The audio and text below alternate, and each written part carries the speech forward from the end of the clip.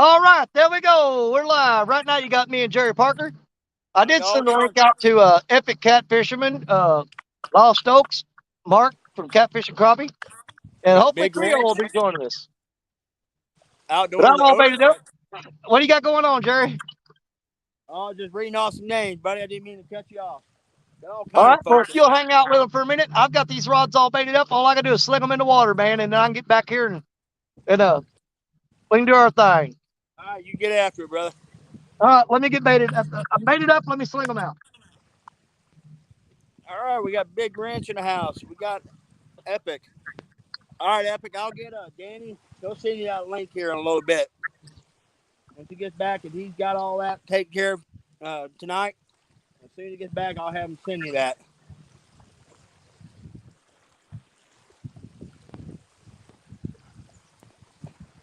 Hey, what's going on, Lyle? What's up, brother?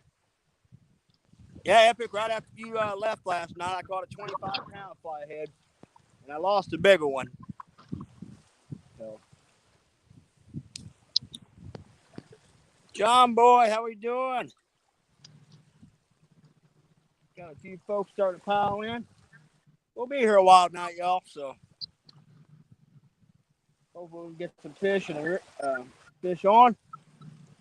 I am set up at the mouth. Got the main river here, but I got the Kaskasky down below me here. I'm fishing right at the junction of the two rivers. What's going on, Brandon? Hey, Wildcat. So I'm sitting here. I fished a spot 7 miles upriver last night, and I did pretty decent. But I wanted to come in here because I got my nephew and I got my brother-in-law's godson at the bank with me. I came up here, figured we might have a little better chance to get on some fish. So, and we got a couple that's behind the camera here. They were fishing, and they just pulled in a little blue a little bit ago.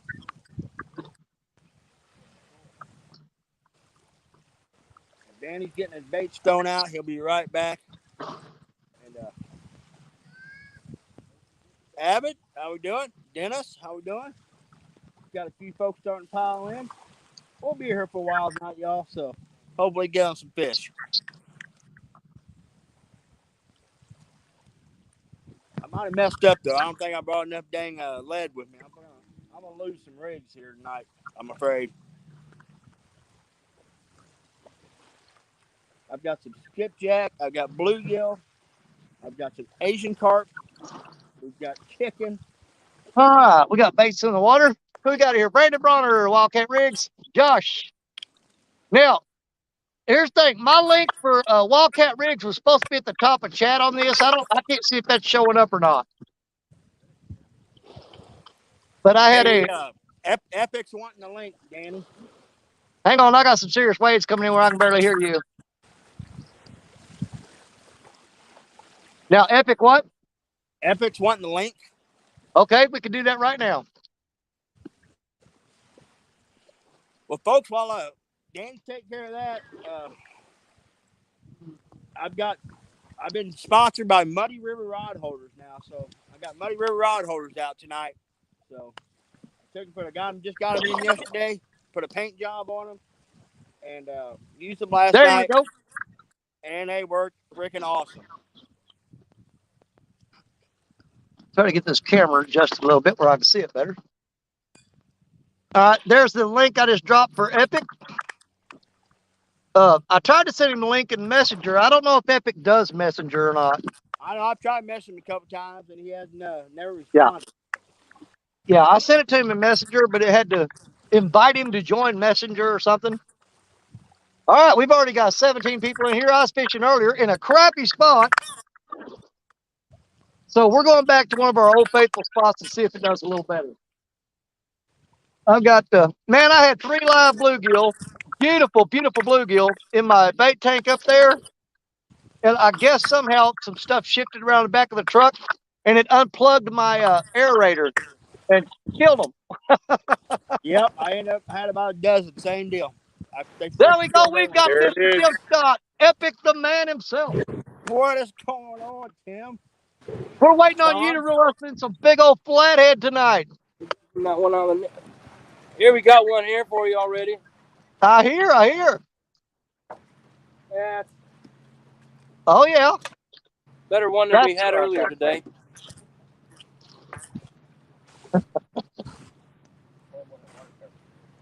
Well, we want you to come in here and land as many fish as possible to make this as exciting as we can for people watching. Yes, sir. Oh, sweet. There we go. First I like flathead it. on the Now, river. what did you Nice. what Oh, bait yeah. did you catch that on? I can't What was your bait? That's it. Okay. It's all scarred up. Oh yeah. We're gonna let this one go because there's bigger ones out there. We marked some giants, so we're gonna try to get them going. I love it. Jerry, I think he's going to try to set the bar pretty high for us tonight. I hope he does. I hope That'd be he cool. does. I think the one we want to look at is actually Yes. the middle one. I think That's I one need to thing about raise this this. show. We're here fishing together. Yep, It's a yep. team effort. Yep. Hey Danny, how's everybody doing? That one We're down? like super. Oh, my nephew's hooked into up. the fishing Oh, right my now. nephew's hooked up. Hold on, we got a fish on Jerry. Come on, Jerry.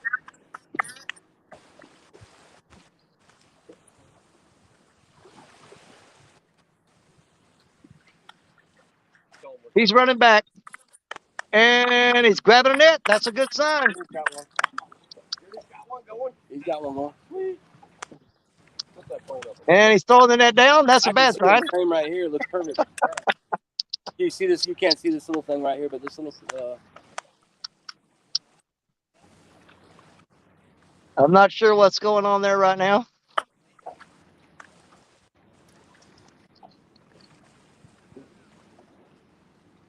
We're waiting to see what's going on with Jerry. Uncle Jeep, how you doing? Rod Knocker's fishing. I'm trying to see, does he have a fish or not? He's walking back. What we got going on there, Big Daddy? Oh, the fish got off the bank. I think he had a gar. Okay, Yeah, he had a okay. gar. All right. No. Big Ridge Catfishing. Welcome in. Yeah, but nephew, he's new to the whole river fishing thing. Man, I hope these waves don't slosh on me all night because it really makes it hard to hear anything in here. Yeah, I've got all kind of waves slamming up against the bank. The little thing, is that a frame or is that frame? Okay, look at here. Shad, live shad. Oh yeah, nice. See, now I can never keep them live. How's the frame? Are we in frame there, Danny? Can you see good? Yeah. You're good. All right. Every time I've ever caught shad, they're dead in about 3.5 to 5 minutes. Well, he usually puts them in a bucket first and lets them puke out a little bit and then gets them right in the aerator. But Okay.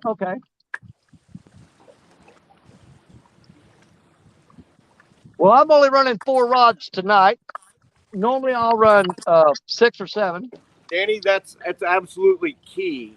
When you net them, you have to put them in a bucket of water. It doesn't matter if it's river water, well water, whatever, and let them puke for probably 5-6 minutes because they get all nervous. And then they start putting their acid into the water. Well, then you got to have a pretty big tank to hold them in. You can't put too many in, blah, blah, blah. We probably only got 10, but, I mean, that's how we do it. So it's almost like I've been ocean doing it fishing. 100% completely wrong.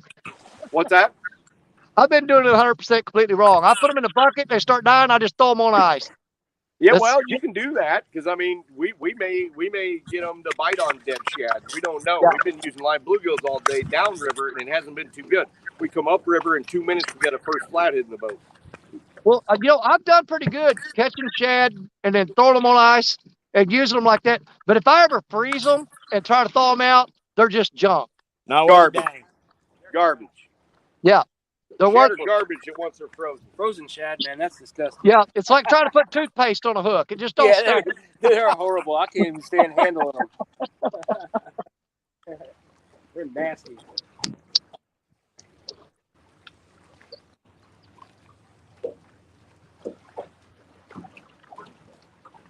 Hey, Sampy and David Smith, welcome in. Mike Sampson, how you doing? Hell, I can watch the show on my phone. There you go. Well, I've got my main rod so far away down there that I'm going to wind up having tonight run an extra extension cord and run a special light just for that rod because it's so far away.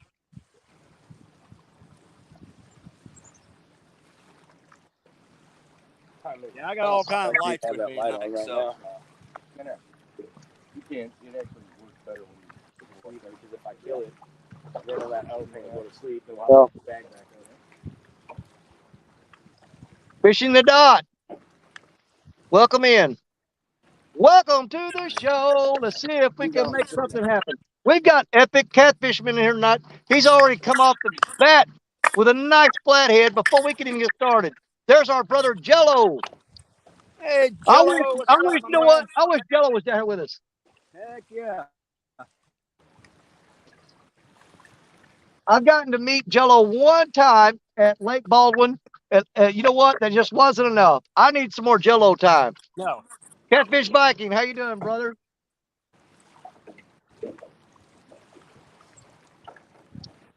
Okay, now I can see the view.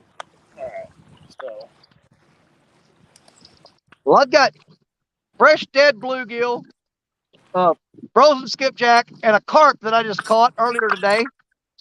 I'm going to be cutting up that carp and put some chunks of him out there.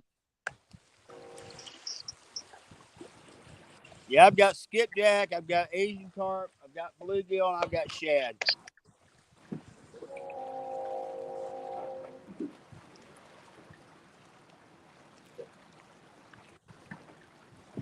So we've got moon eye, we've got live bluegills, we've got live shad, and white bass, and one gigantic sucker that we may use. If I mark a big one, if big ones are starting to run around below the boat, we'll use it.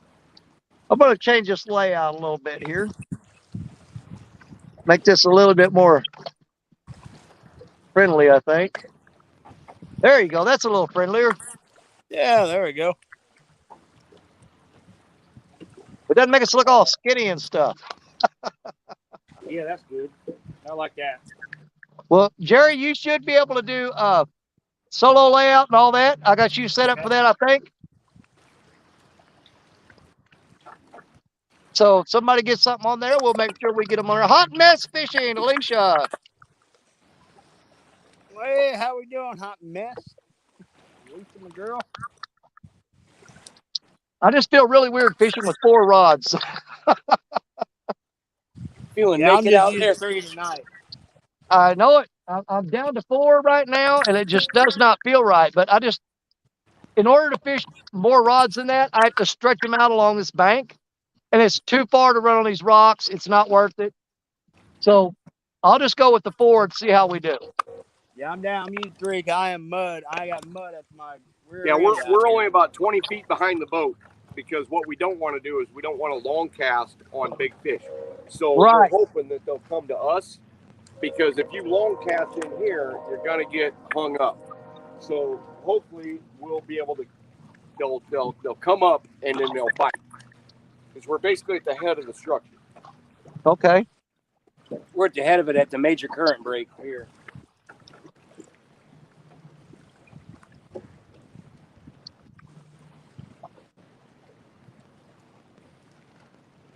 Yeah, see, I pulled a slick one on them tonight. You guys didn't know I was bringing Epic into it, Epic and Sean.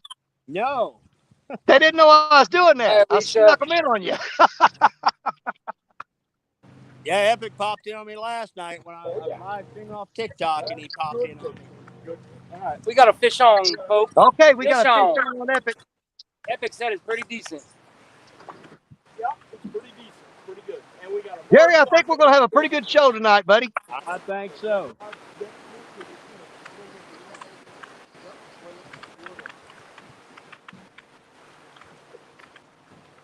Yeah, the fishing on my spots right now is fairly dead. That's why we had to bring in the big guns. Yeah, I fished for several hours last night. I got that one flathead. I had my daughter with me. She caught a drum, a carp, and I hooked one big old flathead, and it busted me off. Yep.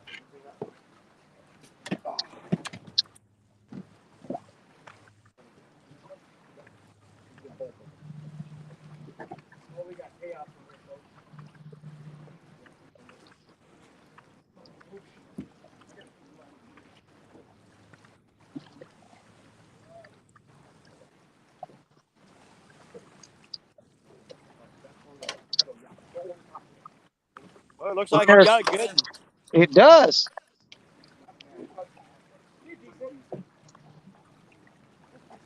Woo! Number 2 in like 15 minutes. 2 in Nice. 15 minutes. Oh yeah. Oh yeah. Oh. Spilling drinks. It's chaos, folks. We're spilling drinks and we're getting stuff. I'll knock a drink over for a big flathead. I'll do it in a minute. In the net he goes. In the net. What in it goes through, buddy? In the net. Oh, my drink is gone. Yep, we got more. That's fine. All right, rip him over. And outdoors with Otis. I'm telling you, there's so much current here. This fish felt like 30 pounds. He's only like 12. I don't know if he's 12 or not. But... I'll take them all day long. Oh, yeah. Oh, that's a beautiful yellow cat. Oh, it's a good one, too. He is beautiful. He's yellow. Yep, he's a pretty good one. Oh, that's a pretty yellow. I can't tell on this format where I'm at because there's like 3 of me. Oh, really? I don't know. You guys see that all right? You're perfect right there. Everybody can see it just fine. Oh, yeah. He's a good one. He's good. Beautiful fish. Yeah, this is a future monster right here. So we're pretty careful with these. We let them go, just like all the other fish. Yeah. All right, guys.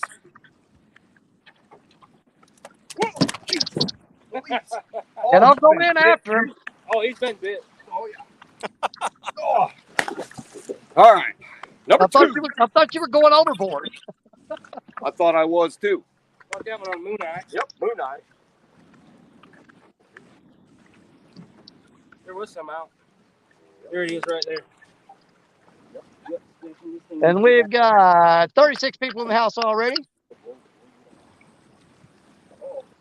And we're going to watch Epic put on a flathead clinic tonight. Catfish regulators, welcome in. Hey, Aaron, how we doing, man? Dallas Lieber. Yeah, Epic's Good fishing for you. that cover. He's got it dialed in on that cover.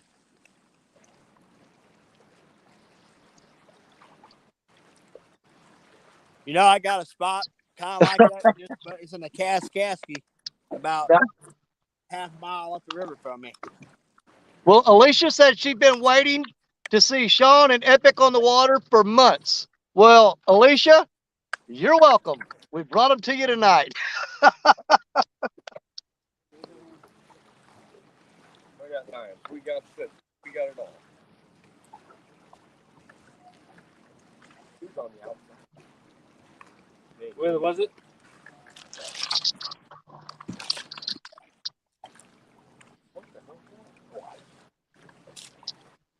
Time to rig up another drink. My bad. Kind of got chaos there in a minute.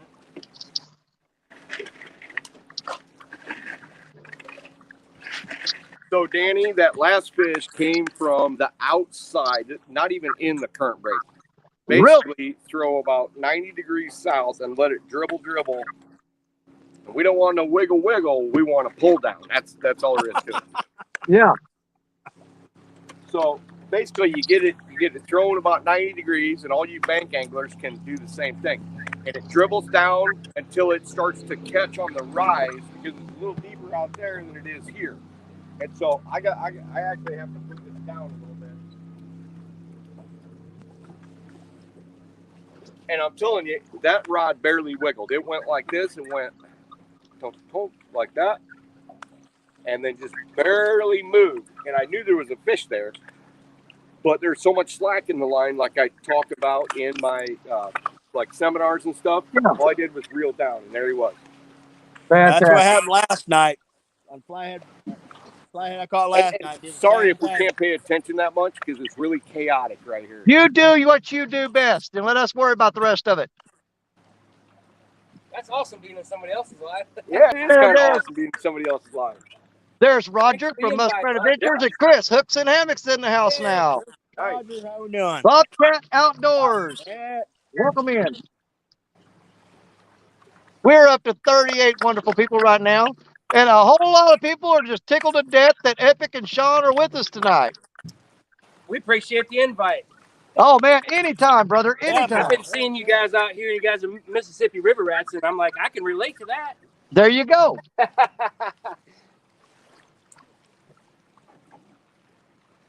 I'm hoping Creole makes it in here after a while.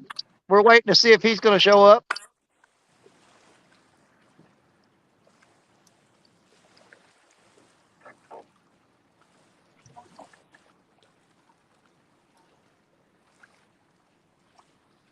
They come off. Beautiful. Yeah, don't mess with it too much, and the gill's in good shape too.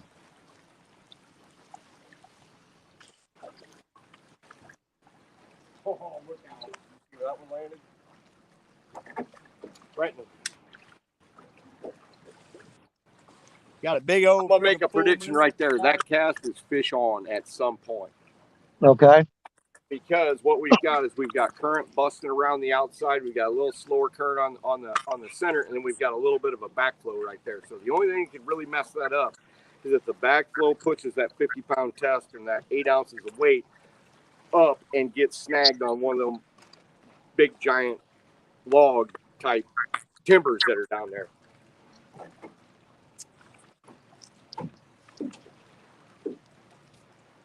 Yeah, over the years, this bridge has lost a lot of these timbers off the side. Yep.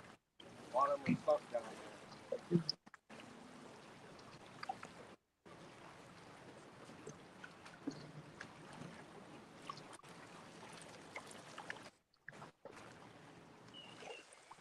Bobcat Creole actually had work duty to take care of, so he's actually not fishing right now. He's had to take care of some work stuff. Now, hey, he got on here earlier and said that he does not have to work tonight. Oh, okay. So he may or may not be showing up. All right. Yeah, I was live earlier, and he came on and said that he does not have to work now.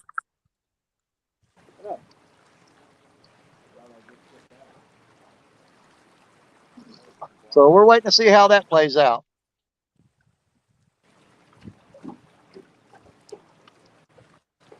We've got Ron where it's filled it up 1 mile. Yep, that's the right position. And Brandon Bronner in here, he's got to be a pretty regular watching our show. He's been real supportive of us. We appreciate that. We're up to 43 people watching right now. I'm hoping I can get onto something in this spot right here. Where I'm fishing at, it's this real heavy riprap. It's underwater. So I cast out in the main current, let it bounce along the bottom until the weight catches in the riprap and holds that bait steady there. Which I'm using a breakaway rig on a 3-way rig. So basically I just sacrifice sinker after sinker to try to get a big fish. I'm at the mouth of a Kaskaskia in Mississippi. I got a deep scour hole where the Kaskaskia dumps in there, and I got ledge out here coming up in the shallow water. So that's kind of what I'm playing in on tonight. One more night. I got to reel down all the slack. Yep.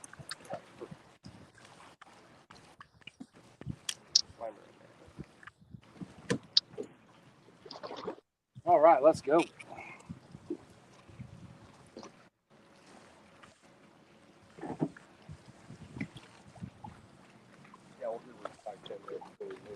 Move it. Hey, Danny, did you get my address then?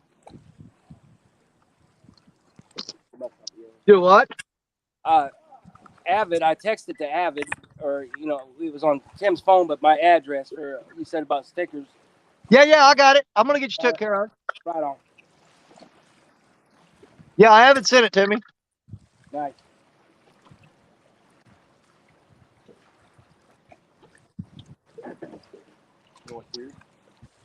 Boy, it was 90 degrees earlier. Now it's cooled down. It feels really. I mean, it's nice out here now. Oh yeah, I got a little breeze blowing on me.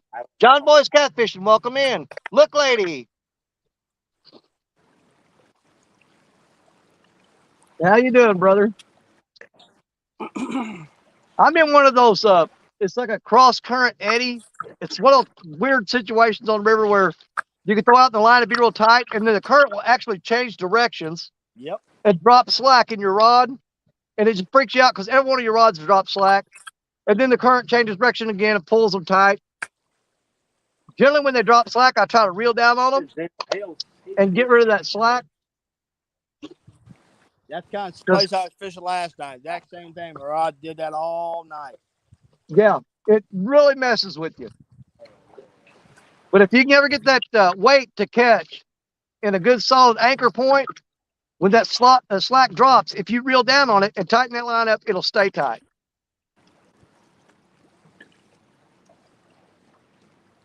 Yeah, the flatheads I caught last night. Heck, I had a big old willow tree that was laid out in the river, and I tossed my bait up underneath. That's where I got hit every time, was underneath that willow tree last night.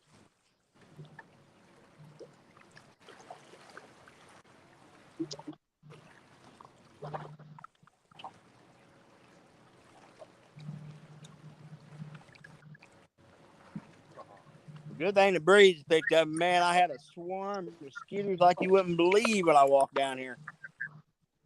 And there's Catfish Heroes. Yes, sir. Got you on there. John, And you know what? Adam sent me. He said it's your address. He wrote Sean Catfish Heroes. Yep. I've gotten some stuff in the mail. Said Catfish Heroes on it.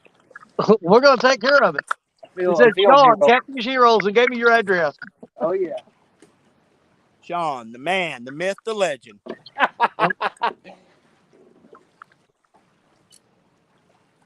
Well, Parker, I hope we at least catch a fish tonight. I don't care if it's a half pounder. Oh, I think it's one of those spots too. Usually once it starts getting dark, it usually starts getting pretty decent. Yeah. Yeah, I think I'm definitely going to have to run a separate light down there on Black Betty because she's so far away. We won't be able to see her after it gets dark. I've got a set of Epic lights for her, but I don't have I ran my batteries down, and I've got to get my new batteries in there. Hot mess Barnett. Hot mess Barnett. Yeah, I had to scramble around last night and get my lights recharged and everything for tonight. I ran them all down last night. Yeah.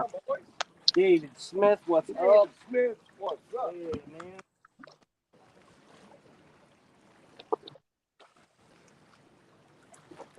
So everybody, this is about half-assed disaster because we're getting bashed into the bridge. We've got boats running by, and the current is so we're about probably 3 foot or at least 2.5 feet above good flathead levels on the Mississippi River up here. The water temperature is a little bit low. It's running at 67 degrees, which isn't that great, but we're able to put a couple fish in the boat.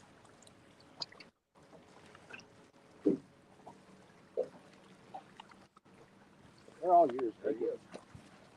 Come on. Does that mean that?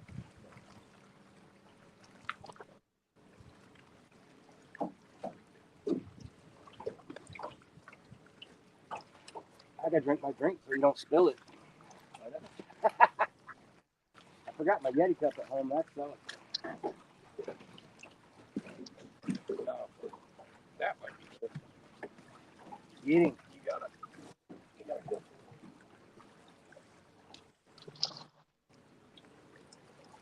I'm gonna order up about a 25-pounder. I'll start up yellow, all yellow. About a 45-pounder. 45-pounder would be all right.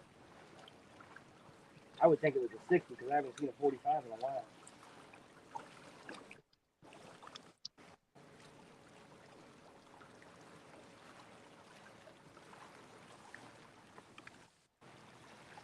Yeah, Bobcat. 67 degrees. Cold up here in the Great White North.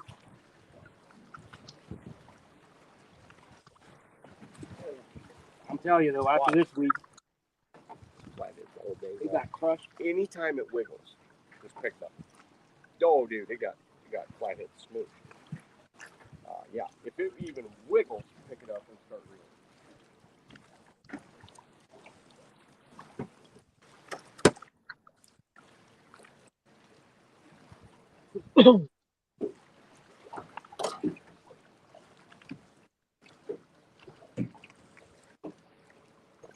They almost never hook themselves out there.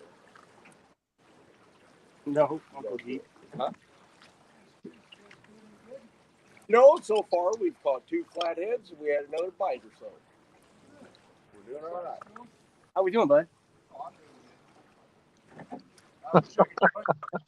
Yeah. Come on, jump down.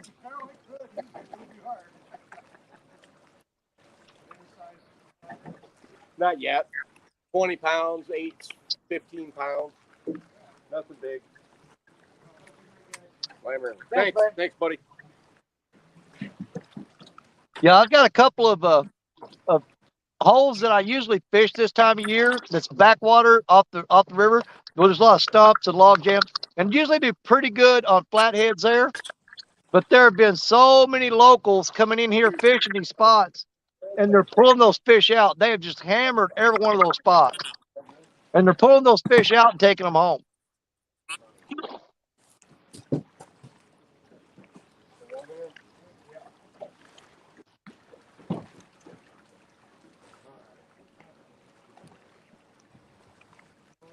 Thomas, is this your first time fishing the river?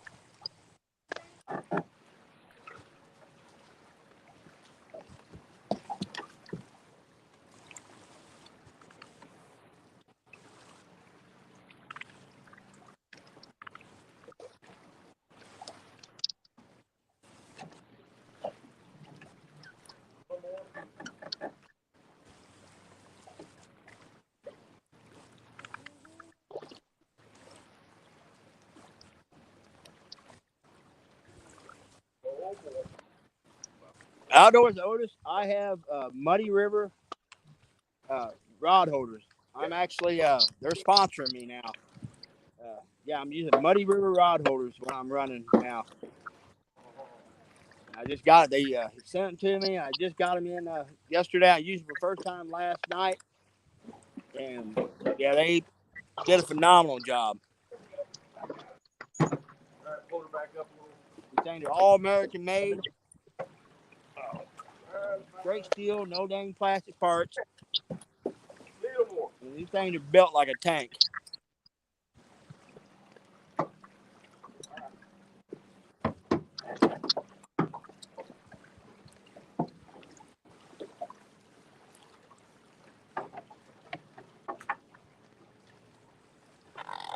All right, we're resecured.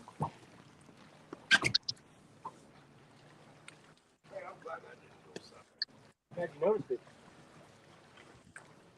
Yeah, my nephew that's with me. This is his very, very first river trip ever. Really? Yeah, he's never fished the river before, so. Well, he this at least time of gets year in something. our area, the gar are really going to mess with you. Oh, that thing would give me a freaking headache last night. Did you see that little bitty short video I put out about 2 minutes long earlier today? No, I didn't. I seen you post it, but I didn't get a chance to watch it yet. I snuck up to the edge of the water and climbed out on a log and videoed just gar just piled on top of each other. And there were huge Asian carp at the top of the water opening their mouths. And those carp were running between 30 and 40 pounds each. They were huge. You said you were going to try to put your hook in their mouth, didn't you?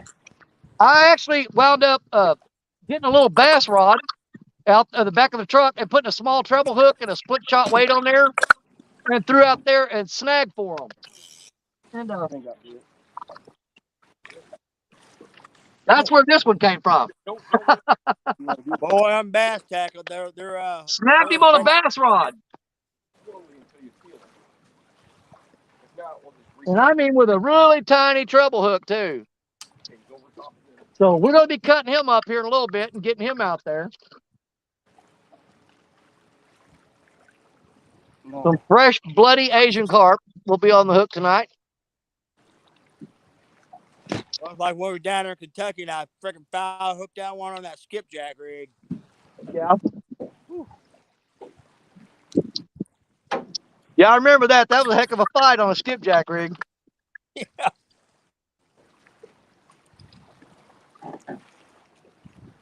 Well, the biggest one I got today was 19 and something pounds. And I caught him on I was using one of those tiger rods from Walmart Yep. with just a real cheap little bait caster reel on it.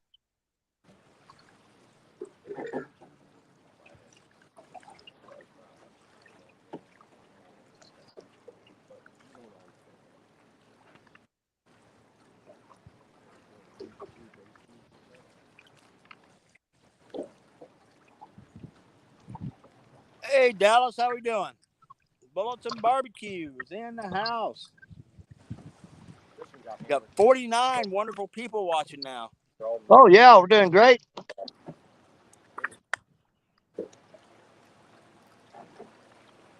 Brandon's Outdoor Adventures. Hello, my friend.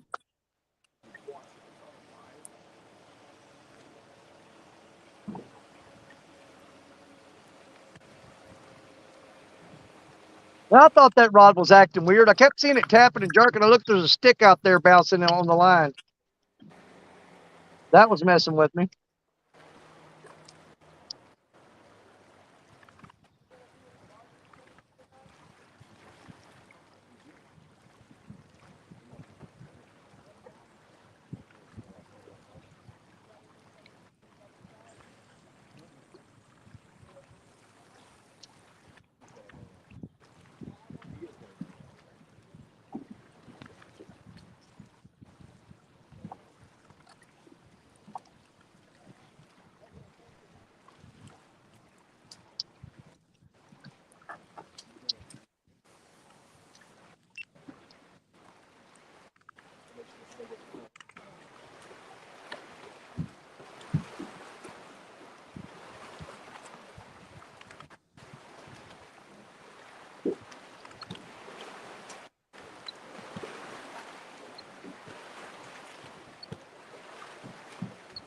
I'm in here just good enough just to wake us out. Buzz us out. What do you think we're doing over here? Coffee fishing? And there's Jay Fox Hunter. I'm getting that sun. It's just the right time of day that it's right in my eyes. I've actually got it at my back right now, so I'm in really good shape. Well, I'm staring right into it, looking at the camera, but it'll be gone here shortly. What's the size limit on stickfish in your area?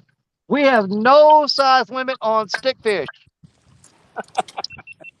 and we do frown on you doing catch and release on the stickfish.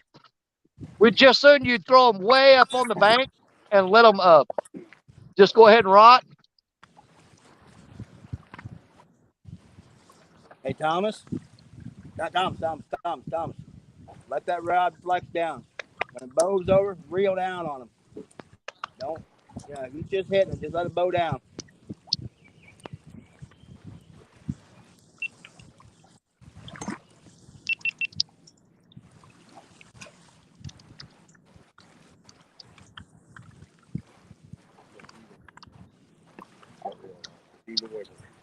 Once it settles in there, once you see this, and you know, just that shit out here. Once it settles in, it looks like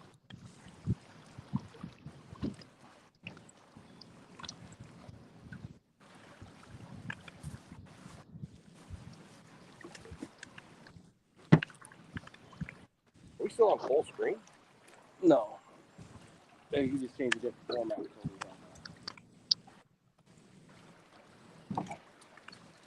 Oh, Jody in the house? Is she in here? I might say hi, Jody. I'll see you later. I haven't seen her. So I think Jody might be in the house. Yeah, Jody is driving and listening, so Jody is in here. And there's Terry Stanfield. Thank you, Terry. We're going to do our best. I'll stay here all night if it takes two to catch a fish.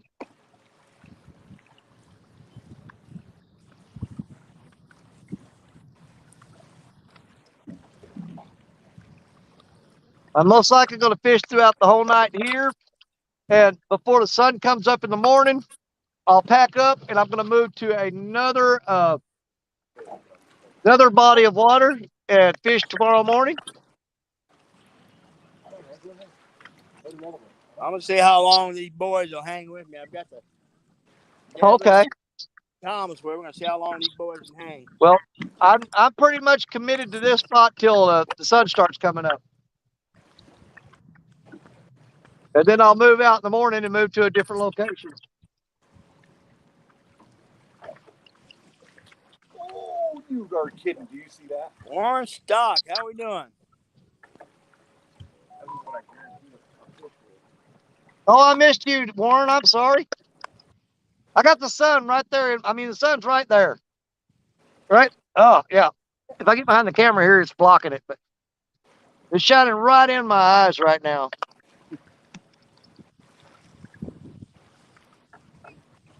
Yeah, you got a pretty good sized piece of bait on him. When he nails it, that rod will flex.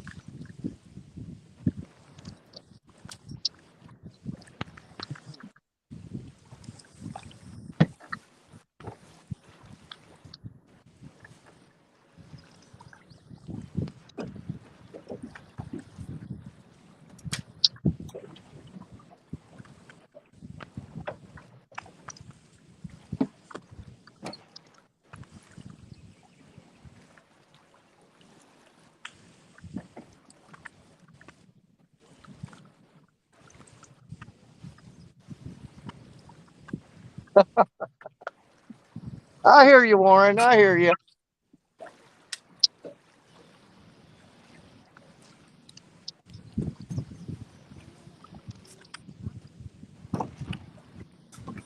Well, every time one of them logs floats by and bumps my line, it about gives me a heart attack. Yep. Because I'm sitting there watching rod tip, and I'll see it start jerking real hard, and I'll, just out of instinct, I'll follow the line down to the water and check. And sure enough, there'll be a stick or a log there banging on the line.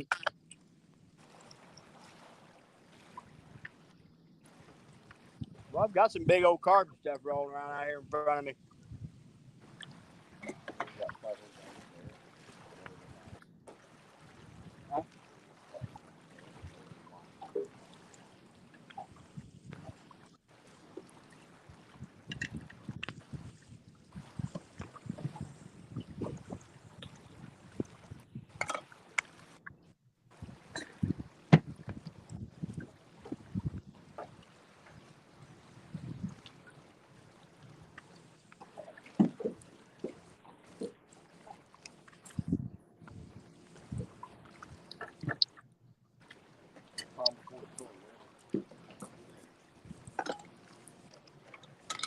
You know, if it wasn't for transporting them across state lines, I would love to take a whole bunch of these giant carp down to the Gulf Coast and use them for shark bait.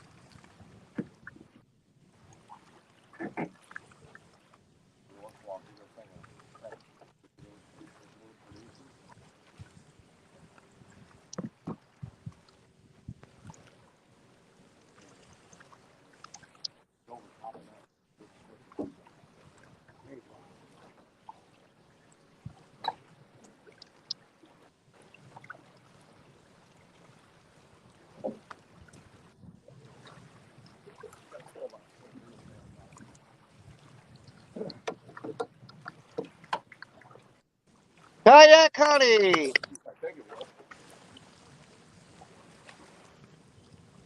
We got Kayak Connie in the house, you guys.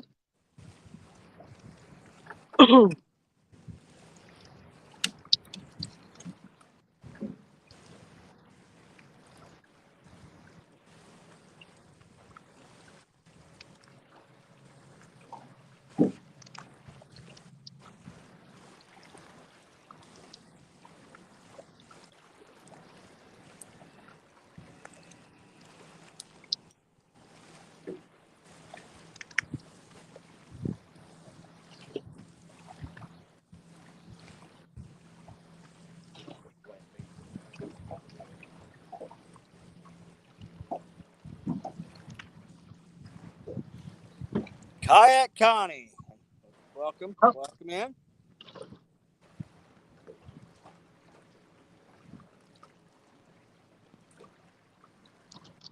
Y'all that are new to the show, the way we run this thing, there's 4 of us that do this. We got Danny Stone on his channel tonight. We got Richard Pluck from Fishing Freedom. We got Jeremy DeFore from Creole Catfishing, and we got myself, Park Pursuits. We rotate through the channels. I believe like this week it's on Danny's channel. Next week it should be Creole. Creole, and then it'll be Richard from Fishing Freedom, and then the week after that will be me, Park Pursuits. So y'all check everybody's channels out there, and I'll kind of, like I said, we always send a notification out. Everybody does about a week ahead of time, so it kind of gives everybody a heads up.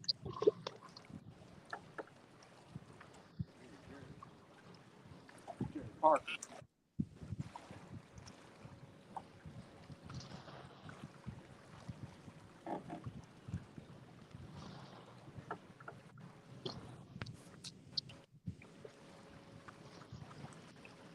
Yeah, and I just checked. My link for Wildcat rigs is at the top of chat.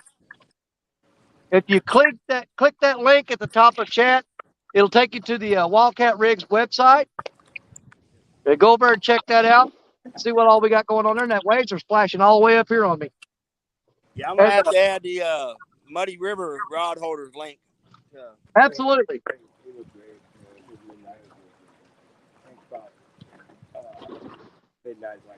But if you click that link, it'll give you 15% off with my promo code.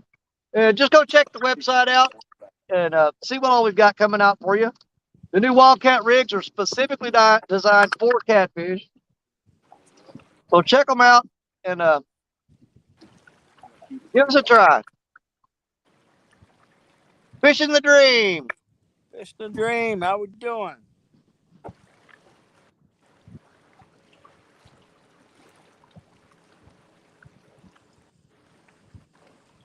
And I'm looking here.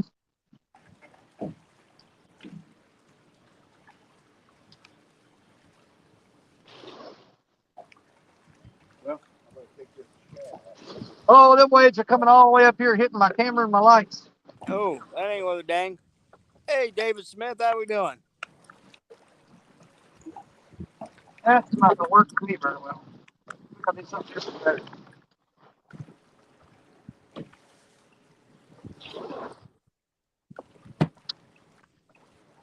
Okay. Barge is putting a beat on my stuff here.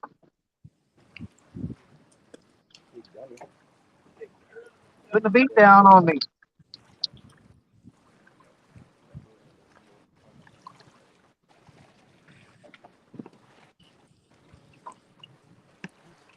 Yeah, I know. But Hopefully that'll work.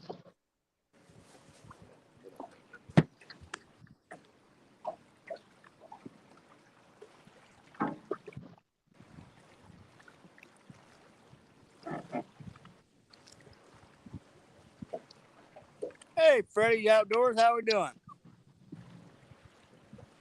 Welcome in.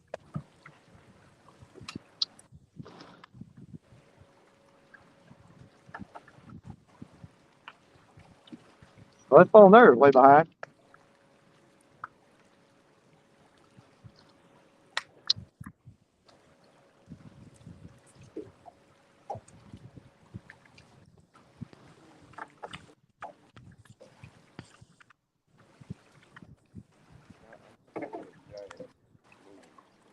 Yep, that's definitely lagging.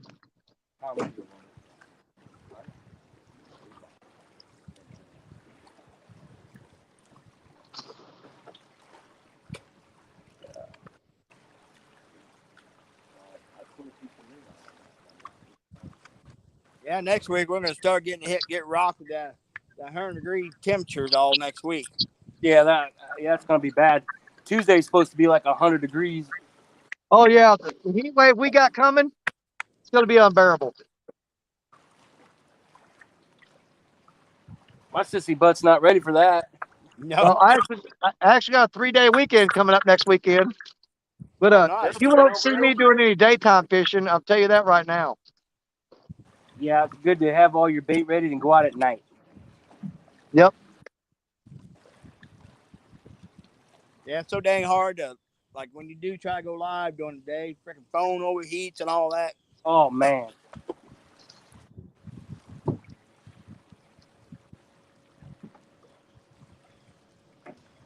Yeah, it's amazing how them GoPros they overheat your phone. It's crazy. That's why I run an external battery on my GoPro. Oh, And I definitely. pretty much eliminated that problem. Yeah, we were doing when we were doing lives down there for blues. I actually had to build a little shade thing over the top of the camera for the phone for the live. It actually worked. Kept the sun off it, you know. Oh, that you can't see the freaking chat whenever the sun's glaring on it. And I made a rag umbrella with some zip ties. Remember that?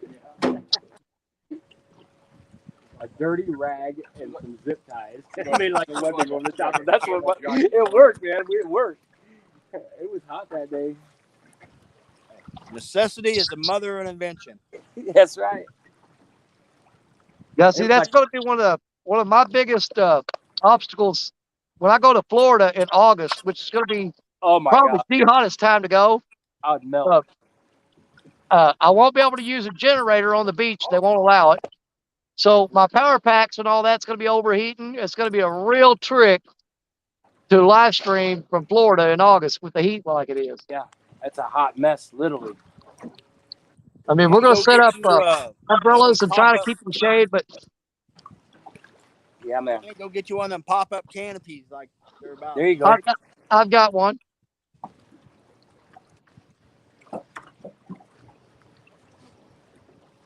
We actually have a huge canopy and two really big umbrellas that you can lay down on their side.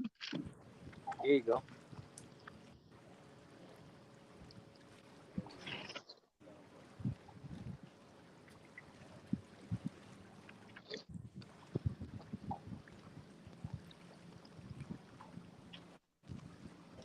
Yeah, we fished some epic stuff today. Nice looking stuff. Really? Just could not pull out a giant. Fishing has been tough lately. It's been really tough. Oh yeah, it's been tough for the past few weeks for me here. But the river, the thing that got me at first was the river rising and falling just constantly. Was it on that But now you've got them going into spawn. I just can't catch a break down here. Yeah, I fished several hours last night. I ended up with one real nice flathead and lost a big one. I mean, I threw everything but the kitchen sink, and I was in a dynamite spot too. Well, I caught a pretty decent little flathead for the waterway that I was fishing Thursday night. It was only a 9-pounder, but for that area, that small ditch, the average depth there is only about 2.5 feet deep. And so pulling that flathead out there was pretty good.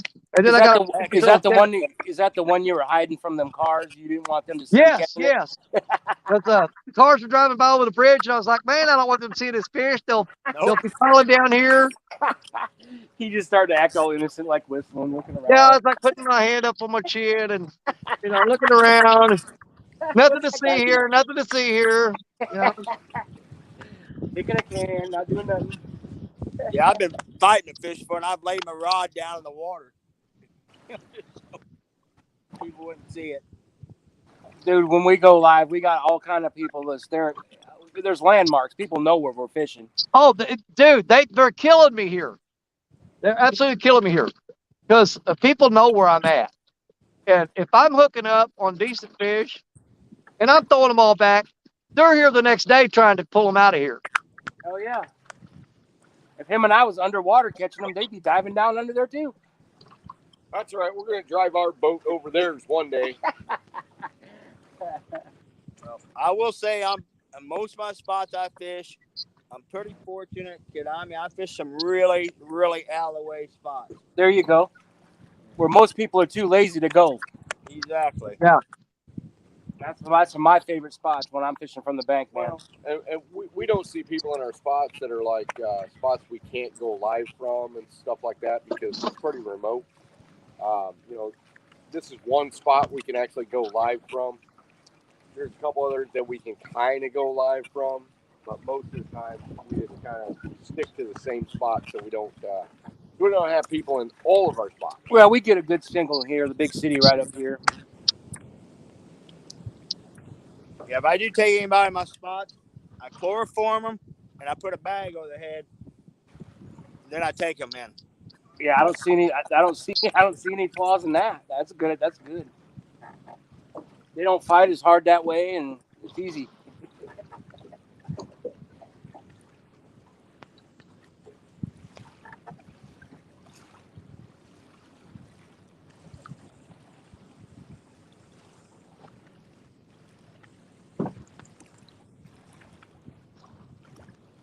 Hey, man, that's awesome. I really appreciate you guys inviting us in tonight. Oh, man. Man, we appreciate you showing up. Man. Buckman! Headed to the lake. Storm came in, raining hard. Had to pull over. Turned around and headed back home. Oh, man, Buckman, I was hoping he was going to get to fish with us later tonight. But he said he was driving to his location where fish and the storm started hitting. He turned around and headed back home. I was really looking forward to Buckman hanging out with us tonight. I'm looking forward to getting with you and Sean and you and Tim. Yeah. Sometime this summer and getting out there and fish with you guys this summer. Yeah. Oh, yeah.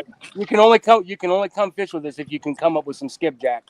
Well, I've actually got a freezer full of them. Absolutely. We've got tons of skipjack. I Skipjack's don't not know. an issue. Hey, no, Jerry, I don't know if I want none of that frozen stuff. Yeah, I know. Get the fresh stuff. That's the. Once the river gets down low, Yeah. I do have a few spots I can get them when the river gets down low. But right now, I can't. Heck, there was a struggle for me to get bait today. Good quality bait, anyway. I know that every time that Tim and I have had skipjack down there, we've done pretty well.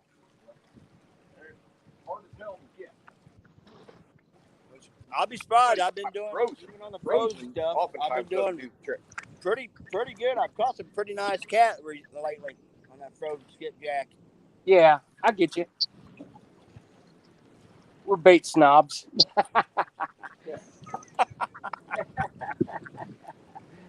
Snobby bait guy. Dog, to hell with this not fresh skipjack. Yeah, exactly.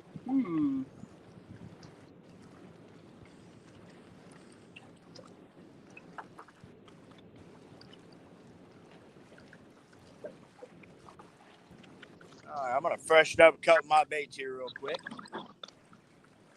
Yeah, I'm going to take this bluegill head off here and swap it out for some bloody carp. Come on, baby. Fish on, let's go. Is it a channel cat? You got one? I think we got a channel cat on the line. A little yeller cat. Want me to get the monster net out?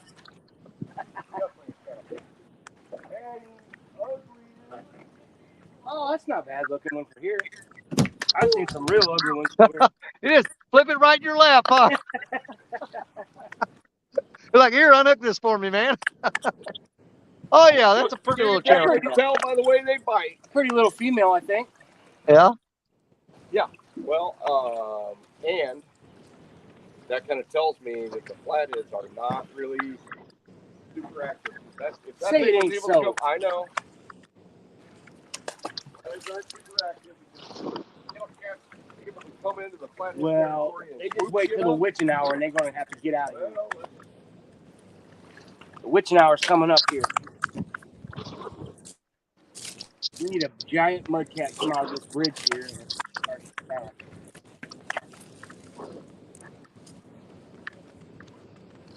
Was that Moon Eye again?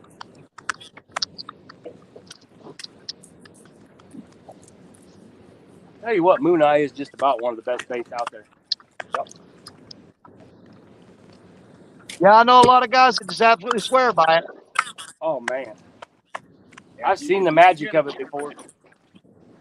I didn't get it, and you can get it fresh. It works. Last year the bite was okay. We got some fresh moon eye, rolled up on the spot, threw out, and I lost the biggest fish of my life right then and there off that piece of moon eye. It was sad.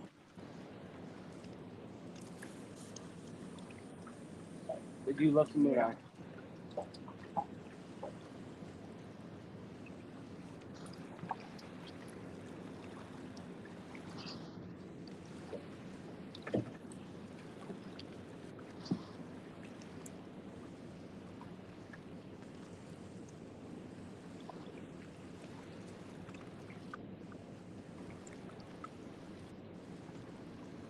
It looks like I'm going to have a ton of barge traffic tonight. Cody Robinson. Hey Cody, what's up? And Shawnee's asking you, what's the biggest flathead you caught at that bridge? At this bridge? Me personally, like 45 pounds.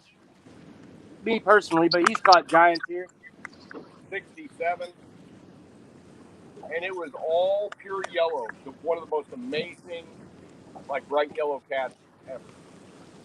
Well, if you guys want to beat that tonight, we will not have an issue with it. Right on. I'd like to beat it. Well, we're really needing one. Like I said, we anchored on some beautiful stuff today, all over, up and down this thing. Just couldn't get them to come out. We saw about 25 miles of river, and some of the most epic spots all out of that, which in about 25 miles is really only about 9 or 10 really epic spots, and we still couldn't get them to go. But we couldn't get anything to go, so that'll tell you what's going on. They live there. Matter of fact, we fished the jungle hole, which you guys saw on my latest flathead video. We didn't get a single bite. They were there because we didn't get little flatheads. We didn't get channel cats. It's really when you're not getting that, and it's that quality of a spot.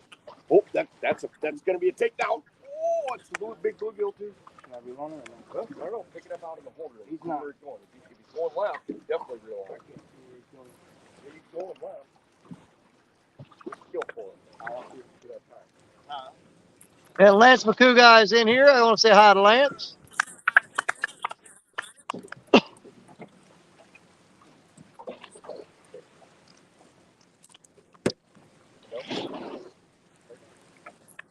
I'd cut him in half. They're rolled over. That's it.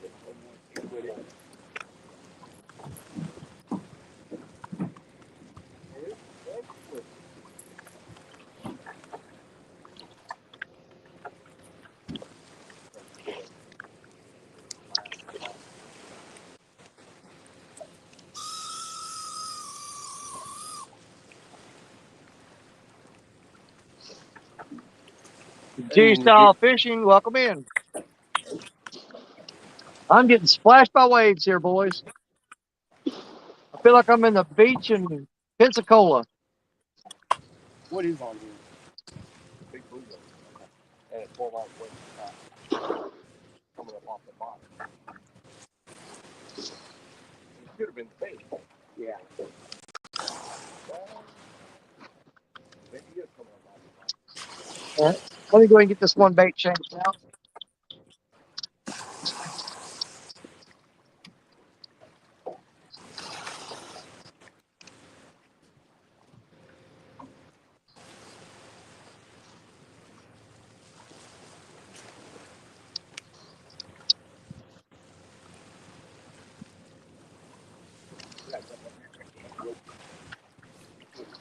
No. Oh.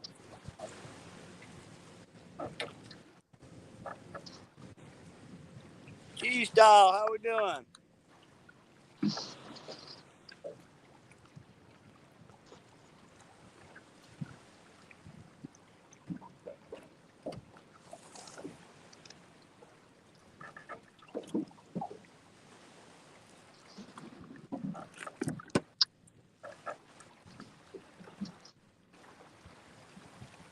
G-Style, so we got the triple threat going on tonight.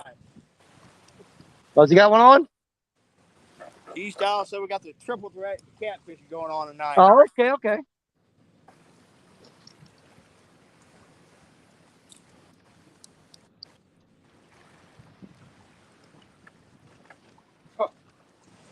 We We've had bites on every single bait out there, fellas.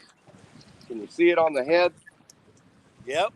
He get nipped right on his head. Oh yeah, every single one. We've been getting hits, but that's how off this flathead bite is. We moved in here, we caught 2 active ones, and then everything else is pretty sedentary.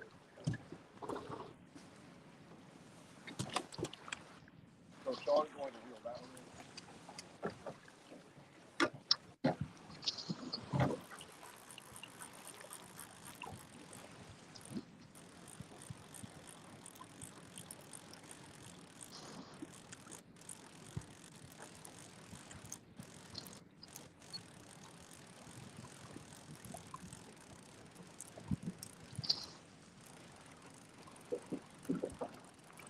Oh yeah.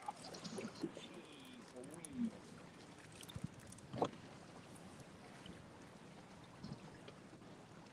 You got a hell of a sinker on there. Yep. That one's been bit. Yo, low brother, how we doing? He's got too short. Bullshit on him. You chow down and eat, my man.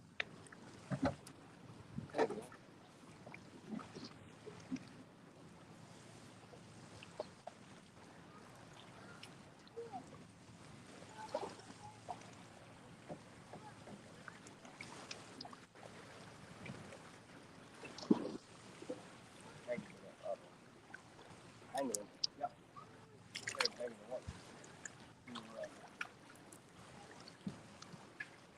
Go down a thing. Yeah, not real deep though. Leave him at the top of the water. We're barely out of the water. I'm sitting here at the mouth of this. When the cast goes into the Mississippi, where I'm set up, and up here in this Kaskaskia area, man, I got all kind of folks, boats and stuff coming in here to anchor. They're anchoring up. Summer down there. I don't know if take that as a good sign or what. Solo Texan, how you doing? Okay. We're gonna move down about that slick down there. Yeah. Not this one, but the very next one, the low one. Yeah, you can get on right where the belly is. I'm gonna undo this. Then I'll run that front.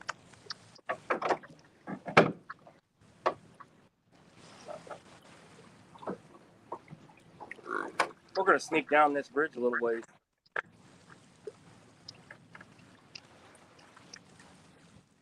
Come on. You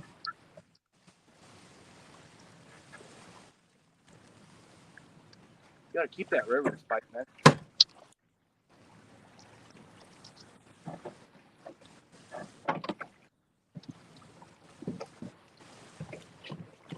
Make sure this one. Okay, Viking. Brian Brake. Supposed to have large hail land. All right, Mike, heck yeah. Kansas City. Brian Brake's in the house. Catfish Viking said he's going to try to get out on the water, and he'll come up and see us probably around 9-ish. We'll bring him up. Yeah, we will. Brian Brake says supposed to have large hail and high winds here in Kansas City. At least you watch it. Man, be careful. There you go, Brian. You're more than welcome, Brian. Come in and hang out as long as you want, brother.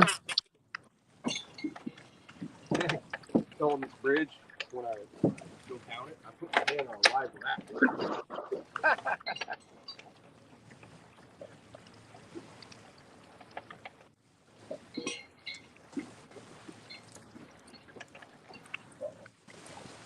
What up? Oh, can you give me something? There.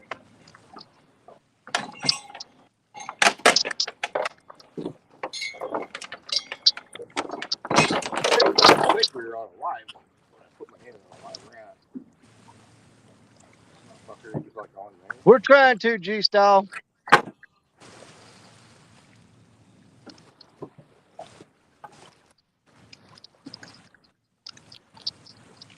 If it holds true to form, what it usually does this time of year is my bite usually picks up right after dark.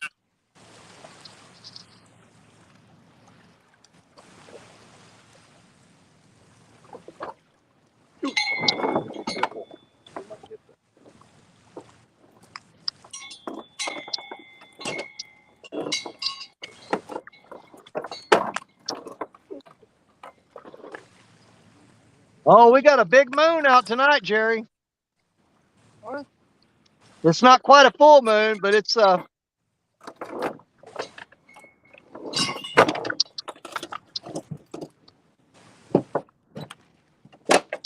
gonna slam into anything. We're good. Well, it sucks. We're gonna be under that long. No. Back. Okay.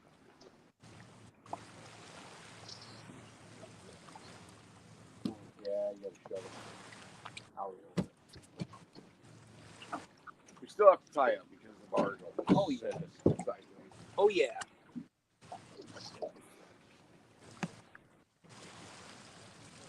I don't think he does. Said, did Jerry have a fish on? What are you seeing on the fish right here? I don't know if he does or not. My head's on the bottom. I'll have to check that out in a minute.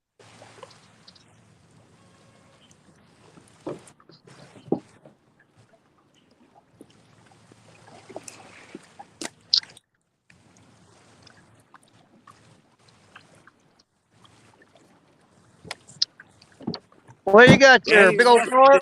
Hang on a second. Well, you got to quit throwing him down, buddy. He Hey, tells don't let that thing bite you on the face, man. anywhere but your face. Yeah, nephew just caught this dadgum thing. Hey, I got all them you want down here. Just come get them. And your little brother's in here.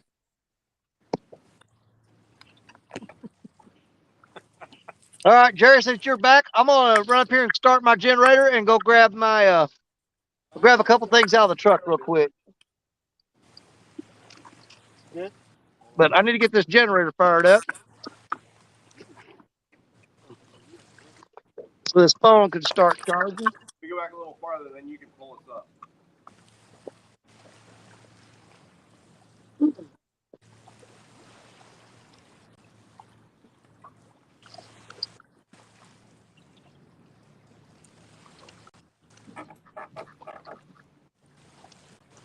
Pull us up a little.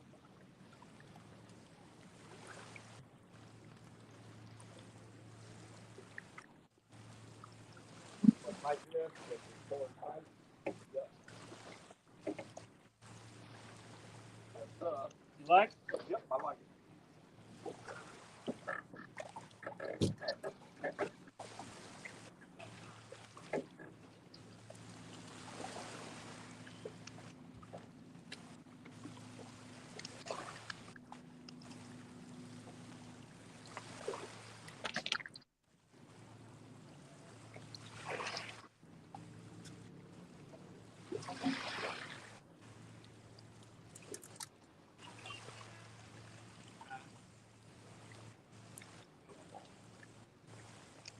Mm-hmm.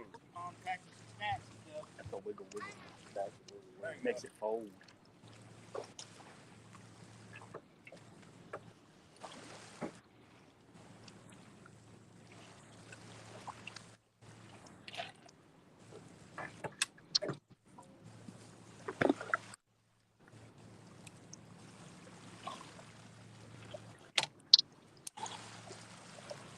That's a big dummy.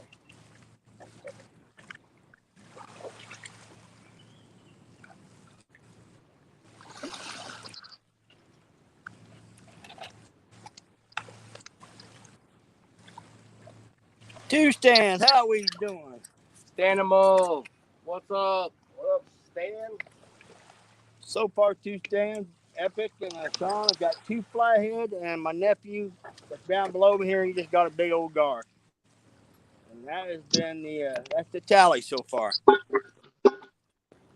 Oh, oh, oh. And I am getting hit.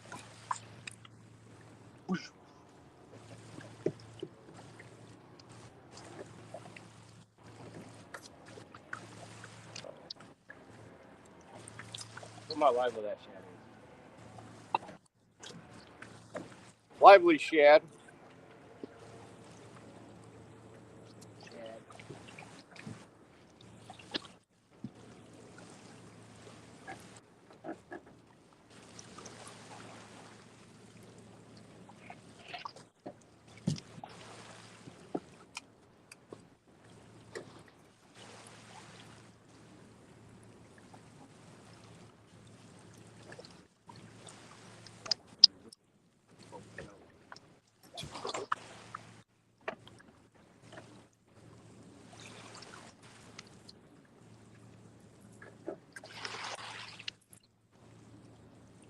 Got some pigeons living up in here. Oh, yeah. Now you can take something that tastes as bad as these right here.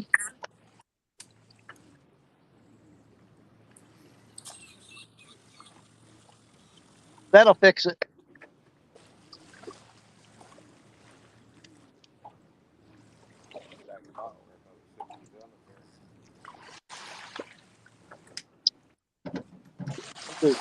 Shoreline cooking right here. Vienna sausage and hot sauce. Tell everybody you learned it here. Hey, what's going on, Lance?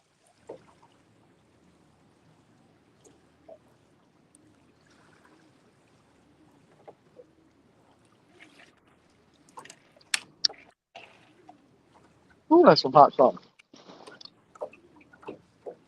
How we doing, Buck? Dale?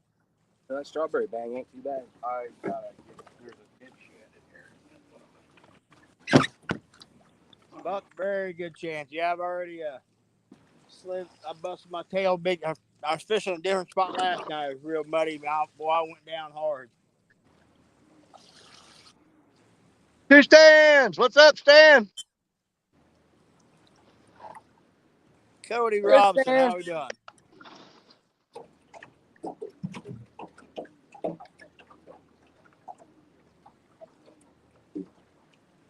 I was going to use those for bait, but I got hungry.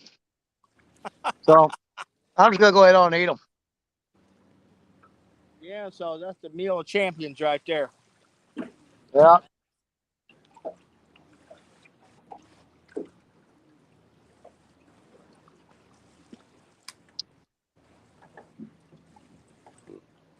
Ooh, here comes some big old logs. I hope those miss my lines.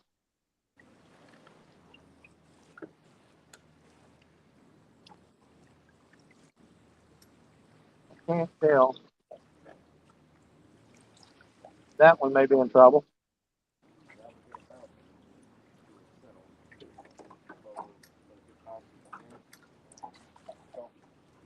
What up?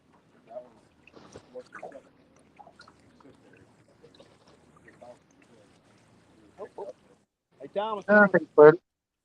your worm rod just got hit. Watch it.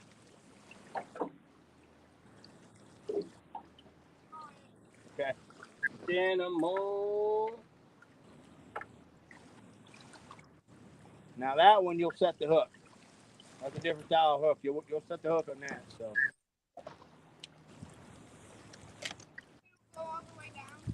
No, it might not. If you keep doing that, pick it up. If you feel it, yank it. But watch it if it starts doing it again.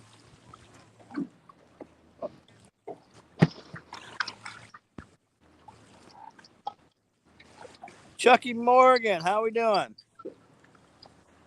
Ooh, the hot sauce is lighting me up. Got 60 wonderful people in the house. 60 people in here? Woo! Nice. Epic needs to catch some fish. Yeah, we need one. We got a few more fishermen on the way. They'll be in here in a little while. 217 Rebel. Hey, 217. 217. 217.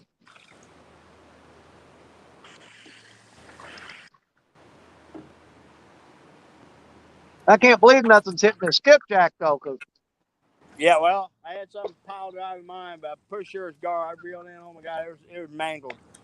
yeah. You gotta send me Abbott's number. At some point.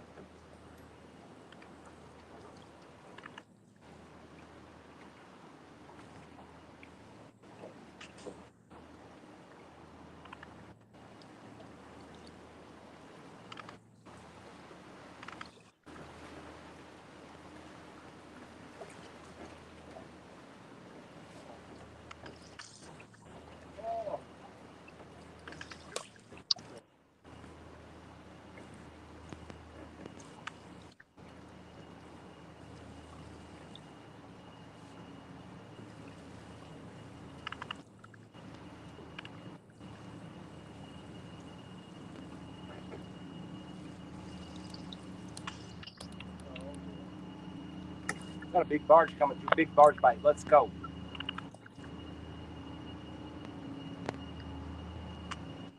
Going upriver. He's pushing the water. Let's go. But you have no idea how glad I'll be when this river gets down to normal stage where it's supposed to be and stays there for a while. Amen. Yeah, I hate this fishing in high water. I absolutely hate it. Yeah. And you know, and I can deal with high waters if it stays that way for a you know, a period of time. But it's With the not. up and down, up, down, up, down stuff, it just totally messes my game up.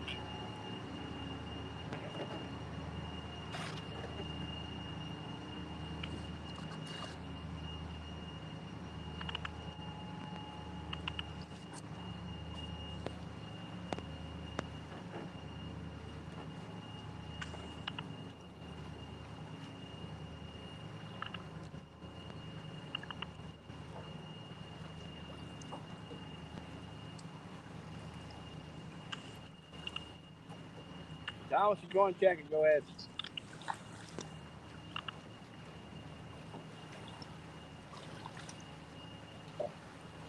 Sunfish Assassin, how you doing? Welcome in.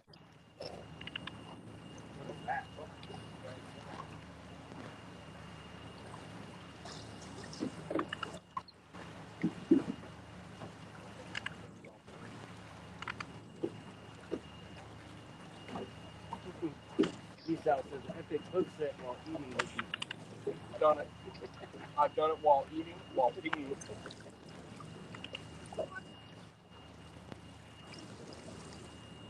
I've got about 20 pictures of my fly open. Go ahead and put some more on there, buddy.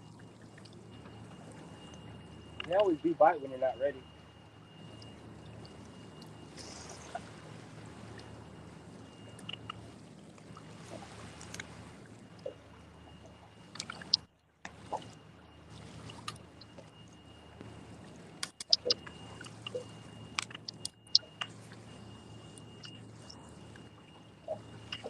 Catfish Vikings leaving the house right now.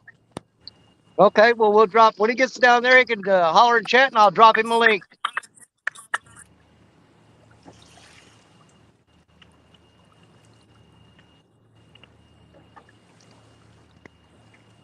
And we're coming up on an hour and a half. Anybody else out there fishing? At the hour and 30-minute mark, we'll drop a link and let you come up and fish with us.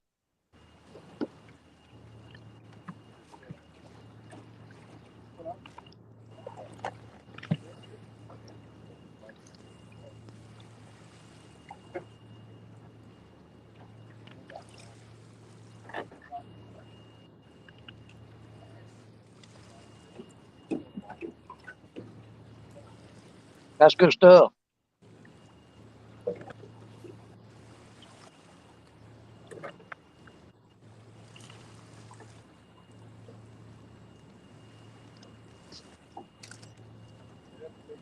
Uh-oh, uh-oh, uh-oh.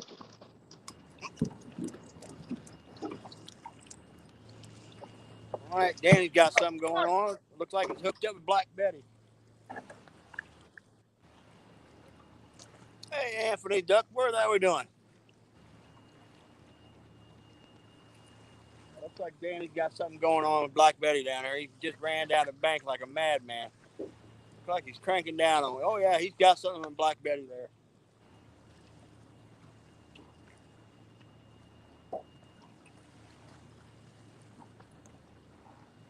What's he got? Come on, Danny. Cranking on something. We got a fish? Danny's on something. This big Black Betty. Nice. Fan the lamb. Go, Danny. Well, he's leaning back into her. Not sure what he's got going on, but he is leaning back into it.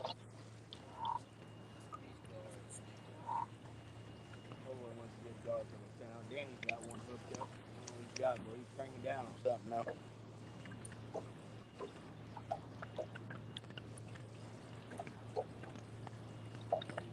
He's got the big old 16-foot surf rod. Them thing going wild, family. Come on, Danny. Oh, Black Betty. Oh, well, come on. Got the fish or he hung her up. Oh, no, I see something rolled up there.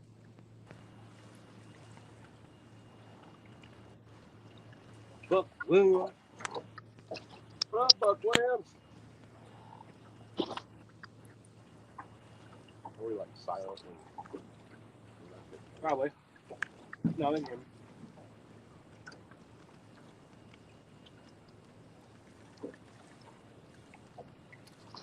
Great North American Outdoors with Buck Williams. Come on, Danny. Well, I don't know what the heck he's got, but man, he is leaning back into it, y'all. You might have a gollywopper on. Don't lose Yeah, it, man. he's fighting on like a 19-foot rod over there. Oh, with like a zip go through I don't know. But he's over there tugging on that. He's giving you a business over there. Nice. Oh, I'm seeing something roll. Go Danny. Go Danny. Come on, Danny. Don't lose her. Don't lose her. Yeah, on a rod like that too, that thing gonna own you. I thought some fish before on some long rods, and it's not good. We tried to pull a 70-pounder over the top of the dock that night. We had to let out some ankle. Damn River Boys, welcome in. We got Danny Stone. He's got cranking down on something. He's fighting something. That fish had us give out, worn out. No. Mm-hmm. Gotta be a good one, y'all. He's been leaning back into that fish for a bit.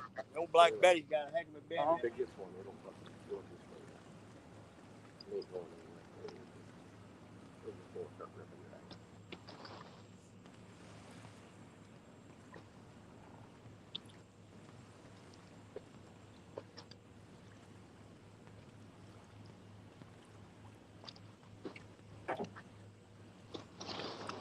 Boy, y'all, it must be a good one. It must be a good one. Danny and got the knee bend going on. He's still fighting. He's giving a business. Still fighting.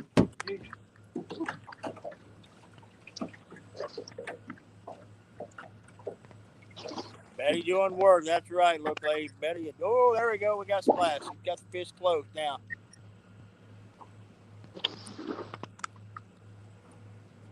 Come on, Danny. Get her in. Get her in, buddy.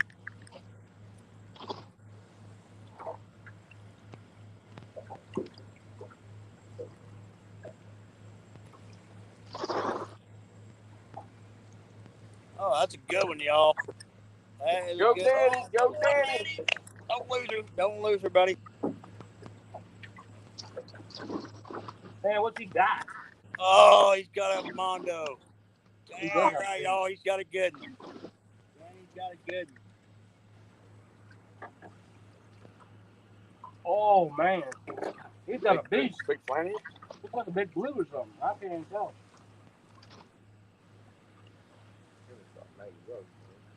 Mm-hmm.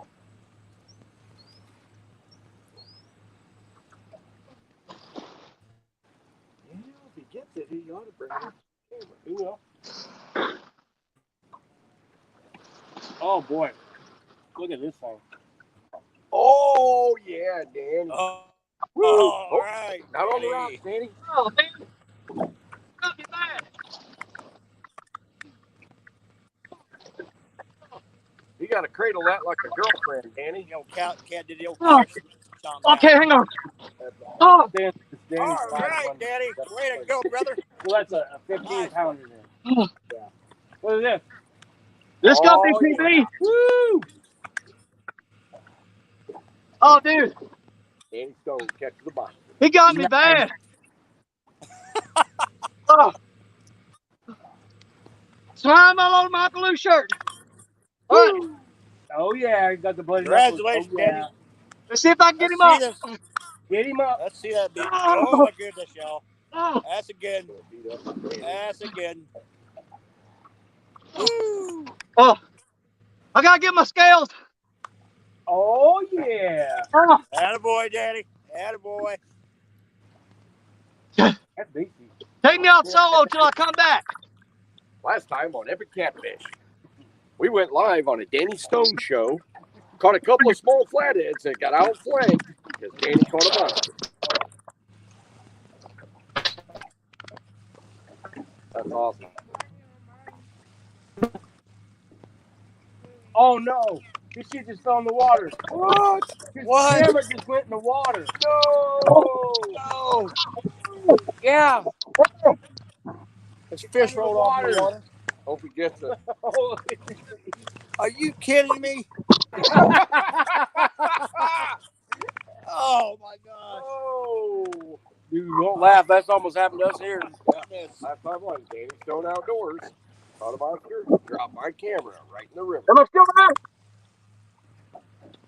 Am I still here? Yeah, I hear you. What, you got no picture? Yeah, I can see you. Man, my phone went underwater. I know. I seen it. I was under there with you. That catfish jumping. Knocked the tripod over. Oh yeah. I can't believe that phone's still running. It'll probably die in a minute. All right, so you can still got a picture on me and sound, right? Yep. Yep. I can't believe it. Oh, That phone was underwater, dude. Oh yeah. You got no audio now. Okay. Oh, there you go.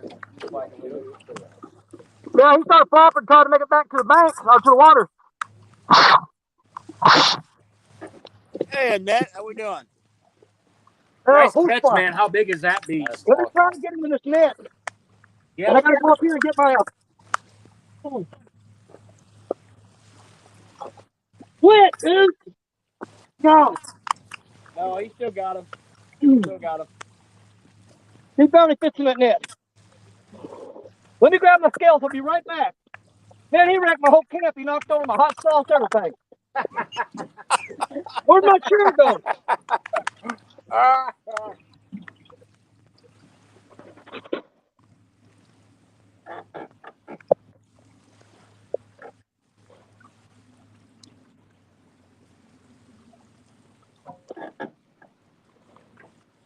Where's he going? He's going to get a scale. I guess the scale's up in his truck. You're fine.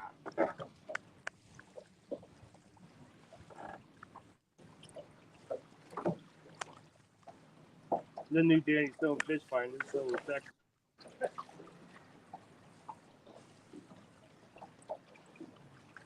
Annette Morgan, Chrissy Brown. Chrissy Brown, hope you're feeling better, Chrissy. I know you've been feeling rough, girl. Hope you're feeling better. Pontoon Jody, what's up? Danny's got him a beast on the bank. Yes, he does. I'll say that fish. It's got to be a 50. I could say I'd say 50 to 60 easy. Yeah. He had a hell of a back on it. 55. Epic Catfish says 55 pounds. I can't believe that phone went underwater. It's still working. I know. Well, Josh, he dropped his phone off the water and came back and found it a week later, and the thing still worked. No way. Yeah. What is that? iPhone? You're fine, buddy. You're right.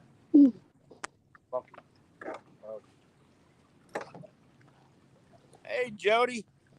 All right, Danny, what you got? There you go, buddy.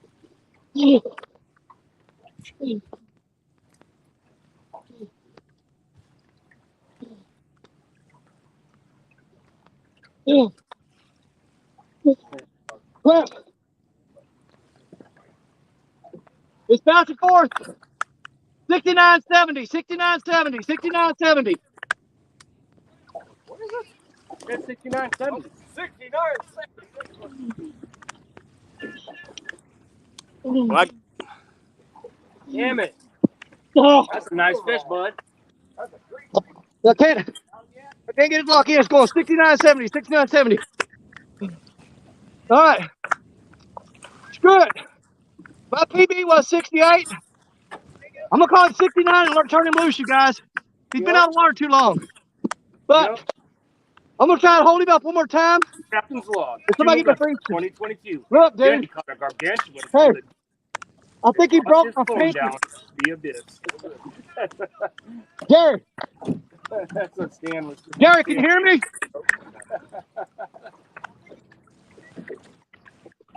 Oh yeah, that's a nice war wound right there. Dude, I think my finger's broke. Oh, I hope it is, man. That's a badge of honor right there. Oh, somebody Danny get Stone. Danny screenshot. Stone. Tape it up and get back in there. Rub some dirt on it, Danny.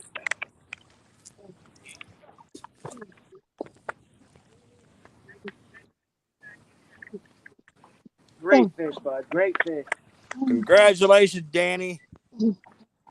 Freaking pig right there, brother. Got it? Oh yeah. All right. Look at this thing. Oh, monster, Danny, monster. That's awesome. Beautiful.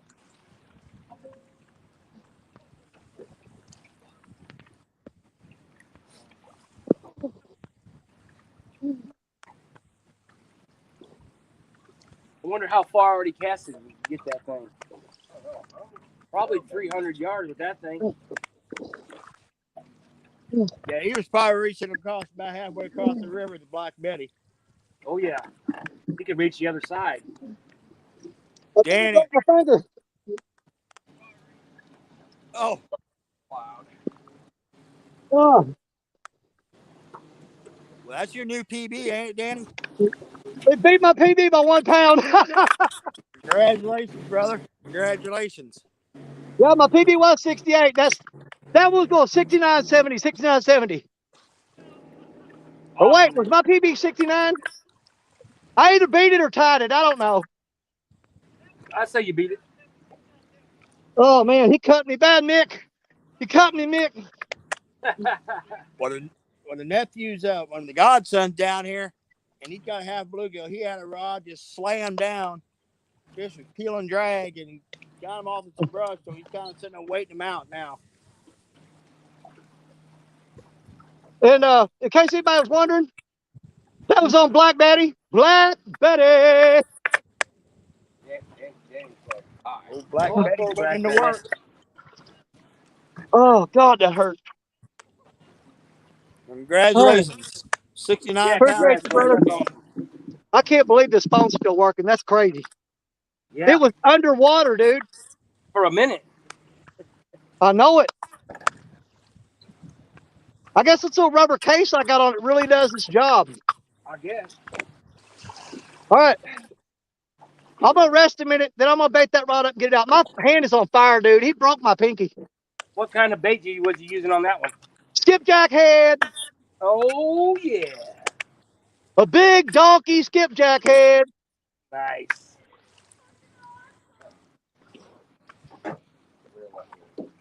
Oh, I'm gonna rest a minute, y'all. We'll get that line back out. Y'all looked up and it was going down and wasn't even waiting on me. It was like, see ya. By the time I got there, that spool was spinning, buddy. That is Line a beast was on coming a off. rod that big. On that rod that long. Jesus, that's a beast anywhere. Anytime.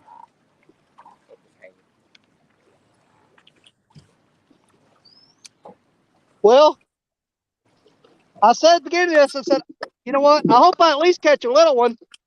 So we got the dinky one out of the way, Jerry. Let's go for some big ones now. Wow. Danny.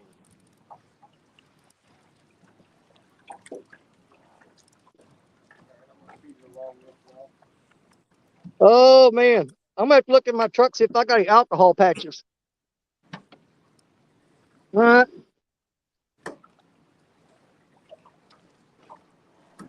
Man, he got in that current. I didn't know if I was gonna get him out of there. Yeah, man.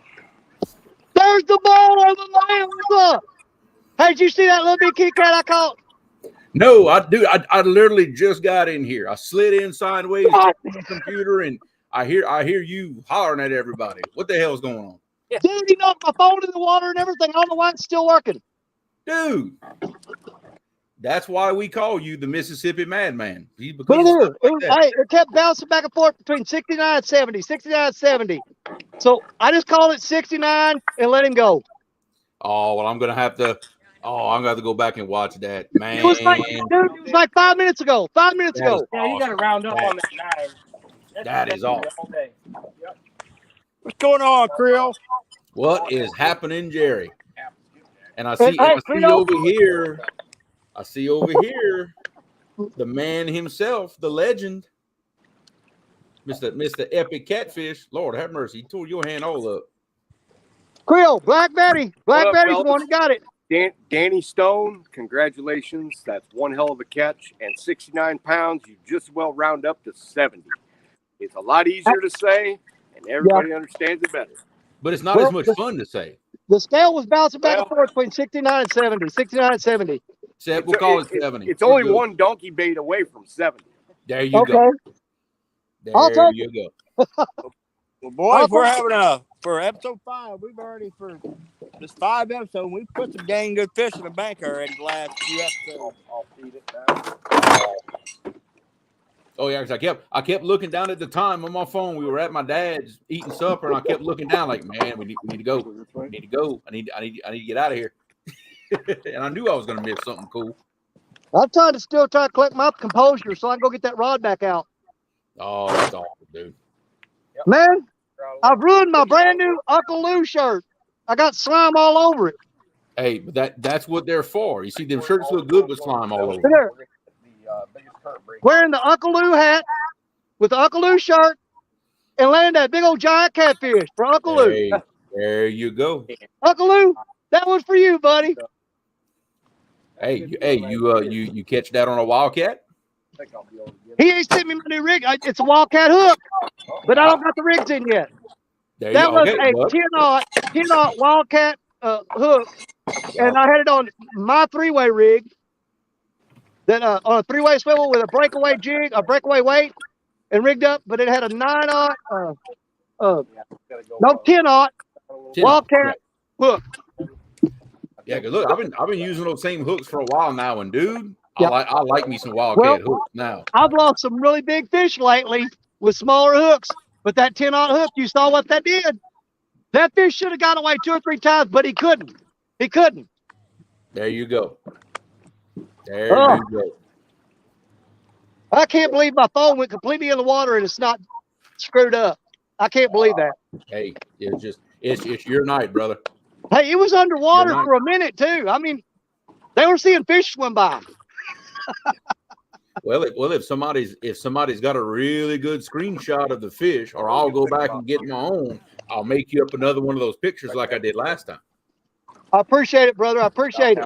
tie up, but Woo. All right, I'm gonna get another big giant skipjack head out and get that rod back in the water again. There you go, brother. I keep clicking the comments like I can highlight them. I keep forgetting I can't do that in here. Bobcat, yeah, we saw when you I happened to be watching when you broke that Uncle Lou rod, man. That's a heartbreaker right there. But I broke bumping rods too. I know how that is. It gets hung up and gets drug underneath, and things happen fast. Yep. Look, I got people sending me the picture. So yeah, definitely I'll do something up for Danny. Without a doubt.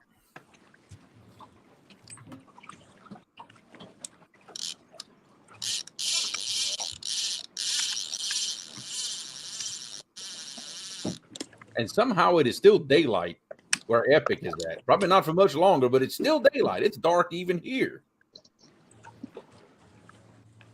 That's amazing.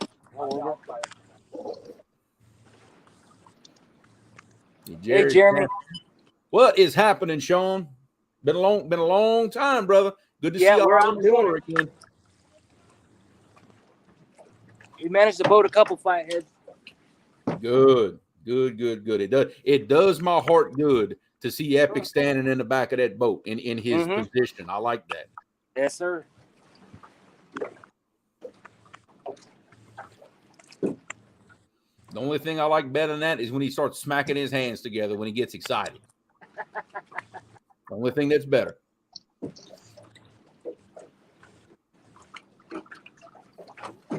David Smith, what's going on, brother? Bullets and barbecue.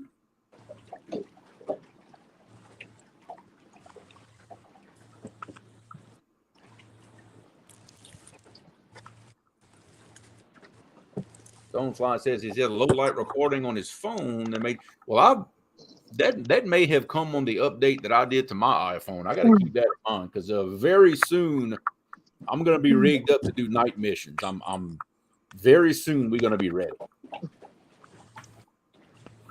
Dude, that's an epic fight on a long rod like that. That's crazy.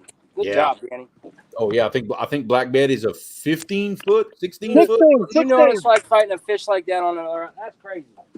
Yeah, 16-foot surf rod. I'll burn you up. What? See what Danny didn't tell you is Black Betty is so long. He actually hooked that fish over here by my house and just drug it up there where he's at. That's how long that rod is. You know, majority of the time I'm sitting in Missouri and fishing in Kentucky. Yeah, I know, right? Outdoors with Otis. Howdy, brother. What's going on? Brandon Brawner, what's happening? Woo! Man, I'm wore out now. Big fish will do that to you, Dan. Hard to believe, man. And 70-pounder on a 16-foot rod. That's crazy. Yeah. Fighting through current with that. Hashtag Blue Cat of the Year. Maybe, Wow. You know. That's an awesome video right there. Then his phone went to drink. I don't know if we'll go that far. Well, but Danny, what you do, you cut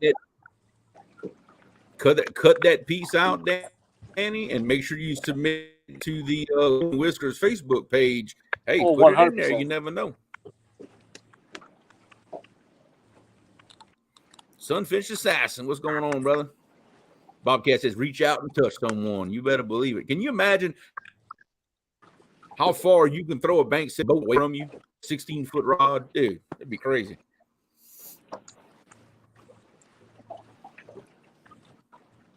Creole, while I got you up here, I got a question for you.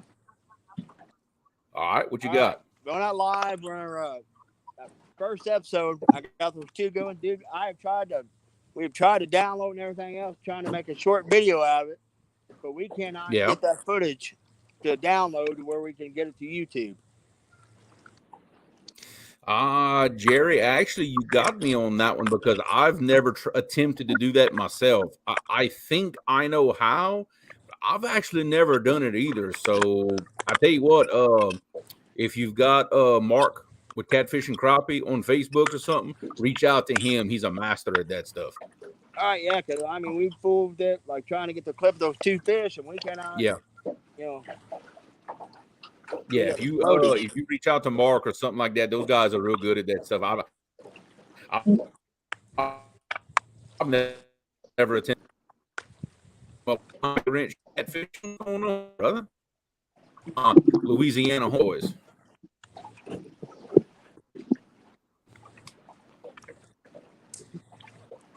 Yeah, I don't know how good you guys can see that fight when it was going on.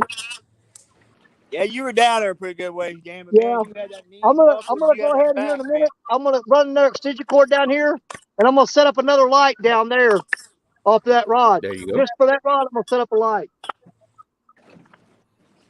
Do me a favor, Daniel. When you do that, can you just show the light real quick in your camera, like for me and everybody to see what kind of lights you're using out there? Okay. Well, right now, what I'm using right now is just an LED light that sits on the ground. Okay. Little shop light. Okay. And I borrowed this one off a buddy of mine, but this one here was pretty much the same thing that I had that went in the river. And the other one I got is a 500-watt shop light. Okay. Just an old yellow floor shop light. I know exactly what you're talking about. Well, it's one of them yellow ones that you can tilt it and stuff and everything, but it's just a 500-watt shop light. But I'm gonna run the extension cord down there and set it up, shining straight up on Black Betty. Yeah, gotta give Black Betty her light, man. Come on, she's the one putting on the show. Spotlight on her like the Statue of Liberty. There you go. I gotta tie a new weight on. Then I'll go get that light and get it set up. Then I'll throw her out. I don't want her out there while I'm not here. Yeah, got you. I'll be right back. 16 feet of epic lights on there. Yeah. Well, I don't know. He's got some of my light. Yeah, with that 16 footer. Yeah. Stuff on it. Well, light up about 7 foot. Yeah.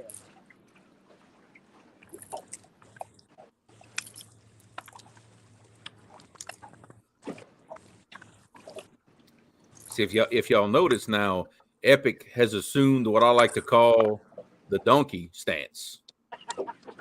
See, he's ready. He is in his donkey stance. He is ready for the magic to happen. He's gonna Jedi these rods down. That's right.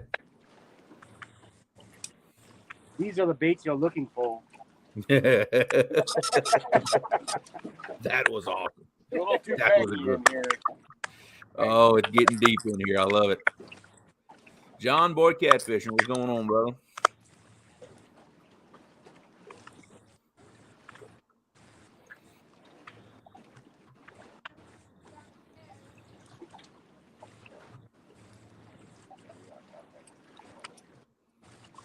Brian, I'm not sure when I'm fishing again just yet. Doing some work and reconfiguring on the boat. I got most of it done, not quite finished yet. I'm going to try to have everything completed and hopefully be on the water with it when we do this show live on my channel next week. That's the plan. Now, am I going to accomplish that goal? We'll see, but that is the plan.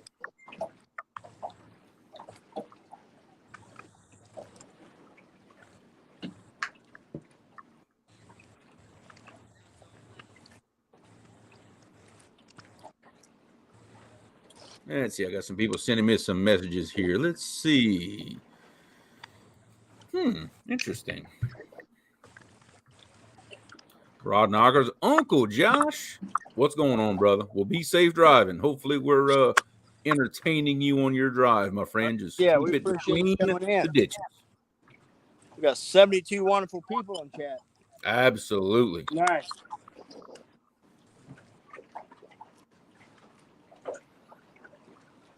Showing off that big Mississippi, baby. That's what it's all about. Dang right.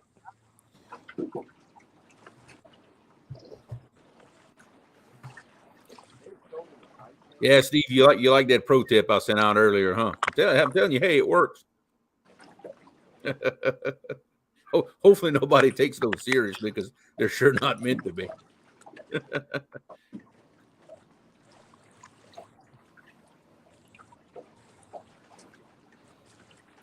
Muskrat Adventures. What's going on, boss? Oh, we just over here watching these guys Hey, Roger. catch some big old fish. Roger Muskrat. Possibility of rain next weekend. Well, that would be about right. Yeah, that'd be about right. The weekend I can actually get out and go fishing. You're talking about rain. That's about my luck.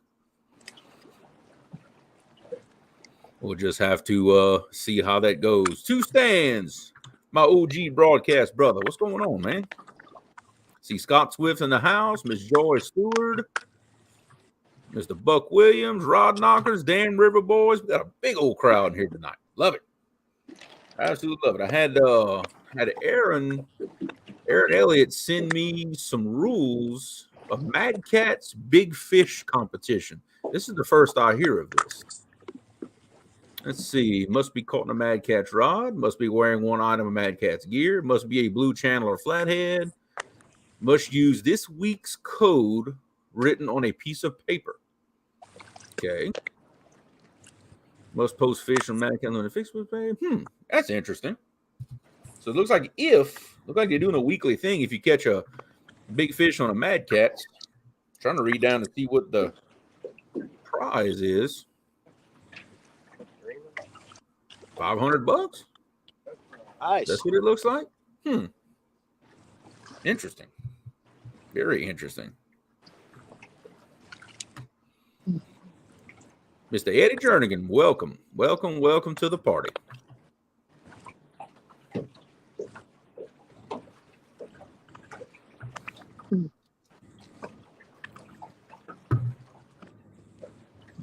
Yep, 500. Okay.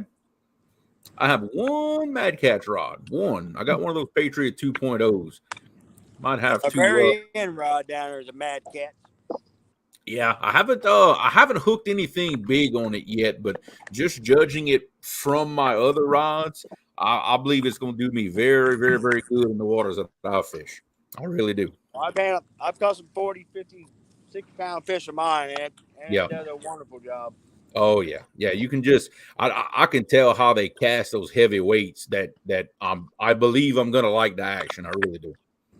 It's a beautiful rod. I know that, man. That's one of the prettiest rods I've got. Sunfish Assassin says he can't wait to watch Danny untangle that extension cord, because that's what they do is get tangled.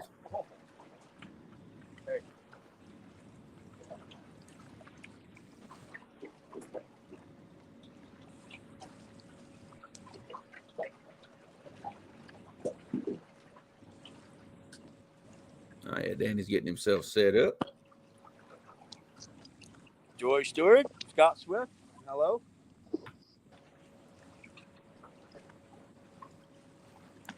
See Epic over here on screen right, trying to determine the will of the force through his fishing rod.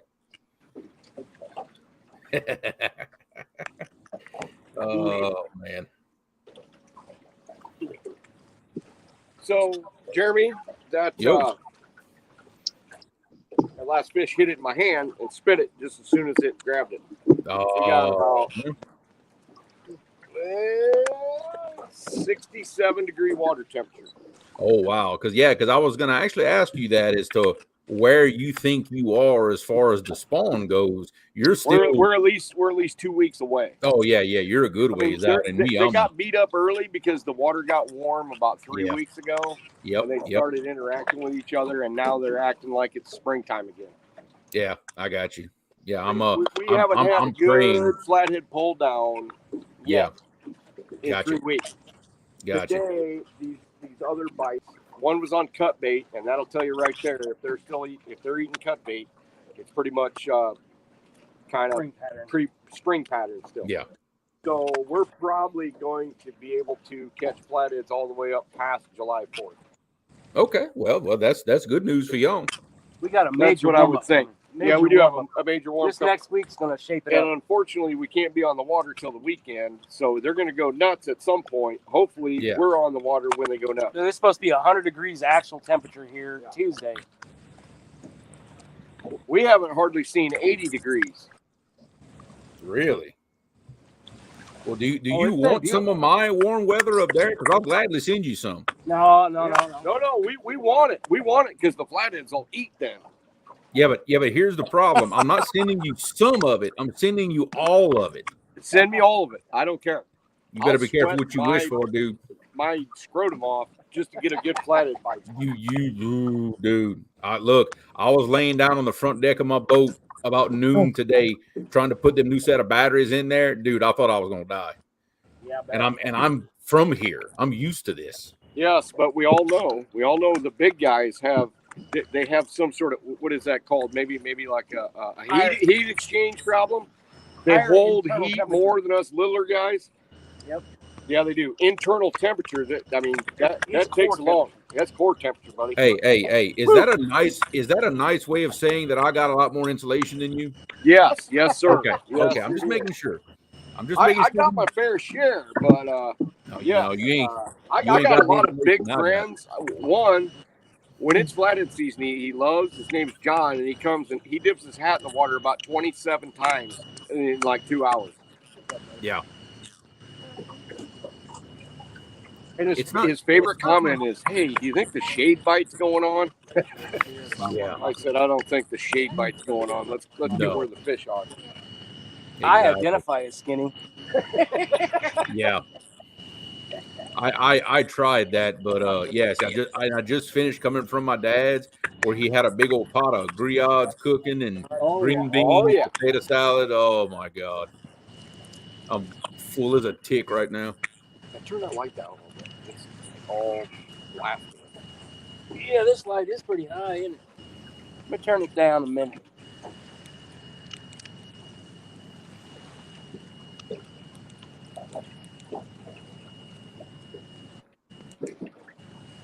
Oh yeah, I got all kinds of some good pictures of Danny holding that big fish. I'll be able to do something. I'll be able to do something cool with that. What an epic battle with a giant, and then to have the phone jump in the water like that, that's crazy. And it couldn't happen to a nicer guy. See, I the know. whole story just worked out, right? I'm gonna tell you something right now. Catfish line is not a mosquito repellent. No, it's not. If anything, it attracts them. I think so. It don't help that I got blood all over me from my hand. Yeah, I think I've lost 20 pounds already. Now all the mosquitoes sucking the blood out of me. You did what? Yeah.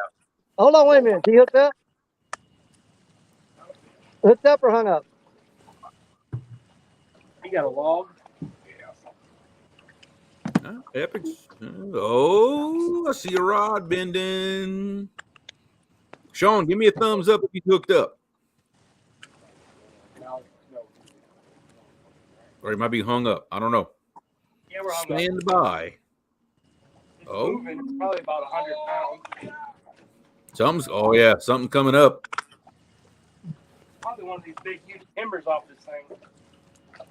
Is he got a fish or is he hung up? I don't. We actually don't know.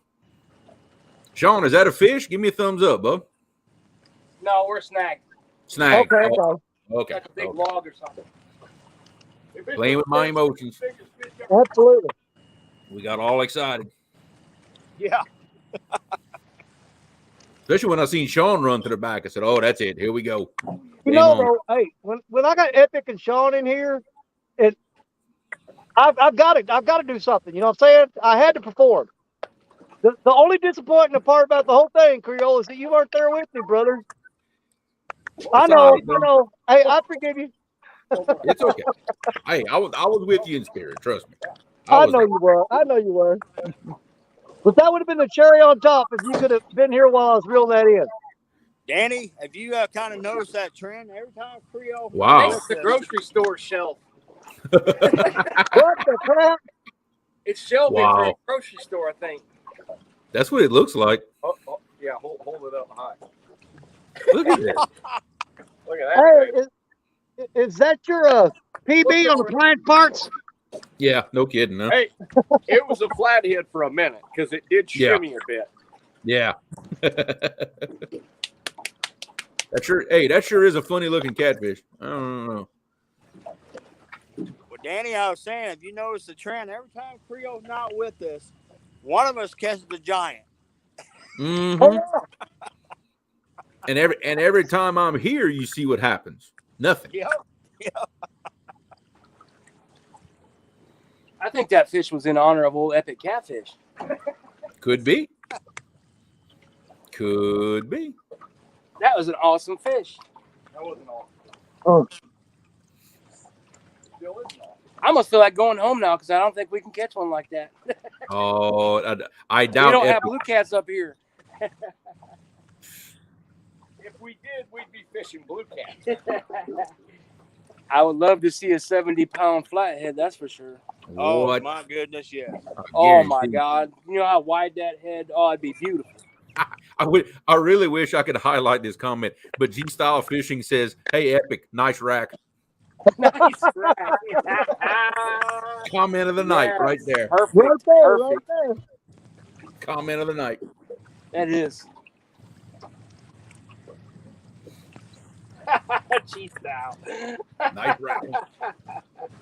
That's what G-Style said. Nice rack. It's gonna be one of those shows. 73 people in here. Mm-hmm. Yes, Yeah. sir. Mike Sampson, Uncle Jeep. Whoop, whoop. Heck, Well, we we're can set putting up this a in cutting board tonight, on it. too. Man. You know, Epic come in here, landed those two flathead right off the bat. Dude, he just turned on the light switch when he did that. Yep. You better Jeep believe with it. the grill head. That's the first grill head of the year, Jeep. Yeah. Oh, that's good. Hell, we'd chip some wood off this thing and have a grill right there, and we can cook some I of this caught a fish up. 4x8 sheet of plywood once that acted like a flounder. Wow. I thought it was the biggest fish you ever wanted to see. Sheet of plywood. It was like Stan Sturgeon. Could you imagine the head shakes on that plywood? Oh yeah, with a little side current hitting it, and about imagine. Yeah. And I didn't catch it in a corner. I caught it like in the upper middle. Oh yeah. Brandon Shoot. Browner says that's my PB. 70-pound flathead is a fish of a lifetime. Yes, sir. Shoot, you catch a sheet of plywood now, you turn around and go sell it. That'll pay you gas for the trip. That's big money now. If I catch a 70-pound flathead, I'm gonna put my head in his mouth and let him bite my face. Well, You know, as hard as it's getting, can't bite your face. I want him to bite my face and roll. Yeah. as hard as it is for me to hold those big fish up with my shoulders and my arthritis and stuff, I need to start just building me like a tripod or something to hang the scales on. Yeah. Because I'll get a way more accurate weight versus me shaking and not being able to hold it up. Yeah, get your old A-frame. Hey. Uh-oh. Oh. All right, Sean, y'all screen went black for whatever reason. Yeah. We had a call. We had a call come in. Yeah. Oh, okay. Oh, okay. Are we back? Danny, I feel you about the tripod. I mean, goddamn, that James Allball. Yeah. that first episode, I was standing on the tailgate of the truck, and I was good trying to get active. So, hey, Danny, Yeah. after you catch enough of them, you don't care about weighing them. Well, I'm keeping track right now because I'm trying to catch 2,022 pounds of fish in this okay. year 2022. So I have to weigh every fish, even a half pounder. I'm counting it into my books. So I'm trying to get 2,022 pounds of fish this year. Okay. So then I stand corrected. Brandon Browner says, yeah. So I've got to weigh every one of them this year. Now I can relax in 2023. Yes, sir. Yeah. Now, see, Epic, some of us aren't quite so catfish ruined that we still weigh most of our That's fish. true. I'm just saying. Yeah. That's true. And Jeremy, I envy that. I really do. Just saying. I know. Yeah, I mean, you probably never seen a day when I'm fishing and go, oh crap, another 70 pounder. Just throw it back already. Yeah, I know, right? Yeah. Just throw it over his shoulder. Oh yeah, just throw it. Lion fish, just pitch it. Get that out of here. No, we absolutely go crazy. We love it. Oh yeah. We're wanting that hit right now, that juice. That's good stuff. That's why we do this stuff. Now, Sean, y'all picture is still black. Y'all may have to jump out and let Danny get y'all back in to get y'all. Okay, yeah, we had a call, camera and back. then that kind of messed everything up, I think. Yeah, I'll go ahead and drop the link again. All right, So you'll be able to get to it. we're still black. Yeah, I Yeah, take the just same approach to deer hunting. I get to the point where I know when I get excited when I'm hunting, I'll hang it up. And you know how excited you get, in my opinion, is directly in relation to how long it's been since you've caught a fish. Yeah, Like in my instant, if I catch a 10-pounder, y'all can see me lose my mind because it's been a while. I've been on a drought lately. Ugh. Cody Robinson, what's going on, brother? See, Susquehanna Stan is joining us. Let's see. Oh, hey, when I was down there fighting that fish, hold on, let me get him in here. When I was down there fighting that fish, you guys probably couldn't see it, but his tail was coming up out of the water.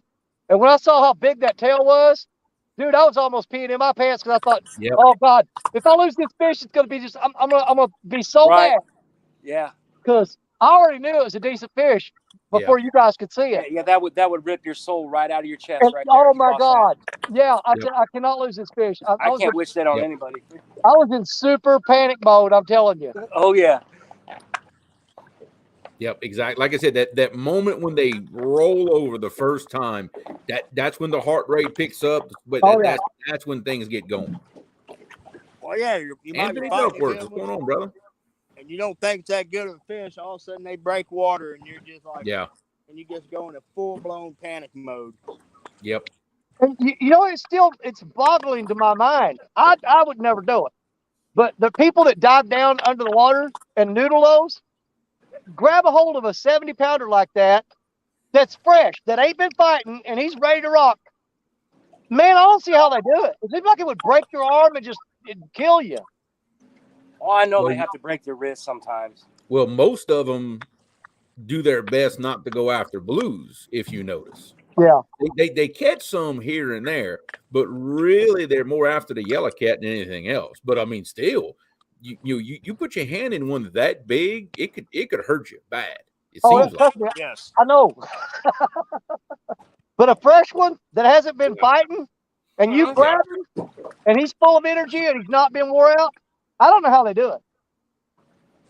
Yeah, I mean, and look, I know up in the chat a little bit, Bobcat referenced his daughter catching her PB today. And did you see how mean that fish was as he was holding that thing? It was beating the tar out of him.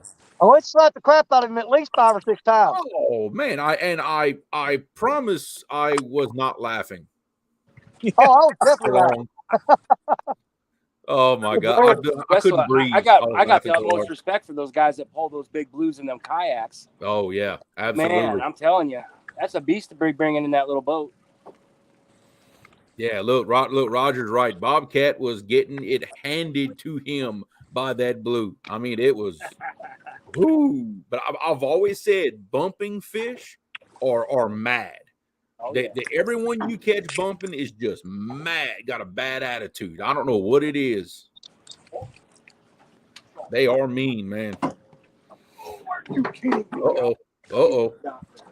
See, we have activity on the donkey boat.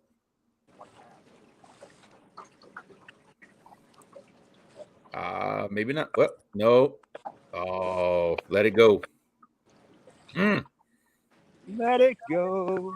That's a good sign, though. They're getting bites. Bites. That's a good sign. He had his mouth on him, but that's a good sign.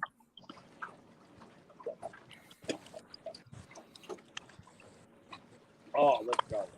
Yeah, see, you don't see many people noodling in Louisiana because we have this thing called loggerhead turtles.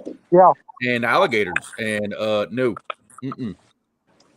There's not enough. A lot of people don't realize the alligator snapper turtles around here. I caught that one the other night, and you wouldn't believe how many people were calling me the next day going, "Oh my God, I didn't know those were here." I said, "Well, they're endangered. That's why you've never seen one." I said, "But they're definitely here." And you see, they're not at all endangered in Louisiana. We've got a ton of them, and they get huge. I mean, huge. Yeah. Now, see, I don't know why they can't just bring some up here but they like a different. I guess the genetics of them or something. Maybe they don't want to mix in or something. One of my grandfather's friends, my grandfather used to do a lot of noodling back in the day, and one of his friends, his index finger was gone from the joint down. He reached back and holded a muskrat back in there and bit his finger clean off. I believe that. That. It wouldn't. I know for a fact it would not take a very big loggerhead to take your finger off. I know that. No. Would not take a big one. I've had them bite sticks in half that are bigger around than your fingers. I just snap them. Oh yeah. Man, even the palm of my hand feels like I just took a cheese grater and ran it down it. Yep. But what hurts is the top. Yeah. The top of my hand. My knuckles are gone. Boy, it seems like when you handle a big fish like that, it takes forever for that to heal. Yeah, it does. Yeah, I still had scabs on here from the last one I grabbed. Yeah. And he just opened all that back up. Yeah, and really that's why I do my best not to put my bare hands in them. I've got gloves, I've got fish grips, I've got all this stuff. I've learned my lesson with that, Yeah. I'm hard-headed. Me too. Yeah. Well, I ran down there as soon as because that rod bent straight down and it stayed down. And I ran right on the top of my net to get down there. I mean, I think I literally stepped on the net running down there. Yeah. But I don't know if I would have been able to get that fish in that net. That net I got is not very big.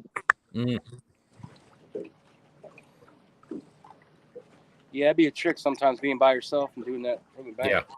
Yeah, it definitely. is. It is. Well, the hardest thing a lot of times with that 16-foot rod is getting it pulled up close to the bank where you can get it because it's sticking so far out there. Yeah. Yeah, You almost got to put it behind you. Yeah, man, not very manageable there. That's tough. Yeah, because if I'm pointing it straight up in the air, he's still way out there. Yeah.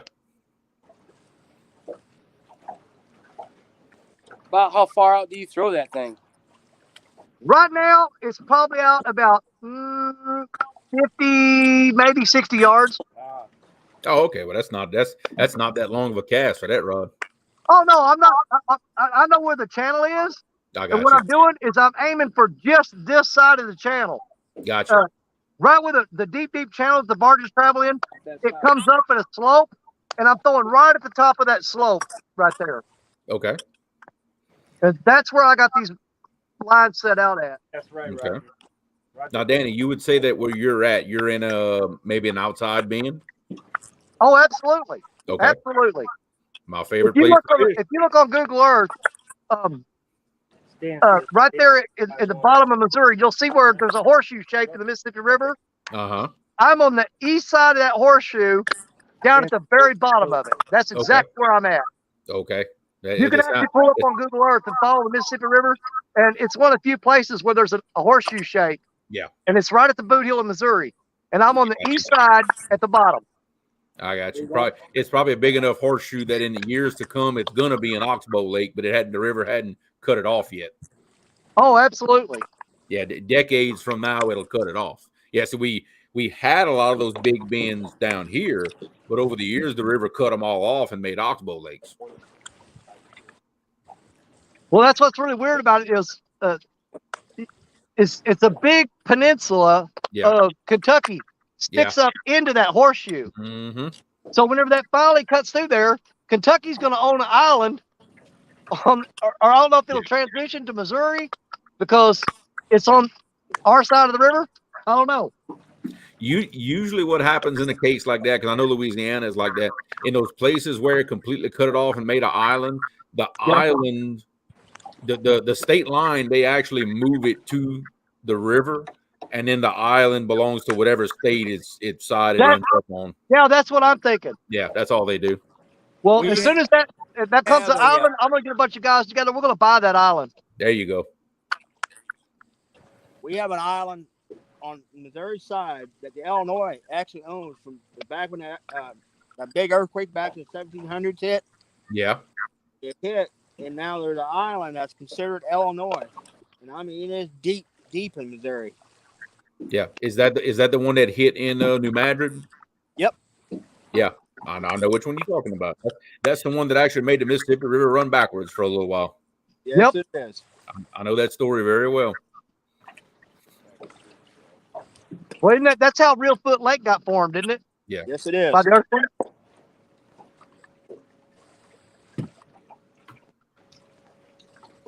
And I don't know if anybody's ever been to Real Foot Lake in Tennessee, but it's got channel cat about like Baldwin Lake has got blue cat. Oh yeah, it's insane the amount. You go down there and just load up on channel cat. Mike's Fishing Home. How you doing, buddy? Man, I am soaking wet. Stonefly, how we doing?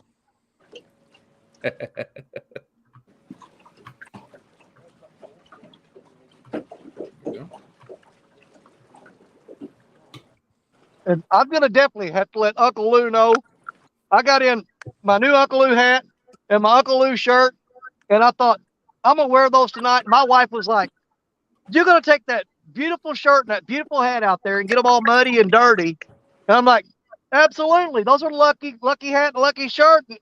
I proved it. I'm pretty sure I can speak for Uncle Lou that he would be extremely happy to know that his merch is covered in slime right now. It is. First day wearing it. First time I put it on, and it's covered with slime. I'm pretty sure he'd be pretty happy about that.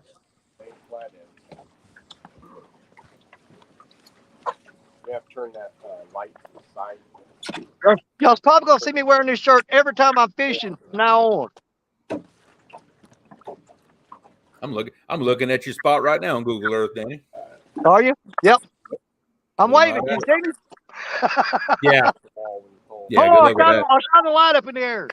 Yeah. But yeah, on the east side of that horseshoe, I'm down at the bottom. Yep. Okay. I see what you're talking about. Huh. Does look like a very interesting spot there, doesn't it? Well, right here is where me and Richard Cluck have been landing all those. I mean, we're averaging 25 to 30 pounders here consistently. Okay.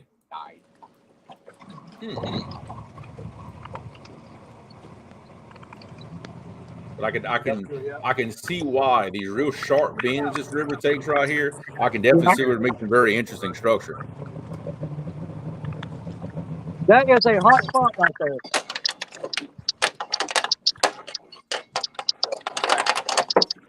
Make sure none of that rope is hanging on. But I've been fishing this. I'm 56 years old now. I've been fishing this spot since I was 16 years old. Wow. See, I've actually got a spot in my Atchafalaya River that looks almost identical to what you're talking about in Mississippi here. Yeah. And it makes some pretty crazy contours on the bottom because of how much of a hard bend the river takes.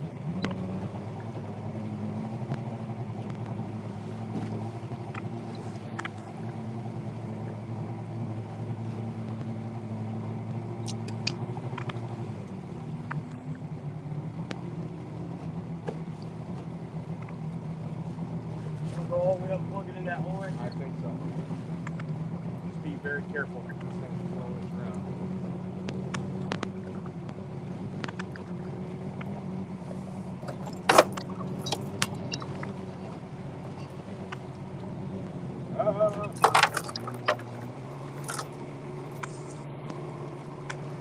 Like I said, it's rolling around.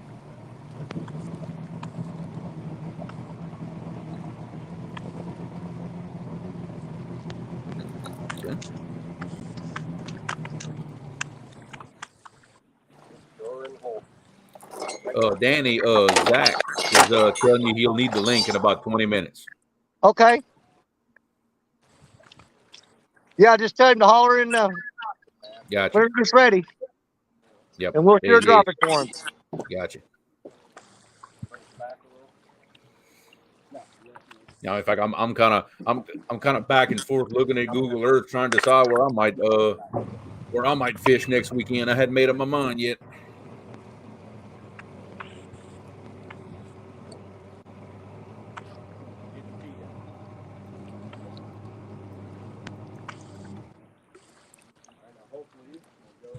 Well, I don't know how in the world that catfish, when I caught him, he crossed all three of these other lines, went around them, came back out, went back around them, and came out of there and didn't get tangled up. Wow, but you got more luck than me. I got lucky. Everything I'd have had. He went way out and come into the bank and went around them, and all three of the lines were pulling in, and he swam back downstream and went back out and went back around them and turned them all loose. I thought, my God, that'll never happen again. Oh yeah, you got lucky. Oh, I feel really lucky tonight, buddy.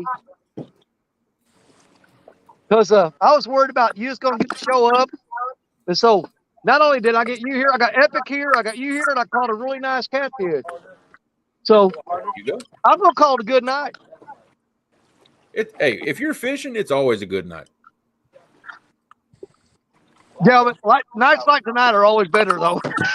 Oh, yeah. That is true. So when you got a big one to show for it. Yeah. Because hey, I was getting worried because I sat here for the longest time without even a nibble. That was the first bite I got right there, and it never popped it or nothing. I thought it caught along because it just went down. He just and railed it. Started peeling drag. There you go. That's the one I like. I was really hoping it was going to be a flathead since Epic's on here. I was thinking, oh God, please let it be a flathead. But I'll take that, bro. Hey, buddy, that blue was awesome. So don't even wish for a flathead. He likes that big blue flathead too, worthy of some sort of epicness here. I would have loved for that to have been a flathead, though. But I'm happy with what I got. I'm happy. Don't think I'm complaining. I guess so. It would have been epic to catch a flathead when Epic is on the show.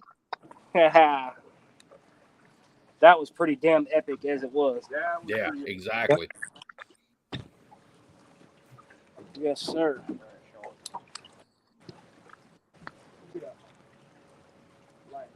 Well, since I've started YouTube, that makes let's see, 1, 2. That makes 4 really, really decent fish that I'm super proud of. I mean, I've caught 30, 20s, and 30s left and right, Yeah. but I've Yeah. caught 4 of them since I started doing YouTube in less than a year's time. I haven't even been doing YouTube for a year yet, and I've got 4 really nice fish that I'm proud of, not counting my piebald blue, the Riddler. That's right. That's Yeah. number 5. There you go. I can say the same thing. Last September will be 2 years for YouTube and me, and since I started, I've caught some really, really good fish. Been fortunate enough to either catch them on live or get them on video. Yeah. Oh man. Well, I guess I'm paying for it now. There was a bug on the back of my neck, and I smashed it. It was one of those shield bugs. We call them stink bugs. Oh Oh yeah. God, that's all I can smell right now. I got that all over the back of my neck. It drowns out the smell of that slime. It does.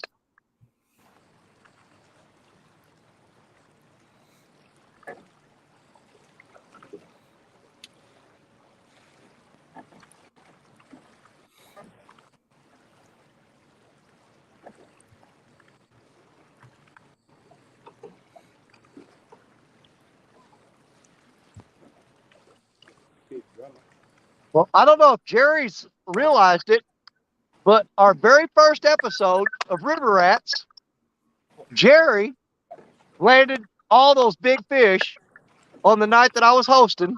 Yep. And now we've made the full circle. We've come back around to the start. We're back to my turn to host. And we slam another big one. And we bring Epic in. And he brings in 2 big flatheads. Man, I'll tell you what. I couldn't be happier. I could not be happier right now. And then there's me, who's yet to catch a fish on the show yet. You haven't gotten to fish on the show that much, though. You only got to fish like one time. Right? One time, and that's pretty much when I figured out that the fish were spawning. Absolutely. Yeah. That's all right, though. Hey, my time's coming soon. I got something for all that. Oh, I know what you could do. I'm not going to say it because I don't want to jinx you. No. Don't you jinx me. I'm not. Don't you do it. We've had our private talk. I know what to talk about, what not to talk about. I'm good. Oh, that's hilarious. You know it's bad when Jeremy DeFore calls you up and go, look at here.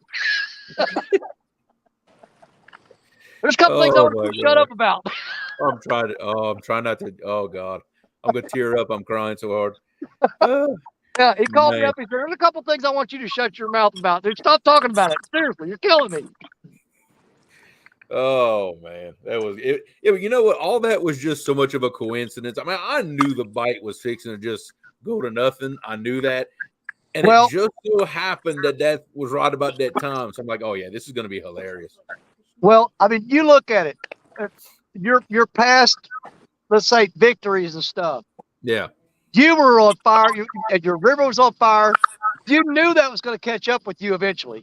Oh yeah, look, I have look for everybody. I don't care where you fish. You have an uptime and a downtime.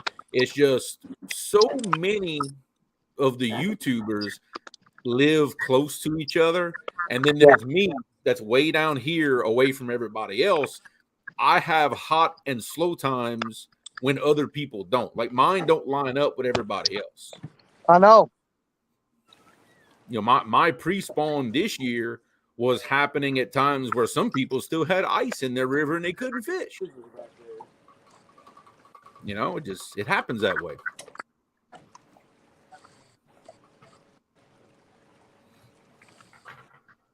Ooh, that 500-watt light down there, I know you guys can't see it. I've got it pointing straight up, and there's bugs piling up on it. There's smoke coming off of it. It's fixing to burst into flames. I gotta go clean them. I gotta go clean them bugs off of it. I can smell them burning from here. Oh, that's awesome.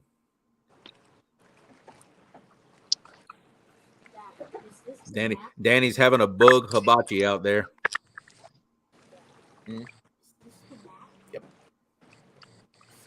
Yep, that's the map. That's where we fish, bro, right there. I don't like that. You don't like that? Yeah, I do. Oh, what I'm about to say.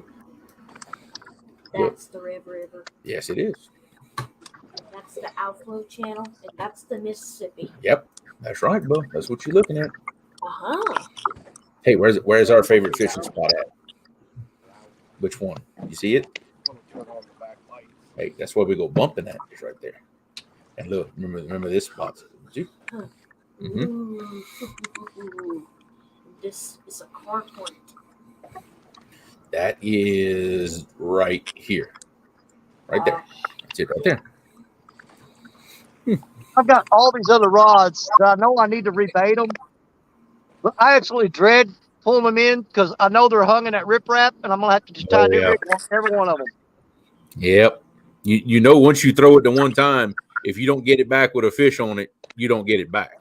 Yeah, and usually there's been times I've sat there knowing there's no bait, and I'll just sit there because God, I don't feel like retying that rig. Oh, I know. I get that. There's certain spots I'll fish that I know if I let that rig hit the bottom, that's the last time I'll see that rig. You know, that's just how it is in some spots. But you notice how the really gnarly spots, that's where you do good at. You know. Oh yeah, because see, there's giant riprap on the bottom of the river all over where I'm fishing right now. And what I do is I throw out there along that current seam, like I said, where the main channel is, and it'll float back down until the weight gets caught in the rocks, and then that bait is just sitting there spinning in the current and flipping and turning. Yep. And it's just a fish comes by and it smacks him in the face and they bite it. Gotta get it. Well, it looks like Uncle Lou just made it in the chat. You want to show off all his slimed up merch for him, Danny? No, Uncle Lou, it was a 70. Hey, I'm going to show you something real quick. Uncle Lou. Please let me look. Caleb, it's messing with this. Oh. I want to see that in. Mm-hmm.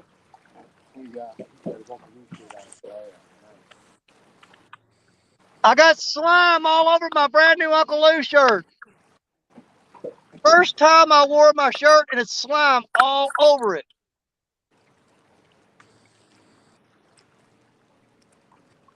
My wife told me, said, don't you get that shirt dirty. Whoa.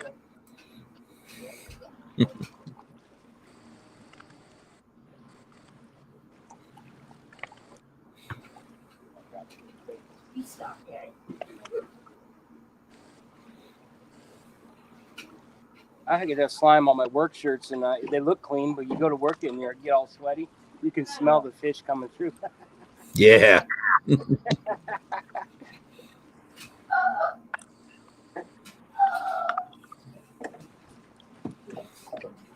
Uh-oh.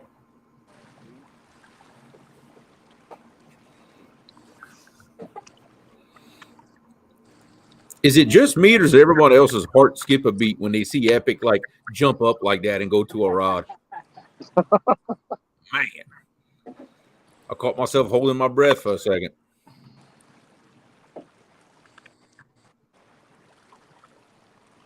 Bobcat, are you saying wash this shirt in hot water?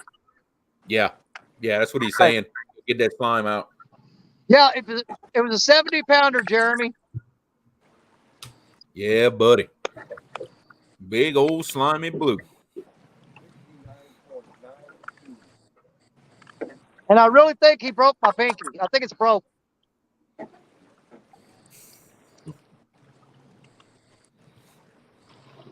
No pain, no gain. That's it.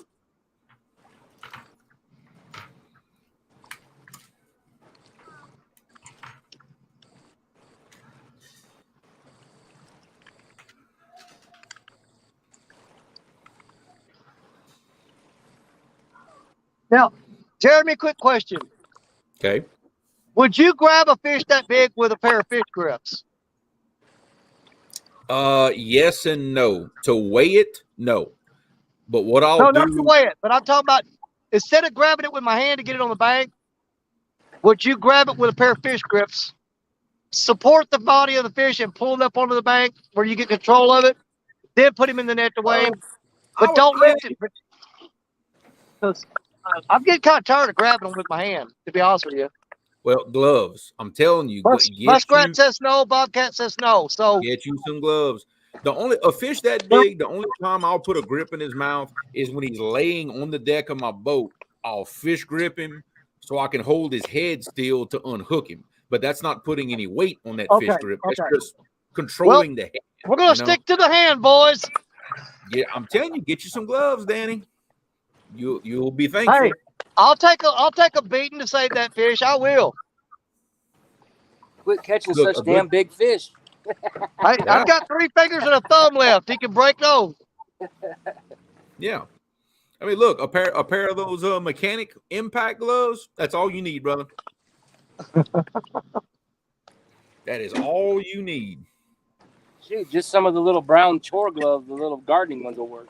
Yeah, I mean, anything's better than nothing. Well, I need to buy me one of those gloves, the catfish gloves. I need to get one of those because I generally don't net a fish. I grab them by the lower jaw, pull them out of the water, and then scoop them up in there and carry them like that. But I've always just grabbed them by the lower jaw instead of netting them. I'm telling you, go to Tractor Supply anywhere, buy you a set of mechanic impact gloves. They'll do anything you want to do. Because make sure and don't get the ones that have leather because the leather gets all wet and gets all sloppy. Yeah, that's right. Yeah, get the cloth ones with the actual padded knuckles and all on them. Well, I mean, I've been to there's a place called Grizzly Jig down in Crothersville, Missouri, that sells. They specialize in crappie gear, but they have a lot of catfish stuff in there. Okay. And they've got gloves in there specifically for catfishermen. Yeah. Now, I've got some of the Bubba brand catfish gloves. I've got some. Yeah. I rather those mechanic gloves that are half the price. I rather them.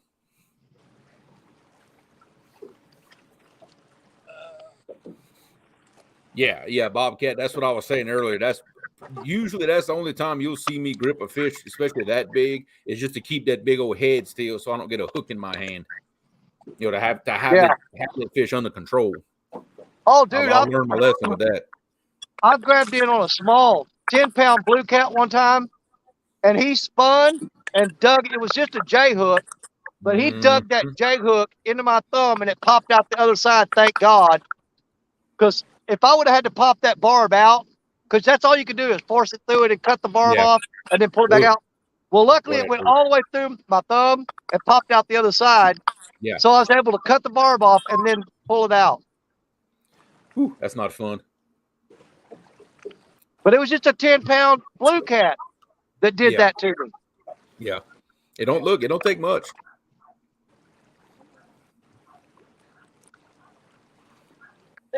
Avid, there's no gloves big enough for hands. Hey, go to Granger.com. They sell 5X gloves. They got some big enough, Avid. Go to Granger and get some. You can order them.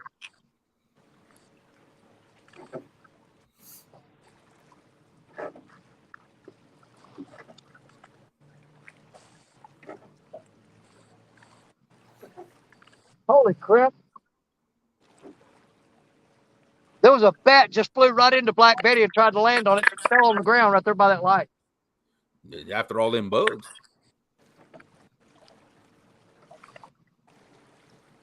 Oh, there he goes. He's flying. That bat hit the ground, though, right by that light. When you're out fishing and you really pay attention to what goes on around you, you see some crazy stuff while you're fishing. You know that? You really do.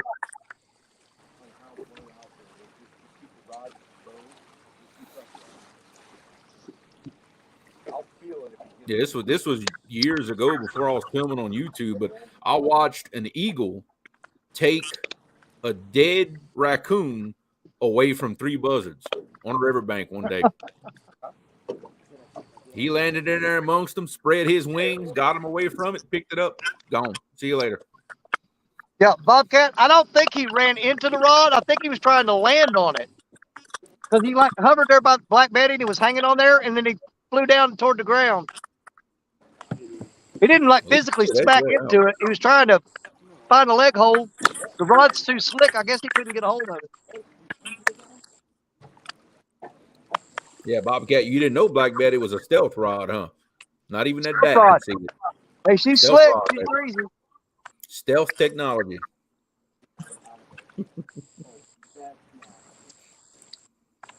We got a mess on our hands. Uh-oh.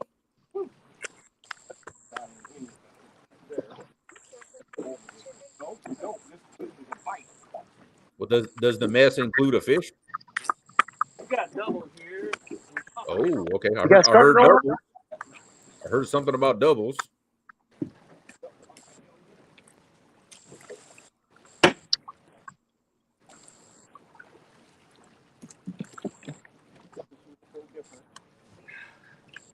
Another nice little yellow cat.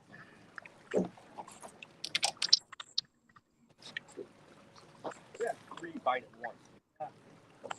Miss Sandy, what's going on? Thanks for joining us.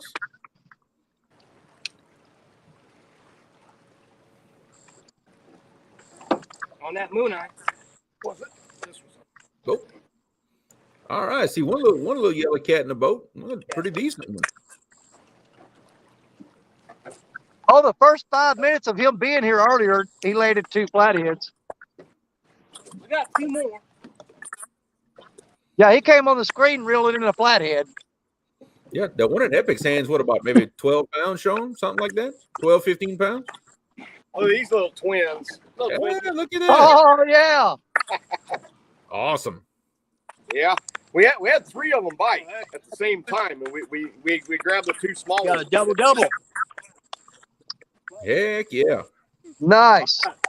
Man, this is turning out to be a great show tonight, guys. But look, oh, yeah, he's fat. Look at that. He's been eating. Oh, fun. Let him go. Let him grow.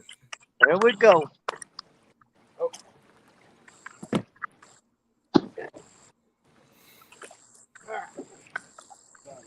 Oh, as much as I hate to, I might have to rebait all these rods real quick. I'm going to put it off for as long as I can. Mm. And I need to put a heavier weight on Black Betty. I had a 6 ounce on there, and I dropped down to a 4 because I don't want to walk up to the truck. And she's Yeah. drifting way too far downstream. Yeah. I got to go back up to a 6. It's not holding on that ledge out there on the channel. It's washed away from it. Yeah. Yeah. It's blowing them further down. Yeah, and I got to get it back out there where I had it. And look, having good bait is very important, but having it in the right position is even more important. Because almost every catfish that I've caught in this spot has been right on that ledge on the verge of the main channel where it drops off. See, they dredge that out for barge traffic. And what they do is they shoot that mud back up toward the bank to clear that channel.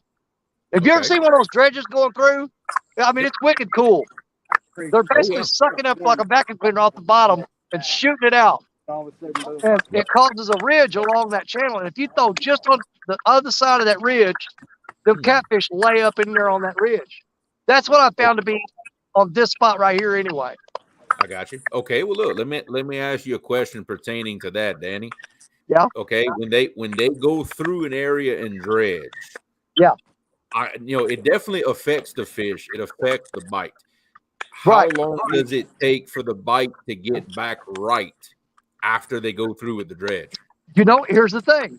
I don't know the exact time frame of that, but something I have noticed when they are dredging, if you will get closer to the bank and just downstream of them, they push all those fish in up close to shore, and man, you can light them up if you follow that dredge as it's moving along. Just you fish there, it moves up, and you move up with it and throw, and you will just go fish after fish after fish. it causes a muddy seam out there, but you're fishing the upstream side of that muddy stream Yeah. and right at the edge of it. And those fish are flushing away from that channel back toward the bank. And I've done that and used that tactic and just tore them up before. Yeah, because what happens, they're disturbing all that mud and stuff, Yeah. and that attracts the bait fish in, therefore that attracts everything else. Yeah, I followed the dredge many a times, fish closer to shore and Yeah. just tore them up. Yeah, they do that a lot around here too. They'll dredge, certain parts of channels and things like that, and pretty much now what they'll do here, they don't have a place close enough, so they'll pipe it a good ways to try to get it to the bank or something like that. Thanks, Kevin. Appreciate you, buddy. Palmetto, what's happening, brother?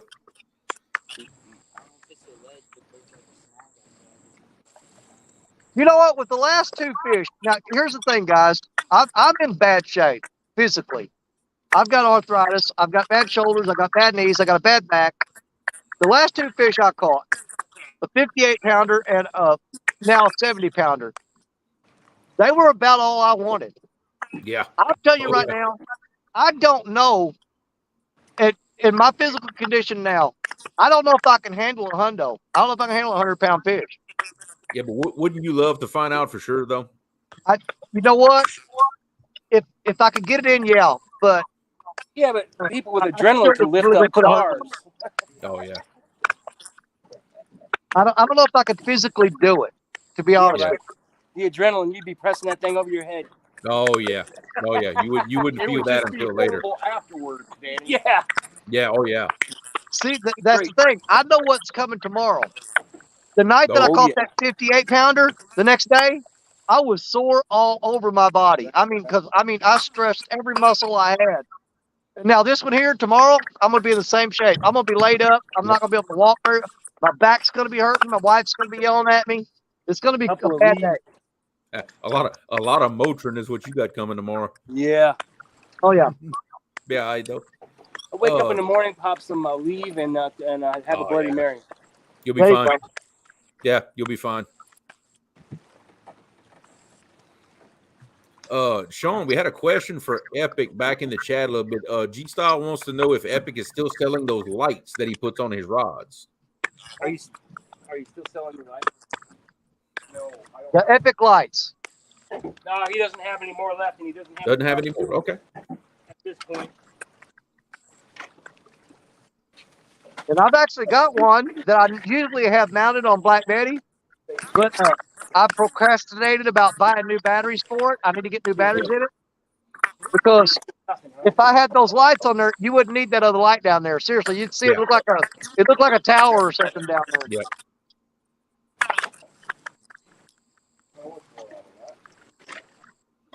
All right, I'm back. I relocated down the bank a bit. I've got several videos where Black Betty has the Epic lights on her. Yeah. And you wouldn't believe how that rod's lit up. People go, is that like a power plant tower back there? And I said, no, that's my rod. You've got planes diverting their path to go around this thing. Yeah, he's got the bright lights. I thought it was like a water tower or something. I said, no, that's my rod down there, man. Yeah, they think it's a radio tower out there. And see, that's the thing about that 16-foot rod. I have to put it way away from me because if it's in close, I'm looking straight up, and the next day my neck is just sore from looking straight up. Yep. I've got to get it way away from me where I can watch it. Yeah, Palmetto said he went out fishing last night and got home at 3:30 in the morning. It ruined him for today. Didn't get nothing done. He said he thinks that's God's way of telling him that his body isn't made for those late nights anymore. He's told me that a bunch of times. Yeah. But I think it is actually harder to fight those big fish on that long rod. It is. Yeah, that's a feat in itself, bud. It is. Yeah, because like I got that Muddy River rod right here. It's the first rod right here, out in front. That thing's got some serious backbone on it. Ooh. I promise you, if I caught that fish on that Muddy River rod, what have we got there? What is that? Is that a sucker or a shad? That is a bull. That is a bull shiner. A bull shiner. Okay. River shiner. I've never seen them that big. Yeah, Interesting. we grow them here in Illinois just like that. I call them Spoon River trout. Okay. But I guarantee you, if I would have hooked that fish on this Muddy River rod, I would have got him in half the time. Oh yeah, definitely. Well, yeah, you'd have had more leverage. Yeah, that's right. We've had to let out anchor rope and go over the top of wing dikes to land them on long poles. It's just impossible in current. Yeah. I'm not so sure it didn't hit the bridge. Yeah, because I've had people mention that to me, that with that longer rod, I'm actually giving that fish more leverage on me. It puts it all on you. Yeah. You are. Yep, that's right. You are. Well, that's why last year or last October, I landed that 5-foot black tip shark on that rod. It took 34 minutes to get that fish in. All that. Yep. You know, and that's the thing about surf rods, especially for the bank fishing guys, is that you have to draw a line somewhere between leverage and casting distance. Yeah. You know, because of course, the longer the rod, the longer you can throw it. But that same leverage that gives you casting distance also gives fish leverage on you. So it's a balancing act. But I gotta admit, when you see 16 foot of rod bent over in a U shape, it's pretty cool. Yep. It's especially cool when it's not me that has to fight the fish. Yeah. Yeah. Well, see, I've got an 18 foot and a 20 foot rod, and I just quit using them. I mean, I quit. It's just too much. Just cut them in half, make 2 rods out of them. Yeah. Well, I dropped down to the 16, which is Betty, and I'm pretty comfortable with her as far as the casting distance and fighting the fish. But on that 20 foot rod, I've had 30-pound fish just whoop my butt. Oh yeah. Yep. On that 20 foot. Zach is asking for the link, Danny. All righty. Danny, that's pure physics. Yep, that's it. Leverage, baby.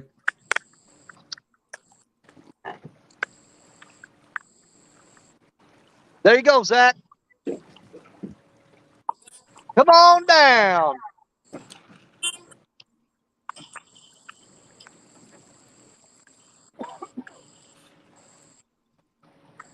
I get him up here, I'm going to have to reel these rods in and rebait.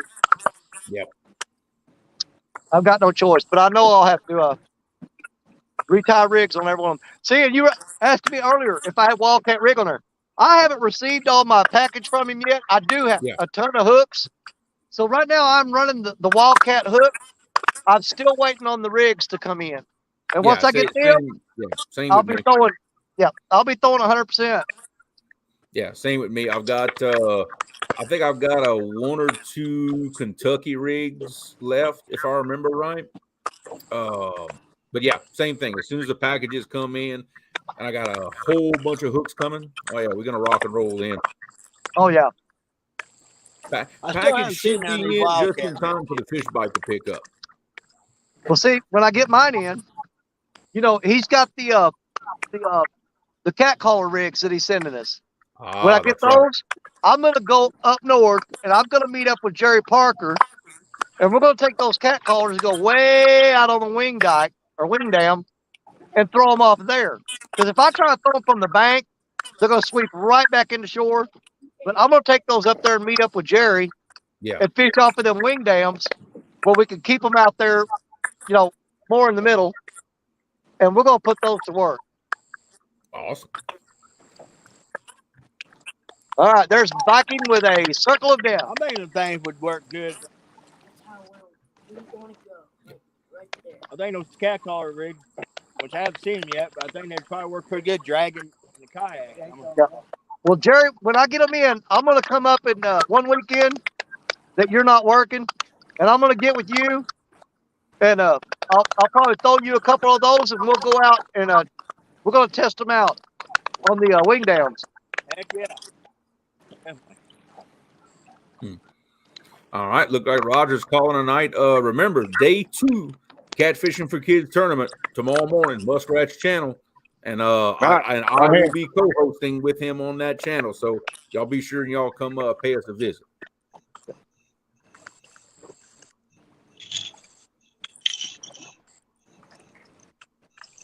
And up at the top of chat, you can find my link to Wildcat Rigs too. You guys check that out. At the very top of the chat, you can click that link, and you can see the cat caller rigs. You can see some of the new hybrid snails that Creole worked with Josh on, and they came up with. And I'm really looking forward to getting my hands on those. Oh yeah, them babies gonna work. I can't wait. Oh yeah, the way he's got those hooks tied now, I'm telling you, that's going to be a high hookup ratio. Yep. Fish Ranch Aquatics. Welcome to the channel, my brother. All right. I'm at the real big fish I don't spot, even so have I'm all going the for dope I monsters. made for my own rods. Okay, buddy. All right, I'm going to start reeling in and putting in some fresh bait. I'm probably going to be tying rigs for a little while, you guys. All right, go for it, Danny. I heard you got your new PB, Danny. Oh wait, he done walked away. Never mind. No, I can hear you. Hey, caught a 70 earlier. I guess it's been about right at an hour ago, something like that. No, not even an hour ago. No. I was at the bait pond when he caught it. I didn't even get to see it. It knocked over his tripod, knocked his phone in the water. The thing was clear underwater.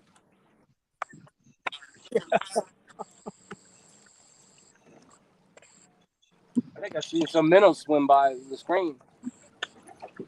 Come on.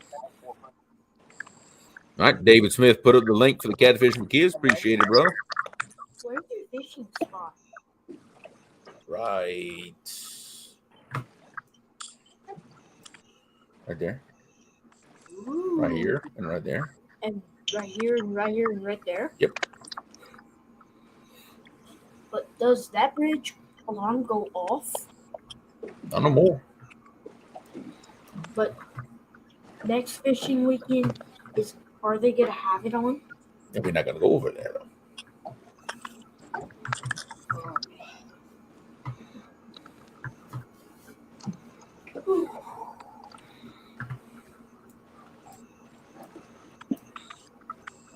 What think we got? 6, 7 little flatheads today? 7. Not a bad day.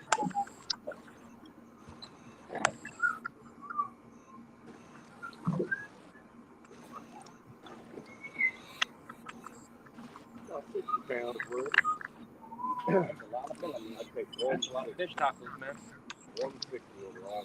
And so we got Danny tying rigs. Got Epic and Sean looking over the rods. Got Zach with Catfish Viking getting his stuff tossed out. And upper left, got Jared Parker just chilling out, watching the rods. Eddie Jernigan says fishing here has been terrible on the Mississippi.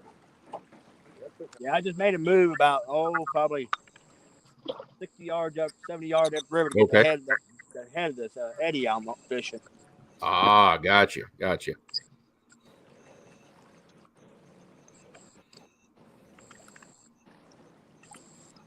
Yeah, Eddie Jernigan. I don't know what pool you're fishing, but yeah, it's not been on fire up here either.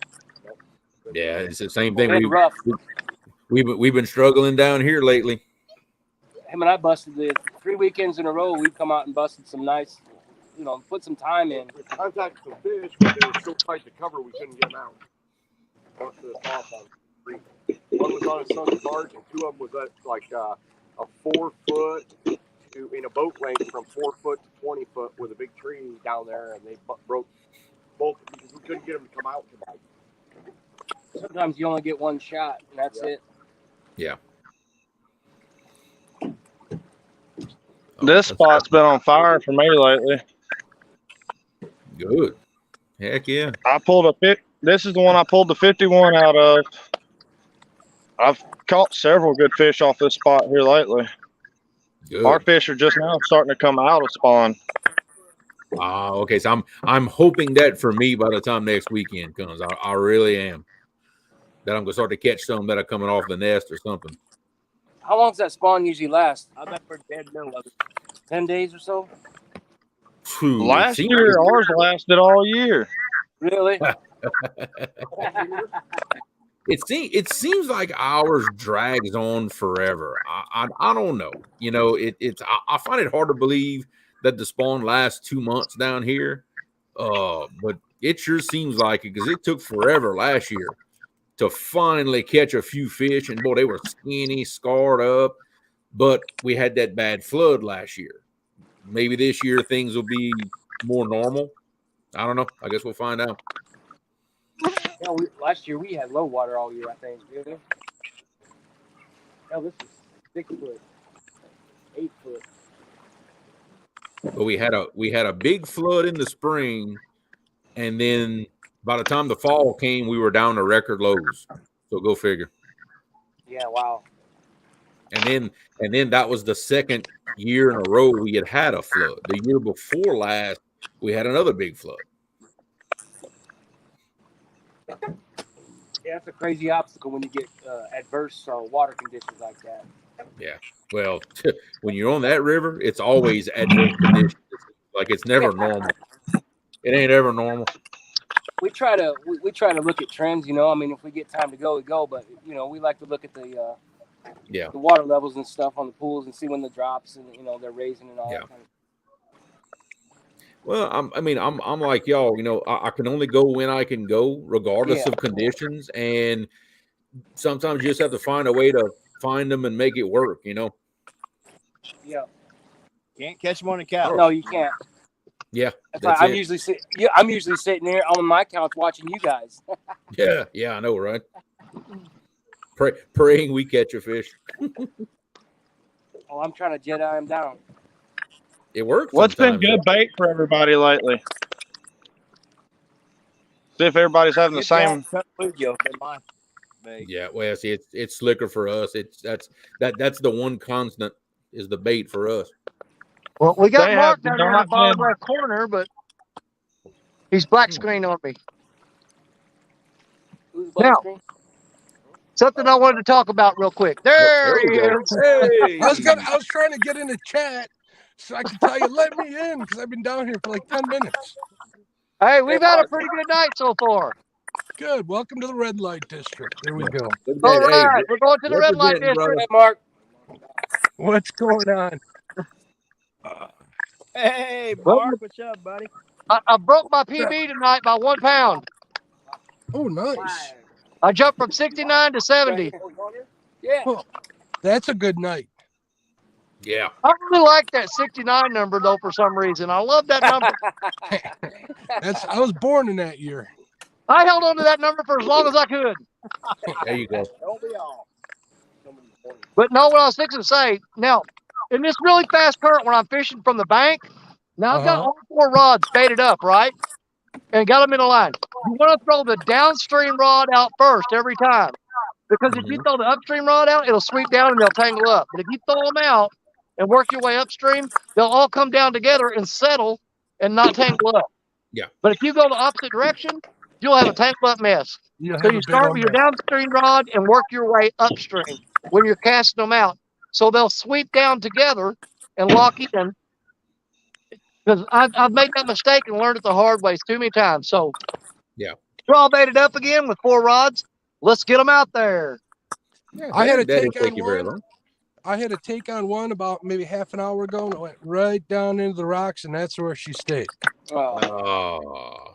But that's okay. I'm in no hurry to go home. We're good. Who's on screen here? Let me put on my glasses.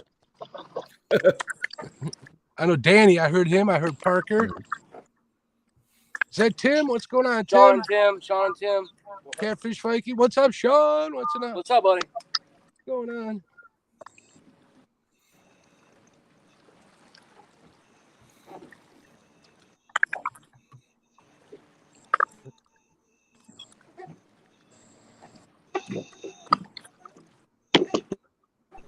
I went to go find some baby carp today. Didn't have any luck with them. So we're using bluegills. I got 4 live bluegills out there. 1 on a float. We have a whole ecosystem of bait in here. Going on. That's the way we got all kinds of stuff. That's the way I like it. When I got a selection. Suckers, moon eye, bluegills, shad. What else? Spoon River trout. I got a buddy upriver, maybe about, 5 miles from me. He's like, hey, if you need some bluegills, come up here. I'm like, I'm working my way that way. Yeah, we're bluegill rich here. I mean, bullheads he's got. So. Oh, bullheads. Oh. But he's fishing an online tournament with some of the locals, $50 buy-ins. Yeah, so I'm gonna let him play around for a while. Yeah, there you go. You know, our area is void of bullheads, man. We can't. It's hard to get any bullheads around our area. It's rough here. I got a couple spots where I got some monsters in them, but I didn't have the time to sit and wait them out. That's like a half-day project there. I mean, all of our wild pools, like our streams and stuff, they used to have them. They're gone. I don't know what happened to them. You see, my buddy that's got the pond down the road that's infested with them. He keeps doing all this crazy stuff to try to get rid of him. I'm kind of trying to dial him back. Say, no, leave him in there. We're good. I'll catch them, 20, 30 at a time for you. Don't worry. Yeah. Because I can go there in 30 minutes and catch all I want and leave. They got so many of them in there. They're about 6-7 inches long. Perfect size. When I was a kid, we used to eat piles of them. My grandma cooked. She cleaned them up and cooked them. They were so good. I have never eaten them. Oh, they're good. I've never been that hungry. No, I'm good. Oh, they're good. I'm serious.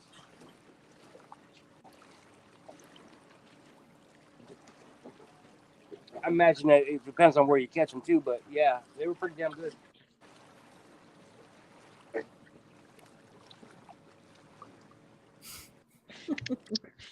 Roger. Now, Mark, I have a question for you, my brother. Shoot. Okay. I noticed in your boat, you've got these red lights. Oh, you're getting a bite. I don't know. That could just I think that could just be boat weight, but I'm watching. The boat's moving. I noticed you run red lights in your boat, and I've noticed most other people who run lights in their boat, they're always colored. Is there a reason why nobody runs the white ones? Because they'd be brighter, you could see better. Bugs, man. Bugs. Even though they're LED. I even though they're LED, I looked up the color spectrum and what color is least bug attracting, and red was the winner. That's why I picked red. Yes, sir. Okay. Because white lights really attract them. I'm in the process of trying to get mine rigged up for night fishing, and that's why I'm asking these kind of questions. I want to do it one time, and that's it. Oh, there we go. Oh yeah, there's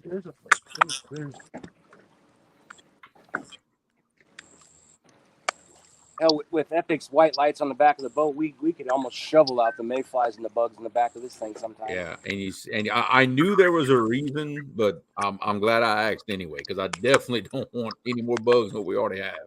Yeah, when I fish, if I have my headlamp on, if I'm trying to unhook a fish, if I have my regular light on, I just can't breathe. You're choking. Gotcha. You turn the red light on, and then there's no bugs. Yeah. Something picked that thing up and moved it about 25 feet. Really? Flathead's just rearranging stuff down there. Yeah. He's rearranging the furniture in his living room. Yep. I don't like that there. Now, sometimes a turtle will do that, but usually they'll take a chunk out of that bait when they do that.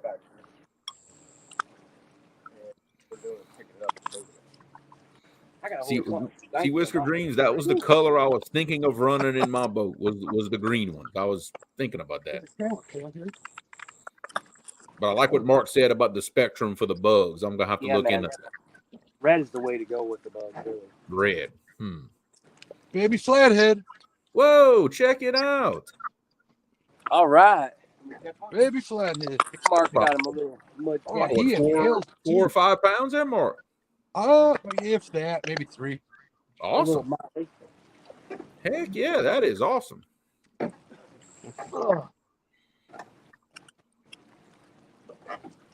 me gonna have to do a little surgery on this one. Hopefully he'll be all right. I think we're gonna give her about another hour, 45 minutes. I had to find the sweet spot where I had service. There you go. Now, Creole, you got those cottonwood trees down there where you're at, right? Yes, I do, but we don't have the worms anymore. Okay. Well, I'm talking about cottonwood. It puts off that fuzzy stuff at certain times of year. Uh-huh. That crap will get on braided line, and it takes forever to get it off of there. Oh, yeah. Yep. It's a little easier to get off of Merno, but on braided line, it is tough to get off there.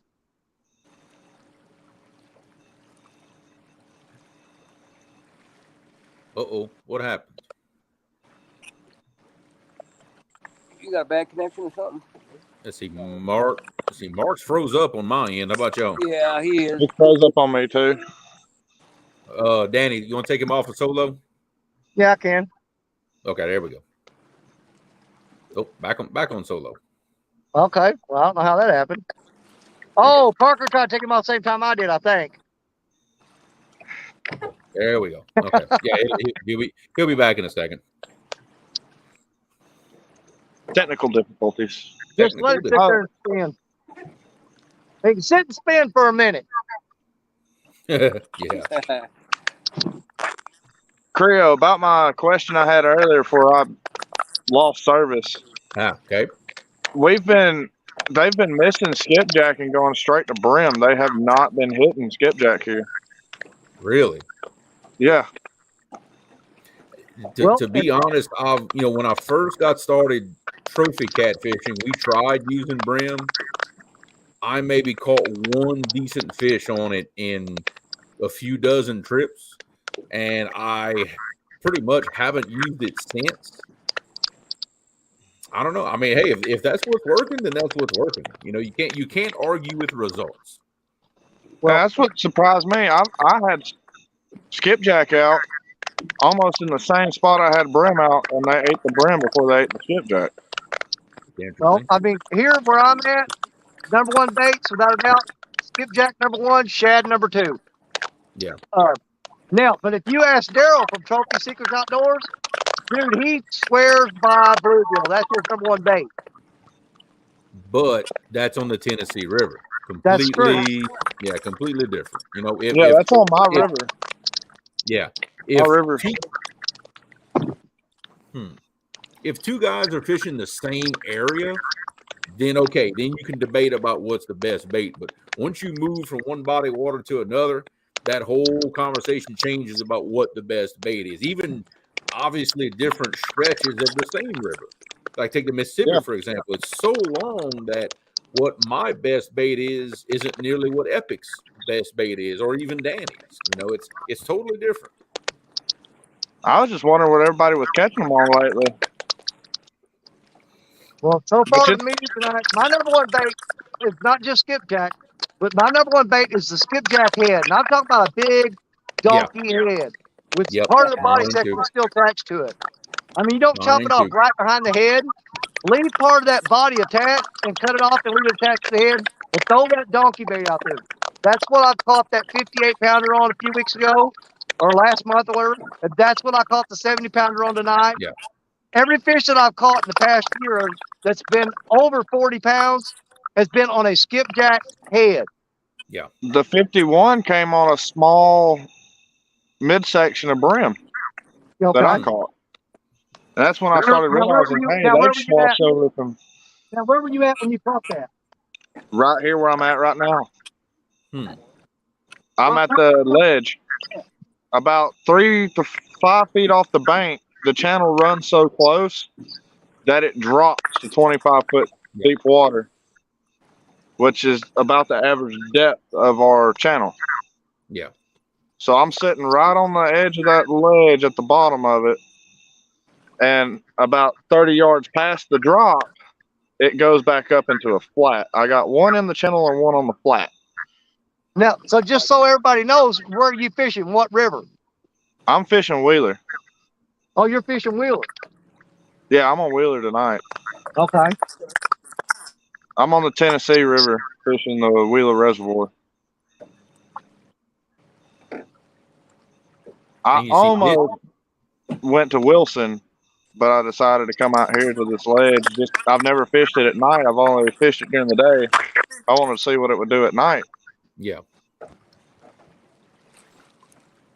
And so far, I ain't got a bite yet.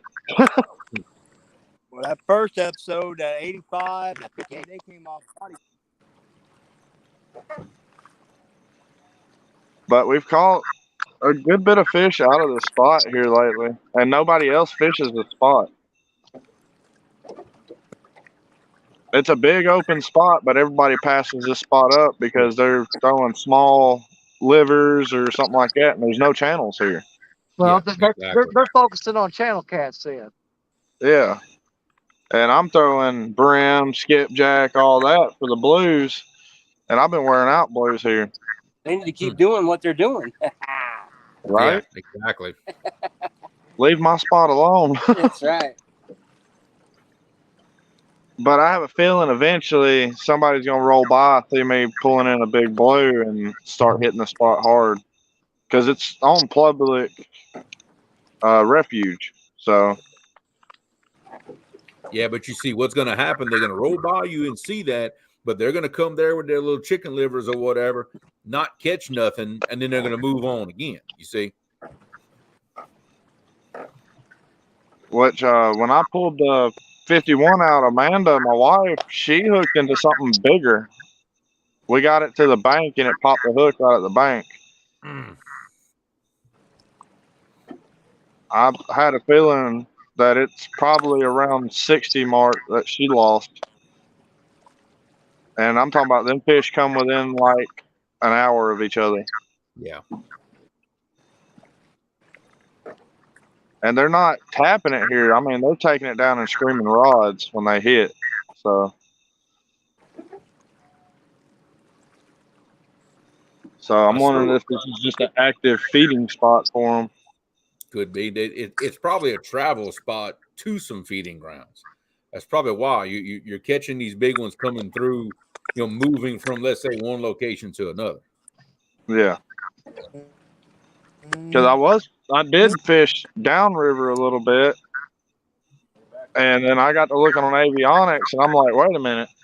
That channel runs right against the bank at this spot, and I came down here, and it's been producing. Yeah.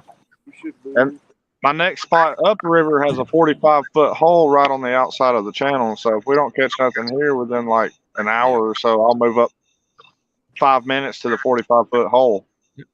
Big Skip, what's going on, brother?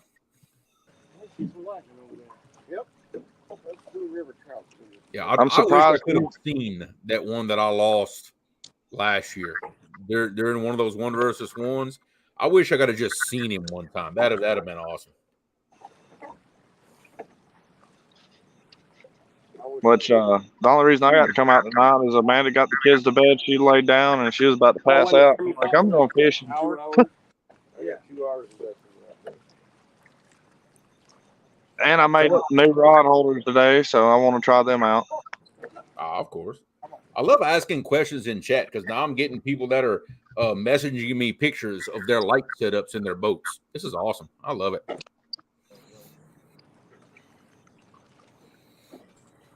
Whenever I first set this show up tonight, is episode 5, and the title was Fishing the Spawn.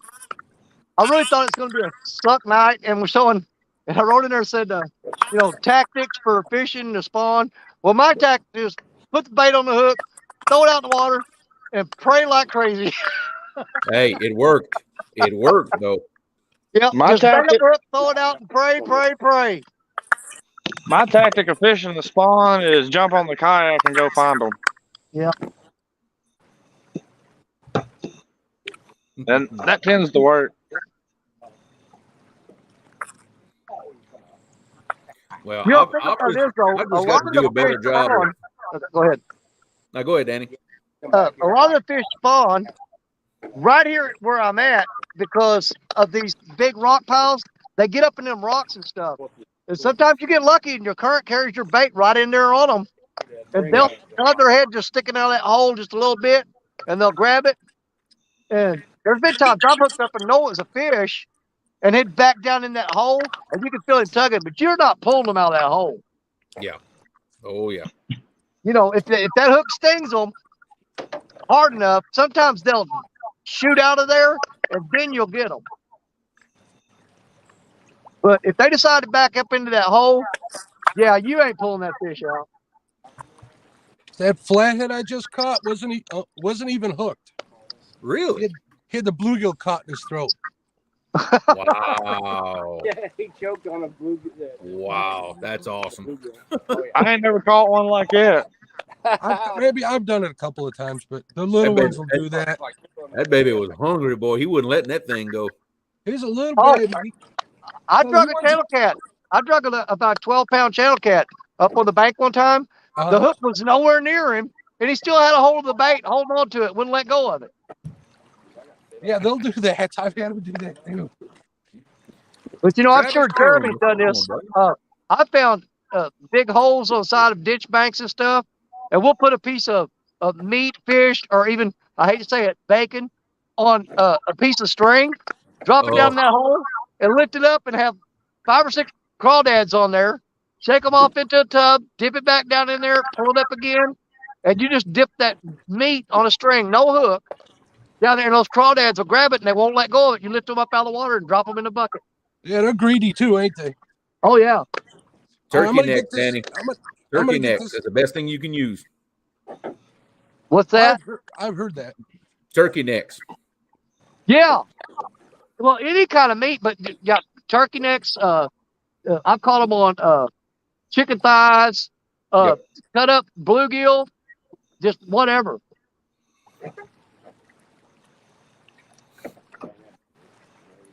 Now, I got a lot of friends that use the turkey necks for the blue crab down in Florida.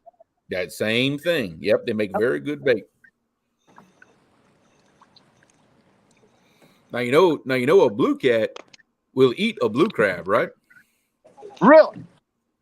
They like south of here, you start getting in blues that are in a little bit of that brackish water. That's how they catch them. It's on like a half of blue crab. They tear them up on that. Well, see, now I went to Florida and caught, some people call them sand fleas, but the mole crabs, I'll rake them up on the beach.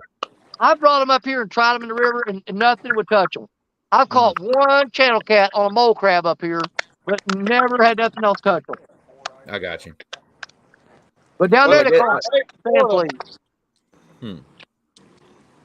Well, I guess the fish have to recognize it as food. Down here, they recognize that as food, but as far up as you are, I guess they don't.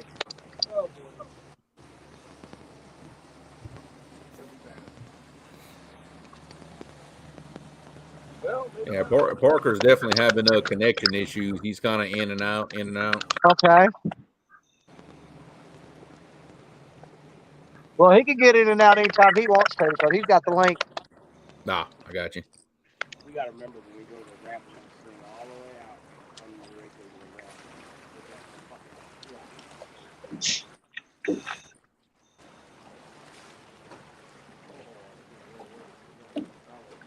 No, that was nice. Come around that corner before and drop the throttle, or, backed off the throttle and the big thing was.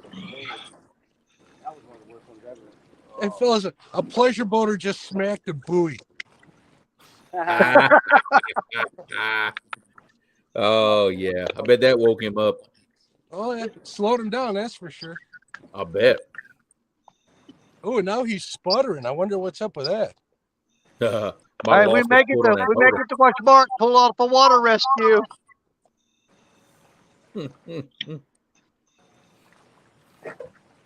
Oh. All right, now back to the lights before we were interrupted, Creole. Yep. When you go to put them on, make sure you can put them somewhere where they're kind of pointed down if you can, or else they really do blow out your night vision. Okay. I don't care what color you got. If you got like a gunnel or something on your boat, I do. Put it underneath the gunnel so it shines down.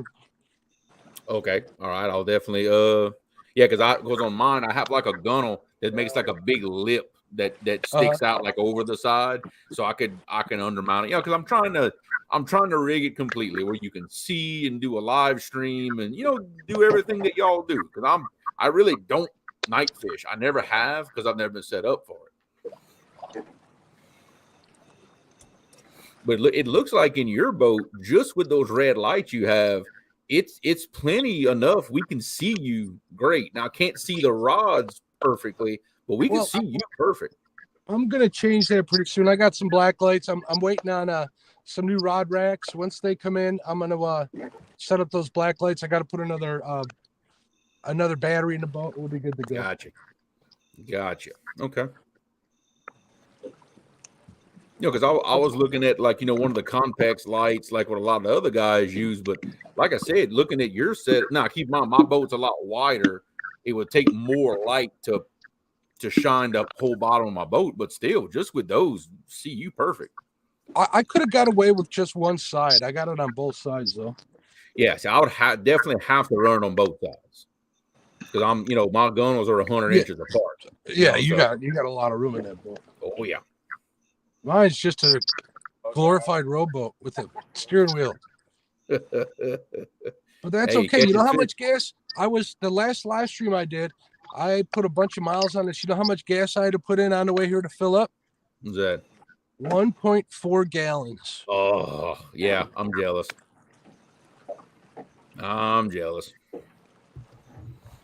Probably after my trip with Justin, I imagine I'm going to put probably about 15 gallons in mine to fill it back up. Oh, don't get me wrong. I want a bigger boat, but I'm enjoying this while the time is right. Yeah.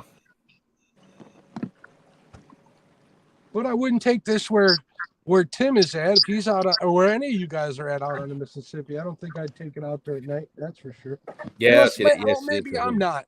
I don't know about that because when I was down there, I see all the guys, the diehard guys that live down there. They're out there with John boats. I guess it's just something you got to get used to. And dude, I know plenty of old men down here that hit that big river in some 14-foot John boats. Plenty of them. Old man, right here. Hey, no, not as old as these guys. The craziest thing I ever crossed this river in, I had a flatback canoe, and I put a 1.5 horsepower gas trolling motor on that flatback canoe across the river with it.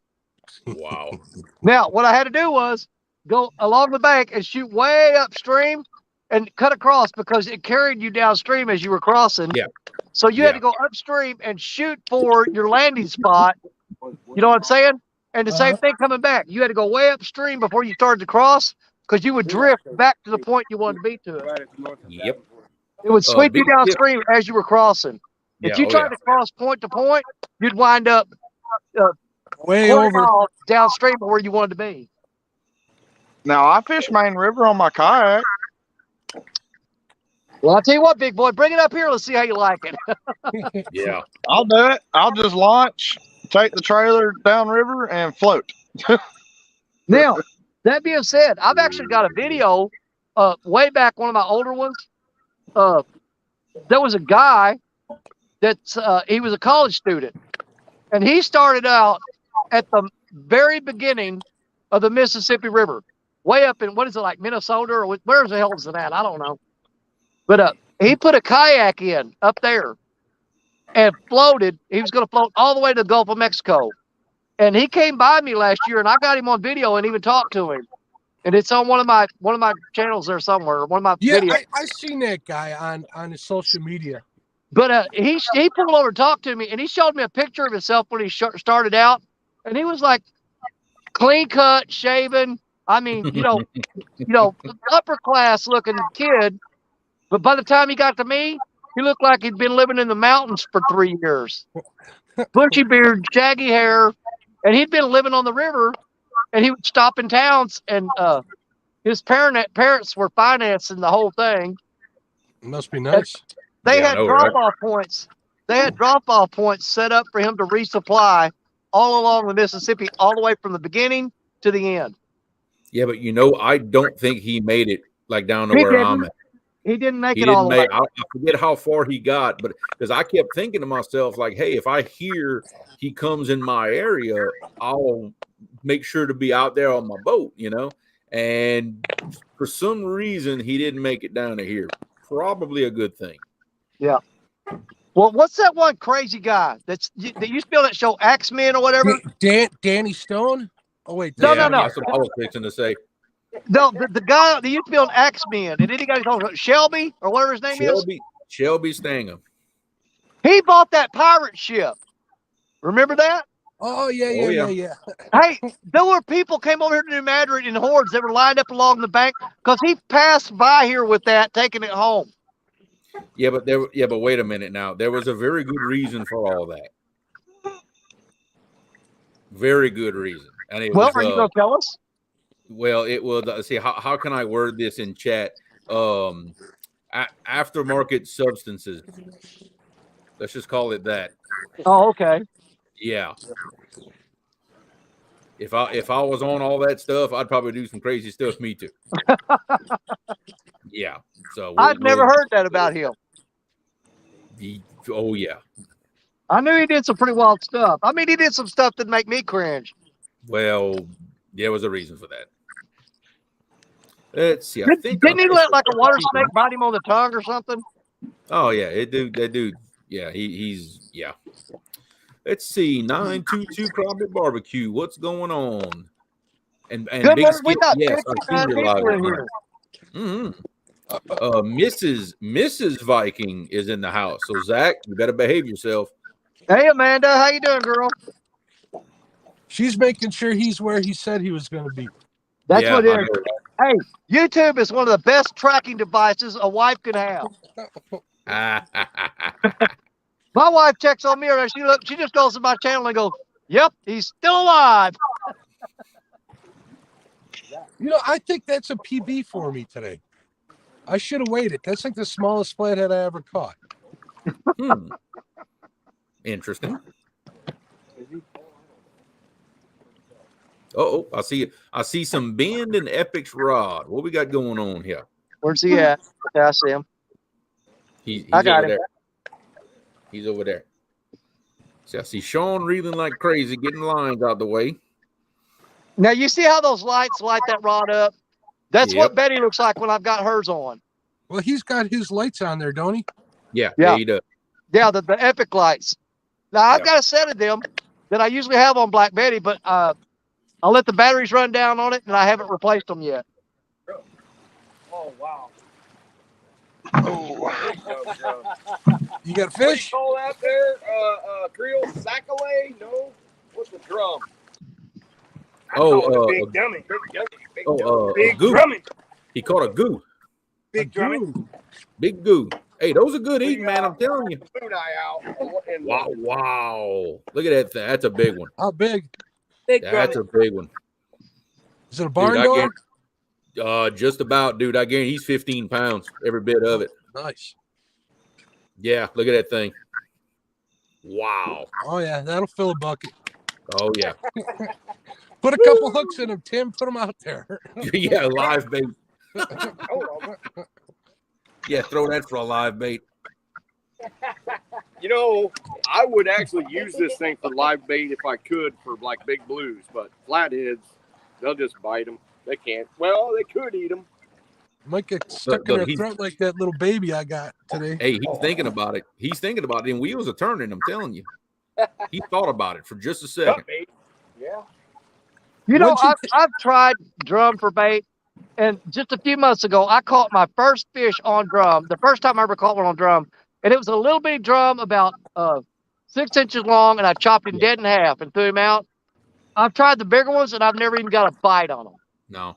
Goo make good live baits. You can get the small ones, but like for cut, they don't bleed enough. You know, in my they opinion. don't. They But don't what I bleed did was enough. stick that little 6 inch long one, scaled him. I scaled him first, cut him clean in half, threw the headpiece on there, had a monster takedown, lost that fish, got that on video too.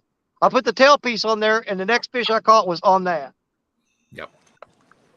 Yeah, I mean, I know for me, I've learned that down here in my river, if it doesn't, bleed, I'm talking bleed like a stuck pig, you're not going to catch many fish on it. That's why, like, when I use shad, I have to use the really big ones, like 11, 12 inches and over, because they bleed so much more than the smaller ones. Yeah. See, like, I'm throwing out this skipjack. When I'm cutting it up, I mean, it's as bloody as it can get. But after it's soaked in that water for a while, you pretty much got to pull it off there, throw it away, and put another piece on. Yep, you got to freshen it up every now and then. The stronger the current is, the faster it washes out. Yep. Now, that being said, I have sat all night long before with rods baited up and never pulled them in, and in the morning finally catch a fish. It happened 2 weeks ago, as a matter of fact, on the live stream. It was when Richard was hosting the show. I didn't catch a fish till the sun started coming up behind me, and I caught a 10-pound blue on a piece of bait that had been soaking all night long. Well, but that goes back to my point of location is slightly more important than bait. You can have a decent bait, but in a really good location and still catch fish. But you can have the best bait in the world, but if you ain't got it thrown in the right spot, doesn't matter. Exactly. Hey Tim, what did you get that drum on? What's that? What'd you get that drum on, guys? Moon Eye, I think. Moon Eye. Oh, a Moon Eye? Okay. Was it live or was it we dead? caught a few flatheads on Moon Eye. Nothing big yet. Okay. That makes sense. I thought you caught him on like a puppy head or something. I was like, what in tarnation? All right, Brian. If we do, that'll be some sort of drum. Yeah. Oh, yeah. And you see, those things love crawfish, man. That's almost a guaranteed way to catch goo around here with a live crawfish. Yeah. One of my Same here in Tennessee. One of my favorite baits to use here this time of year is crawfish. But for every catfish you catch, you're going to catch 10 to 20 drum. Yep. But you can catch some nice blues on crawfish. Yeah, if the goo don't get to them first. Oh, generally they do. Yeah. But I've always wondered if I could bump for a goo with crawfish. I'm going to try that one day. You know what? Theoretically, or kind of hypothetically, I have. I stopped on a bridge one time and the current was flowing real fast, and I threw a crawfish on there and threw it down there, and I was skimming it along the top in the current. And all of a sudden, something come up and grabbed it, and I thought for sure that was a bass. And I reeled it up and had to run down the bridge and run down the bank and catch it. And it was a big freaking drum that came up and hit that thing top water and smacked it off the top water. Yep. And I'm telling you, those things are great to eat when you know how to cook them. I was just going to say, I think the next one I catch, I'm eating. I'll give you a call, Creole. Give me a call. I will hook you up. What's he going to eat? My only piece of advice about that is do not freeze that fish. No. Really? No. Drums like that? Don't freeze them. Yeah, don't freeze it. Same conversation me and you had earlier about gar, Danny. Yep. Gar. I love eating gar. If you freeze that meat, for me, in my experience, it comes out mushy. Alligator gar you can freeze, not any other kind of gar. Yeah, right. The short nose and the long nose gar, I wouldn't freeze those. But alligator gar is more like a steak compared to them. Oh yeah, absolutely. So it's totally different. Which I hooked into a short nose that was about 5 foot earlier this week. Ooh, that's a big one. Well, and lost it right at the dock. They weren't even throw one of them bad boys on a smoker side. I love smoked gar. You know, white bass is the same way. You freeze it and it's bad, they tell me. Yep. It's mushy. I've never had that issue out of white bass before. No. Shoot. We've been at it a long time today, boys. You know, and I've had people tell me that if you've got a fish like that frozen, if you'll put it in the refrigerator and thaw it slowly, it doesn't do that to it. But if you put it out on the counter or put it in water and fast thaw it, that the ice crystals break down the meat or something like that. But that's how I thaw my fish out anyways, is in the fridge. So yeah, if you thaw them out in the refrigerator, they thaw slower, and it does something to the meat when you thaw them out fast. I wish the mosquitoes would go away. I mean, honestly, most of the time, the damage is done to the meat the moment it freezes. The problem is when you have a lot of moisture, a lot of water in the meat, whenever it freezes, when those crystal forms, it cuts the meat all up, but on a microscopic level. Yep. So the damage is already done. It's just when you thaw it back out, then you see the results of it. I got an alligator floating down the river. I don't know. Here, I'll try to see if y'all can see it or not. It's pitch black on the river. A dead one?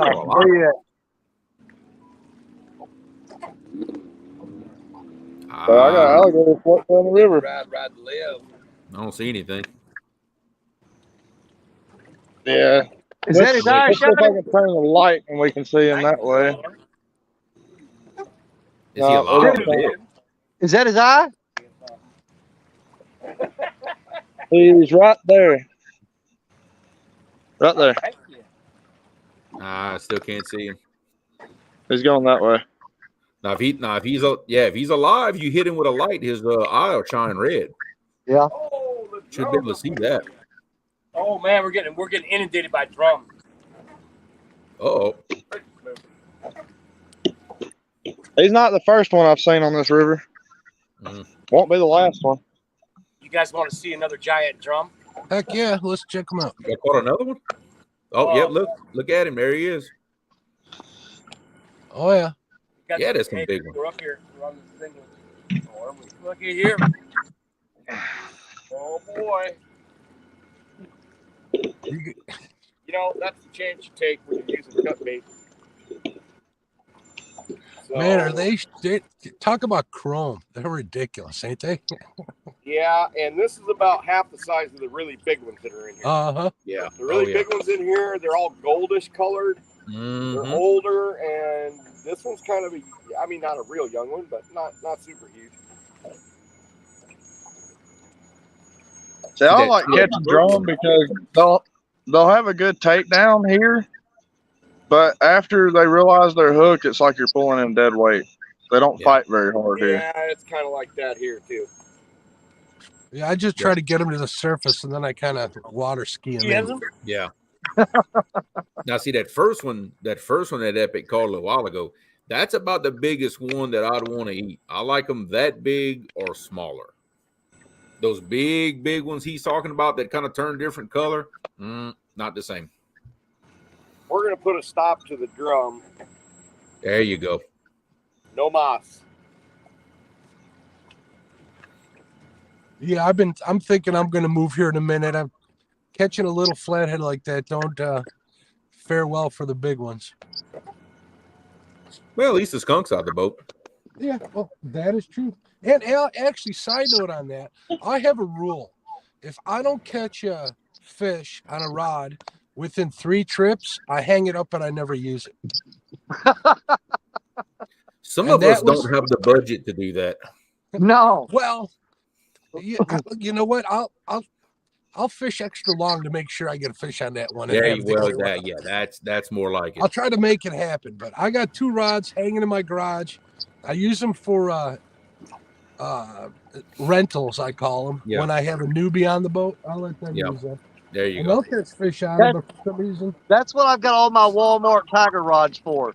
When somebody wants to go fishing and they go, oh, well, I don't have a rod. I said, well, I got a bunch of Walmart tiger rods. You can use any one of them you want. I don't even tell them that. I says, I got you covered. Yep. I've only got one rod that I've never caught a fish on yet, and that's that new Mad Cats that I got. It's just because I hadn't had it very long yet. We go fix that soon. Which one did you end up ordering, Jeremy? The Patriot 2.0. Nice. Yep, that is a beautiful rod, man. In fact, that's what I call my tournament rod.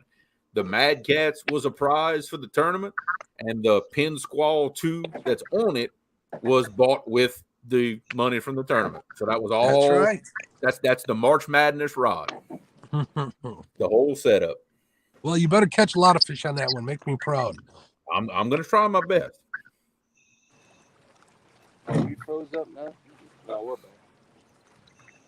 Oh, Mark, your dad here says Mark has that Chad Fields money. Hey, I can't see chat, so hello. Oh, Lyle's in here.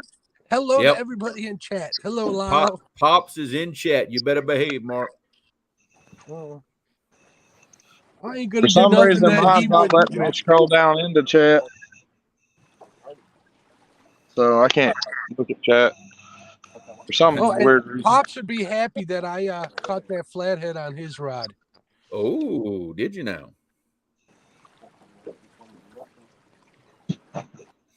One of these days, I'm gonna have to add me a black horse to my collection. One of these days. I highly recommend it. Yeah. I'm thinking of purple and gold. Black horse bumping rod. I like it. I think I believe I would like that. You know what I mean? One of these days. I'm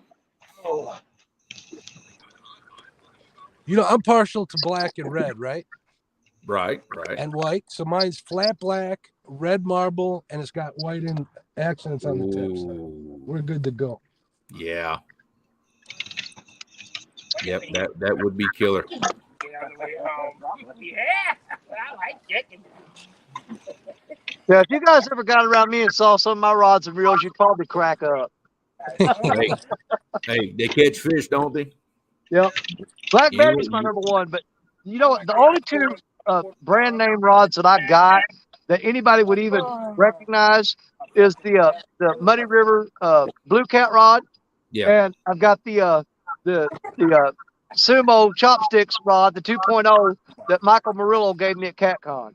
The Yep. rest of these are all pretty much just generic, you know, off the wall from wherever I got them rods. But those are the only two rods I got that are any kind of brand name to them that most people would recognize. Yeah. I mean, Black Betty, she is an offshore angler, is the brand, trophy class, whatever. It's a Power Plus trophy class offshore angler rod, Yep. 16 footer. Yep. Yep. Yeah, because offshore angler, that's the Bass Pro / Cabela's house brand, you know. Yeah, because I've got an offshore angler reel, actually. And that's where I got Black Betty. Is I went to the Bass Pro Shop in Memphis. Now, not the big pyramid. For a lot of people don't know it, there's 2 Bass Pro Shops in Memphis. And I got Betty at the smaller one, not the pyramid.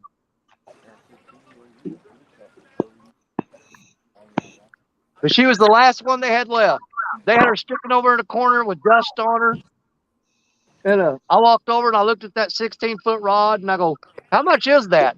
He said, normally it's like $55, $60. He said, if you want it out the door, $40. And I thought, man, grab her and give her a go. She's hooked me up on fish ever since. Coming home with daddy. That's what I'm talking about.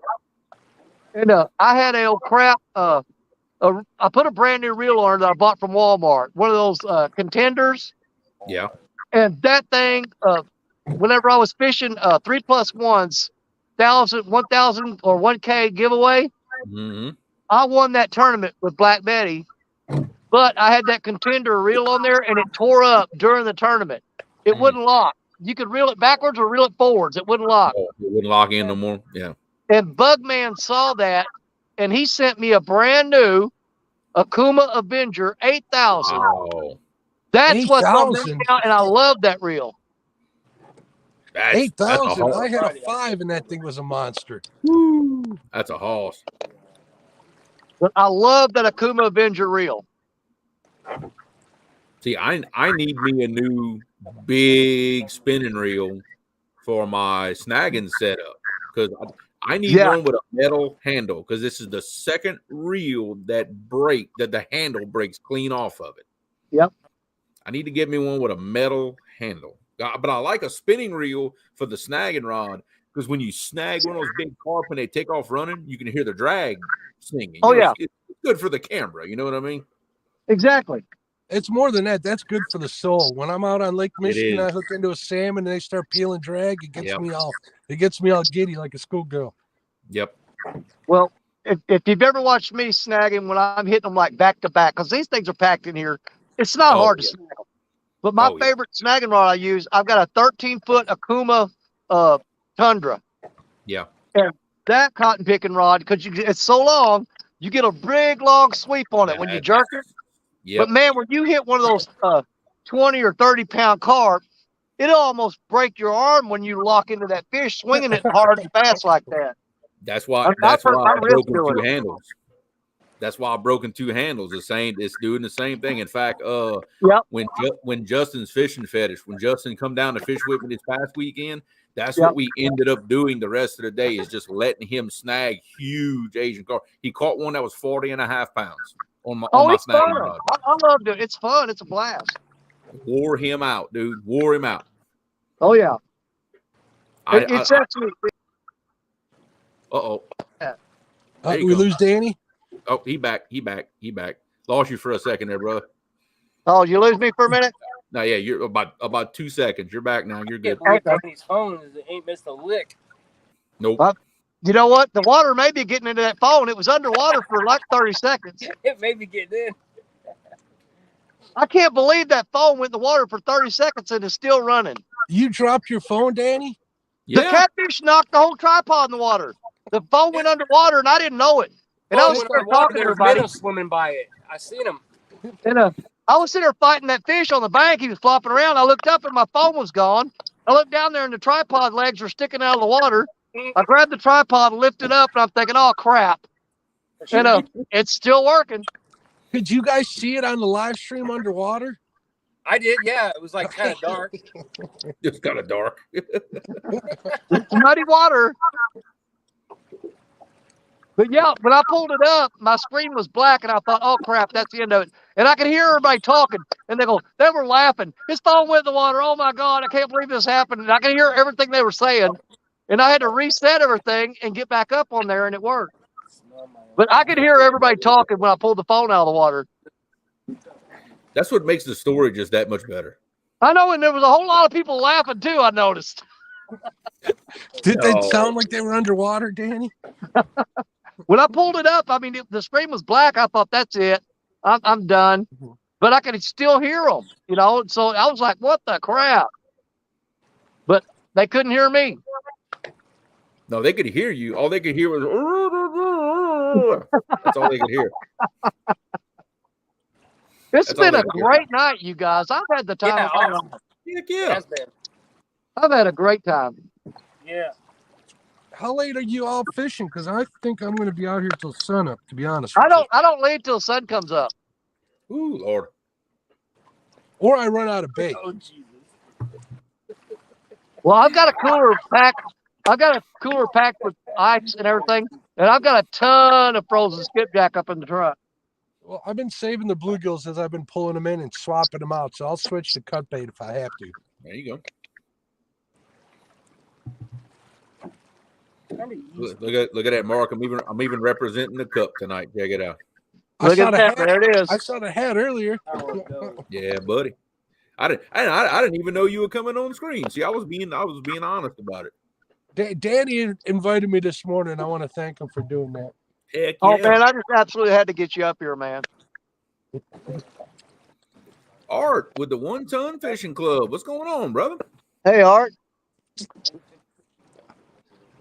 How you doing, Art? Prayers go out to your family, bud. Absolutely, Art. Absolutely, my brother.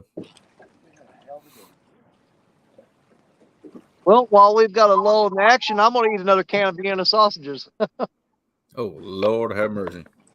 Hey, I drown them in hot sauce. That's the only way I can eat them. I can't stand those things. Which are they? The plain ones you got? Yeah. They got other flavors? Yeah, I need to try them. But hey, I just douse them in this hot sauce, and that's all you can taste is hot sauce.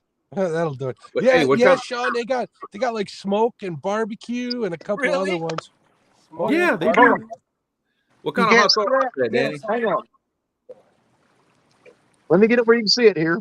I was talking about them on a live stream one night. The subscribers sent me one of each can. I don't remember what all. I don't know if you can read that or not. Cans. What is this? I need to send you some of the real stuff. Oh, Louisiana? Yeah, I need to send you some of the good stuff, brother. And what is that? I drink this stuff like water. You ain't gonna drink this one. I like that Tapatio stuff. It's pretty good. Yeah, that Tapatios is pretty good. I like to put that on boiled eggs, man. Oh yeah. Oh my God, the Tapatios. If you only knew how many times I've eaten at restaurant and stolen them bottles of hot sauce. Oh, that's good stuff. My wife would go to the bathroom and I would drop it in her purse and she wouldn't know it. And she'd get home and she'd open her purse. She goes, "Oh my God, what? Did you put that in there?" I'm like, "What?" You go, "Oh, stealing." He said, "No, you did." Stealing. Hey Sean, if you come in, that's what I tell her. I said, "I just knocked it in your purse. You're the one that carried it out of the store." Mm-hmm. Yeah. Sean, there Sean you if you like Tapatio and you're in Walmart, they carry it. Look for Valentina brand I have hot that. sauce. Oh, I love Valentina that. is awesome. The like habanero that one, the steak. black label. I got a bottle of that on my desk at all times. Black label. Danny, Catfish Curtis is asking if you have any room for one more person to come up. I got plenty of room. Yeah, we got Give me a second. Let me put this hot sauce up and I'll drop a link for him.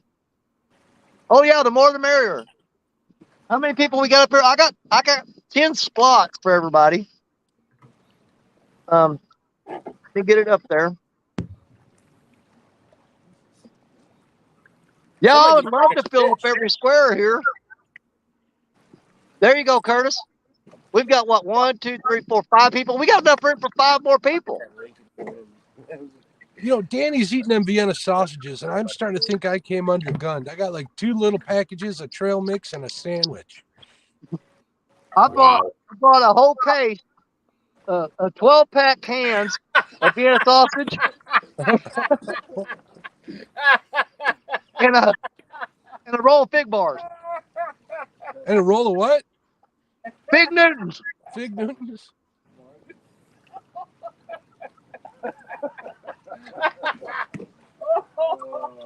I don't know what the hell they're up to. Oh my God. It's starting to concern me just a little. It is. Oh Lord. Because I really know how those two think. The fact that they're laughing that hard is slightly concerning. Well, there's probably somebody had a marijuana field and the cops raided it and they're burning it and the smoke's blowing down the river. Could be. If that's the case, I will need an address. Could be. You gotta check. It's an animal thing, you know? You're like, what I got going on? What I got going on down here? Oh, that's shit. Well, Danny, if you don't mind, I believe I'm gonna step on out, brother. I got Roger's. Yep, we go help Roger with the Catfishing for Kids show in the morning. Okay. I'm gonna need lots of caffeine. Lots of I caffeine. hear you.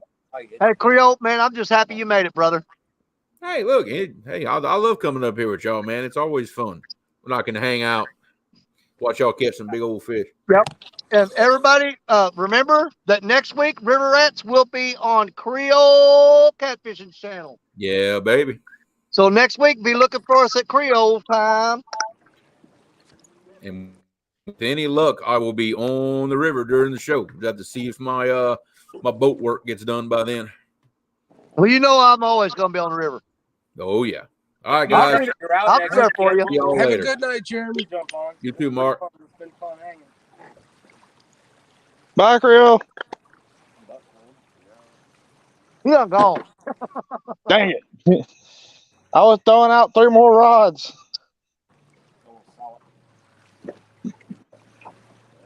I've got 2 more in the car.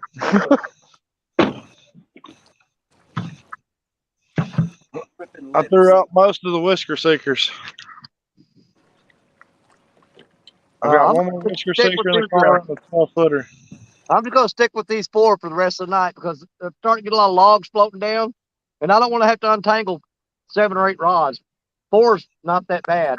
Let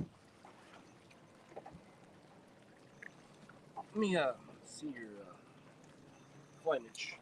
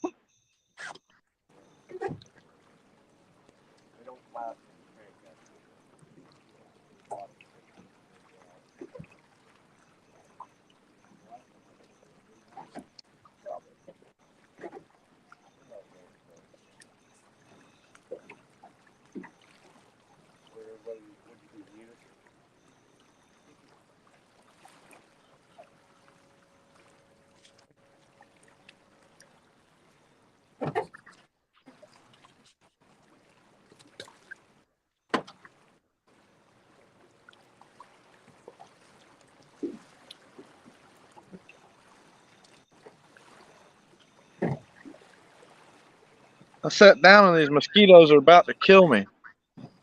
I get used to them after a while. It's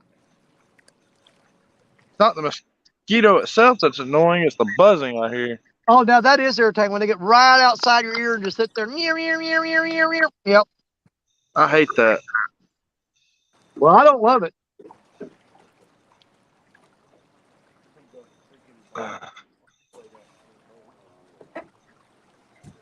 I got 1 rod getting bumped or it's rolling or something. I'm going to give this spot 10 minutes and I'm getting out of here.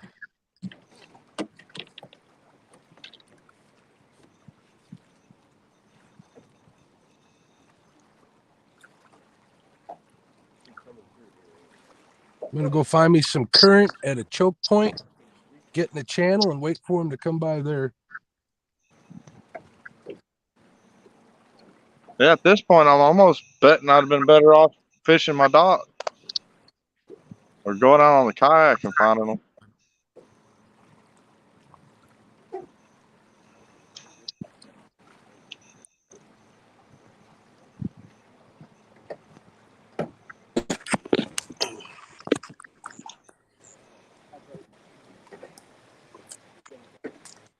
Oh, I got a buck.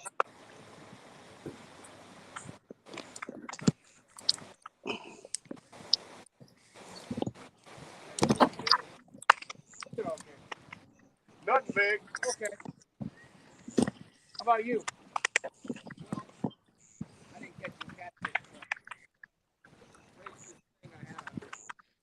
I'm back. Welcome back. Wow. I've never seen one this far north like in St. Louis. Oh, they're here. You see them every once in a while. You know, I thought you're walking all the way around the boat. I thought I had 40 or 50 pound flat. Oh, that's crazy. When I got it to the boat, I don't have a net. I just got like liquids. Yeah. It was upside down, and I was trying to get it, but it ended up untangled from my line. Yeah, we've been seeing them. We saw one up the rock the other day, flipping, and we actually came up on a pile of them over there on the rock river. It was snag. It had two hooks in it, one inside of it, one on the leader line, like a weighted snag line. How's that get snagged to get off? Whatever. What's that? How's it get away? I don't understand. Well, the line was broke. It broke, huh? A little line or something, huh? Yeah, I just had a leader line. Weighted stuff. Ah, gotcha. Do what? All right. Right here now. Oh, yeah. She's pushing through here. All right, take care. Yeah, man. Take care, bud.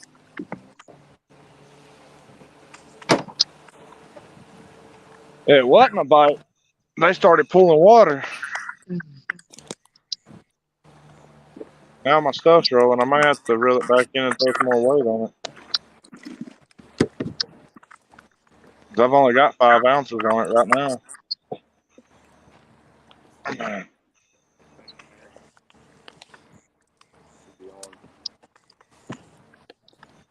Keep watching my float out there. My eyes start to cross. I stare at it so long.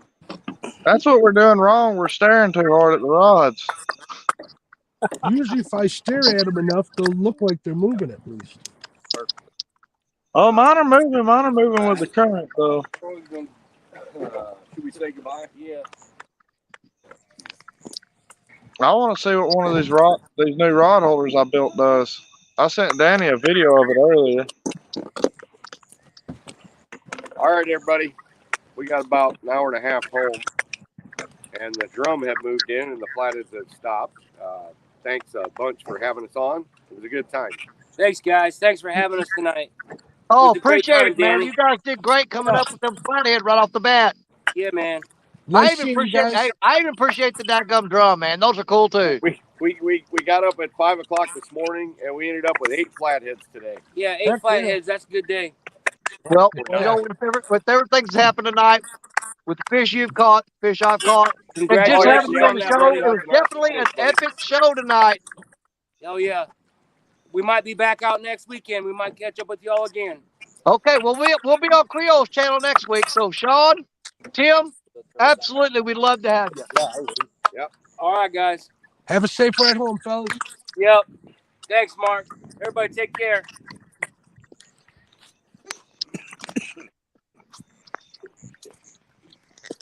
All right, we lost them and added 2 more. What's up, Curtis? There's Catfish Curtis, and I believe we have Jello in the house. Jello in the house. What's up, fellas? Hey, how we doing? What's going down?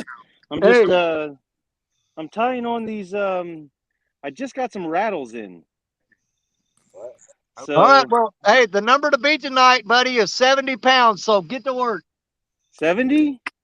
I caught a 70-pounder earlier. I know. I saw it. That was awesome. Hey, I'll take 7 10-pounders. Can you do that? How about 25 4-pounders? That's fine. That's fine. Or 3-pounders. Just do it. Hey, do the best you can. If you don't catch anything, we got to hang out with you. Oh, I'm gonna. Well, if that's the case, I'll go to the channel cat spot. Yeah, I mean, it's just about having fun, guys. I'm gonna be here all night. You guys hang out and. Well, Curtis has seen what my channel cat spot to do. Wait, is that Viking? Yeah. Get out of here. What are you doing here? I had enough of your. Nah. I think everybody got tired of hearing my name being called out with fish on that night or that day. I only have channel cat or flathead. That's about the only thing you're going to get out of me. Hey, they're both still good fish, though. A fish is a fish is a fish. Oh, yeah. I'm just in a big fish spot. It's either big fish or bust for me here, and I'm hoping it's big fish, not bust. Flatheads are the kings anyways.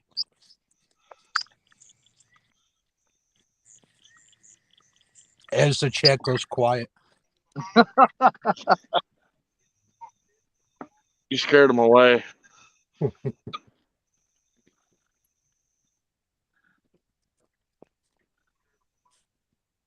Let's see, there's Terry Stanfield, 922 Barbecue, Bobcat. Is somebody else up in here? I've got one starting to feel some drag, Danny. All see right. if she actually hooks up. Let me find you on here so I see where you're at. Okay, I got you, bottom right. If you get something going, I'll bring you up, buddy. It's that second rod from the end. Well, if you're getting some action, if you think it's going to go, we'll put you on full screen. I don't know if she's going to go or not. She's barely tugging drag. I'm wanting her to bow that rod down, and then I know she's hooked herself. Okay. Well, I'm trying these rattles out on some pretty calm water. I'm not sure how that's going to work. I know. I don't know. I mean, it's got I've wondered about that. I mean, what good is a rattle if nothing's going on? I'm a firm believer that if a fish does hit it and that rattle goes off, it'll get them to come back if they miss it. Yeah, that's what I'm thinking. Very good. Well, I hadn't thought about that. I was waiting on you to say you was a firm believer. If a fish hits it, he hears that rattle, it scares the crap out of him and they run away.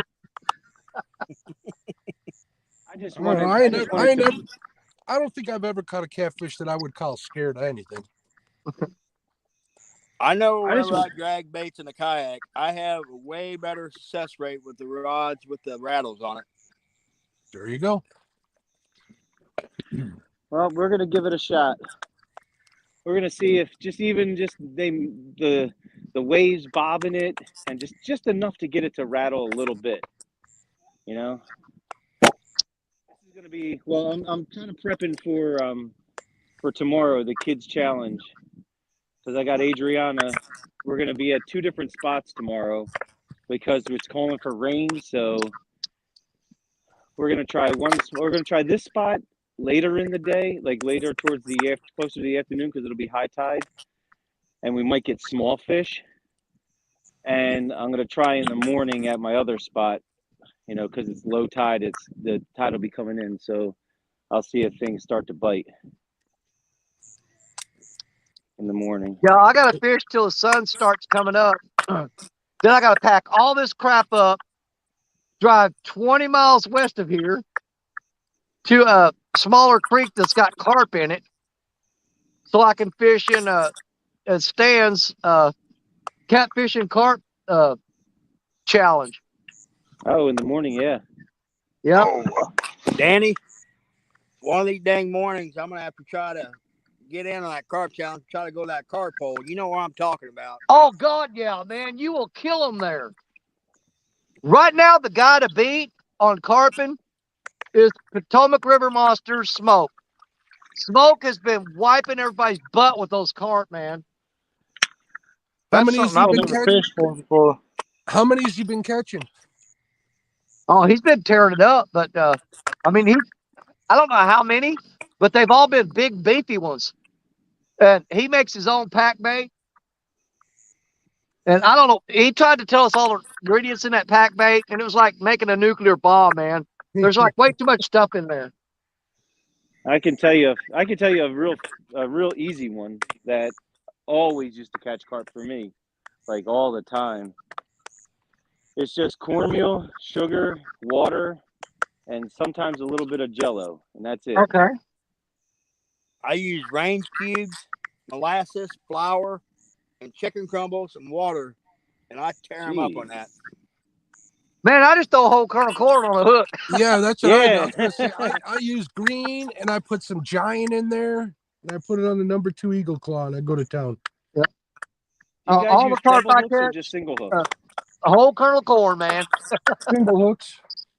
Treble hooks? Gotcha. No, single hooks. Oh, Yep. single hooks. Wow. That's all I ever used to is a single. I don't Man. if it ain't on like a crankbait or something, I ain't using treble hooks. Has anybody ever tried that? You know, Walmart's got that processed power baits for catfish and stuff, but they also got stuff for carp.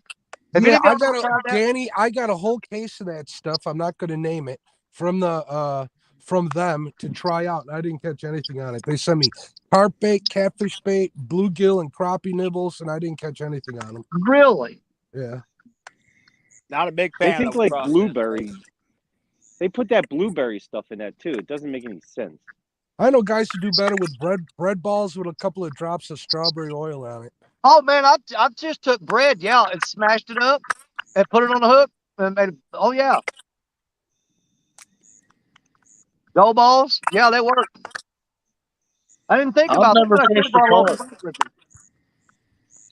If I you might get have to your try hands that on this just some straight cottonseed cake, oh my gosh, carp go crazy. Well, catfish do too. What was that, Jerry? Cottonseed cake. Never heard of it. Yeah, it's a thing. It's a southern thing. We used to put it on. It comes in a hard packed cube. We used to drill a hole in it and put a shower curtain rod through it and hang 2 5/0 hooks off the side of it and hang on limb lines in the creek. We used to catch all kinds of big buffalo and channel cat off that stuff. Huh.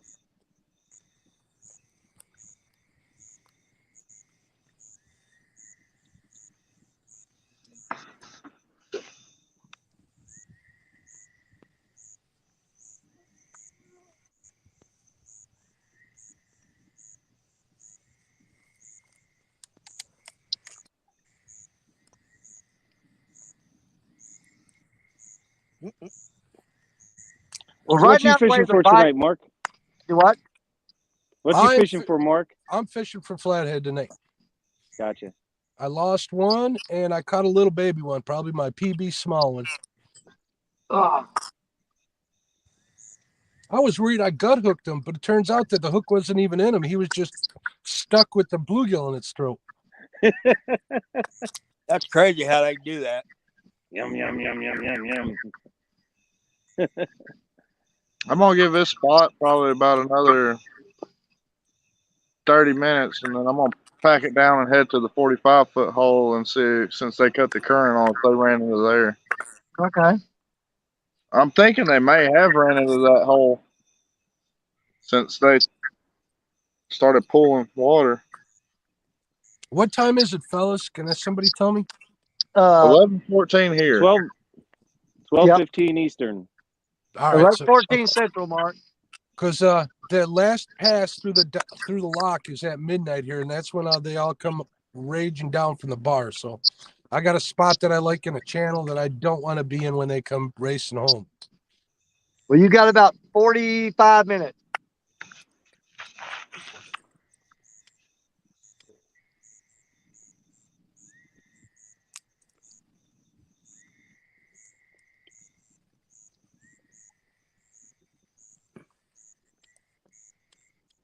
Is that the crickets I hear?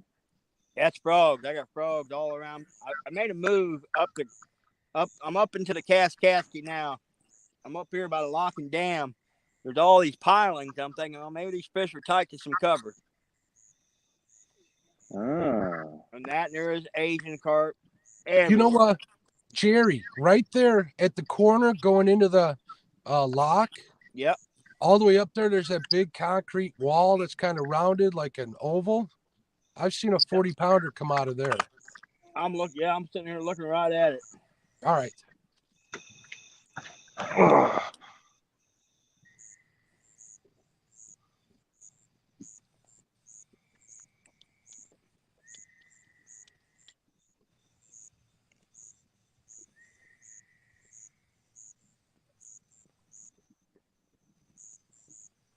Now we just wait for a rod to go down. Pretty Nephew, much. he's up in the truck, passed out. I still got my brother-in-law's godson. He's hanging tough with him. Nephew, he's passed out in the truck. Man, Danny, where was that 70-pounder yesterday? I know it. Man, that would have been so nice. Hey, it's a PB though, no matter what. Yeah, beat my PB by 1 pound. So who all And caught it's- fish tonight, Danny? Okay, I got some Epic and Sean both caught fish. You caught fish? So there's 3. I got one, a little guy. We got a gar. That's You right. can- They caught a gar. We're gonna count you the can- freaking gar. You can count mine for a half a fish. I understand. So there's what we got so far.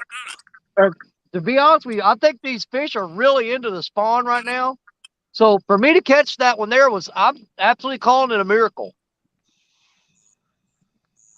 That flathead I caught last night, she was a little marked up.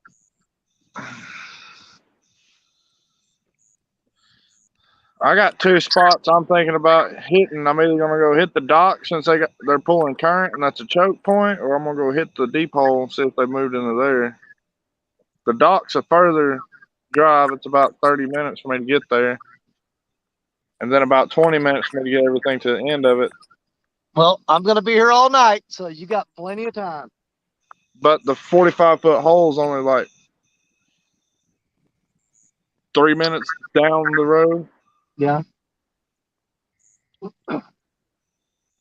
But the bank there is a straight drop off of like 6 foot mud cliff. So it'd be really hard for me to land a fish there. Well, you know what you got to do. It's your call. Oh, I can put my charger on. Oh, where's my charger?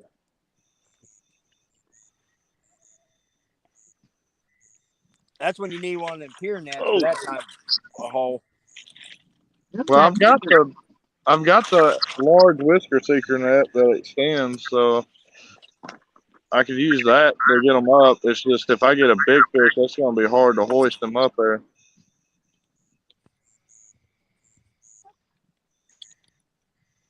Yeah, I need to go dig me out some steps down there.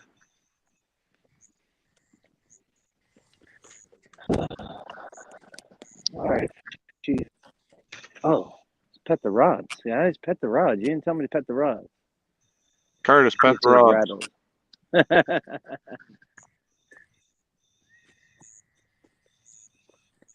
All right, come on, fish. I thought you was going to whoop me the other weekend because my phone kept overheating. Man, after I saw you got like 3 or 4 in the first 35 minutes, I'm like, this is not good.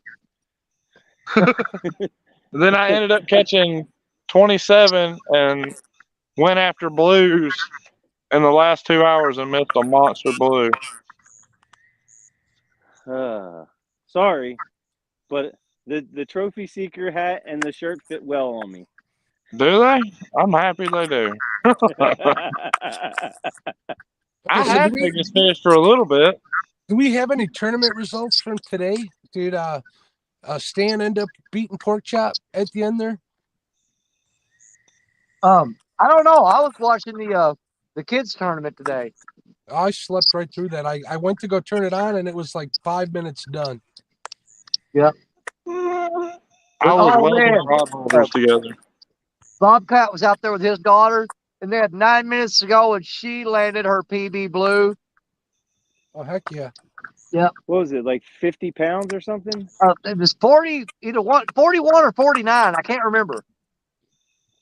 Were they Didn't bumping? Bobcat break a rod today? He broke a knuckle loose rod, but don't worry about that. It's already being taken care of. All right, how do you do that? Yeah, don't feel sorry because he got snagged up under the boat, so he couldn't pull straight up. He had to bend the rod. When he do, he snapped it. Mm. I think I'm gonna They wait want- out the spot because I know there's big fish that move through here. Patience is a virtue, my friend. I've done gotten One spoiled on the kayak and boat where I can go find them. Lyle says he hates the month of June for catfishing. Well, Lyle, normally I do too, but tonight I'm kind of liking it. I hate the month of July. I hate the last week in June, 2 weeks Yeah. into July. Well, usually June is the worst time to fish for me. And I think that fish I caught tonight was I just happened to throw it in the right spot, and he happened to be right there. And everything, the stars aligned and everything like that just happened perfectly. I would So- say May, late August, and September are my favorite times.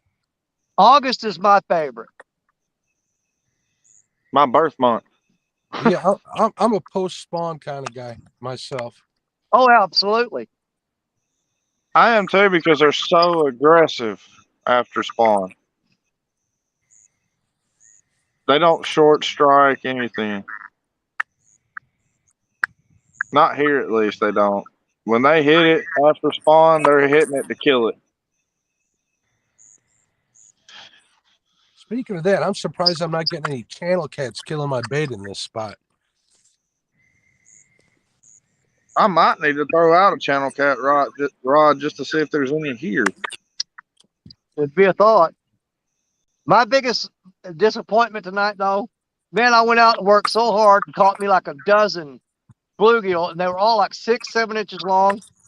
And I threw them in the tank in the back of the truck. I turned the pump on, had the aerator running, and I drove through some rough roads, bouncing stuff around, and somehow the pump got disconnected, and I didn't know it. And when I got here this afternoon, I went and opened up that tank, and all those bluegill were dead. Yeah, and after they die, they're no good to use. Nah, they're crap. Because these here, even you lift up the gill plates, and the gills had already started turning white. And if they're still red, you could get maybe a shot at them. But when they turn white, the gills, yeah, just pitch them. They're no good anymore.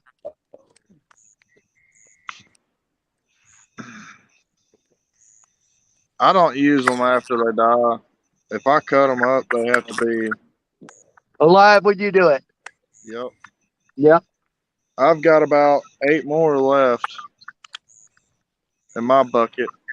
So.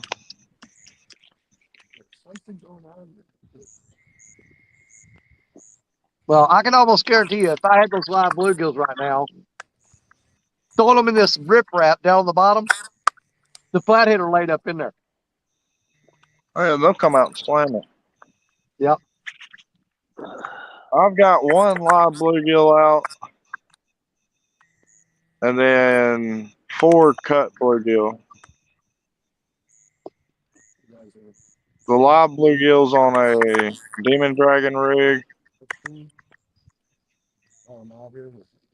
Man, my chat is like really messed up. My chat's showing stuff that people said at the beginning of the show. They're not good.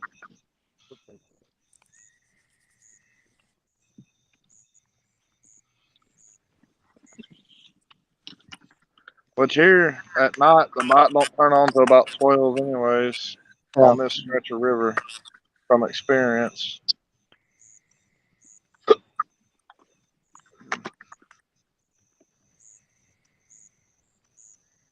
It's a good day spot here.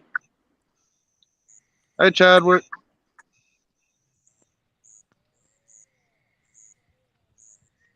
Is my chat behind, or it feels the water just come in? Am I up to date? Fields I'm and water just came in.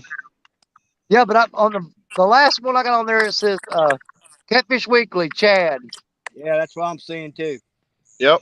Okay, I thought my chat was messed up.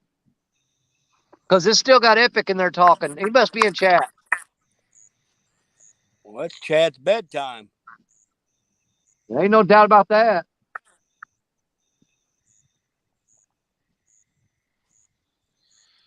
You know, I came real close tonight to bringing a tent and a sleeping bag with me. Did you guys say Chad is using Catfish Weekly, Chad? Username? I saw Catfish Weekly and Chad both in there. Oh, both of them. Okay. They're both in there. Chad doesn't use that username, so it could be somebody in some monkey business. No, it's Catfish Weekly's in chat and Chad. What's up, fellas? I'm tempted to turn the car around and park it right beside the camera where I can still talk to y'all and kick the seat back until I hear Rod scream. If you got them tied down or locked down good where you're not going to lose another rod? They're in those rod holders I made today. Okay. If you wake up and all your rods are gone, just really don't want to see that. Somebody's going to scream at me, "Hey, Zach, your rod, your rods." I'm going to be like, "What?" And gone. I used to get out on the wing dikes all the time when I was and I used to use my bait clickers when I was still using J-style hooks. I'd lay down my heads right between all my rods, and boy, wake up that freaking bait alert squalling. That's all I use is bait runners. And the only reason I lost that expensive rod is because I forgot to click the bait runner on.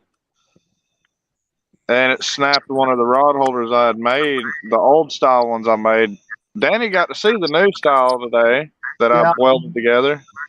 And I think it will hold up pretty well. Well, I'll tell you what, if you ever get a chance to see those ones that Parker's got, those things are awesome. What are they? Muddy River Rod. They just, I'm actually sponsored by them now. And I'm using them, man. They're all one solid piece metal frame. And anything, I mean, Hey, you can kill a Dan. grizzly bear with them. Green, I'm going to show Parker these rod holders real quick.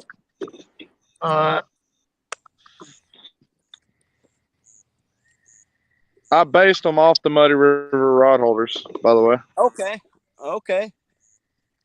See? Yep. But it's Very thick nice. rebar I made them out of. Oh, man. Yeah, they ain't going nowhere. So, and I've got them drove about 8 inches into the ground. And just to make sure I got a good weld, I used the stick welder, not the TIG or the MIG. Well, a good friend of mine, he had made me some out of a gas pipe and some flat stock. Oh my gosh! I mean, a great white shark could have pulled them thing down. They wouldn't have been, but man, they weighed a ton though. That's the ones you were using like a sledgehammer to drive them in, right? Yes. Yes. I don't know how you got them out of the ground at the end of the day.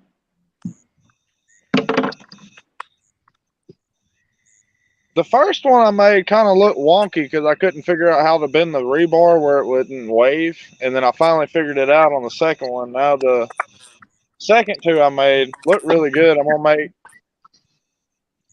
6 more tomorrow.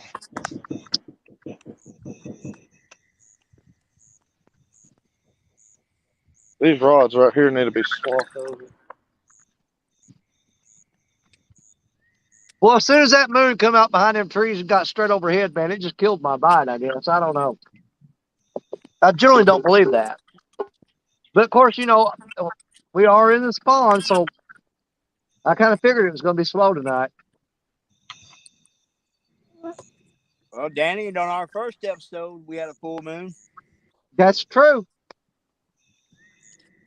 I was just glad I'm just glad I got a fish right off the bat, or pretty close to off the bat, so everybody could see it. Because if we sat here all night long and didn't catch nothing, I would hate to disappoint on them people like that nobody caught nothing. Yes. And that's why I'm glad that Tim and Sean came in and helped us out. Mark's throwing a couple fish out there. I'm sure Curtis is going to land one here shortly. We're gonna have to. I got a couple bites. You can see.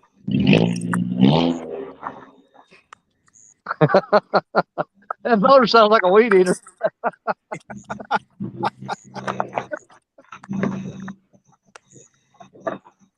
I hope that was the motor.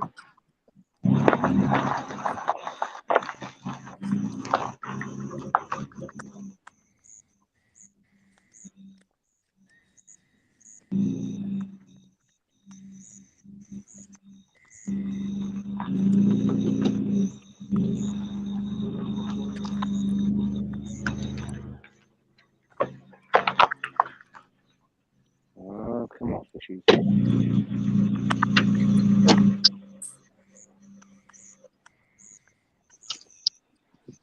Now I'm away from the mosquitoes. If you don't get a hit in your phone on that worm Well, I've rod, got a little breeze here. It's kind of helping me out on them. God, chunk it It's loose. keeping them blown away. Yeah, like right now. This area right here, maybe.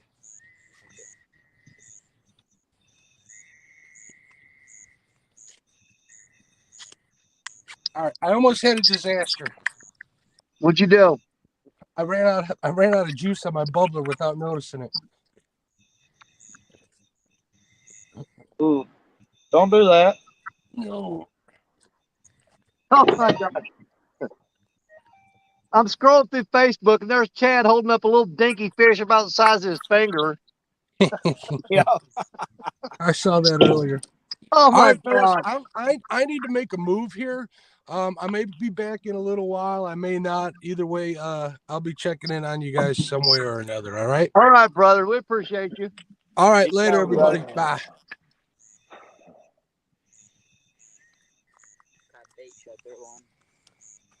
Huh? What kind of bait should I throw out there? I would take that chunk of crawler over there and what do you got on that worm on that rod? Yeah. I'd throw that worm out there, see that.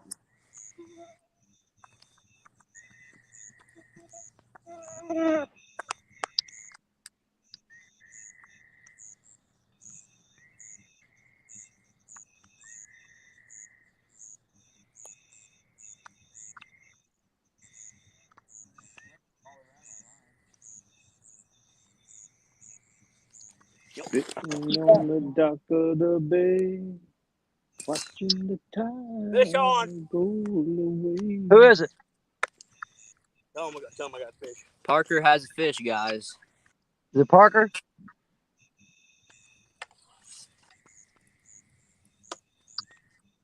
All right, I'm gonna grab a light and get the net. Yeah, I'm trying to get the net together.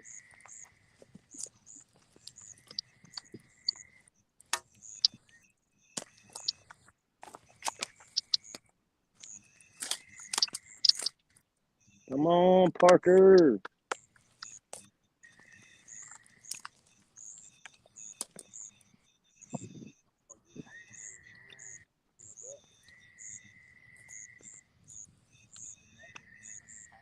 Huh?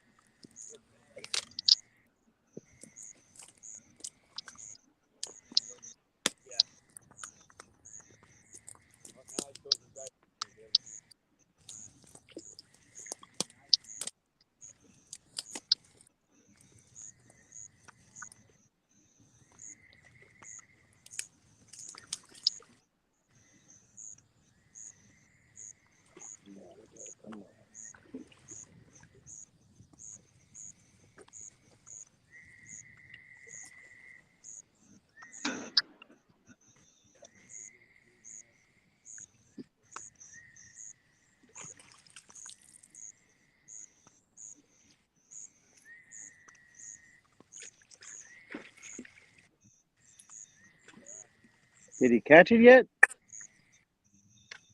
I think it pulled him in.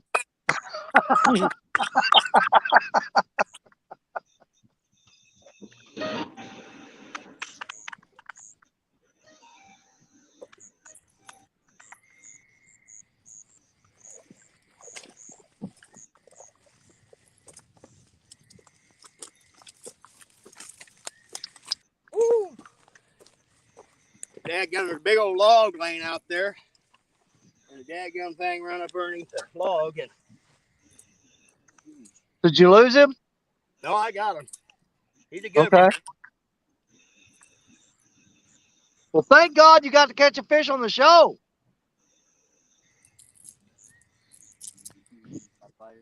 Yeah, grab with you. Nope, got him. All right, where's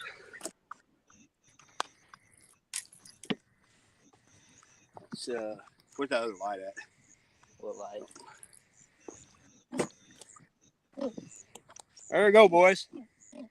Nice. Let me There get you a go. weight on here real quick. Good job, bud.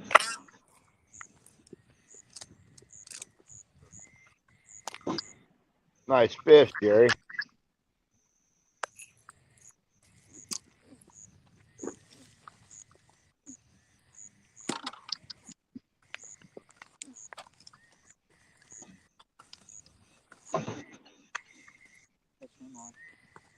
Skip check.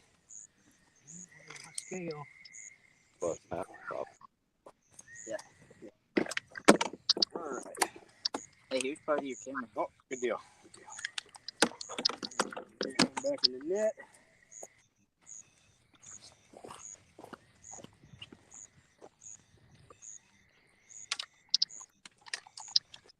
Oh, lighter so that they can see the camera there. Man, you don't realize how much that moon puts out, how much light it puts out till it goes behind a cloud and it gets like really dark here. Oh.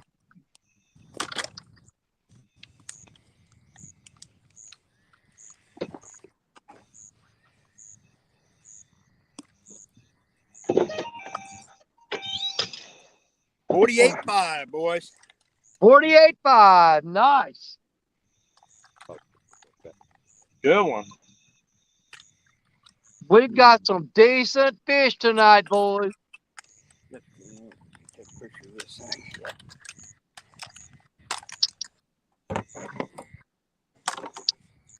All right, shine right one. I'll let you guys get one more look at this sucker, and we'll get her back, and Devin's gonna take a picture of her. Get her back and do it again. All right, we'll get this girl back. I want to do like Danny and beat my PB tonight. There you go. It'd be nice to get one over 68, Yeah. especially if I can wait out here this long. I'm going to tell you something. I am really feeling it right now, that fight from that fish earlier. I'm going to have to go up the truck and get me some ibuprofen or something here in a minute. I keep a full medical kit in my truck. I actually have sutures and stuff where I can sew up a bad cut. I've got the serious medical kit.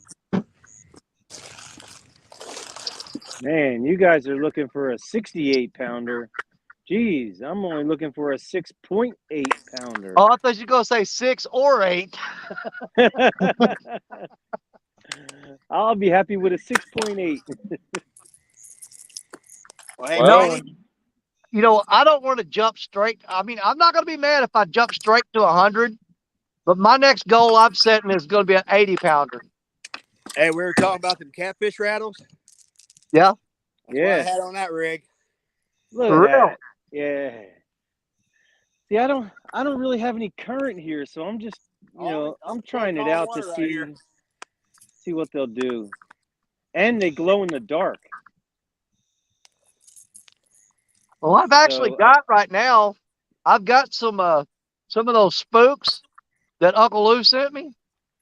I'm tempted to rig one of them up on here. I'll have to throw out a 10-ounce weight to hold it, though. I might have to up weight when I rebait. I'm only throwing 5 ounces right now, and I think that was a bad idea.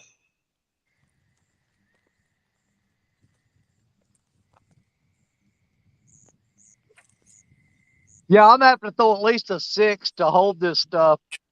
I do have 5s and 4s on some of them, and they're sweeping way downstream. But they're catching on the rocks because the rig that I've got, the 3-way rig I got rigged up with the breakaway rig, that weight gets caught in the rocks and holds. But you lose a lot of weights doing that. You do the same thing I do. That's why I run through weight so much. Oh, yeah. And, you know, I've got tons of lead, but I've been going through it like crap through a goose. And if I keep at this rate, I'll go through all that lead pretty quick. There's been times I wish this river would dry up and I could get back the 2,000 pounds of lead that I've got out there right now. Well, Danny, we just need to take a run down to Kentucky Dam again, pick up a bunch of lead out of them rocks. Man, you wouldn't believe some of the lead I got out of there. I got that one weight. It was a 14 ounce. Holy crap. Yep. It's shaped like an egg. It's a 14 ounce weight that I found laying in the rock. I don't have a rod I can throw that on. A mad caster thrower. Well, the heaviest rod I got is the Muddy River rod, and it says it's rated for 10 ounces.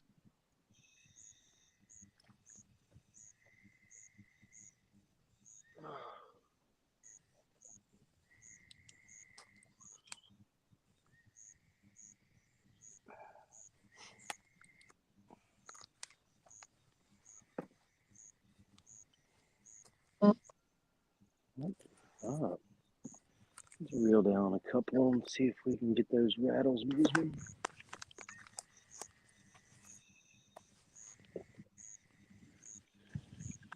He took it pretty hard. Oh, yeah, he did. Rob Fox, what's the fish count? I've got a 70-pounder. Epic Catfish caught 2 flatheads. I don't remember how much they went. No, he caught 3 flatheads. I don't remember the weights on those. He caught 2 drum. Parker Pursuits. Jerry Parker just landed a 40-something pounder. Mark from Catfish and Crappie landed a flathead earlier.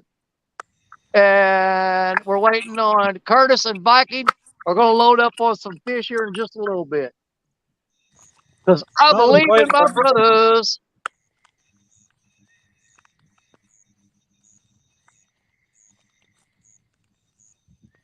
I either catch big fish here or I don't catch fish here at all. So, hey, sometimes you got to play that go big or go home.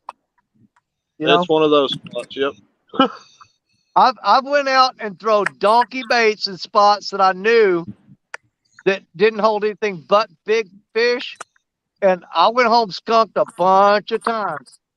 But I'm going when I set my mind to going after the big ones. You gotta figure, you're running a higher chance of skunking going after big cats than you are little ones. Definitely here. I mean, I got spots I go to. I can pull out channel cats. Normally, at least get one good out. My dadgum boots are full of water. There's a log laying out here. That dang blue got ready. I had to wade out knee-deep water to get my line around it. And my brother-in-law's godson, he's monkeying out on this log and had to dip back that fish. It got interesting for a bit.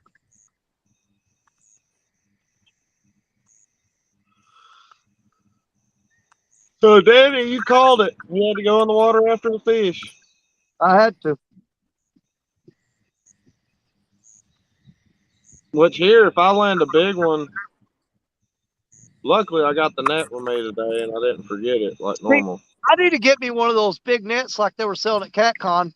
I went up there to get one, and those things are freaking expensive. But I was going to go ahead and spend money on it, and I'm trying to remember who bought the last one. They were sitting at the YouTube table. I remember that.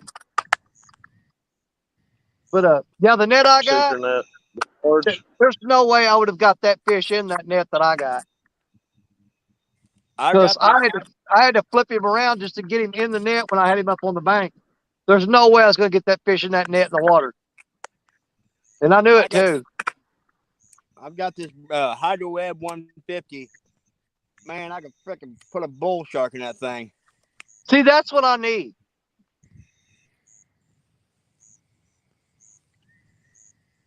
Man, something is dropping the slack on Betty. Okay, I see what's happening.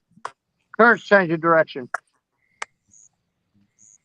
I see the line on Betty dropped almost to the bank.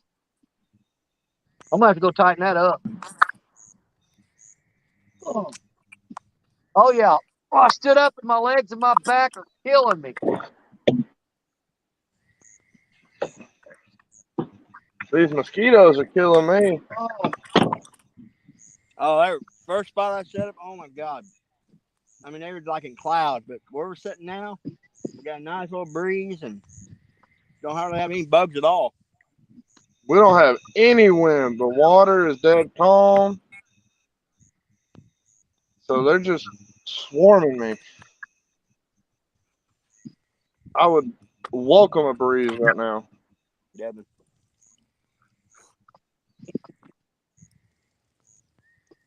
I'm going in and out of the car. That way, I'm luring them out of the car. And then I'll get in the car. They'll swarm me in there. And then I'll come back out of the car.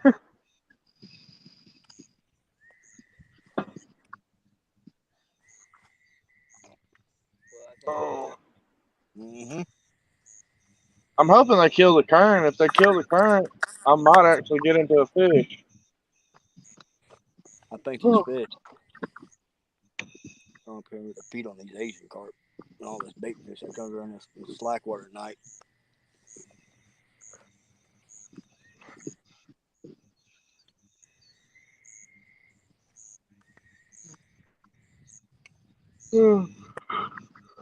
I just need one rod to bow down and go to screaming. I'd be happy.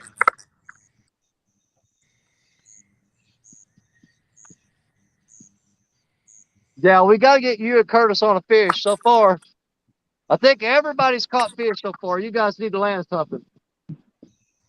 I'm not trying to put pressure on you.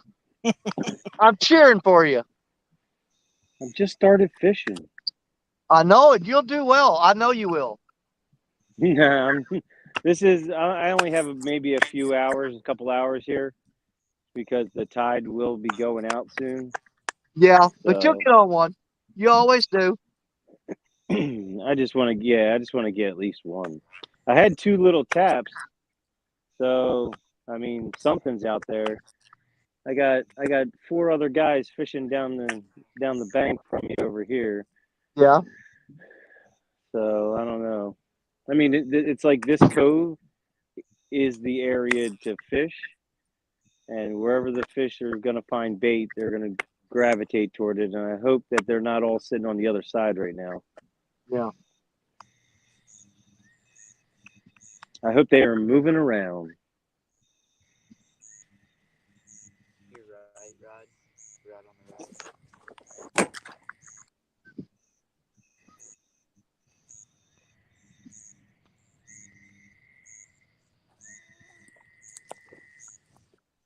Oh, yeah. Hey, Jerry. Can you hear me? Yeah, hang on. I'm going to run up the truck and grab me a handful of motor, and I'll be right back. Oh.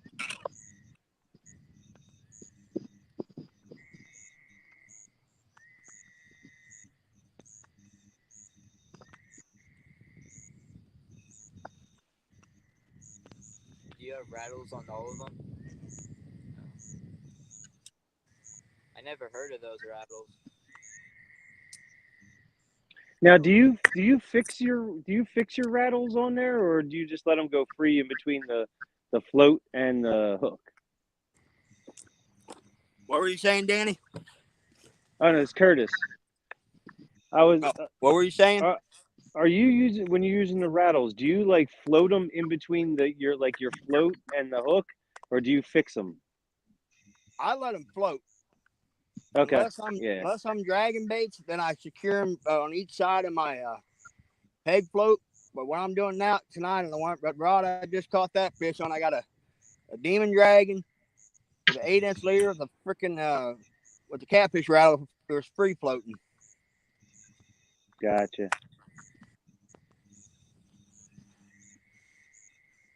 Yeah, I didn't mean to cut y'all, Louie. I had a heck of a pretty good little hit down there from my rod to the right there. Popped it once and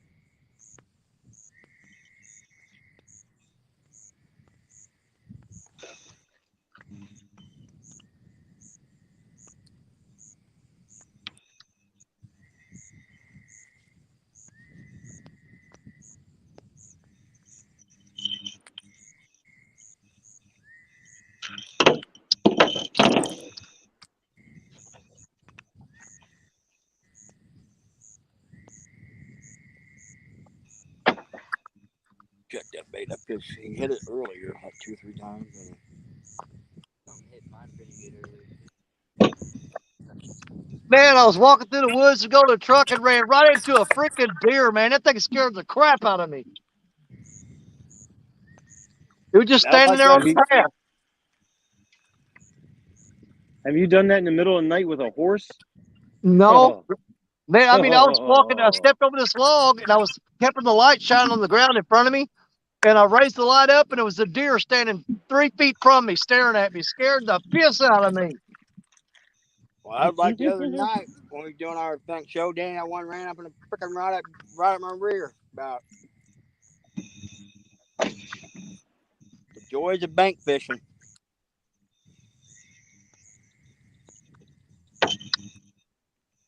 Hey, I'm just glad the wild pigs haven't made their way down here. They're not far north of here. Matter of fact, about halfway between me and you, Jerry, I know some spots where wild pigs have basically took over the national forest. Yeah, we've got them here every once in a while. I'll whack one deer hunting and stuff. I'll shoot one with my bow or doing gun season. I'll end up rolling one.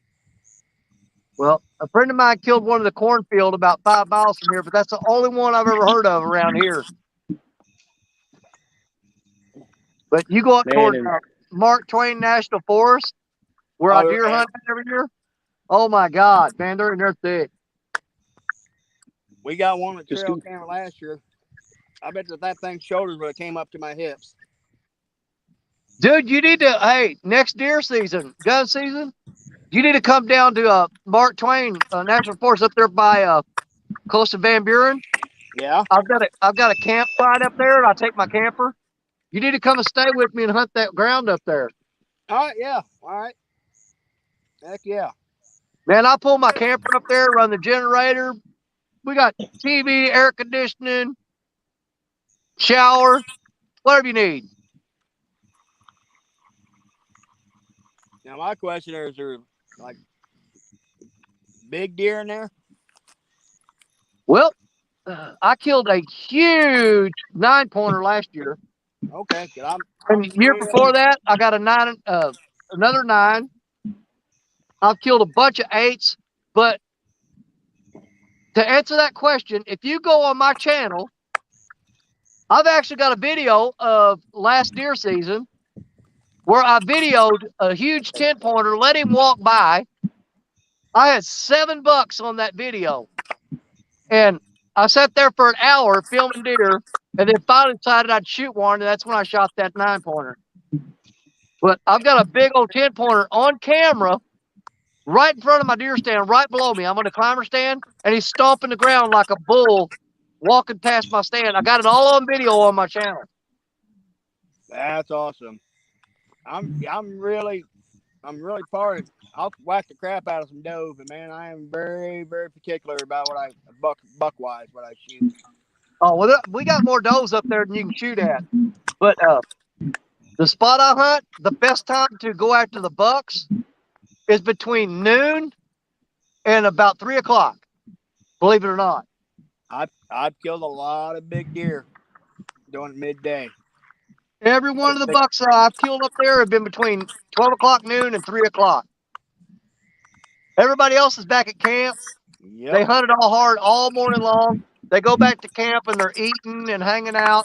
And I'm out there on the stand blasting the crap out of them.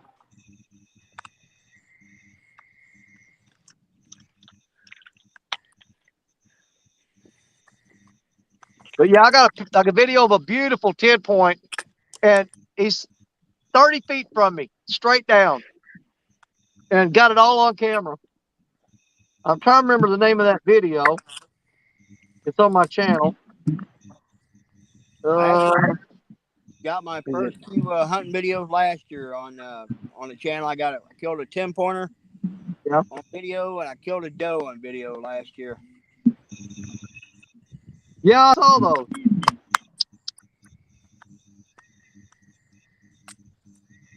I have to go way, way back. I'm looking it up now.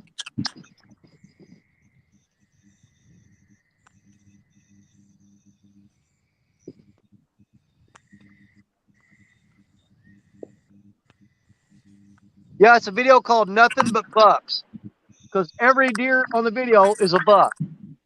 Heck yeah. Yep.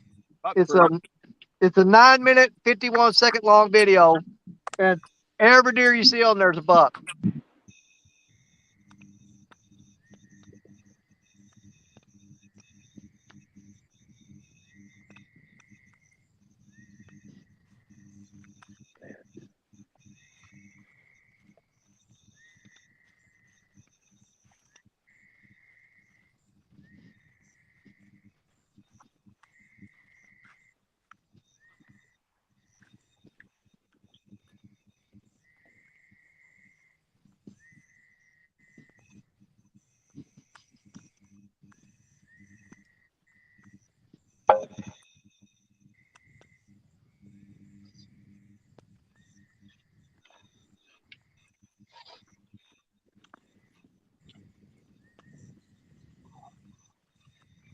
Well, we've got 90 thumbs ups on this show.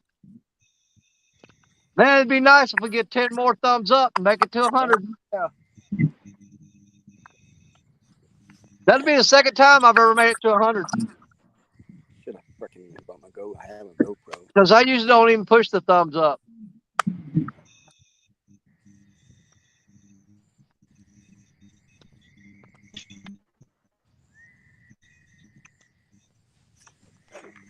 Oh, oh, oh.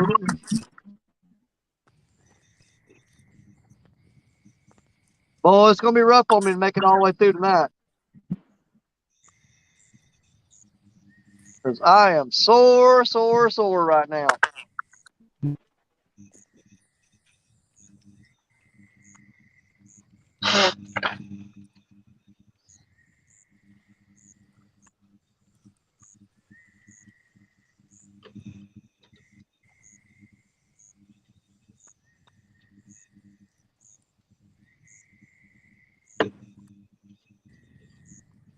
Keep snagging, Whiskers. Thank you, buddy.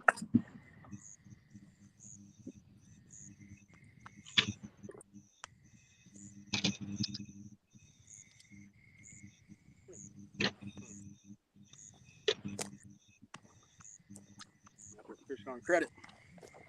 All right, we're at 93 thumbs up. If I get 7 more, I'll be happy as a clam. And I normally don't even care about that stuff, but if I get that close to 100, man, I want that 100.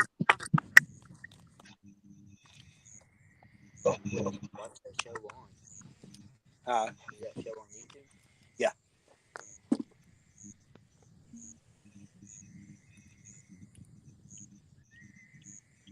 Man, these bugs drive me nuts crawling on the back of my neck.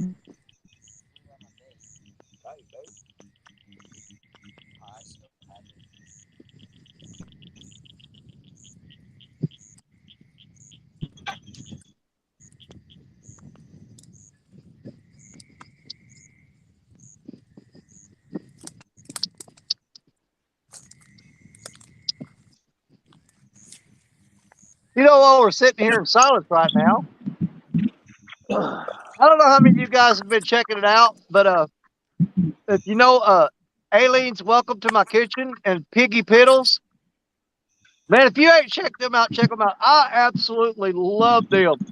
Piggy cracks me up, man. He's one of my favorite people. But Aileen's Welcome to My Kitchen, she cooks up some food. I mean, she's up there right there with Michelle from It's All Mine. They both are some of the finest cooks I've ever seen. But Aileen whips up stuff in the kitchen that you can do yourself that's real easy. And y'all check her out sometime. Aileen's Welcome to My Kitchen. And Piggy Piddles. Piggy, man, that boy's almost crazy as me. But you definitely got to check them out. I'm just gonna lay down here and watch the rods. Well, I would too, but it's all solid rock here. I gotta start bringing a cot or one of those lawn chairs with me to stretch out. Because trust me, if I fall asleep on a live stream, it ain't gonna bother me. If I can get Throw these me a long tree, hey, that's a new one for me.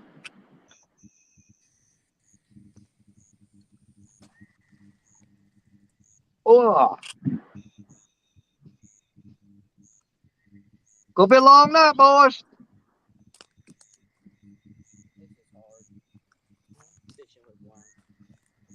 I'm hunkering down. Settling in for the long haul.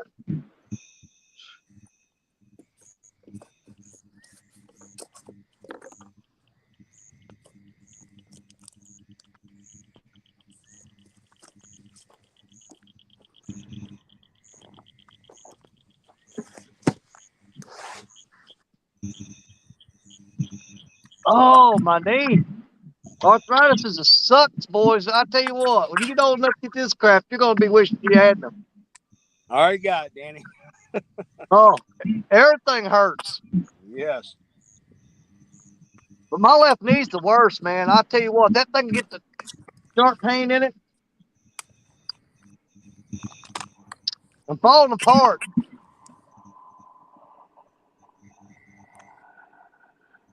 You know, Jerry, you think about how many times, you know, you fish same places like I do, all these big rocks and stuff. You think about how many times we fell and banged ourselves up. You know, over the years, that stuff adds up. Yeah, the line of work I'm in, yeah, it beats the crap out of my body. And Yeah.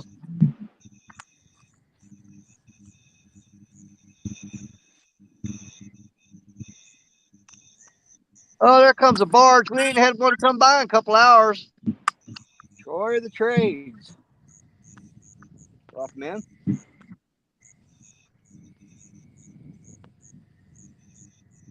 Curtis, Team Snagging Whiskers wants to know, when was the last time you petted the rods? I haven't done it this set. It's been a minute. Shoot. Yeah, make me get up. In such a comfortable position. I know it, but you got to do it. I feel you. I'm comfortable in the car, kick back.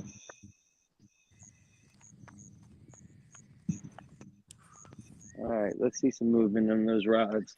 I don't know why I'm laying down. I'm just gonna have to get back up. After petting them rods, yeah. Come on, fishies. Now, Zach, can you see your rods from where you're at? Yeah. Okay.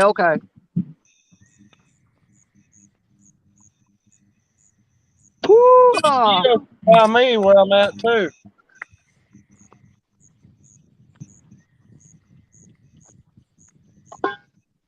Oh, I dread carrying all this crap out of here. There we go. Watch out for that chunky rod.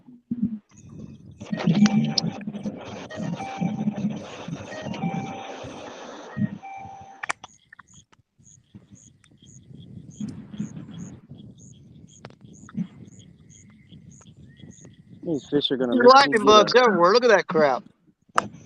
What the hell?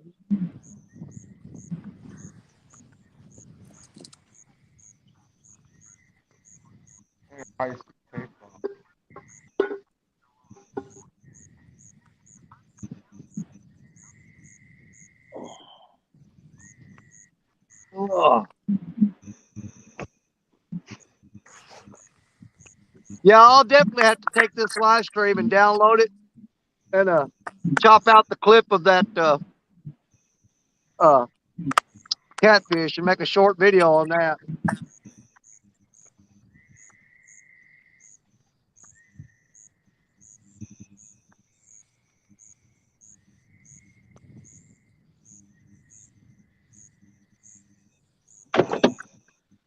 Man, I'm just listening to whatever. Whoever has those something croaking or that are just like those nighttime sounds, man, that is so peaceful. Hey, I got a fish. Yeah, I got all kinds of frogs around me. Who we at, Viking? Come over and stop. Was that Viking that had the fish? Wasn't Jello.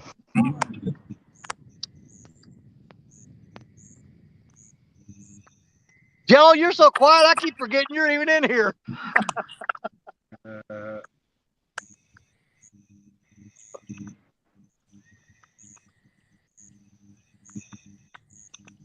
Batman and Little Boat. Yeah, I saw him. I scrolled through my messenger.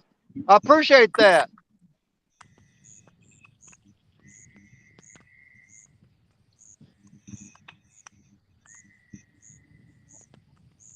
Oh, there he goes again. Don't rush it. Don't rush it.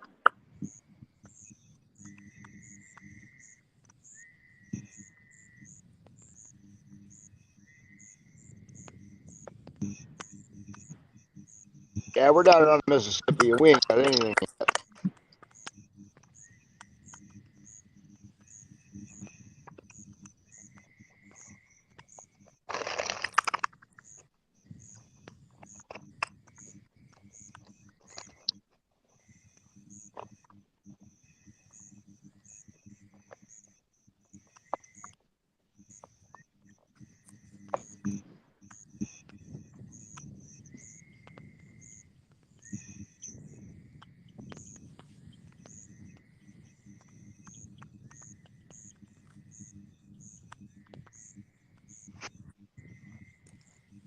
But yeah, they're bad.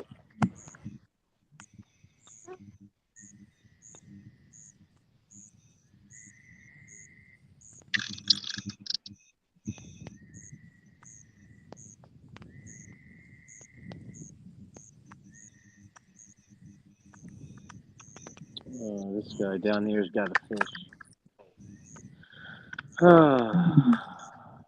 So depressing.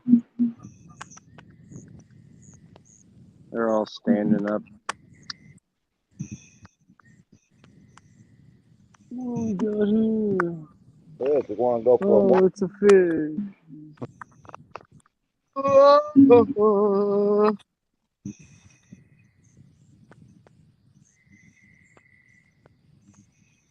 He'll be back. He thumped it one good time, and then it was small thumps and nothing. Yeah. When I picked it up, that was another thump on it. But drag, it was a small fish.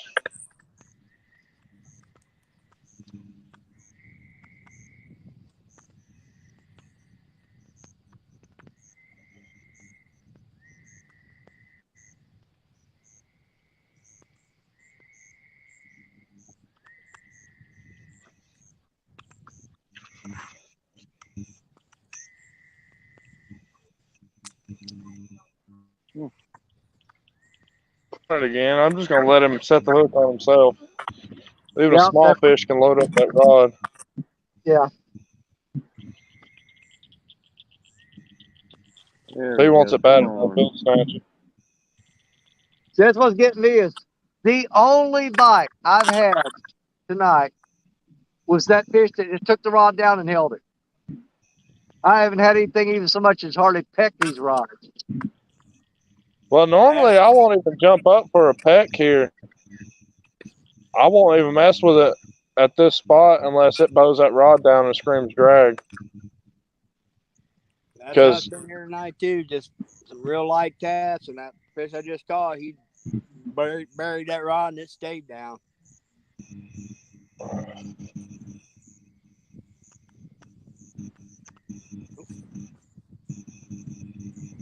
Which that one's hitting the only Carolina rig I have out.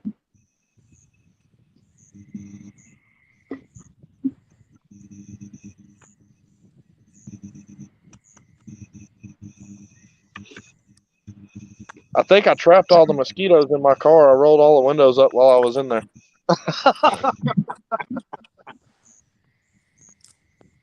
I'm not getting swarmed nowhere near as bad now.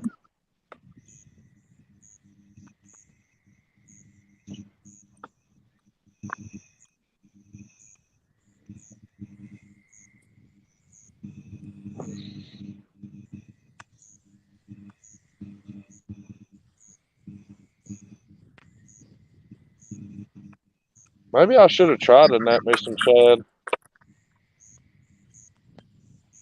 You know, that's something we always do. You out there fishing, you're sitting there and nothing's happening, and you start questioning yourself, what if I did this and what if I did that? Uh-huh. Well, the only bait I brought with me was brim. I mean, that's all they've been hitting lately. Yeah. You might have should have changed up the shad a little bit. 2 hits, but nothing worth even writing home about. So.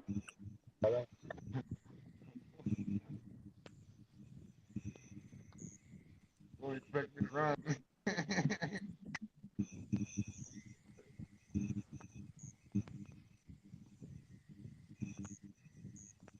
Those are gunshots.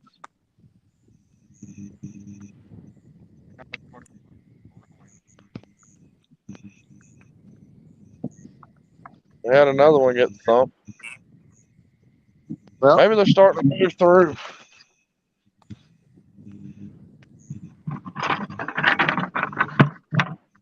Pull my 5-gallon bucket up a little closer because I forgot my freaking chair. Well, that's what I'm hoping for. Is right now we need Viking, Jello, and Curtis to catch at least one fish, and it'll be a perfect run where everybody on the stream catches something. But no pressure. No pressure. Oh, Yeah. thanks. I got full No faith pressure. in you guys. You'll pull it off in the last minute. I'm I'm hoping good at that. before then. I even threw a dew worm out there to try any of that.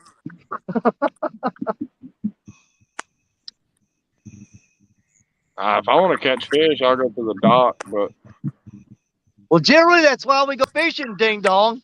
If I go fishing, it's because I want to catch fish. well, I want to catch a big fish. That's why I'm here. I understand. Trust me, I do. Catching that 51 resparked that trophy fishing for me. Relit the fire in you, didn't it?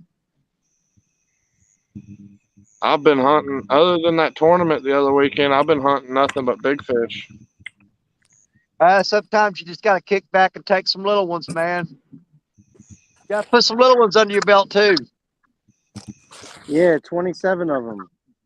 There you go. 27 in 3 hours. And then swapped over to hunting blues. As soon as this spawn's over, I've really got to crack down, though, because if I'm going to reach that 2,022 pounds by the end of the year, right now I think I'm at like 698 pounds for the year. But I had that 70-pounder tonight. It's going to put me way over 700. But I still got a ways to go to get to 2,000 before December. But August, when I start landing those 30-pounders back to back, it should catch me up pretty quick. I'm wondering if we're not completely out of spawn yet. I bet you're not. Oh yeah. We've just got some that have moved off spawn. No, buddy.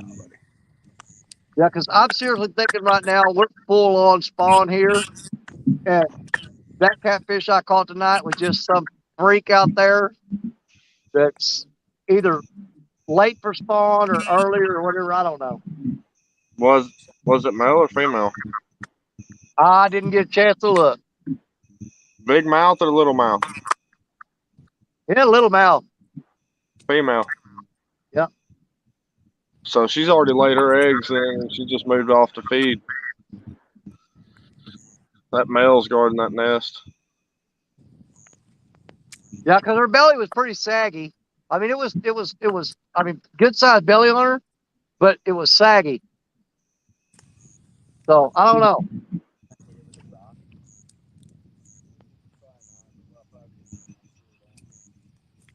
I think I got one of these little flying squirrels in this tree above me eating these acorns. You know, I ain't seen one of those since I was a kid. We got them all over the place. Well, they used to be here, but I haven't seen one in so long. It's ridiculous. I can just hear noticed we have black squirrels. I've seen black squirrels before in Michigan. I loved them. They're beautiful squirrels. I didn't even realize. Like, I mean, there's places in my area now. Like, I see chipmunks everywhere. I'm starting to see chipmunks out. I see, you know, you'll see those black squirrels here and again. It's nuts. I never saw one until a few years back. I just thought about it. That hit I was over at the rods for was on the live bluegill. Really? So that might have been a flathead that inhaled it. You got gar there? Oh, yeah. Well, when you pull it up, check him to see if he's got bite marks on it.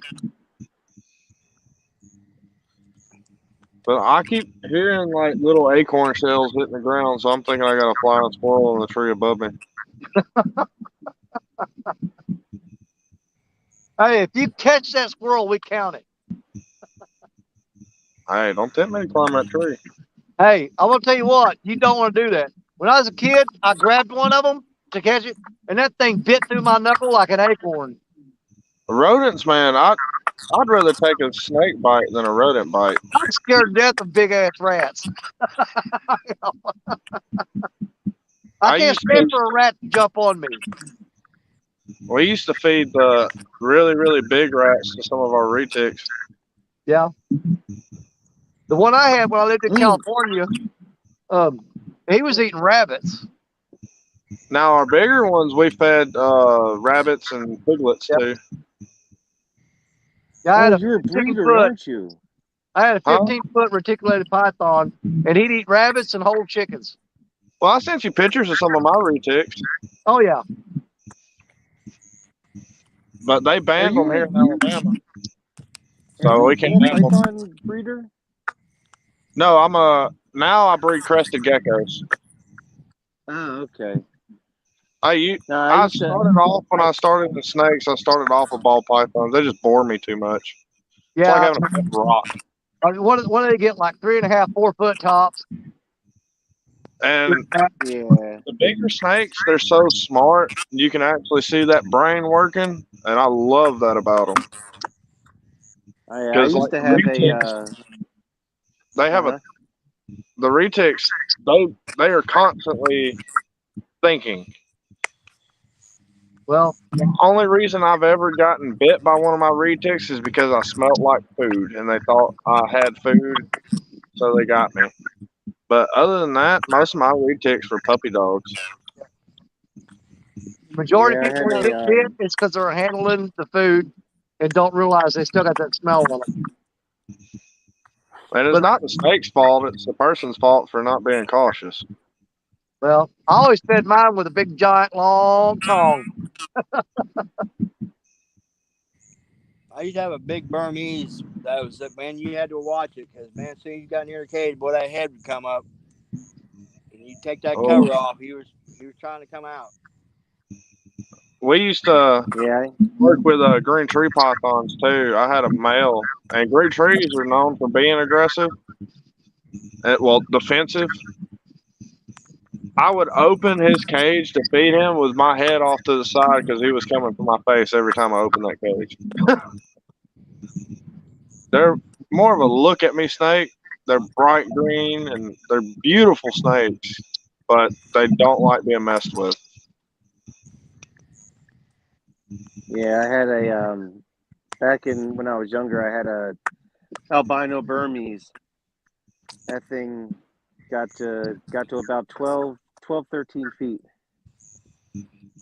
That thing was awesome.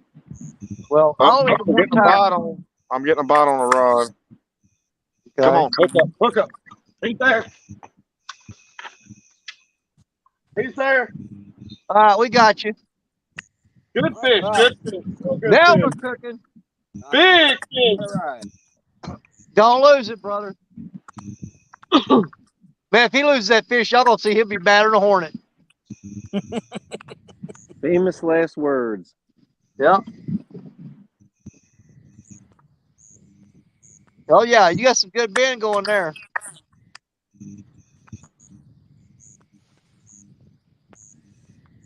Let's go biking. Oh, it's biting almost like the 50 did. Stay on him, brother. It's heavy.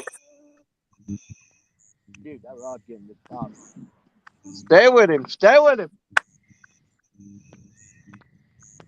It's not that big. It just has some tide in it. It's a fish. I don't care if he's 2 pounds. Yep. I'm gonna go grab it. Well, go and get it. You go down there. What are you waiting for? You go down there if you got the nerve. That's why it fought so good. What's he got into? He's probably snagged it in the butt.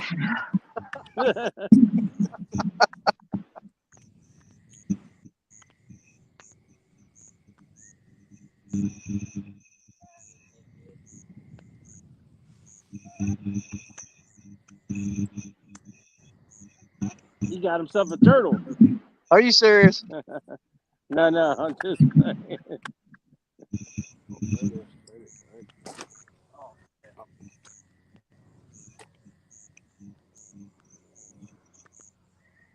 Get that big skipjack head on that, don't you?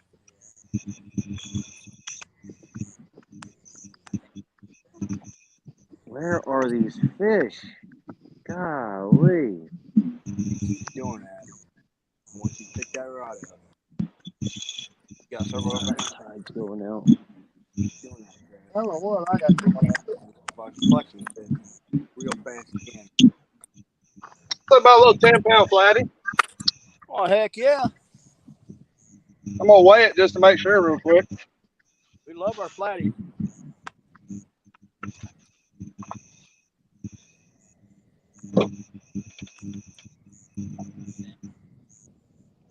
Exactly. That's what I'm saying. Keep doing that, Chad. Pick it up and try to reel down on it.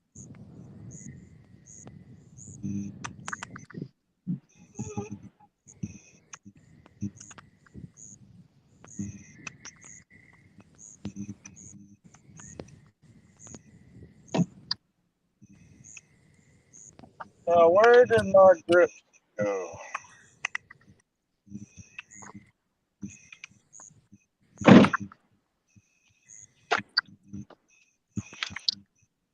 I got grip somewhere around here. There they are.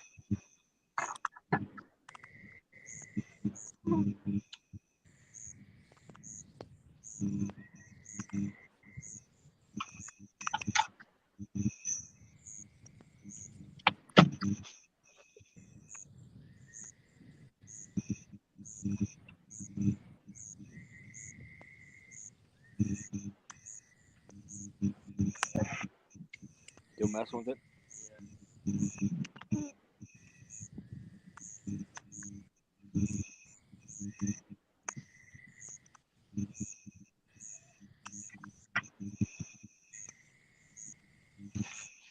There you go, Danny.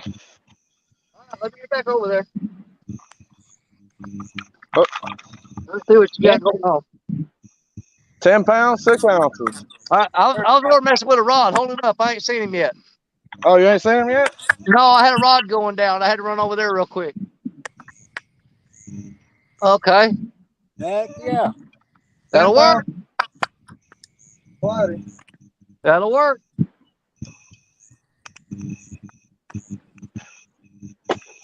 About time.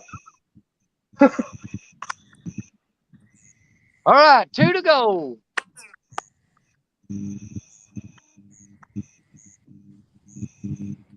Can we do it? Can we have a show where every single person catches a fish? Stay tuned and see what happens. Man, I I might as think well we leave can the do it. stream I then. think we can do it. I better get off this stream then. Better get to work, son. I'm counting on you. That tide is dropped. No man left behind. Come on, fish.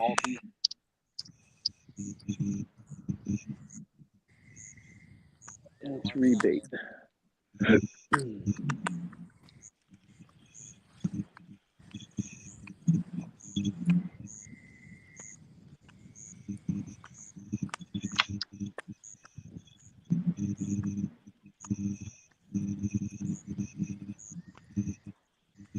Jeez, I'm losing all my bait. What the heck is going Are you on fishing here? with no bait? Yeah, what the heck? If I don't have bait on this, this is not good. Well, that would explain a lot because you normally hook up pretty quick. If you're I got throwing no out bait bare on this hooks, that's kind of a buzzkill, dude. one. Dude, I don't know what's going on. I got no bait. This is Well, let's weird. get them baited up. I think we can make a game changer here if you put bait on them hooks. I don't like that. That's a bad sign. Like how's the bait coming off the hook? What are you putting Without on me there? seeing chicken. Chicken? Yeah. Double wrapping it and everything. Yeah. Is that just plain chicken or you got jello on it? What do you got going on with it? Yeah, it's jello. Okay. Because that usually toughens it up a little bit. But the thing is that I don't know why it's not staying on. Like what's pulling it off to do this? Well, I feel better. Well, yeah. That explains why it was fighting so hard. That's the first flatty I caught out of the spot. Getting slime always makes everything better. It was fighting like a really good fish, really good blue. Oh, yeah. I was seeing the bends on the rod. When flathead get that head down, boy, they're like trying to pull in a bucket. That's pretty much what happened. I guess he got that head down and he was digging. Because it almost fought like the 51. That's a workout. It didn't feel quite as heavy, but it felt up there. I caught a 25 last night. I swore I had like a 40 on there the way he was fighting. And just flathead just had that head down that current. I think that's what happened here. He got out in the channel and because I caught him on the flat on the other side. Well, he bit on the flat on the other side of the channel. So I'm guessing when I pulled him through the channel is when he really started digging with that current.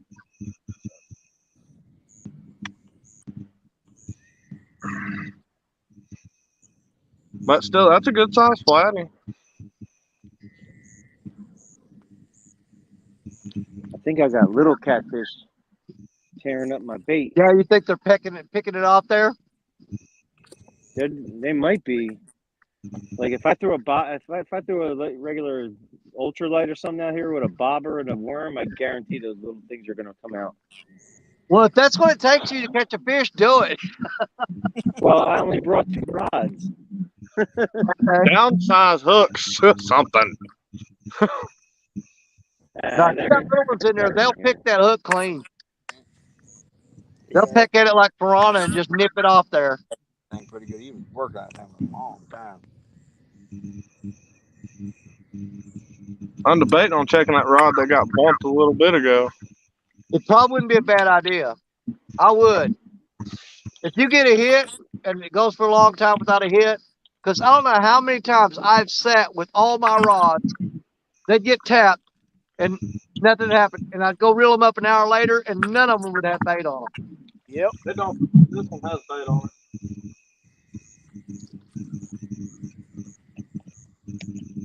See, theoretically, you should check your bait probably about every 15 minutes. But in the spot I'm in, you get snagged up almost every time you reel in. So it's not wise to do that. If I don't burn it in, I'm going to catch that ledge. Oh, I've got huge rocks underwater right here in front of me. I'm talking about boulders as big as Volkswagens. They're everywhere out there. Yeah, it took my bait.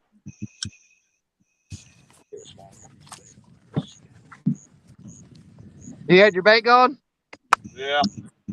There you go.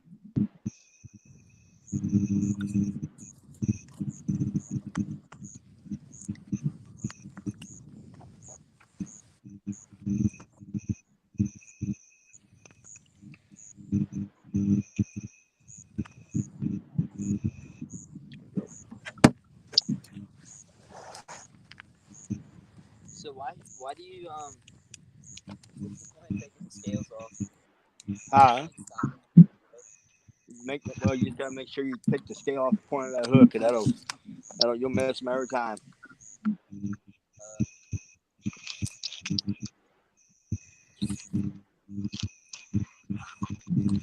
Which I'm only going to stay out about another hour. Okay. Well, you've got your fish, so you're good. Yeah. See if we might be able to get us one more.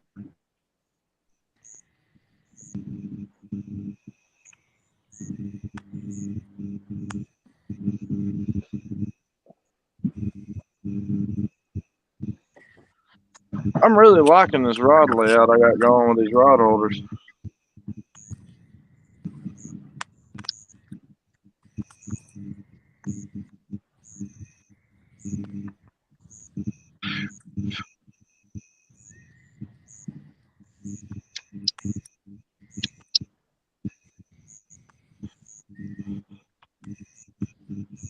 I would start a fire down here if I was allowed to and get some of these mosquitoes away, but we're not allowed to make fires on this refuge.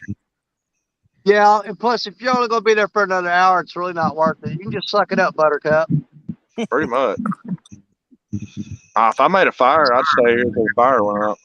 Yeah. Oh, we got a breeze starting to come through. Blow these little irritating things away.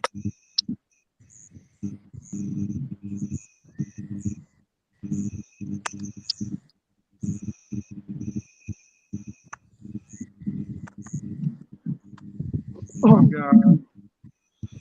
Yeah, well, I had you on solo screen.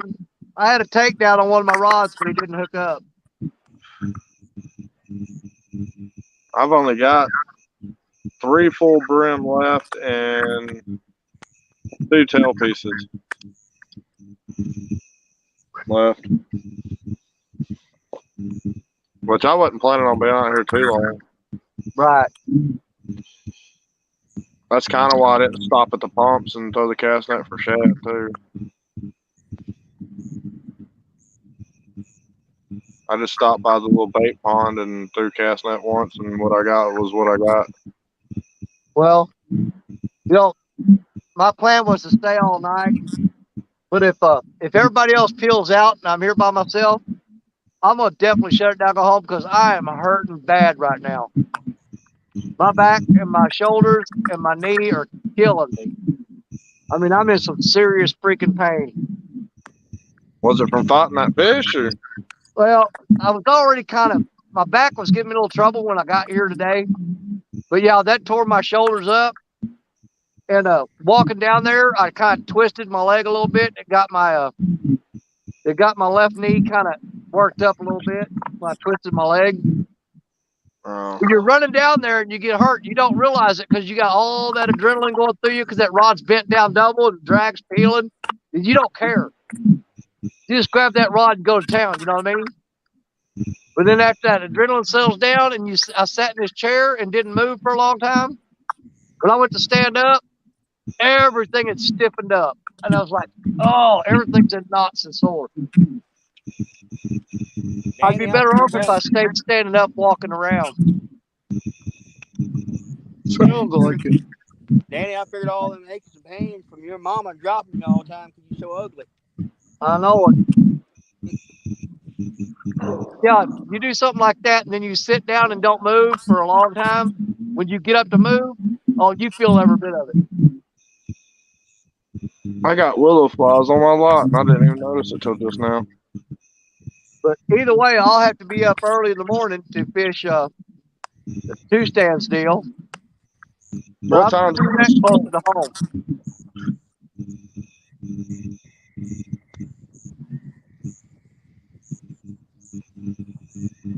Well, I can say one more fish would be appreciated on my end. Well, I'm happy with what you got already. But if you can get a bonus one, that's great. I didn't go home skunk. That's what I'm happy about. That's the thing right there. This might just be a day spot. Yeah, could be. There's all kinds of what ifs and maybes, man. And when you're fishing, it's all about that.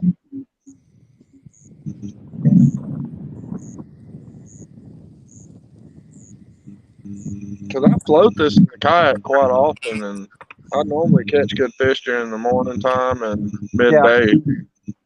I just ain't never fished this spot, particularly at night. Right. Yeah, I've got a lot of spots like that too. You'll catch good during the day, but man, you won't catch snot during the night, you know? You never know until you try. Most of my spots like this, the time of the bite is strictly seasonal. Like this past winter, when me and Richard Cluck were fishing this spot where I'm at right now, if you weren't here as the sun was coming up, as soon as the sun had come over the trees, you had maybe an hour and a half or 2 hours to catch a fish, and after that, it was done. But the majority of our fish we caught were early morning.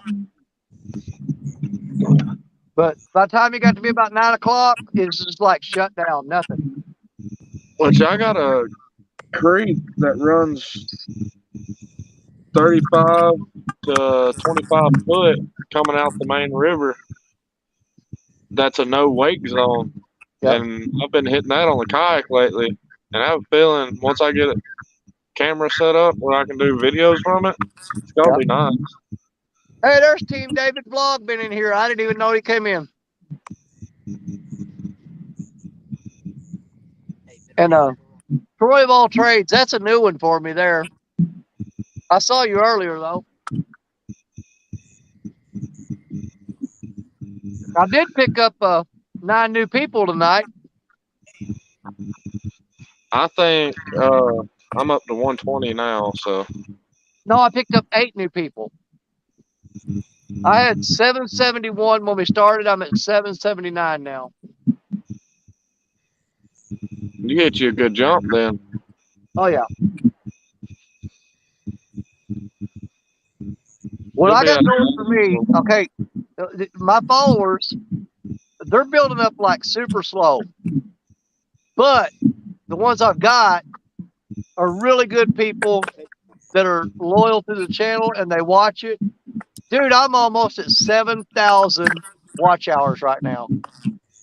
It won't show me my watch hours for the last. Matter of fact, let me go check it right now. I'm going to go check it right now and see. I'm going to see what my watch hours are at. There we go. Yeah, by the time I make it to 1,000, watch hours are not going to be a problem at all. Man, I just had a heck of a takedown. I missed him. You still What'd you bumping fish it?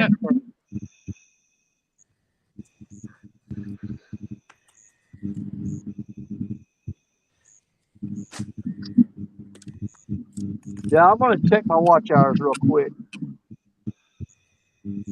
They stopped our flow, so hopefully blues will start moving upriver.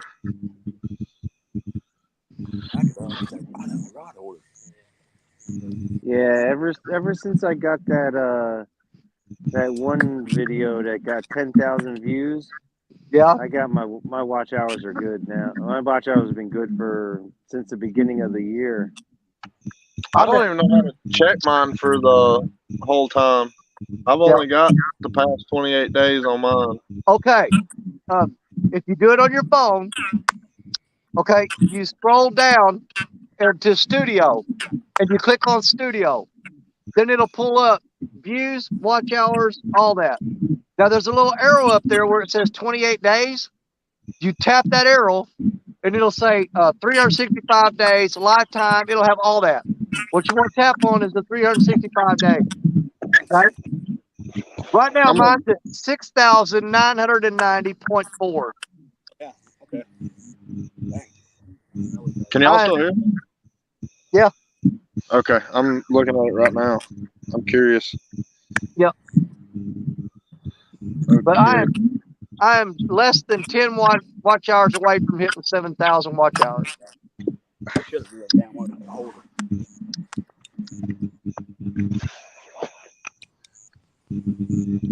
And we'll get those tonight, without a doubt. So I'll be at 7,000 watch hours by tomorrow.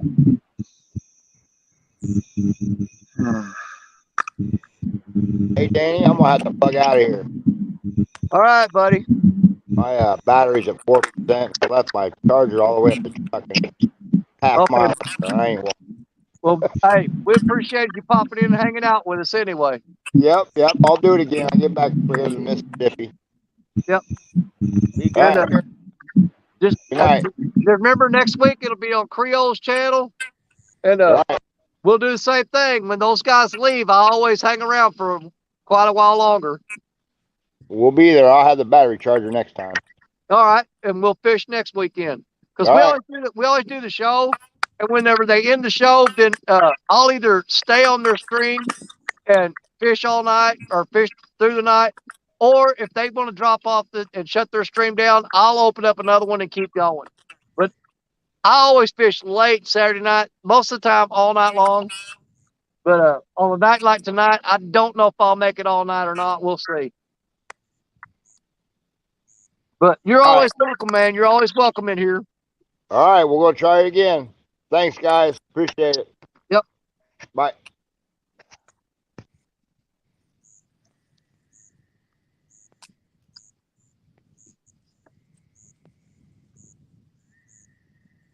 I had to listen real close for a minute. It was hard for me to tell Parker and Jello apart when they're talking sometimes. Well, Danny, I was saying I had a heck of a takedown a little bit. I slammed that rod down. I couldn't. I was trying to get out of the rod holder and it come off.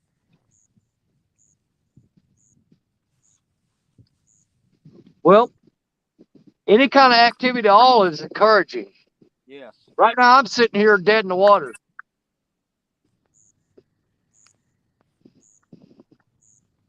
The only hits I've had lately is when a stick throws by and hits my line.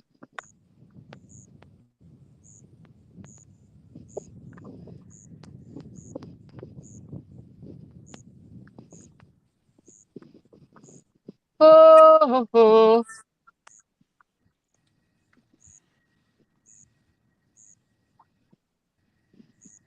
Where in the world are these fish? Started to get a bite and it stopped. I'm wondering if it's the rattle.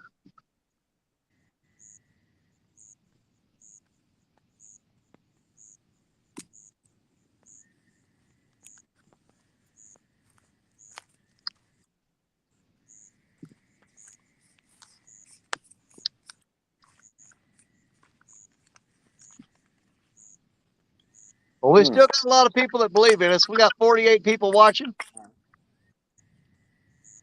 We pulled in some really nice fish tonight, and there ain't no reason why we can't get a couple more.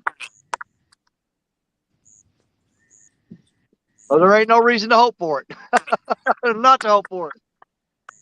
There's that chance that's still out there. Yeah, okay. I mean, we ain't been tearing the numbers up. Dang, we've had a pretty good night, Absolutely, man. Oh, my tide is going I mean, out. you put together what we pulled off tonight between me, you, Epic, Mark, Viking, Jello gave it a shot. It just wasn't in the cards for him tonight. And I know Curtis is going to pull in a fish. Come on, fish. He'll I do don't it. know. My tide's going out. It's steadily going out. I only have so much time left Okay, buddy. before it is done. Well, I won't be left alone tonight. When you guys peel out of here, I'll shut it down and go home. Because I'm going to have my wife roll my back out with a roller. And I got this, it's like a stuff the doctor gives me. It's like a painkiller rub stuff that she puts on my back and my leg, my knees. But yeah, I'm going to be handicapped as crap in the morning. But I'll still have to, no matter what, get up early in the morning and be on the water for 2-stand show. I did that last week, man. I stayed up all night and I stayed my live stream, and then I shut my live stream down and jumped over on 2-stands and then fished till noon. Dude, I felt like I'd been beaten by 20 guys with baseball bats.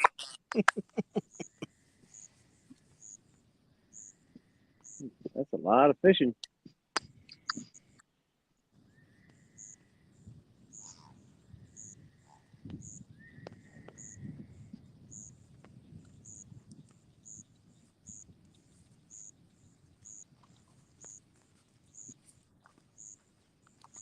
Gar everywhere. I'm really surprised we're not getting guard to death. Dang it. Pissed me off. That was good. Well, there's something I haven't seen in a long time. There's a dead paddlefish floating by me right now. Really? Spoonbill. Yep. He's all bloated up and swollen and floating down through here. Them things are some good eating. Really? Oh, you know what? man. I've only caught one of them in my lifetime, and it was down at Crothersville. And I took that thing home and cleaned it, and the meat was just full of worms. It was really wormy. I mean, that thing was packed full of worms. Well, I used to fish Kentucky Dam all the time. We used to get them pretty regular down there. Man, we take the things, take them up, and put them on the grill. Oh, amazing. Really? Now, I've seen a guy clean one time where he cut the head off of it, and he cut around the tail but didn't cut through the bones, and then twisted the tail and pulled that spinal cord out. Yeah, there's no paddlefish are just like sharks. There's no bones in there. Yep, they're cartilage. Yep, the one I caught, I went to stake him up, and there was worms in every piece of meat that I cut.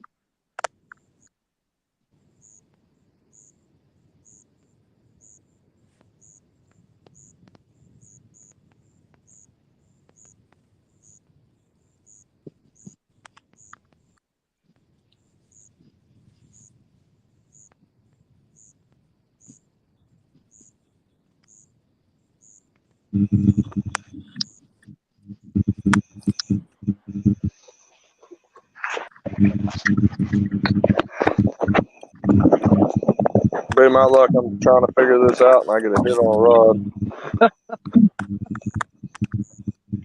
Well, no, I gotta go restock up with head after this trip. Zach, are you on your phone looking at it? Yeah. Okay. Yeah. Let me try to guide you through it.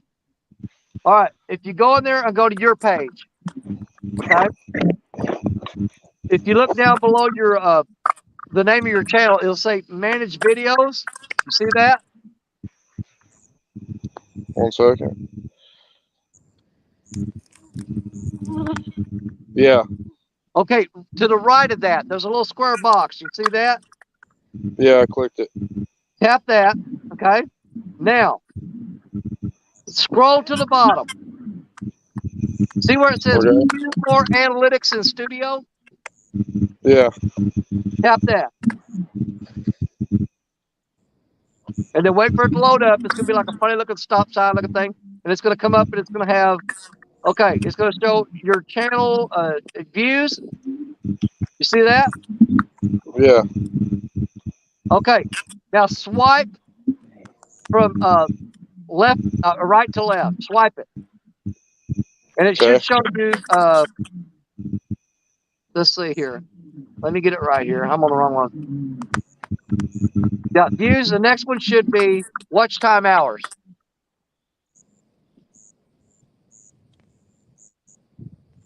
When you swipe to the side, do you see it?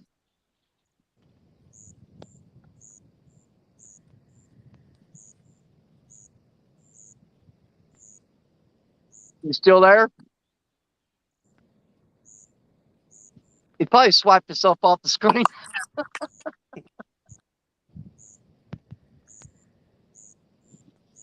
Zach, are you still with me? Yeah, I'm here. Okay, did you swipe from right to left? Uh-huh. Okay, does it say watch time hours? Yep. I Okay. found it. All right, you see the green arrow? Yeah. Tap that. Now, up at the top, it's going to say last 28 days. There's a little black arrow. Tap that.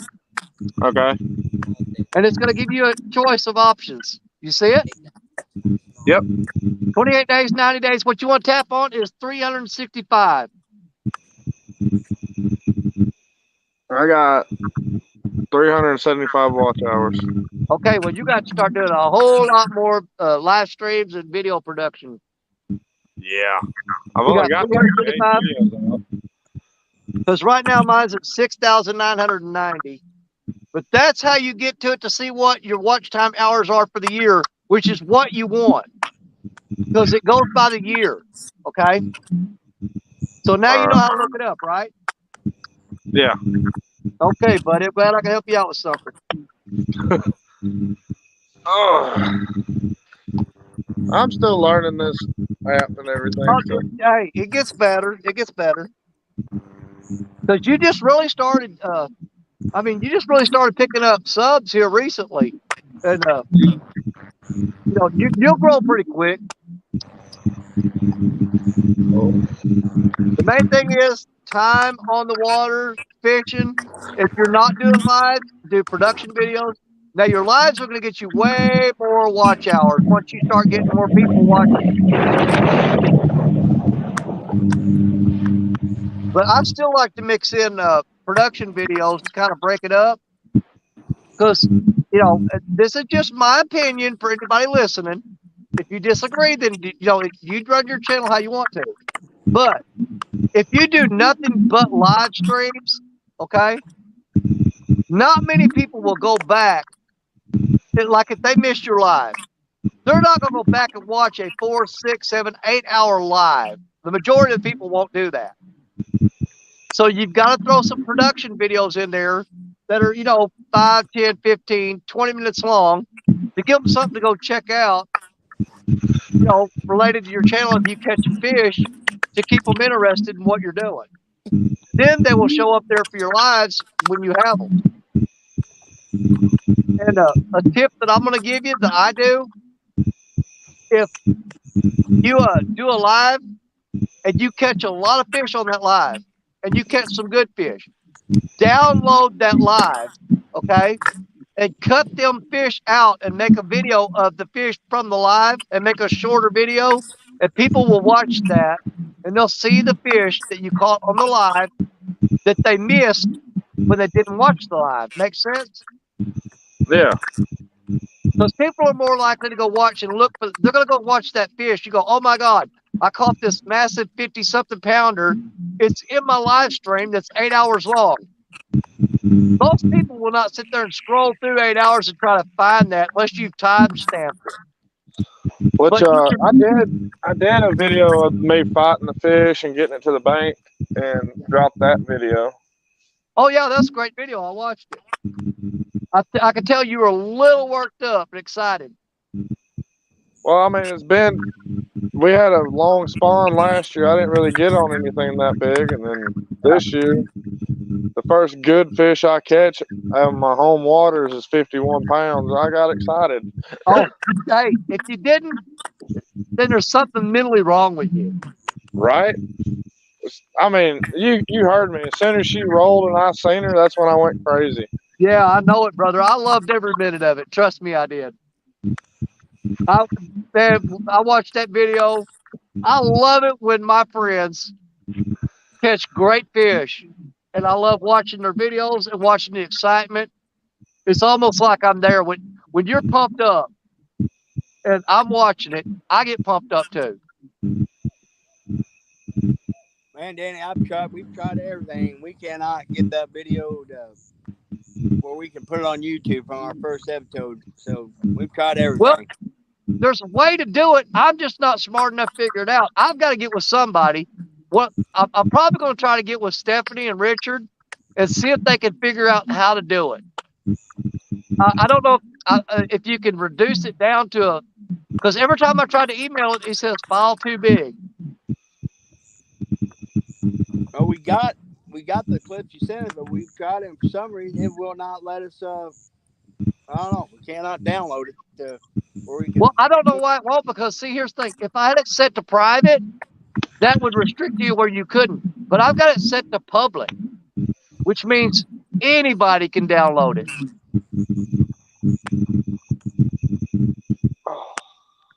And I'm not sure, you may be able to find some way, because like I said, my channel's public. You may be able to just go on my channel and download that live, okay? And then you chop it up the way you want it. Has he tried doing that? No, we haven't tried doing that. So. Try to download that live stream. Of course, you'll have to go through and do all the editing. And I wish I would have time-stamped those for you. But you may be able to download the entire video and then chop it up to what you want. Because I've got every bit of the footage of you catching fish. I've got that downloaded in a file. I just can't figure out how in the crap to get it to you. Yeah. Put it on a zip drive. Put it on what? Put it on a zip drive and then send it to them. I could try that. Yeah, I've got some flash drives.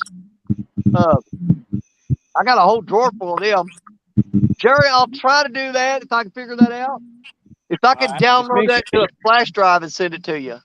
Okay. Just make sure you know what flash drive you send them, and it's clean.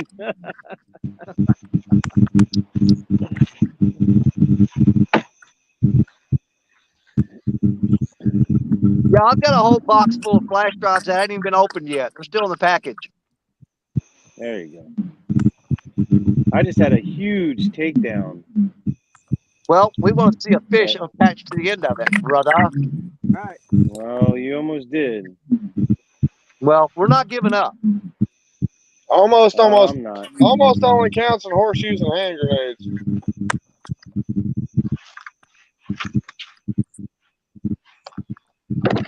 But it's a good sign that they're starting to hit for you. Yeah, but the tide is going out. I figure in about another hour, this area I'm going to be fishing in is going to be almost like a mud hole. Oh, that ain't good. No.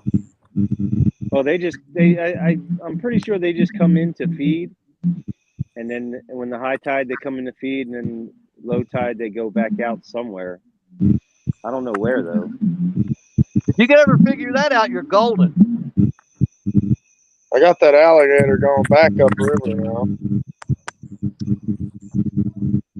The only problem is there's nowhere to fish along this side because there's marina on my right, marina on my left.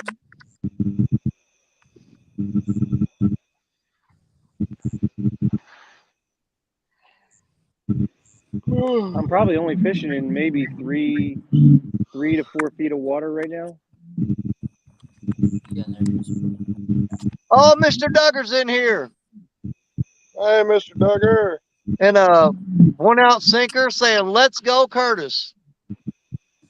That's Blake. He's my other fishing partner. Okay. He's been catching some nice flatheads up where he lives.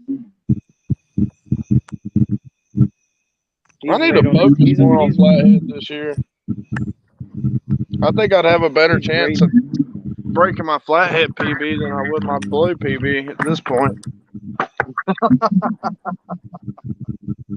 I mean, my flathead's only 43. Only, that's a good one. Only, gee. I need Which to get I think on one one of Danny's fishing with friends, I caught a 22 pounder.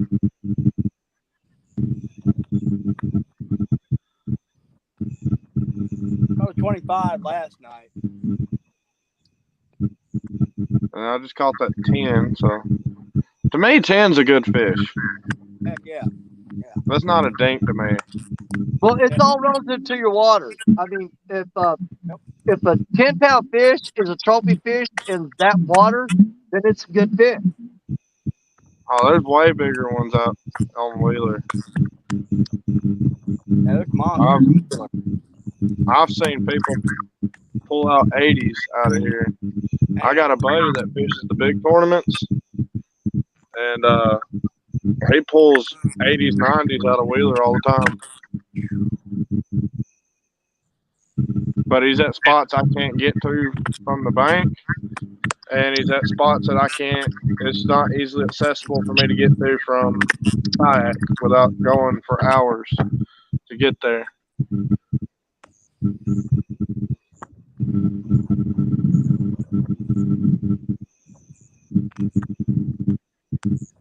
What's up?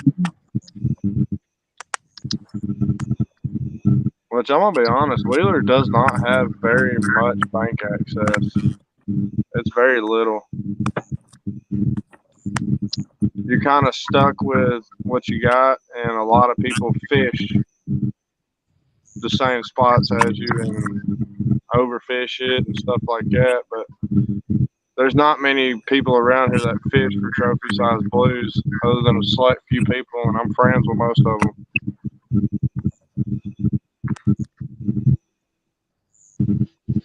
So I got that going for me. A lot of people just go to catch numbers of small fish.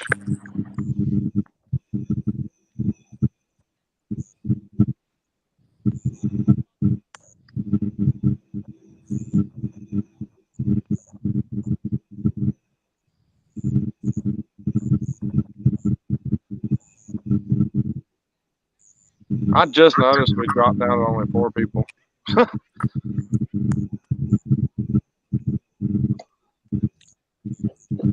What's up, Jay Fox Hunter? Epic's back in the house. All right, I got to show Epic that there's some fish in this waters.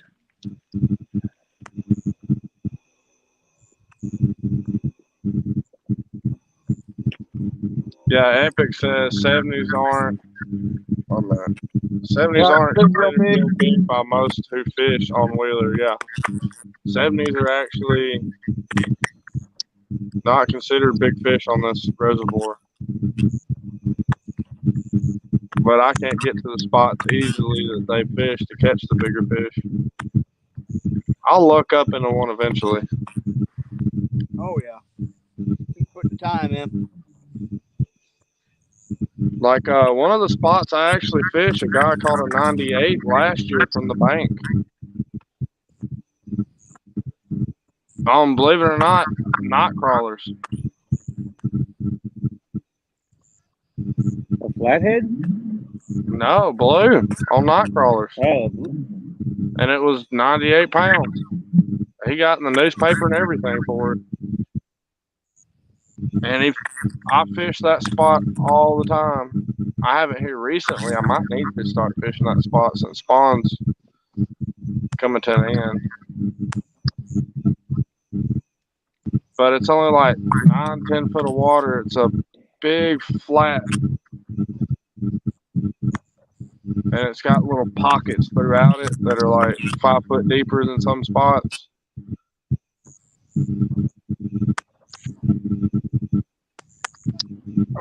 I've caught some good fish out of there.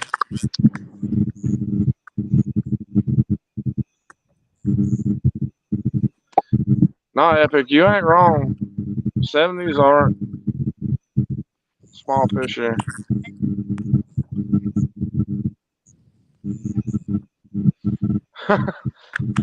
He said somebody caught a state record on spam. Epic Catfish said that. Which in 96, Wheeler held the world record for a little while. I can only imagine how big that fish is now because they've released it. Now, if it survived from the stress, I don't know. Well, the thing with it is, blues, they don't have as long as life expectancy as a lot of folks believe. 25, 30 years about life expectancy of a blue. Yeah. Yeah, 96 is when Epic, that's when the state record or the world record was held at Wheeler. It was 111 pounds.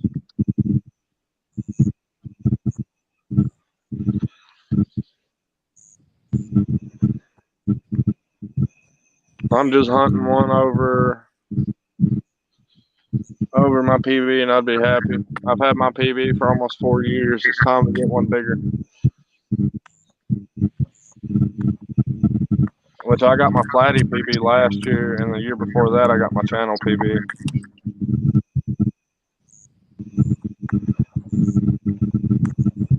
I'm not sure who it was. I'd have to look it up again. I knew who it was at one point, but I've forgotten it this. Dadgummit, a fish that just rolled out there.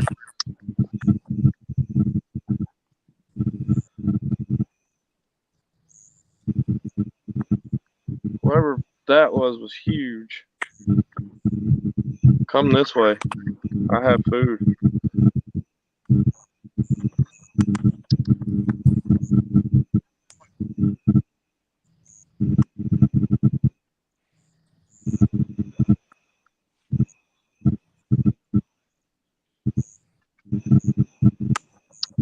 Stripers. Stripers out there popping the surface. A whole school of them chasing shad.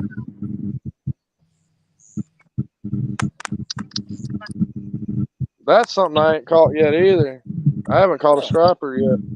Been a while since I've caught one, man. I think they're a blast to catch.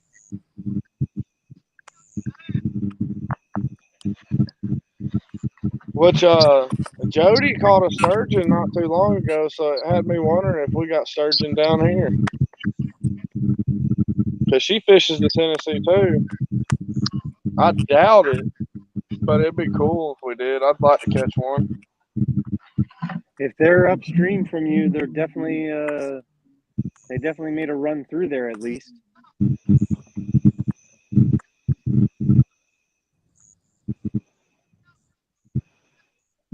I think I'm getting a bite. Or is that the waves catching it?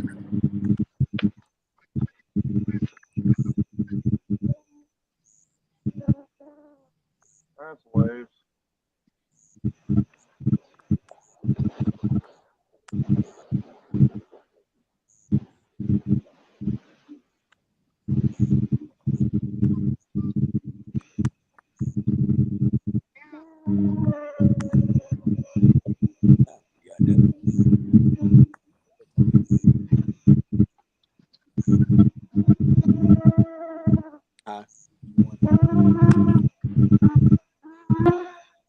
Shut her down here a little bit.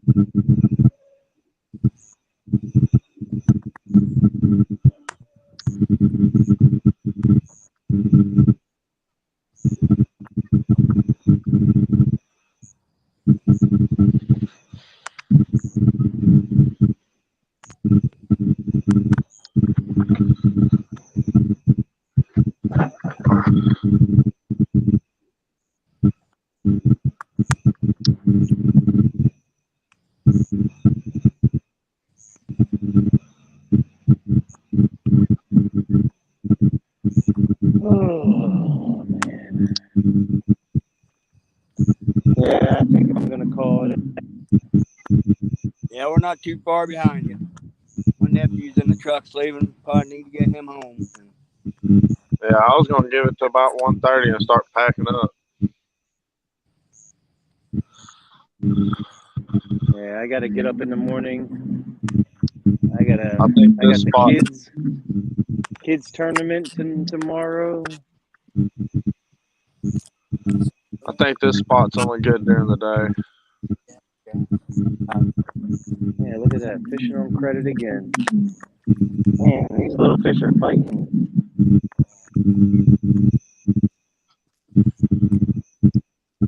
I'm thinking I got a flatty on. Because he's just taking that rod and just barely moving it.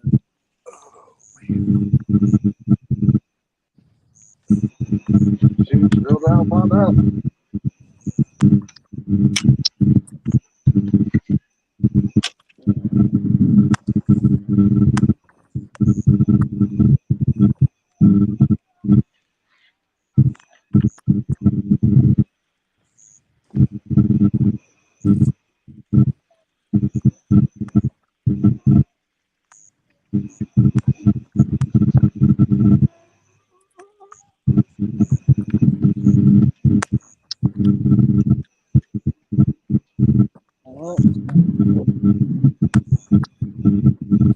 We'll give the rattles another try tomorrow.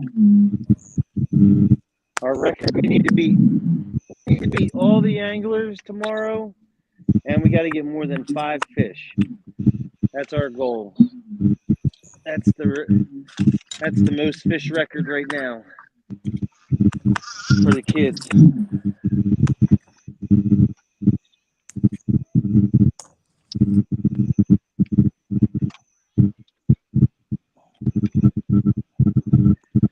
Hey, Danny, you're not going to be able to watch Adriana catch all the fish. I know it.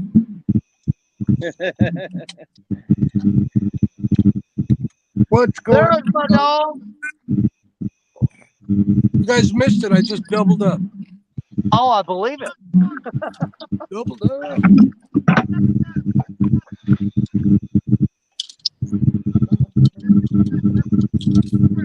What's Well, that Mark, voice? missed me catching a 10-pound flatty. Oh, good for you, man. That's awesome. And then the bite just died. Well, Caught that fish and nothing. They come through here certain times every night, so we'll see if there's any of them left running through here. If not, I got another place. The drunks have already started coming through here, so we may be safe after about half an hour. I'm getting ready to break into that sandwich I brought. I'm thinking the next night trip I take out, I'm going to take it out on the kayak.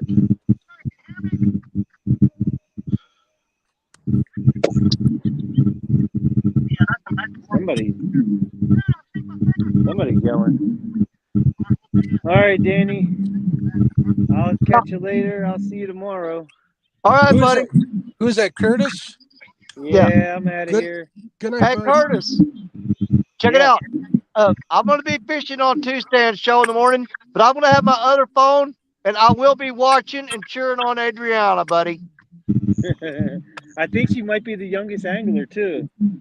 Cool. But, yeah, I will be watching, even though I'll be live on stands. I'll still be watching you.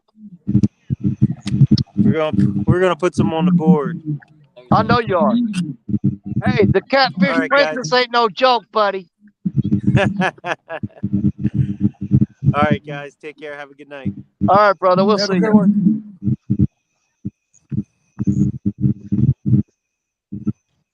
Oh, I forgot to send that picture to you, Danny.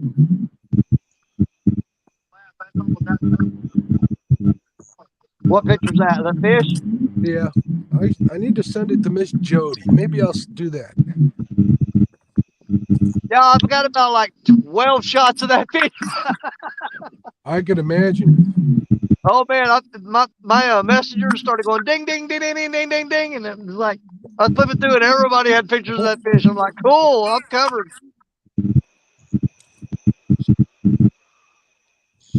So this is a new spot I've never fished before, so we're going to drop a waypoint here, that's for sure.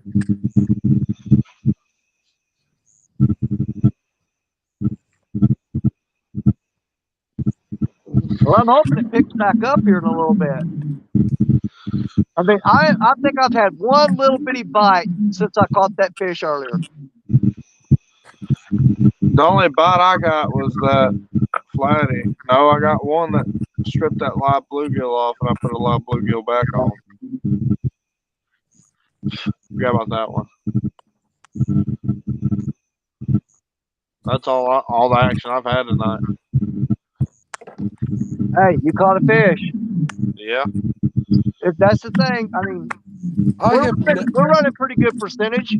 How many people did we have fishing off and on tonight? We had me, Mark, Sean, Parker, Jello, Curtis, you. There's 8 people. So 6 out of 8 landed fish tonight. That's good odds. That's good numbers. I'm happy with that. I mean, I really wish Curtis and Jello would have hooked up, but 6 out of 8 ain't bad. I think Jello and Curtis would have if they would have stayed a little bit longer, but I don't know. With Curtis trying to going out, he's pretty much done.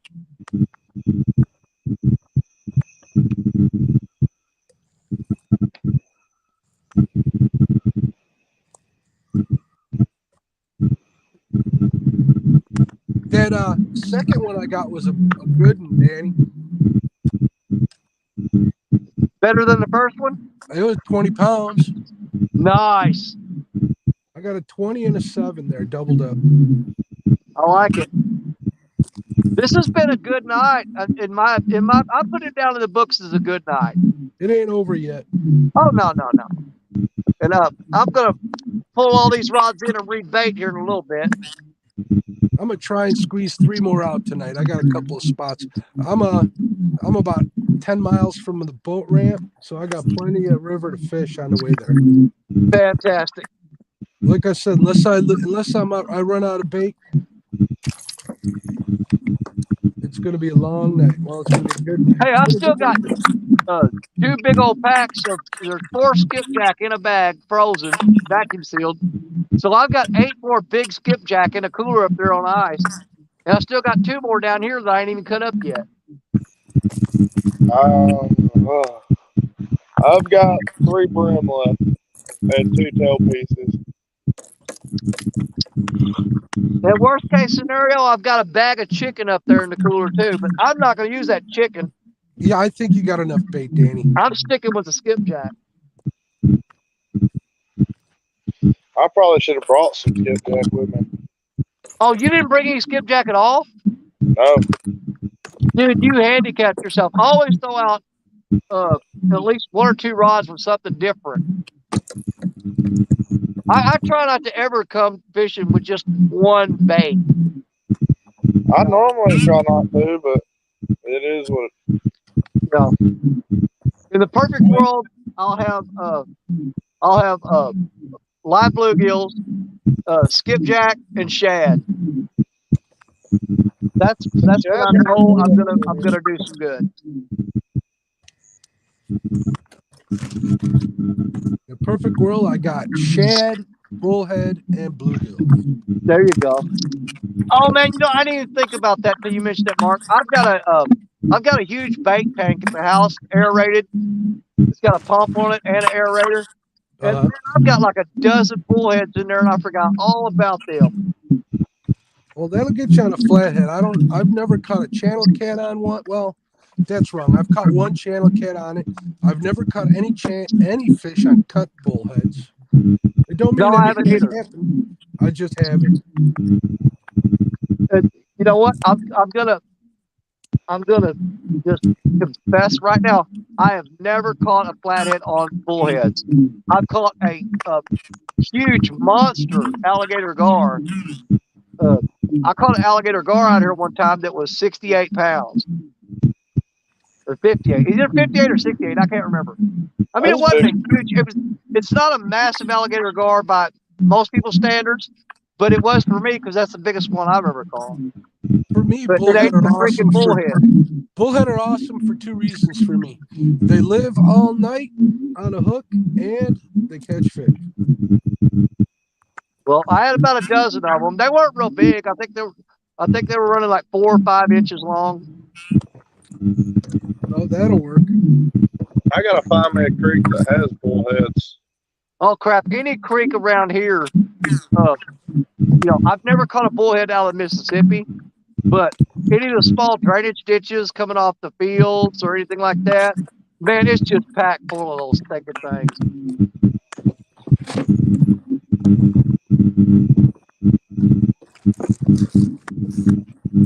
We had a little ditch that about a mile from our house where I grew up, and you couldn't catch anything out of there but bullheads and bluegills. That was it. I've only ever caught one bullhead in my life, and it bit the crap out of me. Yeah, they'll do that. Hey, I'm gonna to send me, them. they bite harder than pound for pound. They will bite your finger harder than any catfish out there. It was like something put a vice on my finger. Oh yeah, and they're like a bulldog. They'll chomp down and won't let go. You know, a blue cat or flathead, they'll kind of mash down on you. Which a flathead don't really bite that hard anyway. I can manhandle the crap out of them. But a blue cat will bite down and chomp you and let go and chomp you and let go. Now a bullhead will get a hold of your finger, and you can let go of him, and he'll hang on your finger and won't let go. I think channel cats are worse than blues are. Oh, absolutely. All right, I'm back. They'll whip their weight around and everything and tear your hand up. I know the channel cats we caught through the winter this year, the biggest problem we have most of the time, when they lock their jaw shut, you can barely pry their jaw open to get the fish grips on them to weigh them. Been there, done that. Now you're sitting there prying on him like, open your freaking mouth. And they just clamp down and lock their jaws and they won't open their mouth. I don't know if you guys can see this, but those flathead did a number on me. I've been trying to wear gloves, but in the heat of excitement, I kind of forget. Well, boys, I'm getting ready to peel out. All right, Jerry. You did good tonight, man. You got that 40-plus pounder. Hell yeah. We're going to call that a win for sure. Definitely. Y'all have a good one. All right, Later, brother. We'll Jerry. see you again. We'll talk tomorrow. I've got about 5 minutes. I'm going to start pulling rods up. Okay. Well, we still got 40 people in here, Mark, so we got to do what we can to try to keep them entertained. I'll hang out here for a little while till I got to move. I'm going to give this spot an hour because I'm thinking I'm catching them coming through. Yeah. So maybe there'll be another wave after them. I heard a big tail slap over by the bank, so I'm thinking there's still something here. Well, I got an alligator going back and forth on me, so he's coming back downriver again. What river are you on? I'm on Wheeler Reservoir over here in Alabama. I didn't know there was alligators down there. Yeah, we got gators down here.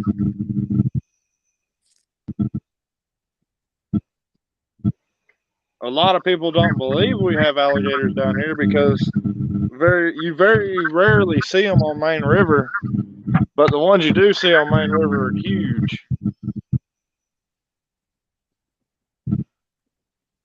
But yeah, we got alligators here. See, if I had big giant alligators on the Mississippi River here, I ain't gonna lie. There ain't no freaking way I'd be sitting this close to the bank fishing at night. No way. That's when I definitely have to go with a boat. But fishing from the bank in alligator territory, not me. This is only the third one I've ever seen on Main River. No, those things, they sit there and watch you all night long, sitting in one spot, and they get brave. They sneak up there real slow and come out of the water and snatch you up, take you in. You sound like my wife, Danny. She hates alligators. I don't want no part of that crap. She hates it. She's like, you know they eat dogs, right? Hey, down in Louisiana, while I was hanging out with some friends of mine down there one time, the kids were swimming in the dadgum water where the alligators are, and they always keep a dog on the bank.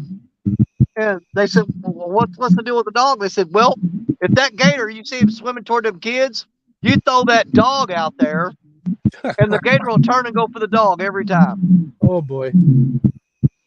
Bait dog. I thought you were going to say that the dog warns them. I didn't expect that. No, they would throw the dog out there so that the gator would be distracted by the dog, and the kids could get out of the water.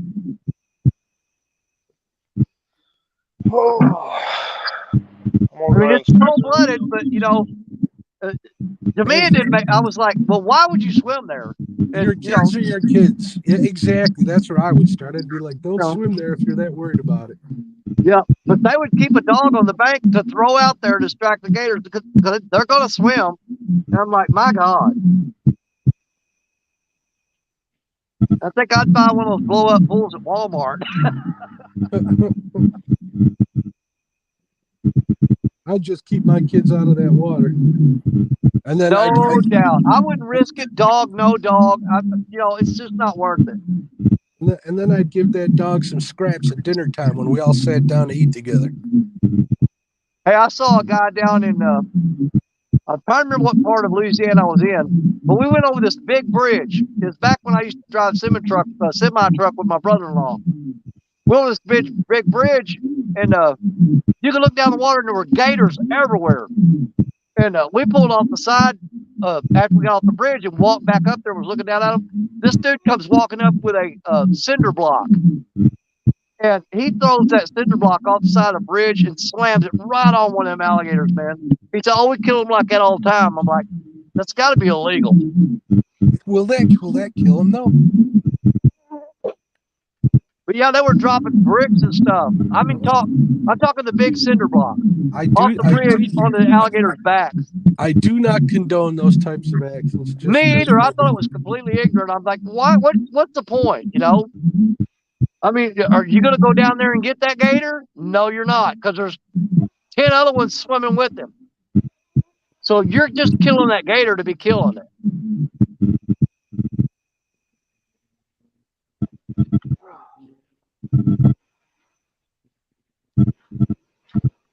I mean, I don't kill anything unless it's an immediate danger to my life or I'm going to eat it, period. Well, I can't say that. Maybe like mice or rats in my house. I would do that.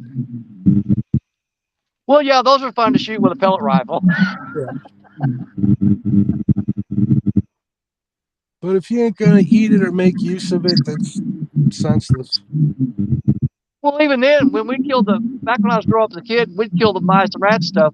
You take it out there and throw it in the chicken pen, oh, they'll peck that thing to pieces and eat it. They're vicious. Oh, chickens are some of the meanest critters you've ever seen. And we got this one old man at work that he will not eat chicken. He said he's never eaten chicken in his life. He's not going to start eating chicken. He don't want no chicken. And we asked him why. He said a chicken is the only animal that he knows of that will poop and then turn around and peck at it. He said, I'm not eating nothing that'll peck at its own poop. That's recycling. You can say that about any animal, like pigs. They live in their own poop. Oh, yeah. And, you know, I've had people tell me that pigs is the cleanest animal there is. And I'm like, okay, you've never seen the pigs that I raised. Now, they are smart. Yeah, they said, you know what? They've done studies that a pig is actually easier to train than a dog. I've heard that. I want to see somebody prove it. Because all the pigs I had were dumber than rocks. Didn't they used to use pigs to find truffles and dogs? They still do. Oh, yeah, you get a good truffle pig, man. Truffle pigs over there in like England or whatever, those pigs go for thousands and thousands of dollars. Make that money back in a couple outings if you get lucky. Oh, no doubt. Yeah, a truffle pig is worth its weight in gold, man. I mean, they're something else. I actually watched a video of a guy had a pig on a leash walking around in the woods. That pig start rooting and he'd go over and dig, and there's a truffle, and a little bit more, and let him dig. And it's actually pretty fascinating. You know, my wiener dog, Woody, he was awesome. Loved going mushroom hunting with me. One day I got the bright idea I'm going to train him to find morels, right? Man, he wouldn't do that for nothing. I'd find one, show it to him, give him a cookie. Find one, show it to him, give him a treat, piece of cheese or piece of jerky. Well, what he figured out was every time you found a mushroom, he gets a treat. Pretty much. He said, I got this guy trained. He finds one of those stupid mushrooms and he gives me a biscuit. Maybe what I should have done is taken one of the morels at home, hidden in the yard, and seeing if he could find it, and then give him a treat. Do that a bunch of times. There you go. I've got some buddies that got labs, and they've trained them because a lot of times we go shed hunting for deer antlers. Uh-huh. And they've got labs trained, and man, those guys are so lazy. They'll walk along the trails and the top of the ridges and send them dogs out. Them dogs come running back with that deer antler in their mouth, dropping off their feet. Yeah, I see people do that. It's kind of funny. Yeah, but man, I'm stomping up and down the ridges, looking, searching, and everything, and he's just piddling along, and the dog will bring it here in a minute. He'll find one. Don't worry about it.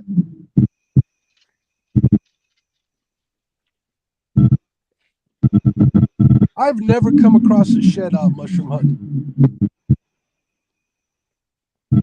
I found a match set last deer season. Oh, cool. I've got a video of it on my page. It's something about quick shed clips or something or whatever. But I got out of my camper, walking to my deer camp, my deer stand, hunted all day, come walking back, and 50 feet from my camper, I look down and there's a deer antler. Well, I bend over to pick it up. I look forward about 3 more feet, and there's the other one. And I said, man, a match set 50 feet from my camper. Is that something that hardly ever happens? To find both of them that close together, yeah. Unless you can find, what I do is I hunt fence rows. If a deer, when he jumps the fence, a lot of times, if you walk the deer trails, when it comes to a fence, a lot of times when they jump the fence, when they land, that little jolt, if their antlers are ready to fall off, it'll knock them off their head. That makes sense. But 90% of the time, they just swing their head real hard and want to go flying, and they'll start walking, and their head it'll be off balance because now you got an antler on one side and you don't on the other. Right, and then they're kind of and it irritates the crap out of them. And they'll start banging that antler against trees and shaking their head until they get rid of it. So, Danny, how come I can't see chat in here? I don't know. Because you came in on a link that I posted in the chat. Now, if you use the link that I send you, you'll be able to see chat. No, I used the link you sent me. Well, I don't know why you can't see chat then. I couldn't see chat either at first. I had to back out and come back in. Well, I went into settings and there's the chat. Well, there's a chat button. If I hit that, I can't see the screen. Camera, audio, no. Chat, I can see the chat. Bank Fishing Adventures. What's up, Jay Fox? Cody Robinson. What's up, Cody? How you doing? It's going pretty good, Jay Fox. Got 3 in the boat. Brandon's Outdoor Adventures. Hello. There's Epic Catfish again. He went to bed.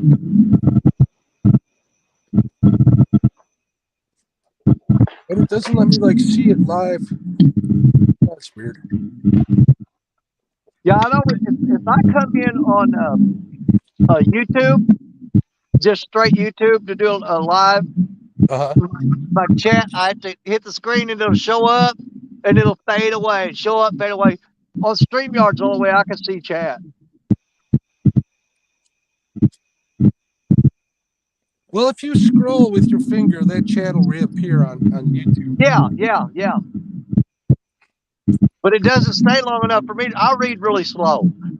So I scroll with my finger, and by the time I'm halfway reading it, it fades back out and I have to scroll again. It's a real pain in the butt.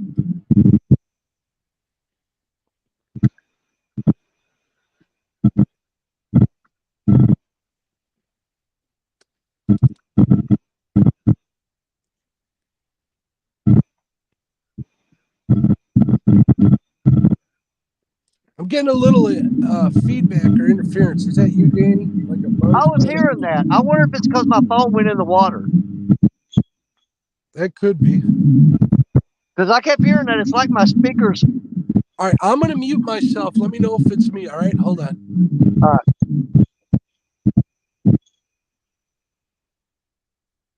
I don't hear anything right now.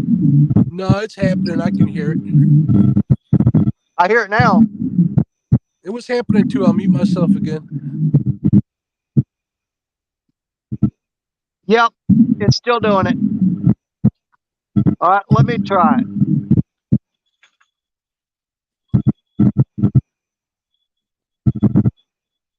It was still doing it, Danny.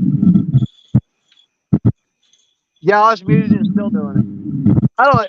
I tend to think it's probably something to do with my phone going underwater. I don't know.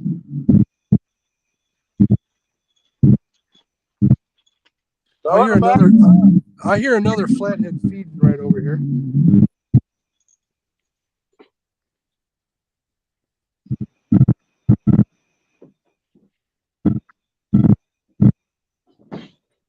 So if I got 3 flathead on Jody's flathead challenge, how many points would that be?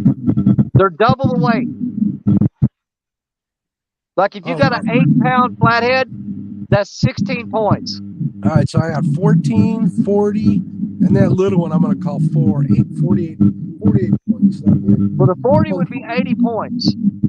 The 14 would be 28. No, I got a 20, so that's 40 points. Okay, and then I got a 7, which is 14. That would be 54. Then I got a 4, which is 8. That would be 62 points. You would have won the last 3 weeks in a row. Well, the problem is we didn't have the weather the last 3 weeks, so at least not on that night. Because last Thursday, the winning number I think was 16, and I came in right at the last with that one little channel cat and got up to 11. Well, heck, it already would have been over though, right? It's over at 1 o'clock our time, 2 o'clock our time. Yeah, it's 1 o'clock our time on Thursday night. Yeah, I got them right after 1 o'clock our time, so wouldn't have counted. You absolutely, and you ought to get in that on some Thursday night though. I'm on Panfish Nation at night, so. Oh, that's right, you are. What, you can't do it from the water? If we have a guest or something, I really don't like doing that. I don't blame you. Because you're distracted by the fishing. You're not putting all your concentration into the person that you got there. Well, I've done it once and I missed the fish. I didn't like doing that. I had another guest who did that for me while he was on the water. Yeah. And it got so dark nobody could see or hear him either one. So it was, it wasn't as professional as I like to keep it. So I understand. Yeah.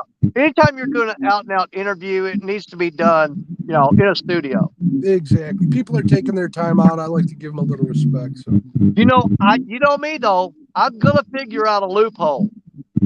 Here's the loophole that I come up with. Okay, you ready for this? I'm ready. If you could get your guest on the boat with you. Well, I agree there. That would be awesome. Because then you could have Lyle in the studio and you and your guest on the boat. You're sitting there having a face-to-face conversation that we're all listening to. We can ask them questions in chat and Lyle can read them out and talk to you guys. There's your one out right there, brother. Well, on the boat. In Mendota, we had it, at a picnic table. That was kind of nice. Me and Lyle got to sit together and finally be there together during one of them shows. That was a good time. Lance got on there. Chad got on there. A bunch of people stopped in there. It was cool. Oh, there's a fish.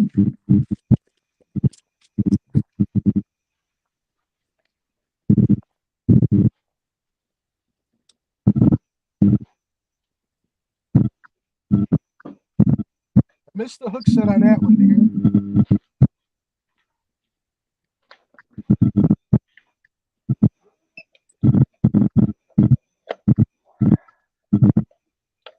Welcome back.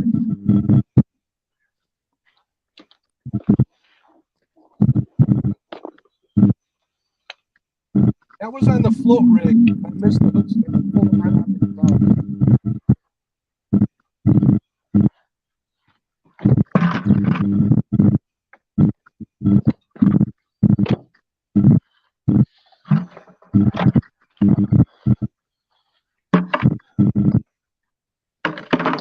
Cody Robinson wants to know what's the total count on your flatheads tonight? It was 3, isn't it? Got 3, Cody. Yep, 3 total. That would have been 4. And I lost one in the rocks. 2.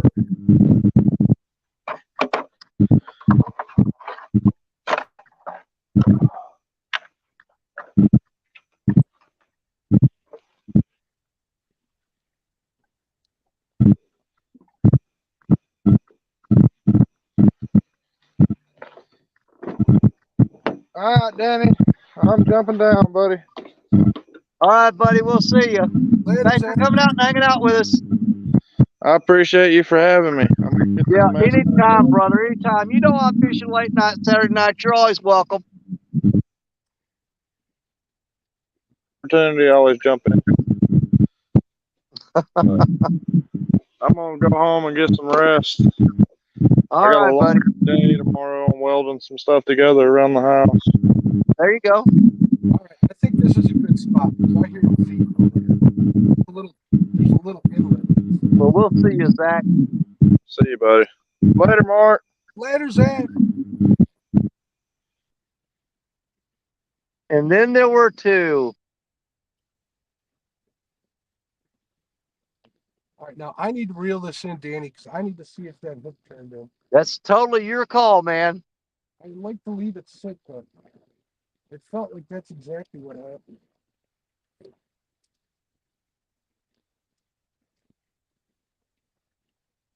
Because while you're doing that, I'm going to reel all mine in and rebait. All right. I'm going to put fresh bait on these.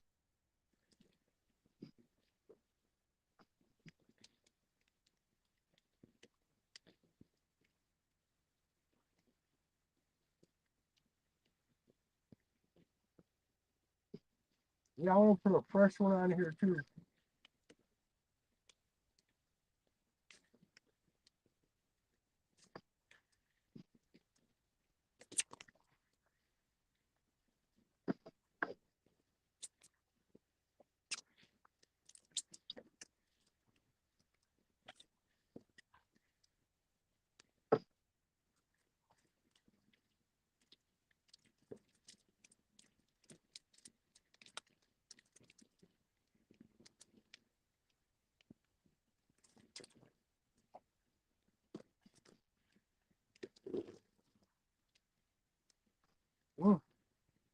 I think I got one on here. There we go.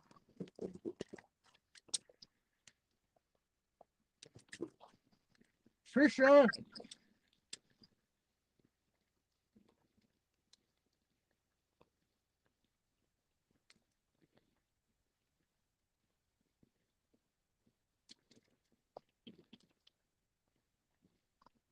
You're hooked up.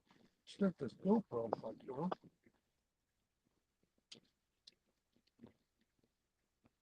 Oh, yeah, that's a good one.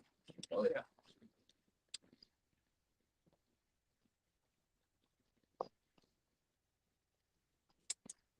All right. Out of battery in this GoPro, it looks like. Danny, you hear me? I got a fish on, bud.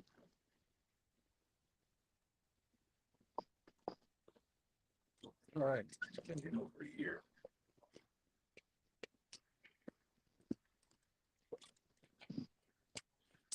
All right. We get some lead on the situation.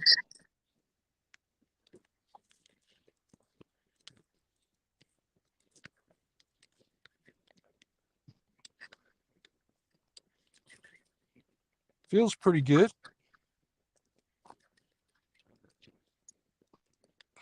Another flathead. Not a monster, but it's a flathead. Let's hope I don't lose it. His hook don't look like it's in there too good.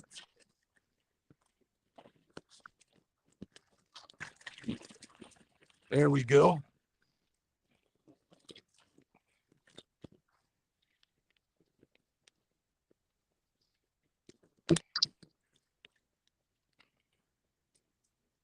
Well, I hate about fishing these rocks. Everybody, Danny, did you hear me? I got one on. Fish in the boat. Right on. Did you hear me, Danny? Yeah. Got one in the boat. Oh crap! You had a fish on there? Oh yeah, but nice one too. Maybe 15 pounds. Probably that one that hit that bobber. Ugh. Here we go. Woo! Maybe another So that's 20. number 4 for you tonight, then. Number 4. Nice. Whew. All right, I'm videotaping, Danny. So tell me it's all right to use this in my video. Oh, you're fine. All right. Hey, my channel's for everybody, man. Everybody use anything they want off of my channel anytime. My chesty GoPro. Yep. My Ran out channel of is battery. basically a community channel. It's for everybody. Attaboy. And I tell people anytime you want to take clips out of my videos, you're more than welcome to them anytime. Big old male. Not a monster, but a good fish. Man, these eagle claw hooks are my favorite.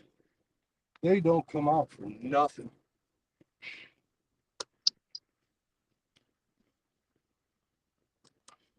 Hooks them in the corner of the mouth.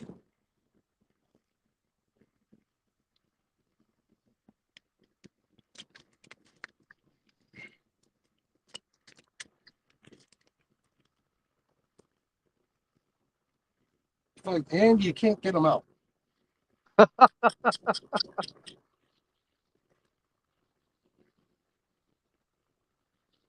Holy smokes, Dan. Yeah, I can't believe the way that 70 pounder that I caught earlier. I can't believe he was hooked in the roof of his mouth inside there on top of his Dude, mouth. this guy is mean. He's biting me pretty good. All right, folks, check him out. Look at this.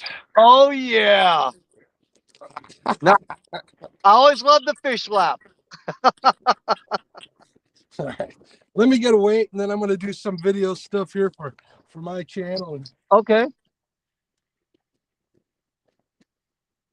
Whew. Yeah, I'm bleeding, of course. Oh, yeah. I think my pinky's broke. Yeah, I'll have to get that checked out. I'm almost certain I broke my pinky on my right hand tonight. When I grabbed him, he spun, and the only finger that held on was my pinky and the finger next to it, whatever, my ring finger. And he torqued both of them, and I think he broke my pinky. It's swollen up pretty bad. Hey, so this Dr. Meter scale, supposedly they lock in, right? Well, here's the thing. Mine, on anything under 30 pounds, it locks in immediately. You start getting up around 50 or above, and it starts jumping a lot. I've had that trouble every time. This one is. But I think a lot of that's me with my bad shoulders and bad arms. I can't hold it up and hold it steady, and I'm shaking. And it's hard for that scale to lock in when you're shaking it. Yeah. That's why I've been thinking about when I go fishing, building me like a tripod out of sticks to hang the scale on. Uh-huh. Because I'm just not able to hold them up anymore. Not like I used to. Them shoulders. Look at this. 19.5. 19 and a half then. It won't lock in. It's bouncing up between 19.5 and 20 point something. That's all right. We're going to call it 19.5. I always go to lower end of the scale. Woohoo! Here we go. All right, Well, Danny. I tried doing that fish tonight, but Epic wouldn't hear it. I'm gonna exit out of here and do some video stuff, and then I'll be back. All right, buddy. Okay. Well, I gotta run up the truck and grab some more sinkers anyway. My bag's out. I gotta go pick up some more because I'm losing weights every time I reel in. All right, just check the basement for me when you come back. All right. All right.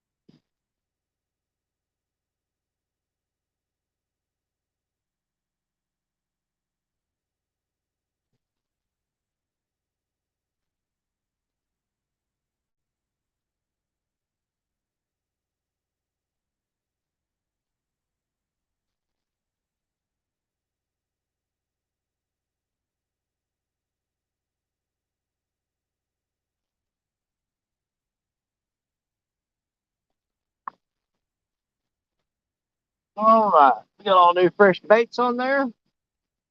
Fresh bloody baits. Let's see if we can make anything happen. Take down. What's going on, buddy? Wondering.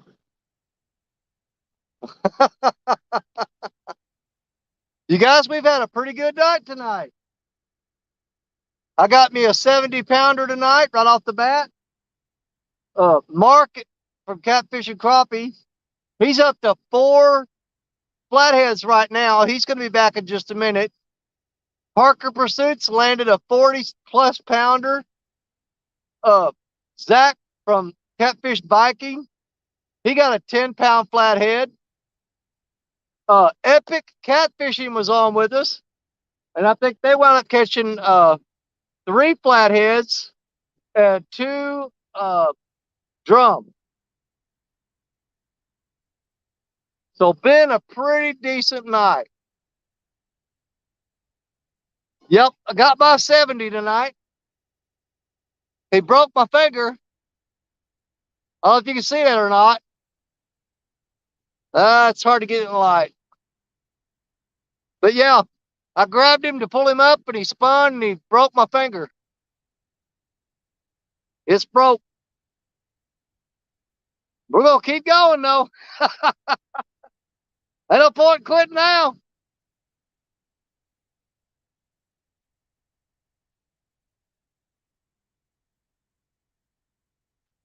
Yeah, Mark will be back here shortly. He just landed a 19, I think it was a 19.5 pound flathead.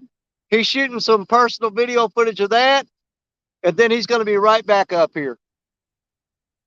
Yeah, daggum catfish broke my finger, broke my pinky. Flat broke it. Y'all, I'm going to make a short video of that. I'll cut it out. But that happened earlier tonight. Big 70-pounder tore me up.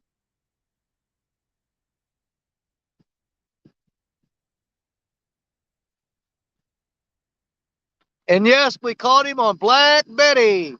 Black Betty came through again for us tonight. It was so cool, man. We were sitting here and I looked down there, and Betty didn't even twitch. She just went boom, and drag started peeling off.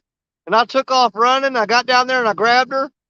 And I like to never got that fish in. That thing fought like a, man, it fought like a 100-pounder. I fought that fish for, I don't know, probably 5 minutes, maybe.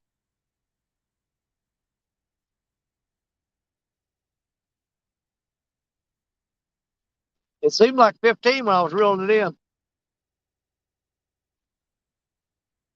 Fought it for a long time. But yep, it was all on this live stream. We've had a good night, y'all. That is the only fish that I've caught so far. I've had one other bite besides that. But the other people that's been guests on the show, they've all been coming through pretty solid. There's Mark right now. Let's get him back in here. What's up, everybody? Yep. I'm back. We got people coming in left and right. James Kirkpatrick's in here. Melissa. Awesome. Kenneth, Takedown Catfishing's in here. Kenneth, what's up, buddy? Having a good And I've got there. brand new fresh baits on that are bloody and nasty and ready to go. Yeah, I got fresh bait kicking on there. Yep. Keep an eye on that bobber and see what happens. We'll go from there. So you're fishing with a float? Well, no, I got 3 on the bottom and 1 on a float. Okay. I usually fish the float right behind the boat. I'm thinking that one that I missed on the hook set on that float. And yeah, the hook was turned in on it. I think that fish came around and hit one of the bottom rigs I got on the outside. Now, would that be a Patriot James float, or what kind of float you got on that? It's a Whisker Seekers I'm using today, just because that's what I had in the boat. I got a box of those Patriot James ones. I need to put a few of them in here. He's gonna be mad at me. Sorry, James. I use them whenever if I could get out on a point where I'm casting, or if I'm in between 2 creek channels, I'll float them down there between those channels, and those things are freaking amazing. I sit there one night and just let out line and let it float down the river. And I ran out of line before I could not see the float. I could still see the float. And I had every bit of the line off the reel off there. And you They can are fun. still see it. They are fun to watch go under. That's for sure. But that thing had to be freaking 200 yards away, and I could still see it like nothing. I mean, it's easy. Yeah, they're pretty darn bright. Absolutely. James's floats. Oh yeah.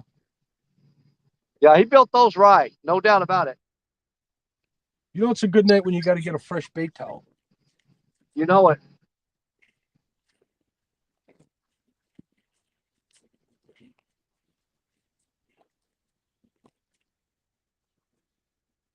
Yeah, I caught 2 carp earlier today. I've thrown carp out like on a couple rods several times, and nothing's even touched it. But of course, they're not hitting the skipjack right now either. So Now, do you ever catch blues on carp? Oh yeah. Oh yeah, you use them all the time. You're always snagging for the major. Yeah, if you remember back in the winter, I snagged those carp. I used that same carp for 3 weeks. I remember that. Every catfish I caught come off that rotten carp. I'm surprised the raccoons didn't come eat it up. I was shoving it up under a tree root. I can't believe they didn't find it because usually they'll smell it. Yeah, raccoons do not care. But they'd never touched that carp. I had one that I left laying out, and the buzzards pecked his eyes out, and that's pretty much all they ate of it. But it was so cold back in the winter, you know, it never got above 32 degrees. I could leave those carp on the bank, and they would stay, I'm going to call it somewhat fresh. It's like because they were frozen.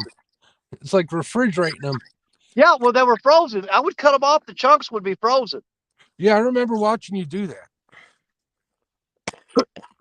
I also remember you snagging some of them, and on the first cast you get one. I remember that shit. I did that earlier today. I threw out a bass rod just that I carried in the back of the truck. It's a small little bait caster on a cheap reel. Threw it out, first cast, boom. Snagged a 19.78 pound carp. Oh, my generator just run out of gas. I got to go gas it up. I'll be right back. All right, I'll be here. I can't see chat, everybody, but I'm going to say hello here. Sorry, I'm in avatar mode. I'll come out in a second. Other than that, it's been a good night. I'm catching these, in like 5 foot of water today? This is a good spot. We're going to mark this one down. They're a little smaller than I usually catch, but this section of the river is usually like that.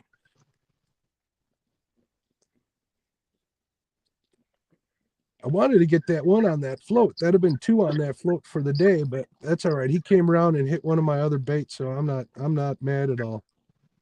He did it while I was rebaiting the float too. So that was kind of exciting when you're standing right there and it happens. Oh, wait. Something's happening to that float. I'll hit the camera on if something happened. That could just be the fresh bluegill out there.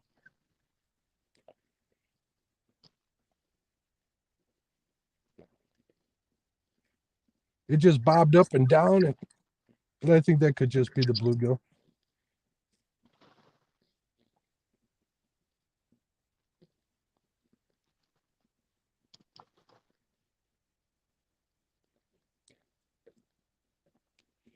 If it wasn't, maybe it'll come around and hit one of my other lines.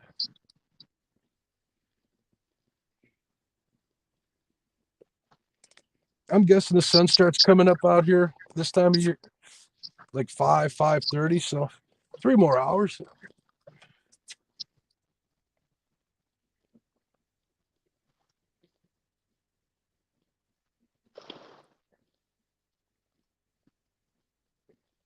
And now the bobber is still. All right, let me get out of smoke view here. Sorry, folks. Sorry about that. I doubt you guys can see that little green light out in the back there, but that's what I'm watching. And again, if you don't know, I cannot see chat for some reason. Hopefully I'm not just, well, I'm technically am talking to myself.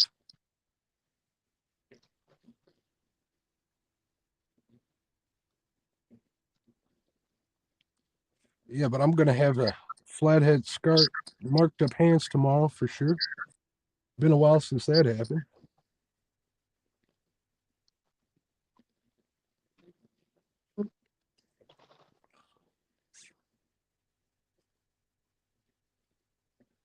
But I think we're gonna get at least one more out of here. I ain't gonna move until I get no bites for an extended period of time because they seem to be coming through here and stopping here.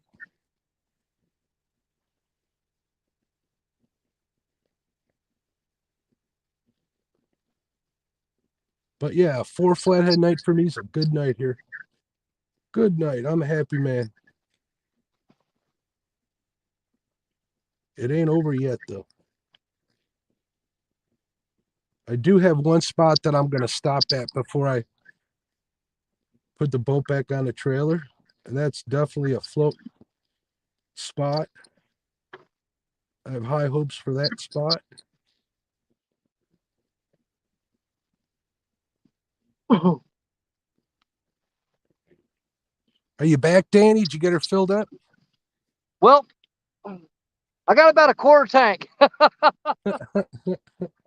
I forgot to fill my gas jug up before I came up here. So I grabbed my jug and I was shaking it. And I'm like, oh crap.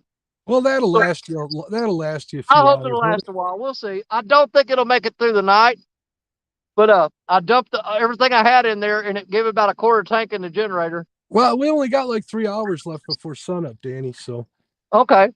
Well, I don't know that it'll last that long, but we're going to give it a shot. You know, quarter tank. That's what, about $35 worth of fuel. Oh yeah. Stephen Corley, Mississippi Life. That's a new name for me. What's going on, Stephen? How you doing, bud? And Half Century's in here. Of course, you know Takedown, Melissa. How you doing, Takedown? Hello, Melissa. And Catfish Biking is in chat with us now.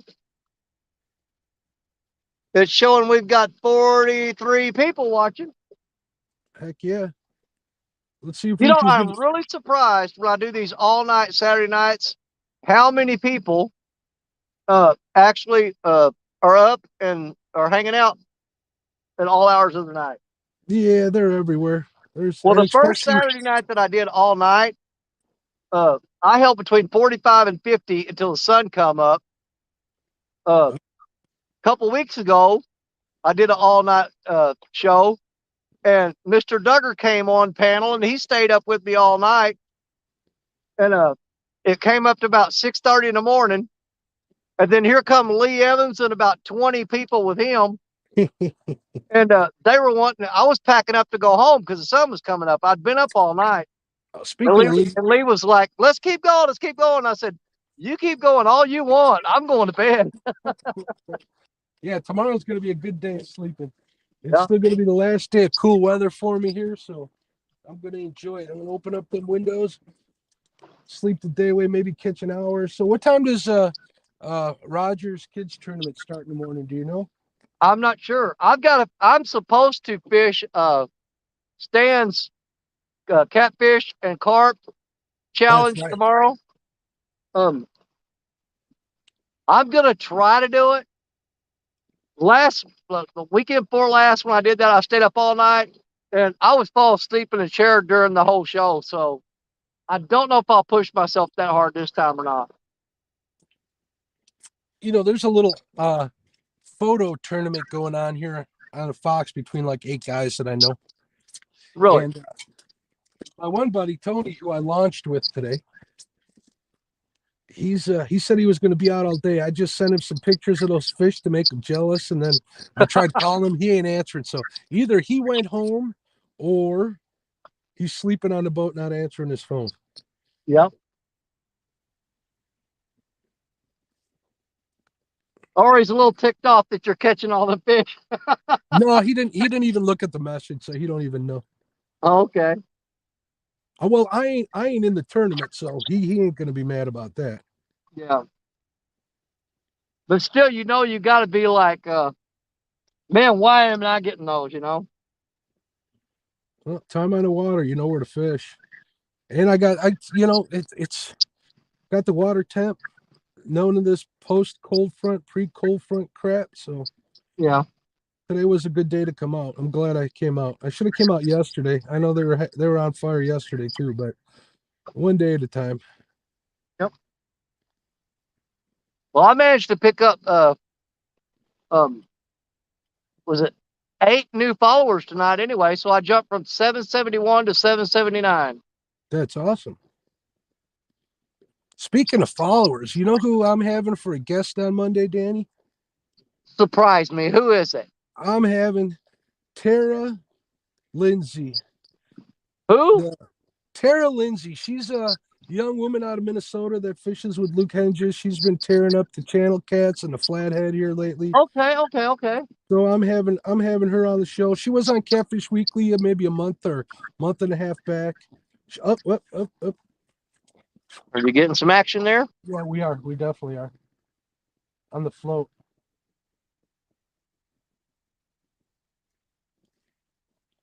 It just went under and came back up. Chucky Morgan says if he's not mistaken, he believes the kids tournament starts at 8 a.m. Eastern time.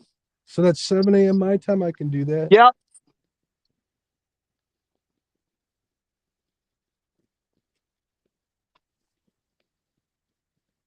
That's got to be fun getting those kids up on a weekend like that.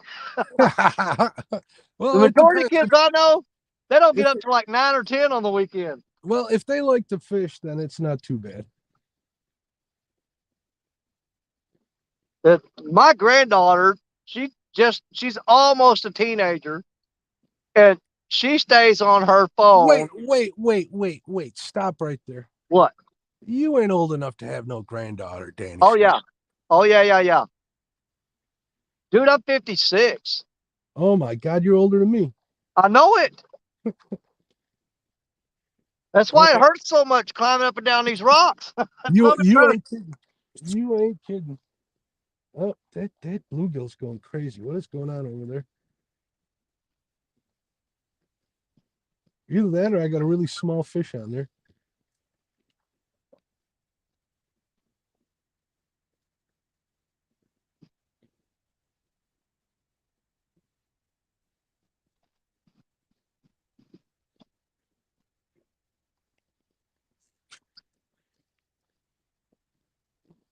But anyway, yeah, I can relate to the getting up and down on them rocks. And them knees will tell you how old you are every day.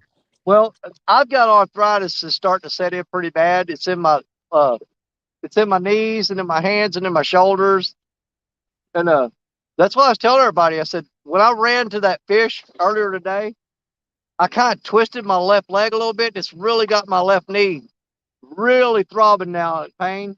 And my shoulders and my back are just tore all to pieces right now. I wish you guys could see this float bobbing up and down.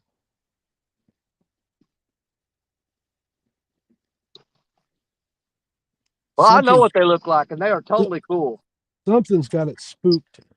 If anybody does any if you're not like me on the bank with real swift current, but if you're out in a boat or you're in calm water or something like that, you've got to check out those Patriot James floats. I'm telling you. Absolutely. They're a You've good got time. to check them out. I'm telling you, it will make your day to watch that float go under with that light on it. It is so freaking cool, man. You know, I was talking to a friend of mine here that fishes the Fox like hardcore. He's a big tournament guy, and we were talking about the floats, and he brought to my attention, and you know what? After thinking about it, he's absolutely right. You know, he says if you got a bait on the bottom, right, and they miss that bait, they usually don't come back for it. With a float, they may come back for it. Yeah.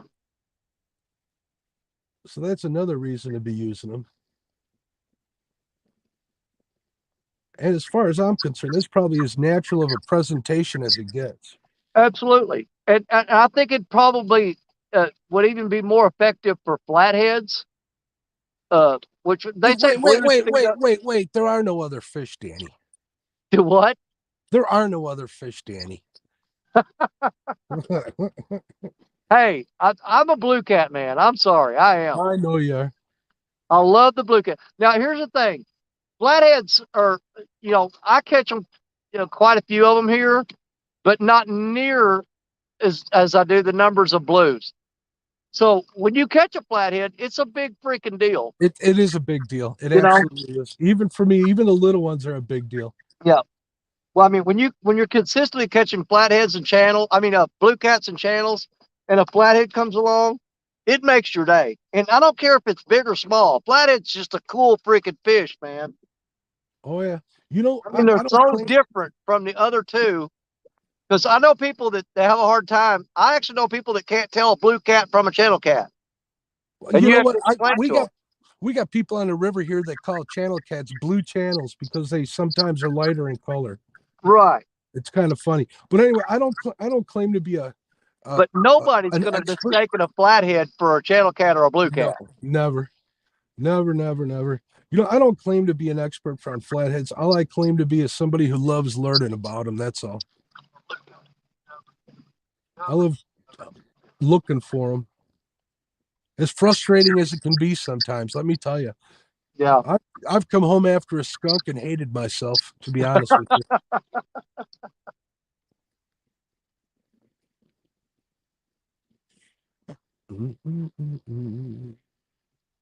Well, no, the way it's looking right now, I must have thrown that bait out there in just the right exact spot for that fish. Because I tell you what, other than one little nibble, I haven't had a single bite all night other than that big catfish I caught. Well, the night ain't over yet. No, it's not. And the last time that happened, it was right as the sun, you could start seeing it lighting up the sky. You couldn't see the sun yet. But I sat all night long. Matter of fact, Avid was on the show with me. He stayed up with me all night. He was fishing. And just as the sky started lighting up behind me, I had over a 10-pound, it's a 10-pound plus blue cat, almost pulled one of the rods in. But I fished all night long for that one fish to come in the morning. Hey, that one fish probably made it not so bad. Oh, if I would have fished all night long and went home with not a bite, yeah, that would have been bad. However, though, I did reel in Black Betty. She was twitching earlier in the day before it got dark, previously to that. And it was just the rod tip just kept twitching and kept twitching and kept twitching. And I finally had enough of when I reeled it up. And there was a little half-pound blue cat all wrapped up. He had the hook in his mouth, and he had spun around and wrapped around. And I like to never got that fish untangled. He was so wrapped up. You know, when I got that double, I almost had a big mess here, but it kind of swam itself out. I hate when that happens.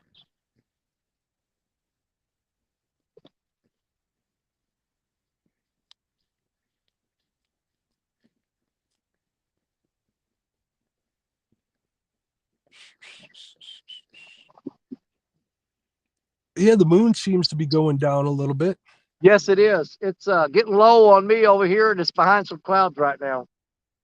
That's not quite a full moon, is it, Danny, or is it close? No, it's not quite. You got the bottom left side of it's kind of shaved off.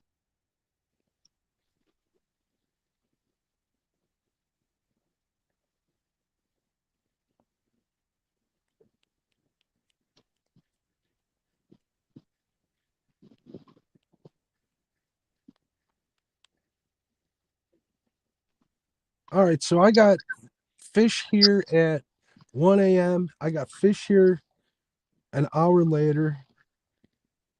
I need to remember this from my logbook, Danny. Yeah. You know what? I carry mine in my tackle bag, and I never remember to write in it. I get home and I have to go back and rewatch the whole live and go through there and figure out, what time, all that stuff, the weights. Because I keep logs on all my weights and all that stuff too. And I put them all in there. I got a logbook. I keep them all in there. And then I've got another logbook that Tom and Michelle sent me. It's strictly for keeping up with your weights and locations, times, temperatures, and all that. Is that the one from Sumo, Catfish Sumo? I think so. Yeah, they got a pretty good one. But that book, if I wrote down every fish that I caught in it, I'd have it filled out way too soon. Well, you got to do that over a year's time. So, what I've done is I've set myself a limit. Nothing goes in there that's under 30 pounds. No, you got to put everything in there, Danny. If you need to order a second one or make some copies to slide in there, you need all the data to make your decisions. You can't just pick and choose, you know. Well, I keep that book for logging my big fish. I've got a notebook that I write down every fish. I don't care if it weighed a half a pound. The notebook has got everything in it. But the logbook that Michelle and Tom sent me, I basically use that as my trophy keeper. Anything over 30 pounds, I consider to be a trophy fish. And I keep Over that how to many log all my pounds? trophy fish. Over how many pounds? You broke up. Over there. 30. Anything over 30. Yeah, me too. I think a 30-pound flathead's where I get. That's where I'm. I mean, you know, if Has yells sweet doggy on anything over 30, then I'm gonna call it a freaking trophy. You know what I mean?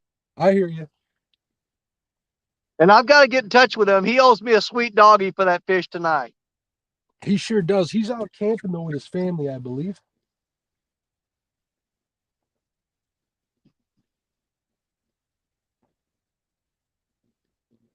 I got to get to doing some video editing, Danny. I got like enough video for like 5 or 6 videos.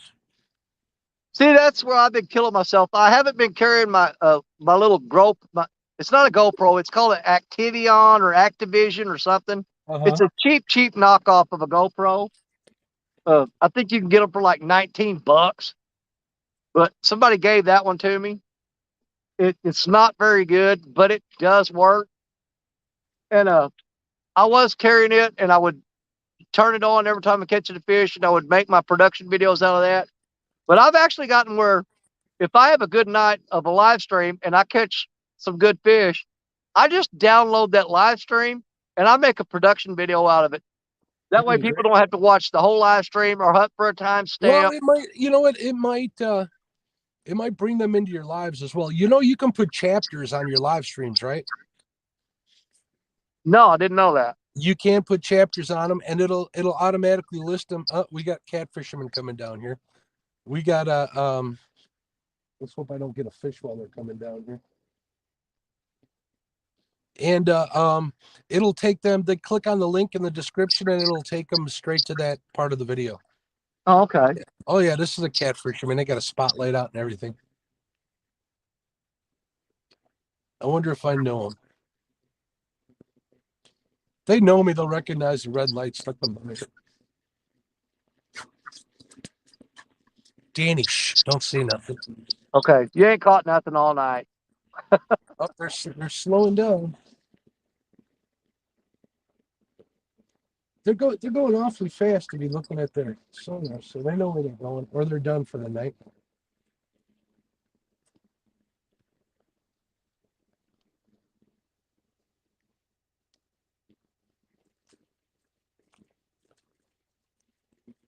Here come the waves.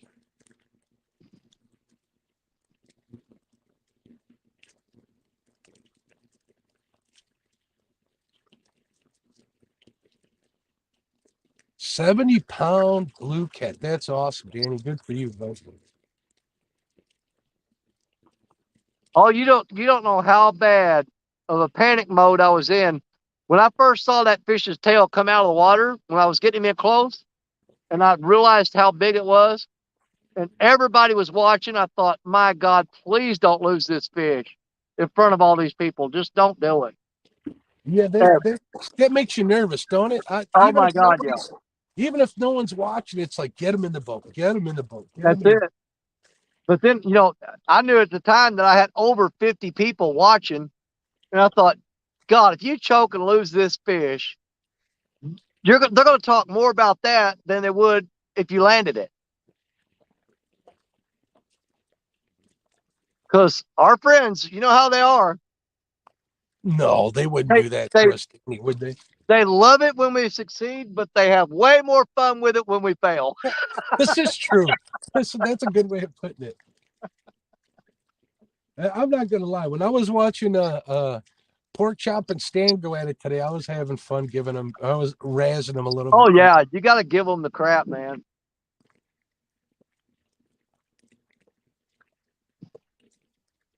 So what are they saying in chat? Or are they just watching quietly? Let's see, Melissa.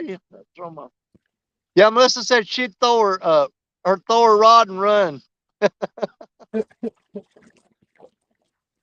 Let me see. I wonder if they're talking about the same thing. Catfish Biking said he's going to bed. Good night, They're Zach. talking about snakes. They're talking about snakes. Oh. Melissa said she'd throw her rod and run to James if she saw a snake.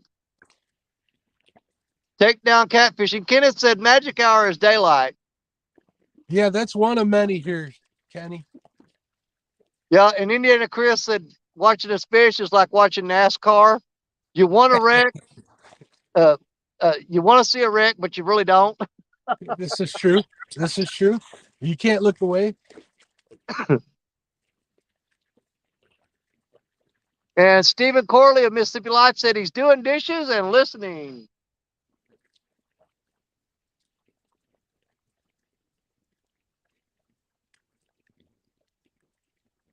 And, you know, I cut myself back to 4 rods tonight. Usually I run anywhere from 6 to 7. But where I'm at right now, the shore is so rocky, I'd have to have those rods spread out so far apart. It's just too dangerous running across them rocks in the dark to get way down there to a rod that's way far away. So, and at our age, Danny, we don't heal so fast. I know it. So I just backed it down to 4 rods tonight and brought them in a little closer to me where I don't have as far to go. And I'm not too worried about Betty. I got her locked in really good down there on some rocks and a stump. And I've got the drag set fairly light. So when it bends over, it's going to take line. It ain't going to take the rod. Well, you got your drag set right too, don't you, Danny? Oh, absolutely. Yeah, when I hooked that 70-pounder, that rod bent over to a letter C. And I looked down there and that spool was just giving it all it got. I mean, it was there spinning. you go. And after I picked the rod up, I did tighten the drag down a little bit. And it was still, when it would make a run, I was kind of worried about that because, I mean, I had a lot of pressure on that fish. And I started let the drag out a little bit more. But I stuck with what I had because the way he was running, he was going to get over in these big rocks. And I was going to lose him anyway. Well, you did. You got him on the bank. Well, all I can do is tighten down the drag and throw the coals to him and hope like I can keep him away from those rocks. I can't wait to see those pictures, Danny. Make sure you send them to me, bud. Oh, absolutely, I will.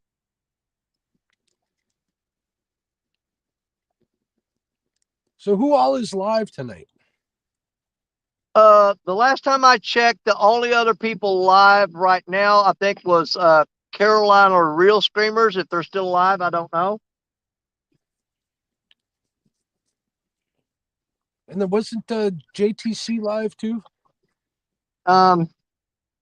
He might have been, but when I checked, he was bouncing back and forth between our chat and theirs. Yeah, and then but didn't Becca have a tournament too tonight? Yeah, that was earlier tonight, I think. That was earlier. Anybody know who won that? I'm pretty sure it was Sunfish King. Well, I thought it was John Parker and John versus John Euler. Is that right? Oh, I forgot about that tournament. I'm thinking about something else. Oh, yeah, I completely forgot about that. It was John Parker versus crap. I can't. You got me all. My brain fizzled now. I can't remember.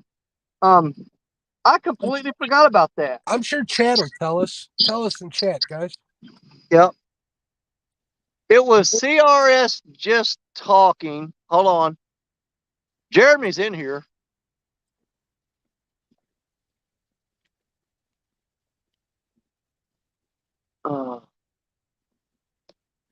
India Chris, the 70-pounder is beautiful, brother. Thank you. Thank you. I thought he was. I could have did without the beating he put on me. You'll live. Yeah, I know it. Just take a couple ibuprofens when you get home. I walked up. I carry all that crap in the truck. Attaboy. I went up there a while ago and grabbed 3 of them and downed them. But I guarantee you I'll be laid up tomorrow with back pain, and my wife will have to do my physical therapy and all that. Well, you got one of them. You got one of them inversion tables too, don't you? Yes, I do. I love that inversion table. That thing is a lifesaver. J Fox Hunter said John Oler won. versus I'm guessing he was against it was John two, Parker. It was 2-1 versus ones, I know, on the Yeah. first. And I think it was John Orr versus John Parker. Yeah, I know for a fact it was because I watched John Parker when he did his little promo and he was cleaning his rod. He was telling John Orr that he was going to beat him with his own rod, the rod that he gave him. Cleaning rods, what's that? He had a spray bottle. No, I have no idea what that means, Danny. Well, he had a little spray bottle. He'd spray the liquid on there and he'd wipe it down like cleaner. I still don't understand. He was copying off of Brian B. I got shad scales on my rod. This one of these white ones, probably from 5 years ago. Man, my rods are filthy. And yes, they ride in the back of the truck. They get dust and dirt on them. I have to take them apart to clean them every now and then, the reels, but I don't clean the rods. I don't know, when I have this in a landscape mode, I can't see the time. But if I turn it like this, I think I can see. Yeah. Because it doesn't want to turn in this holder. I'm not going to force it. Here, never mind. I was going to time my sandwich, eat half of it at 3 a.m. All right. James Kirkpatrick said John Oler beat John Parker, so John Parker got the trophy. Wait, what? I thought the trophy went to John Euler. No. The trophy goes to the loser. Oh, okay. Because the trophy says it's the you can't fish worth a lick trophy. Whoever loses has got to take the trophy. And James Kirkpatrick said he beat Small Town. So Small Town got to keep the trophy. Congratulations, James. Good job, bud. Yeah, in that tournament, you don't want the freaking trophy. Kind of like a hot potato tournament. Feel free to use Exactly. it. You're trying to get rid of it. Which I think is totally cool, man. I like that idea. That's pretty cool. That's It's like hilarious. trophy of shame. Because they force you to display it. And at any given time, if they want to see that trophy, you better have it somewhere where people can see it. That's what I was going to say. And at You given can't time, like hide in the closet. Oh, here they come again. Here comes somebody ripping down the river. Let's see who this is. Yeah, I just checked for lives. I'm not seeing anybody we know that's live. There's a ton of Filipinos live. Yeah, I don't have any of them channels subscribed to except for I'm just scrolling through. I just click live on YouTube and it shows who's live. It doesn't matter if I'm subbed to them or not.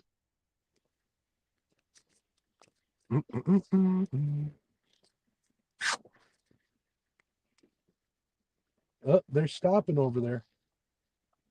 You know, when they stop, I always ask myself, what do they know that I might not know? That's horrible. That's horrible, but all is fair in fishing and love, right? And you know, it's amazing, you know, how many people will sit here on the bank, and if you're close enough to see that they're catching fish, and you ask them what they're using for bait, and they will lie. You know what? I'm not like that. I'll tell everybody. I'm using voodoo. Now, there's this one short little Mexican guy that's been coming down here right where I'm at right now, just about 50 feet from me. He's been fishing here every weekend, and he's pulling in. He pulled in 2 20-pound flatheads and a 40-pound blue. But of course, he drug them up there and threw them in the bed of the truck. And I asked him, I said, "What are you catching them on?" He said, "Chunks of cheddar cheese." I believe it. Well, the blue cat, you might get me to buy that. I just don't see a flathead eating a chunk of cheddar cheese. I ain't saying they won't. Danny, you ain't gonna believe this. This is a pleasure boat coming by me right now. Yeah. At this time, and they're all drunk and they're singing. Looks like a good time. Yeah. And they're about 200 yards from me, so I feel pretty safe. I'm good. You know what took the longest for my wife to get used to? Me fishing over a river in the summer is pontoon boats and stuff come by, and the girls would be flashing you. Uh-huh. And the first time she came with me, there was a boat come by. It had like a pontoon. It was way overloaded. They had like 15 people on that boat. And all the girls turned toward us and raised their shirts and flashed us. And she looked over at me and goes, "How often does that happen?" I said, "Every time I'm over here." You must be better looking than me, Danny, because that don't happen Every too time. often over here. Oh, they don't care. They're out in the middle of the river, and they do it just because they know you can't get to them.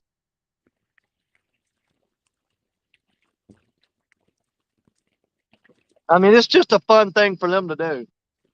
But yeah, I I've know. been flashed. I've been flashed so many times on this river. It's ridiculous. I mean, it happens on a regular basis during the summer when it's hot. Oh yeah. To be honest with you, I stay off of this river anytime that's a probability of happening, to be honest with you. Well, see, here's the thing. I'm on the bank. Now, if I was in a boat out there with all the boats that come flying by and they're drinking and acting stupid, yeah, I wouldn't care too much for that. On the bank, the worst case scenario, they're going to ram their boat in the rocks if they try to mess with you because that's the only way they can get to you.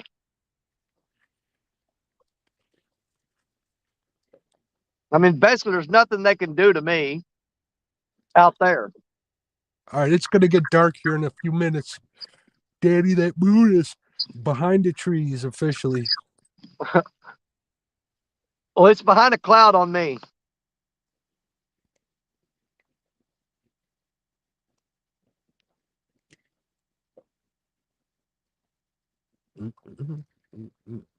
So what are they saying in chat? I'm always... Let me see. Right now, we've got, let me scroll forward. Steve Ransom's in here.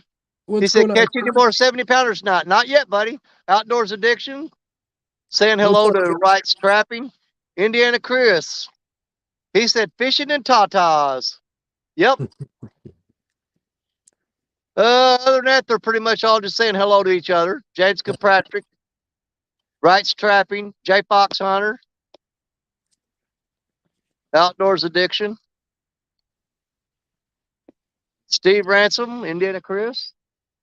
It shows 38 people in here, but only about 5 or 6 of them chatting. Yeah, there's probably... Generally, when I find out Jeremy Tournament Cats is still in here. I wonder where Brian B is. You know what? I have no doubt on nights when I have like 40 plus or 50 people in, I guarantee you that 25 to 30 of them fell asleep while they were watching this.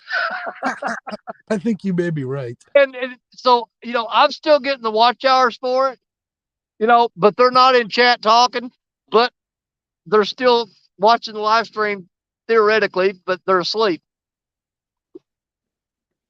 I guarantee you there's a high percentage of people that are sitting up watching that sitting on the couch or whatever, and they wake up and go, "Crap, sun's up." Live stream's over. I wonder if, you know what, maybe he did go home, my buddy Tony, who's fishing out. I'll tell you what I'm fixing to do. I'm fixing to do a roll call to see who all's in here. There's a 217 Rebel Outdoors. Yeah, Chucky you know what? Morgan. Let's do a Jeremy bacon. Tournament Cats. Go ahead, Danny, Mark. Let's do a bacon roll call. Let's see some bacon emojis, people. Let's do a bacon roll call. You guys put up a bacon emojis if you're still awake and watching or if you're asleep. We want to see the bacon. Give me something to look forward to when I get home. Exactly. So we're waiting on the bacon emojis to start rolling up so we can see who's still awake. There's Jeremy's Tournament Cats with the bacon. There you go. Way to go, JTC.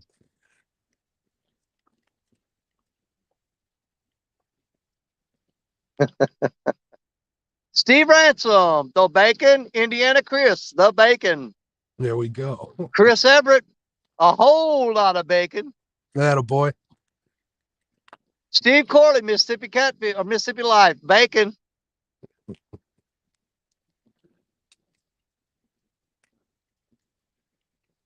Steve Corley's been around for a while. I'm surprised this is the first time you noticed him in your chat, Danny. You know what? I'm really bad about not watching chat. So there's a lot of people that's been in my chat that I never even saw. Can you tell that's how come I keep asking you what's going on, trying to get you to pay attention? Generally, people know when they come into my chat, they're just watching and hanging out with each other because well, I'm happy they never have any problem talking to each other, though. To be Don't have honest with James I'm, Patrick says, I don't have a bacon emoji, but I will use a pig one. So he's that'll got a work. picture of a pig up. That'll work.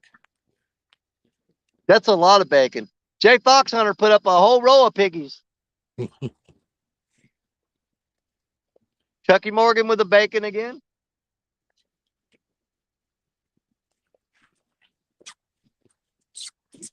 Oh, my bubbler's still going strong. That's a good thing. Yeah, I can't believe I lost all mine. Take down catfishing. Kenneth's going hot dogs and pizza. Kenneth, come on. You know, if there was a calf fry emoji, he would put it up there. Probably.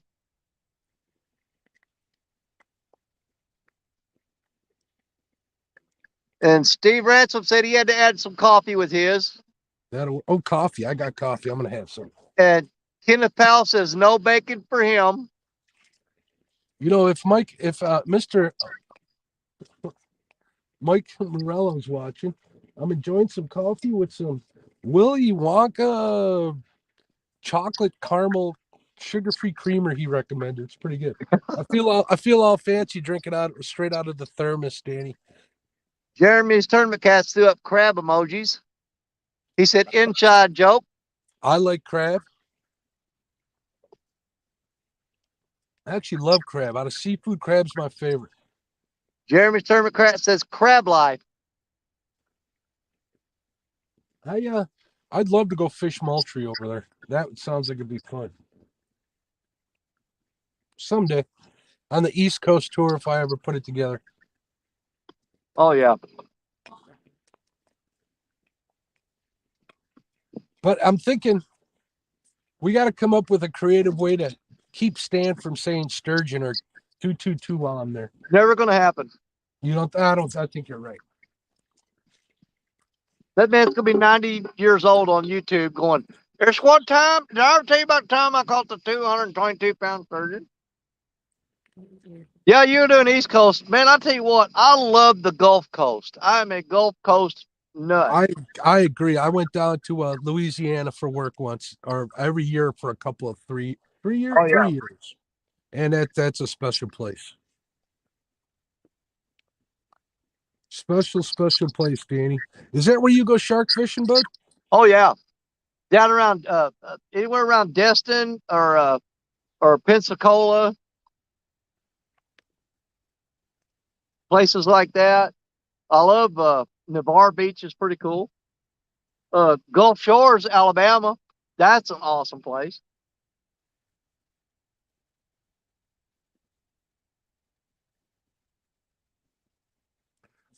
Have you ever fished for redfish, Danny? Oh yeah, I'm not real good at it. they're on my bucket list. I definitely want to go fish for some redfish. You know, I've never caught one. I've hooked into 2 and they broke me off. I mean, I got them up close to the shore, was trying to pull them up, and I put a little bit too much on them. You got to know how to work the waves. When the wave's coming in and the fish is hitting the fish, that's when you pull, because the wave will help wash that fish in. But if the wave's going out and you're pulling, oh, they'll break you off every time. I thought redfish was pretty much done. Redfishing was pretty much done in flats. Done in what? On the flats down there. Oh, we catch them off the off the beach. Off the beach. Usually right off the. If you'll have your first, you find what you want to find there is. See, there's no structure in the ocean other than sandbars. Okay, correct. Right off the beach. So what you look for is sandbars, and the trough in between them. That's a travel corridor for those fish. And if you can wade out there to the first sandbar and throw into the second, between the first and the second sandbar, oh man, you're golden. I mean, the problem is though, most of the time you'll wade out and you might get up to your chest deep, and then all of a sudden you start climbing up, and next thing you know, you're only in ankle deep of water out there, and you're, 40, 50 yards out from the beach. Well, you stand on that sandbar and you cast way out into the deeper water. Then you wade back to the beach through the water, and you set your rod holder, and you wait. Now, when you hook a fish, not only are you fighting the waves that's going in and out, But you got to drag him over that sandbar that you were standing on out there. And when they get close to that sandbar, that's when they'll turn and really put the coals to your rod. They do not like feeling their belly hit that sand when you start dragging them over that sandbar. And sharks are the worst. Oh my God. So they will spool you in a minute. What's a typical fight with the shark? How long does it take? The shortest fight I ever had with them, and it was just a 3-foot Atlantic sharp nose. I think I got that one in like 9 or 10 minutes. And that's because I had to get him over the sandbar. My longest fight right now is the 5-foot black tip that I caught last October. And that fight was 34 minutes long. Were you tired? Oh my God. I couldn't move. The next day, we had 2 more days left in Florida. And I told my wife, I'm not missing a single day of fishing. The next day, I could not go fishing because I couldn't lift my arms up higher than my chest. They were just so sore. I imagine that would be the case. You know, we went to Cancun for our honeymoon, right? We went deep sea fishing for the barracuda before I knew barracuda was considered trash fish. But they sold us a tour to fish barracuda, and I'm like, yeah, we'll do 8 hours. Just sitting there rocking on the ocean for 8 hours was horrible, Danny. We came back to our hotel and we slept for 20 hours straight, both me and the wife. Yep. And then we spent the rest of the honeymoon at the pool bar. Yep. I'm going to go back and catch up on some of the chat here. Sounds good. While you're doing that, Danny, I'm going to mute myself and turn the camera off to take an adult break here. Okay. Nature calls. I'll be back. Have at it. You can still hear me, though, right? I can still hear you, Danny. Okay. Jeremy Tournament Cat says, someone's just got to catch a fish bigger than 222 to shut Stan up. Jeremy said redfish fight is unbelievable. That's true. And Steve Ransom said he can't blame 2 stands. That was an awesome catch. Steve Corley, Mississippi Life, said he likes Louisiana. Cajuns will give you the shirt off their back or cut you up and feed you to the gators, whichever is appropriate. That is 100% true. And I'm gonna add to that. I've got a lot of friends down there in that area. And the thing about the Cajuns is you go down there and they will treat you like family. I mean, they'll throw food out there, crawfish bowls, fry catfish, whatever you want. They will feed you like they've known you all your life and you're related to them. Now, that being said, if you piss one of them off, you piss all of them off. If you make one Cajun mad, get out of there. Do not hang around because they're all looking for you. If you make one of them mad, you make all of them mad. That's a fact. Jeremy said some bull reds, it's one of the strongest fights. That's true. Bull reds will tear you up. They will spool a rod in a minute. I love that drag pulling type of fish. That's why a giant trevally is like my dream fish. But I probably my God, I hate those freaking things. Well, I think the giant trevallies that I want to go after, I think they're on the other side of the world, Danny. Yeah. Well, they got what is it they got down there? The Jack Crevalles? Jack Creval. That's what I'm thinking of. Those things run like a torpedo, man. I think these are a lot bigger than Jack. Oh yeah, a giant trevally is way bigger than a Jack Creval. But there's some pretty daggone big Jack Crevals. Oh yeah. The big thing that the guys are into down there where I go, the guys that I hang out with, they're all about the freaking tarpon. And you know, I get it for the fight, but you can't even really get a decent picture with the fish because you can't bring them out of the water. You can lift them up enough to get a shot, and then you got to turn them loose. Can you get in the water with them? You can get in the water and hold them up, but you cannot get them on the beach. And a lot of the sharks down there, you're not allowed to. You're not supposed to bring a hammerhead. Here's the list. You can't bring a hammerhead on the beach. You can't bring a great white on the beach. I can't remember the other ones. Those are the main ones there. Well, you just bring bolt cutters for those, right, Danny? Yeah, you just got to. But man, I watched the guy down there. Matter of fact, I'm trying to think who's got the video footage of it. It's Matthew Isbell. They call him Bama Beach Bum. Never There heard of was it. an Take 'em out. 8-foot great white at Okaloosa Pier in Fort Walton Beach, Florida, which is where we were staying at. And those guys hooked into that freaking great white and waded out there in chest deep water to unhook it. And I'm like, man, no freaking way. No way. Not me. I'm all about conservation. I don't want to have some fish dragging 50 feet of line behind him. But I'm sorry, my morals go out the window when I've got to wade chest deep with a great white. I'm not freaking doing it. You can avoid that by just not fishing for them too. Exactly. But the problem is a lot of times at Okaloosa Pier, it's really bad too. You get there early, you start catching fish, everything's going great, everybody's catching. Then all of a sudden, the freaking sharks show up. And then it's a field day for sharks because everybody hooking. If you got it, you've got to have that drag tightened all the way down and you just reel that fish in as fast as you can. As you can. Yeah, it's like that on the oil rigs when they fish them, ain't it, Danny? Yep.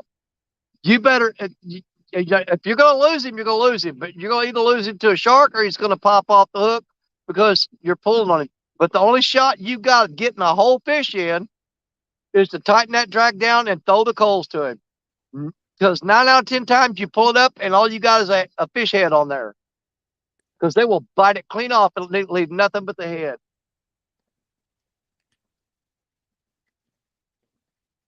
But the main fish that I love to fish for, the fish that I target when I go to Florida, are whiting and pompano. I love pompano. Are they just tasty or you like fishing for Oh, them? they're delicious. And here's the thing about pompano. They always run the beach. They very rarely swim in and out. When you hook one, it's going left or it's going right. Nice. And one of the biggest fights that people have down there, and you'll hear them scream at you. There's a lot of fishermen got lines out there. Well, you've got to chase that fish reeling him. And when you come up on another guy's rod, you got to figure out, is that fish going over or under his line? And you've got to weave in and out of people and chase that fish down the beach. If you don't do that, if you try to stand in one spot and let that fish run way down and reel him back and tangle, people will start screaming at you saying, control your fish, control your fish. That's what they'll yell at you. But you better keep your fish in control. I'm getting too old to be chasing fish down a beach, to be honest with you. Oh, yeah. And you're running in that sand, I'm telling you, it's not for old people. We had made back when COVID started, we had made reservations to go down to Mexico for our anniversary. And my wife booked a wahoo and a mahi-mahi trip because those are two fish that are on my list. Oh, yeah. And that kind of slowed it down. I guess mahi-mahi or tunas, they call them, right? Isn't that what they call them? They call them dolphin. Dolphin, that's a dolphin. Yep. I guess that's fast and furious action. They're like the crappie of the ocean. And wahoo is just a good time. So that fell through. That kind of broke my heart. Oh, you'd be surprised, even trolling at high speeds, how quickly those things could chase down a lure, too. Oh. It amazes me that a catfish will chase a lure at half a mile an hour. Oh, I know. That fast. All right, we're going to speed this up a little here, Danny. I'm going to crack open my sandwich. If that doesn't get a bite going, I don't know what. That'll do it. Every time you try to eat something, fish always bite.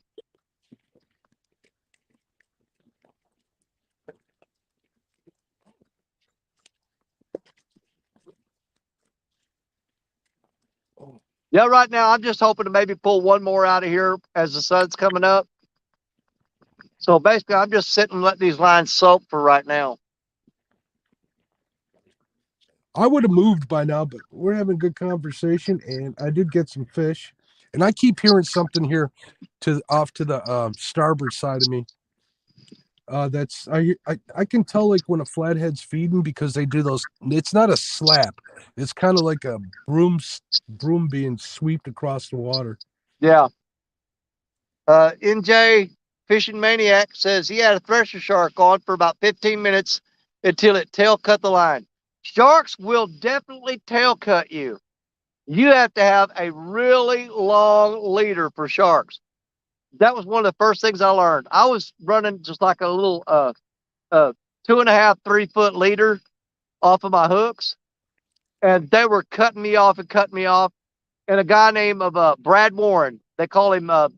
He's got a channel that's Bearded Brad, and Brad got down there and showed me. Said, "Man, you need about a 6 foot leader on that thing minimum."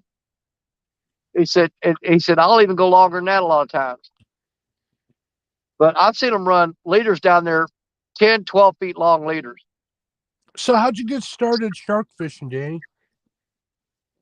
Well, I got down there. A couple guys had contacted me when they knew I was coming to Florida.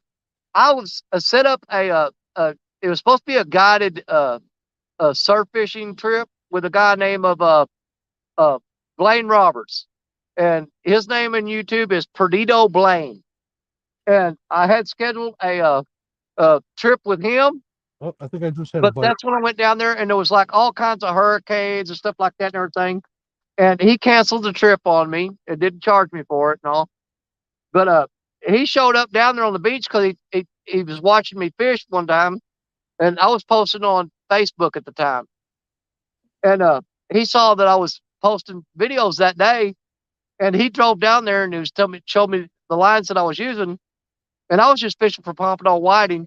And I said, "Well, I'd love to get into a shark." And he said, "Well, you're not even set up for that." And he ran back up his truck and grabbed some rigs and come back and he tied them on to Black Betty and that 13-foot Akuma I got. And man, I wasn't out there 5 minutes and it was shark on. Because they're sitting out there waiting. I mean, just cruising the beach. But you get in a fight with a lot of the swimmers. They hate the shark fishermen because they are totally convinced that if you weren't out there fishing for sharks, the sharks wouldn't be on the beach. And I can understand them thinking that. Well, it's total bullcrap because one old guy, he put it best. He walked up to this one lady who was griping about, said, "How do you know if there's sharks in the water?" He said, "It's real simple." He said, "Get you a handful of that water and put it in your mouth." And she goes, "Okay." He said, "Does it taste like salt?" And she goes, "Yeah." He goes, "Well, then there's freaking sharks in the water." He said, "If you grab a handful of that water, it tastes like salt, then there's a shark out there. Trust me."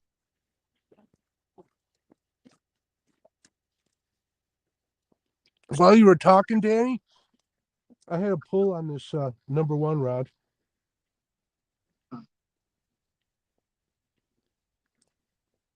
But it didn't come to fruition. Right now, everybody's just pretty much saying hi to each other. What's up, each other? And I guess NJ's up. He's got to make the bread this morning. Oh, I could go. Well, actually, before I ate that sandwich, I could have went for some of that fresh bread. Instead, actually, I can't complain. Have you ever seen one of his videos where he shows some of the stuff in that bakery? Yeah, I see. He shows that stuff off on a Hog Leg show all the time. Oh yeah, man. Oh God, I watched that and I'm like, I said, I would be eating that every day. And he's like, "You know what? If you smell it every day, you kind of lose your taste for it." I can understand that. When I was in high school, I worked at an ice cream store, and I didn't eat ice cream for like 8 years after I quit that place. Yeah. Well, I mean, I'm sure people that work at Burger King and McDonald's don't want to come home and eat a hamburger.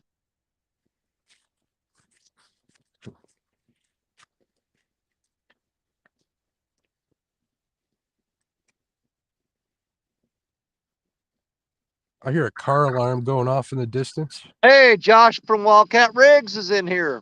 What's going on, Josh? How you doing, bud?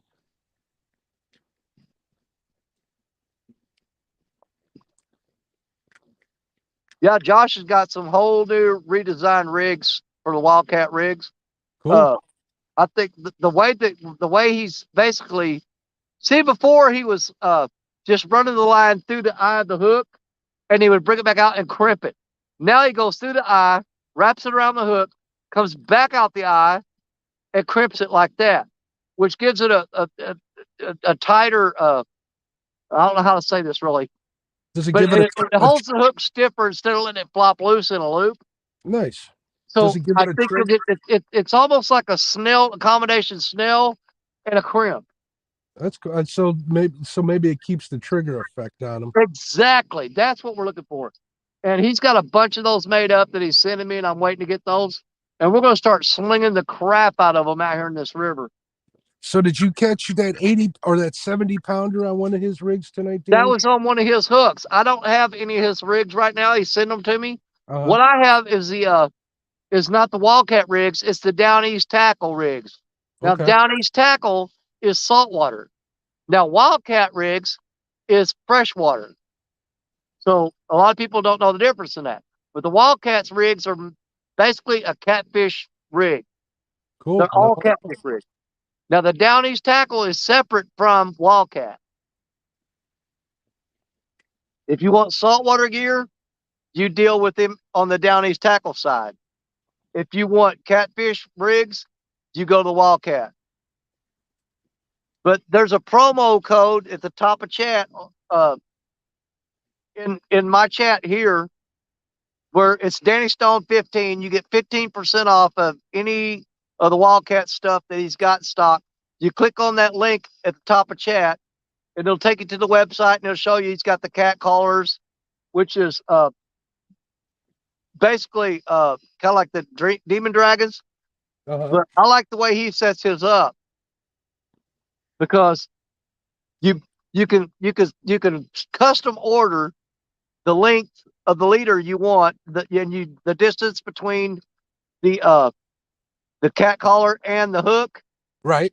And he sets them in there. He goes through all three eyes, and then he puts a crimp in there to lock that down at that distance. So when you order them the length that you want.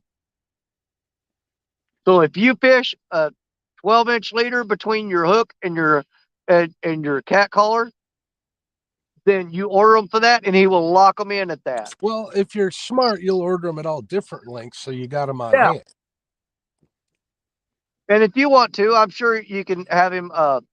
If you tell him to leave the crimp off there where I can adjust it, he'll gladly do that. On mine, I have him crimp them and lock them in at certain lengths.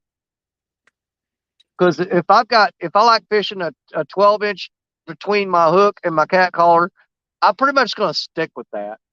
Because I mean, the only time I get to use them is if I'm out on a wing dam or a boat. I use 4 inches. 4? 4. But I'm fishing in a heck of a lot shallower water than you, Danny. Oh yeah. Yeah, I'm casting in the water right now that's probably I'm gonna say it's between 40 and 50 foot deep out there where I'm throwing right now. Like I said before, I'm in 5 foot of water.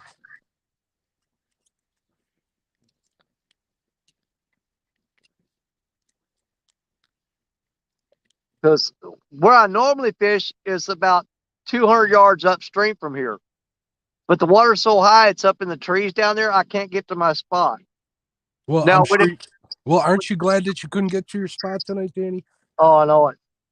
But when the water drops down to normal level and stays there, there's a deep hole down there, and it comes up into a shallow sandbar flat that goes for like 200 yards. And that sandbar flat is only about 3 foot deep. And it drops off into a hole that's about 40 foot deep. One of my favorite things to do in the summer at nighttime is to throw onto that sandbar and let that current push that bait down. And as soon as it drops off in that hole, they pick it up every time. Is that what you were hoping to do tonight? I was hoping to, but I'm just not able to get up there to that spot. The water's still too deep. It's not quite where I want it. But I love throwing into those shallow flats and let the current wash it down into the hole. I don't throw directly into the hole because by the time it sinks, you're on the back side of it. Up, I got it. I think it's a little one.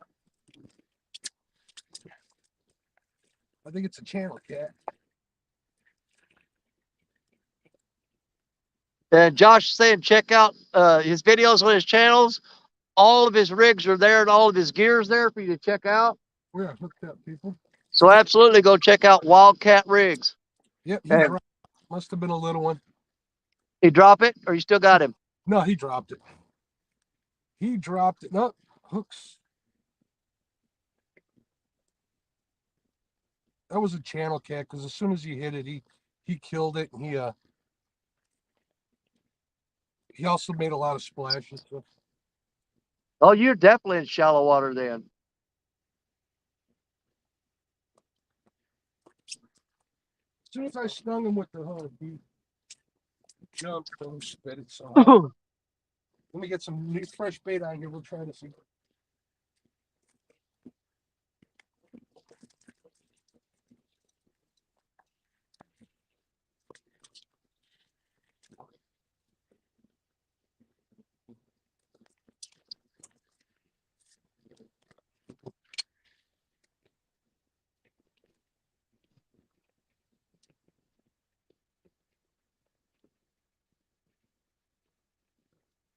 I guess Kenneth is telling everybody good night. He's heading out.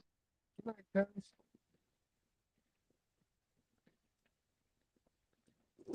Make sure there's enough hook exposed on this one. And Hat Century said he loves your red lights. Thank you. The Catfish and Crappie Red Light District.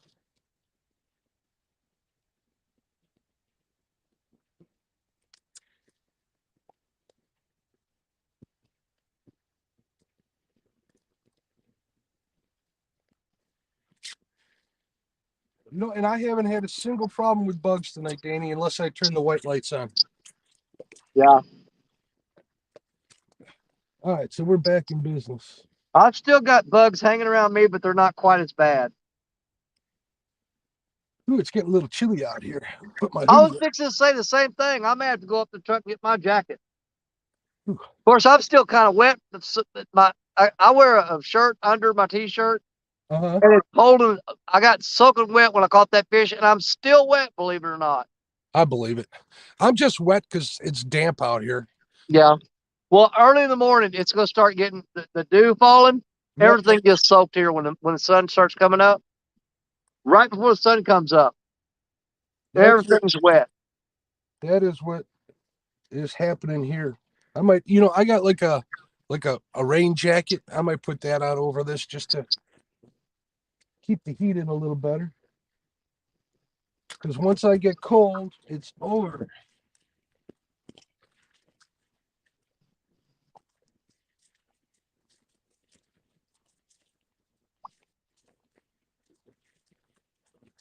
Well, next week should be a really good show because Creole is next week. It's his turn to host the show, and he said he's definitely going to be fishing.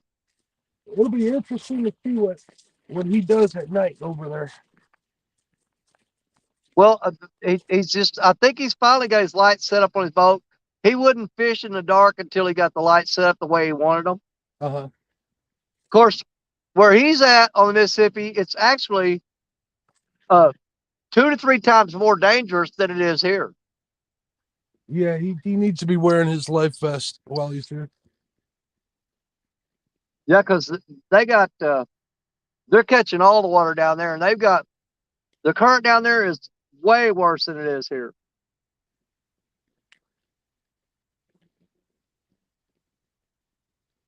But Creole got on Google Earth tonight, and he kind of pinpointed my spot exactly where I'm sitting at.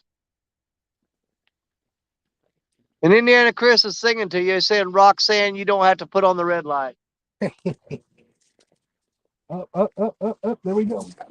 You going again? Yep.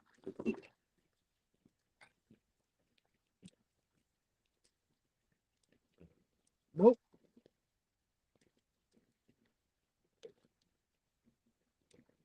Are we on this time?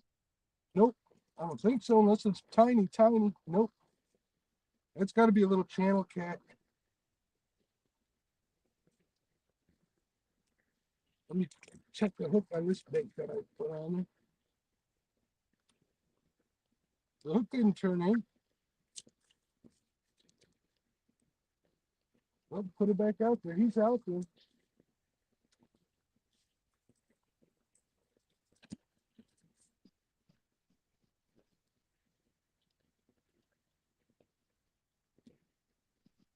Yeah, I think that's just a little tiny channel cat messing with it. Only one way to find out, Dan. You know how that is? By catching them. That'll work. You figure it's just channel cats coming up, mouth it, messing with it? It could be. He wasn't dead though, so if it was a poor excuse for a channel cat. The hook's exposed.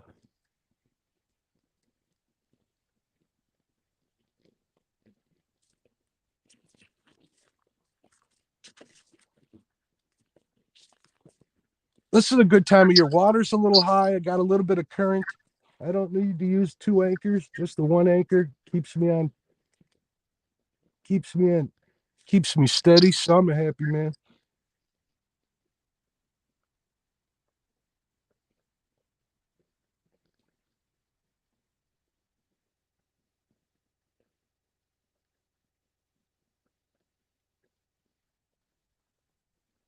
Yeah, we'll see if we can't get on him again.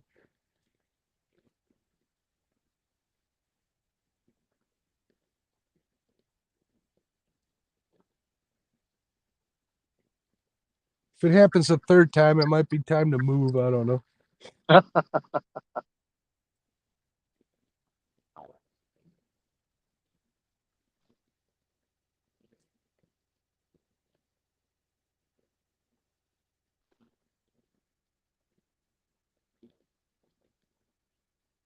But with all the colored lights that they're starting to get where they put on these barges, they come down there. You think they've got them lit up for Christmas or something? Yeah, they want to be seen. And you can definitely see them.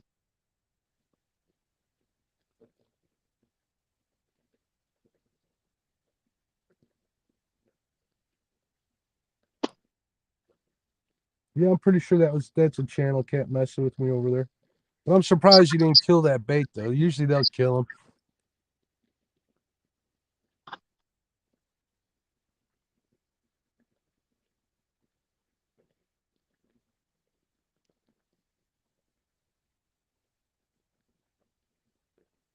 So Danny, do you like to taste the catfish? I do. And You ever take any home with you? oh yeah, all the time. My grandkids love it when we have fish fry. Now, my wife, when she when she cooks catfish, what ruins it for her is all the work. She Right. likes catfish that somebody else cooks. I think that's a When she treat has to for do all that everybody. work, by the time she's done cooking them, I mean, she eats them, and we go all out. We do we always do we don't do catfish unless we got the catfish, the coleslaw, the French fries, the hush puppies, the big chunk of Absolutely. onion, and a pickle spear. I mean, that's mandatory right there.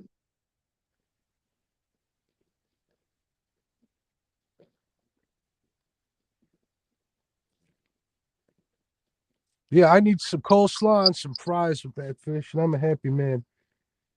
Oh yeah, but she's got to have her hush puppies with the jalapeno peppers in them, and That's she pretty cool. loves a big old chunk of onion with her fish. I like the pickle.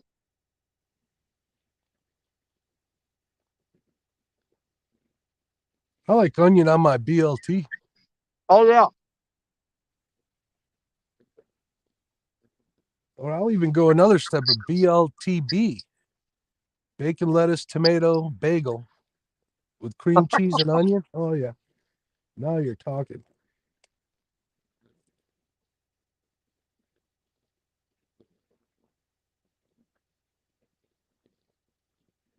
I'm sitting here kind of quiet trying to figure out why they didn't hook up on that one. One of the 2 times it should have. I'm trying to eat these big Newtons without eating a bug. Good luck with that.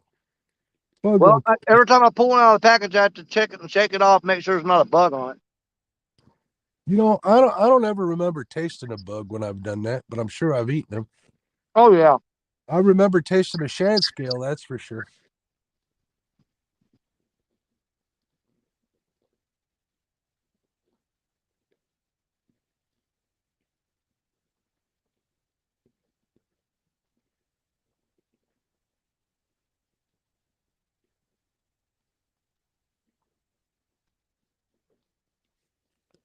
I can't tell if that's the sun peeking up over the horizon already, or if that's like a floodlight off some building that I can finally see now that the moon's dropped. It's got to be off the building. It's still too early for the sun.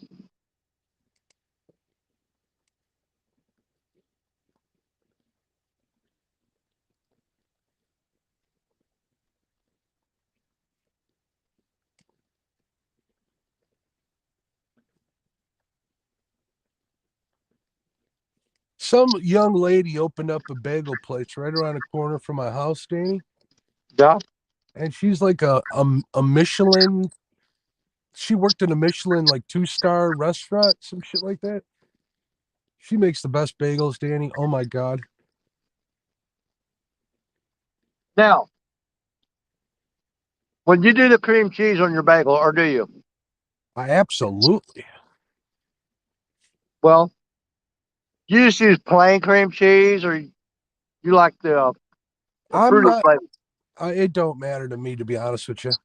I usually just get the plain because I'll have like tomato and onion on there and some bacon sometimes. Yeah. Well, Man, I I'm a big. I'm a I big. take a bagel with strawberry cream cheese is my favorite. That sounds pretty good, actually. I've had that before. I'm a big fan of the everything bagel. And then the cheddar jalapeno bagel she makes is pretty good. Yeah. Well, my wife likes that just plain bagel with the onion cream cheese on it. I can't stand that crap.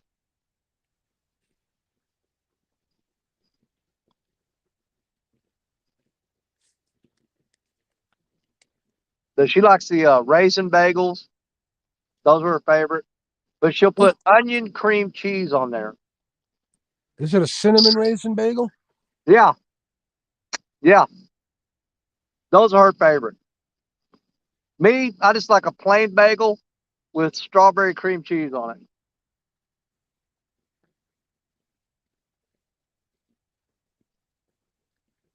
I like an everything bagel with plain cream cheese with tomato and onion on it. That's my go-to if there ain't no bacon around.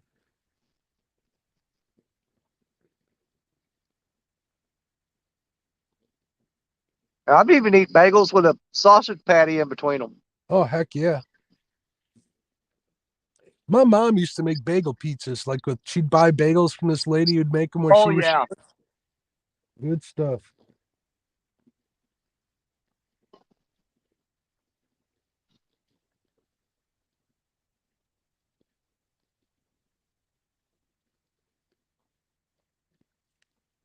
Oh, I'm sitting here with my neck turned, Danny. It's starting to kill me. See, that's what I was explaining to people earlier. You know, now Black Betty catches the most. They were asking me to explain how come Betty catches more fish than the other rods. Well, that's real simple.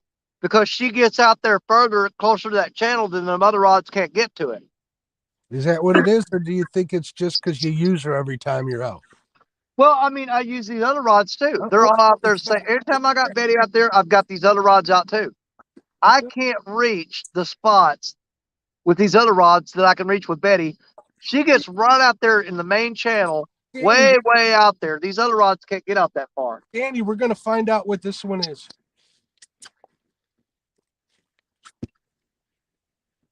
Third time's the charm, and it feels pretty good. Feels really good. Let me turn on some light here. There we go. Oh,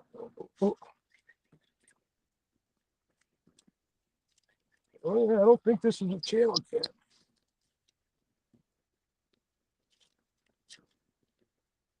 Come on, get away from the boat. There we go. Oh, yeah. Another flathead. Hey, Pontoon Jody's in here. What's up, Jody? She showed up just in time.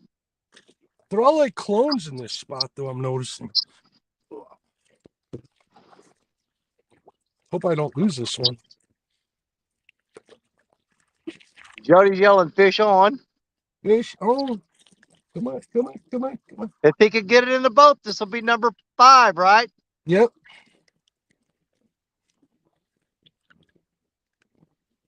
Oh, I got it. I thought I was going to lose that one, Danny. Ooh, there we go. So we got another flatty? Another flatty. All right. Looks like another clone, like another 20-pounder.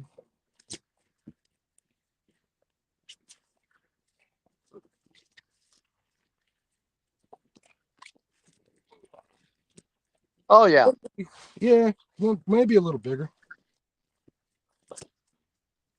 Well, the last one was what, like 19.5? Yeah, I got a 20-pounder, a 19.5. I got a 7 and like a 3, which I didn't weigh. Maybe a 4.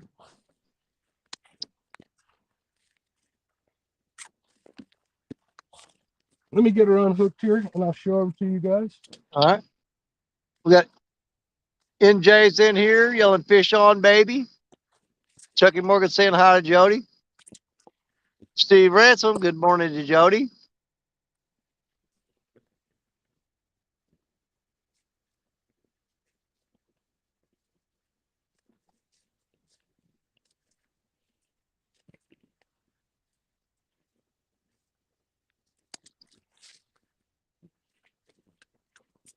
All right, let me show them to you guys, and then we'll weigh them. This light's flying me, but you can see me, right? Indiana Chris said Jody brought the luck.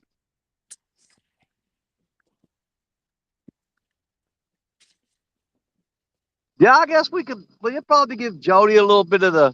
Here's another Oh, one. yeah. Oh, nice. Not a Man, mollusk, I just but a love good the fish. color on those things, you know? Yeah, they are so cool, aren't they? You got to remember, I'm kind of flooded out with light here too. So let me get a weight on this one. I'm going to guess right around 20 again. So I'm just happy that's number 5. Yep. Oh, there. Jody said, did Mark get a set of twins earlier? I did. He Not, did? not twins. They were like Irish twins. One was way smaller than the other.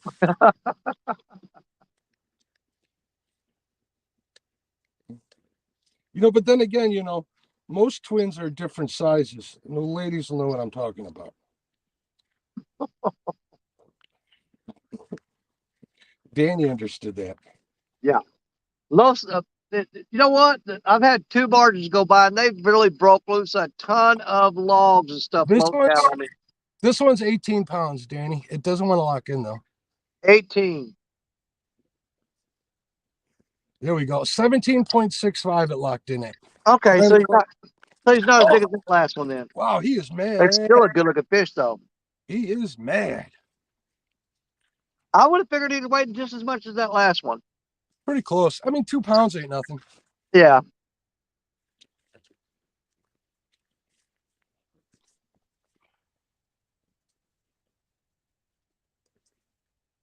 Here we go again, folks. All right, Danny, I got to do my thing for my video. Okay. We're live here at Danny Stone, if you guys are watching this video after the fact. So, Danny, thanks, bud. I'm going to come back in after I get all this stuff taken care of for the video. Yeah. We got the pattern figured out now. You just do it, and we'll just keep on rolling. All right, bud. I'll see you in a little bit. Okay. He's going to go make his private little video with that fish.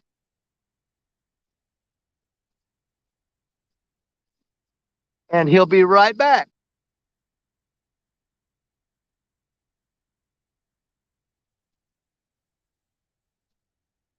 That makes his 5th one tonight.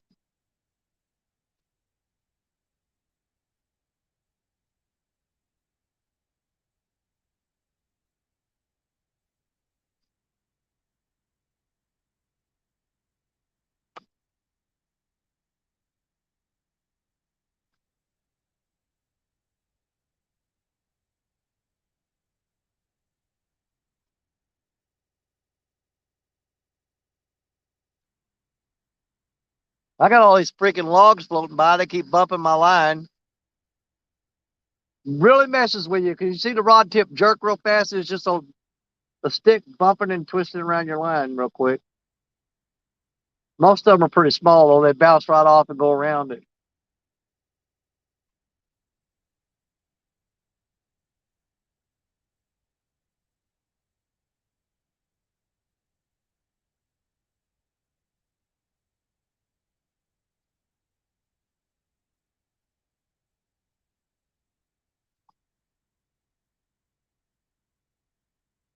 Man, I got a lot of sticks floating down here right now. That's the only one I've got so far, Steve. I got the 70-pounder, and I've had one little bite since then. Usually, you'll catch another one right as the sun comes up. But I knew the bite was going to be tough tonight before we even came out. That's why I was really shocked to catch that 70-pound fish, because they are spawning right now, which makes it really tough to catch them.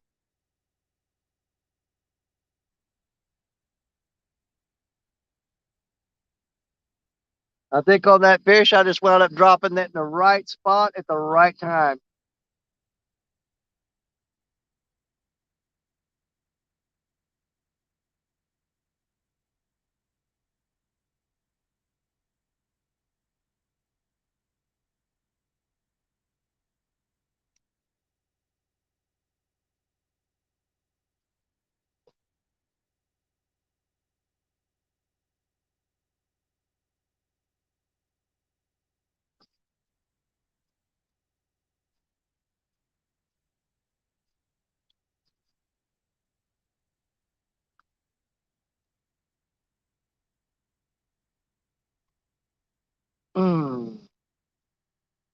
Oh, yeah, I got sleepy.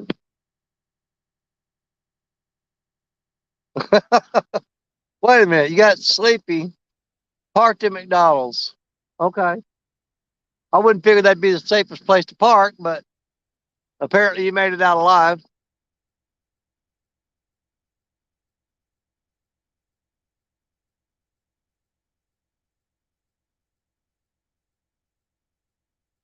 NJ, yeah, I caught a 70-pounder on this live stream tonight.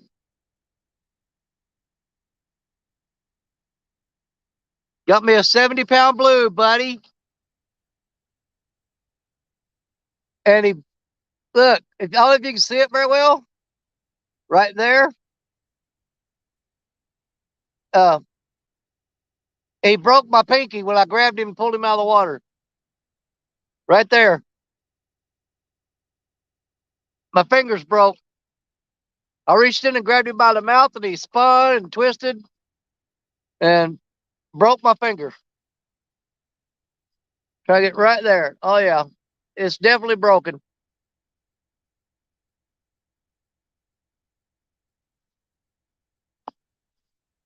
But it was worth it.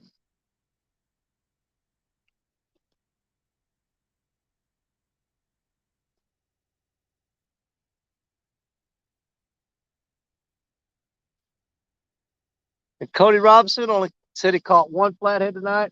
Hey, one flathead's better than no flatheads, buddy. I've only caught one fish tonight, but I'm perfectly happy with it. We got no problem with it. Because I'm not going to lie, I'd rather catch that 170-pounder and than to catch 10 or 15 little 3 or 4 5-pounders. Yeah, Jordy, it hurts like hell. You know me, though. I ain't got enough sense to quit. Yeah, fish broke my freaking hand.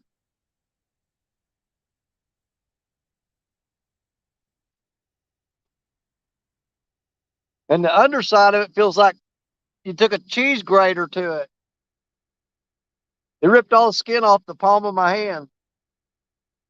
But there was no way I was letting that fish get away with 50-something people watching. Not happening. I grabbed him by this bottom jaw and held on. He wasn't going nowhere, I promise you. I'm back. He's back. All right, let me put another bait out here. I probably should have done that before I came back, but All right, you got time. Go ahead and get it. that was, oh, I hear another one out there. I swear to God, Danny, I can hear them when they're feeding.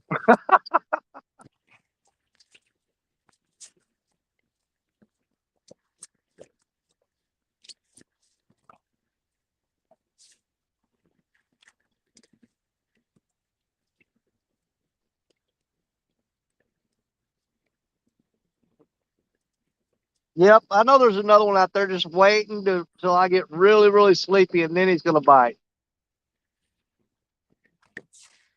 They're just biding their time.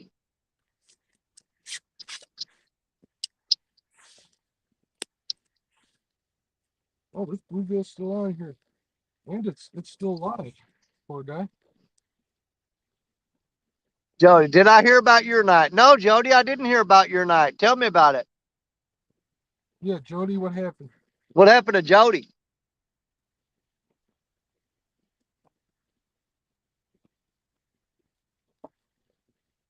That's right, Steve. It'll hurt just as much at home as it does here. So I just stay here and fish. Apparently, Jody either had a really good night or something happened to her. Oh, she'll tell us. She's got me up, my curiosity up now.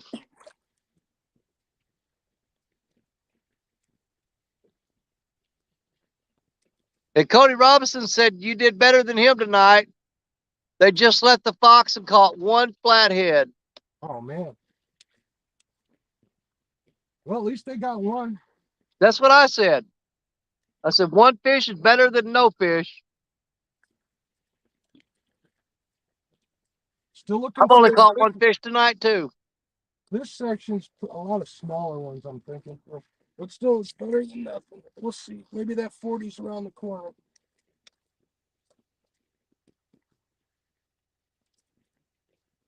Yeah, I'm definitely going to download this live, though, and chop that out and make a short video of that, though.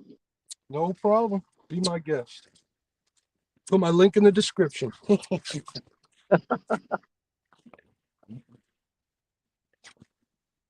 All right. Told you that sandwich would do it, Danny. It did. It did. Now, what kind of sandwich was that? Just ham and well, actually, it was. I changed it up. Usually, I'm a mayo guy, but my wife had butter out softening on the counter today, so it was butter, ham, cheese, and mustard. Oh. We didn't eat much mayo when I was growing up, so it reminded me of my dad. Now, I actually love mayonnaise. Now, I don't so like. do I. Now, I'm talking about mayonnaise, not salad dressing. Mayo, yes, Hellman's. Yeah. That crap they put in a jar that says salad dressing, No. that they say, oh, it's good on sandwiches. It's good on it. No, it's not. It is not good on sandwiches.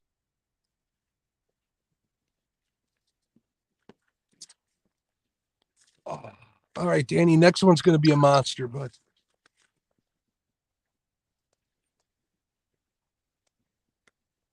So we're talking what?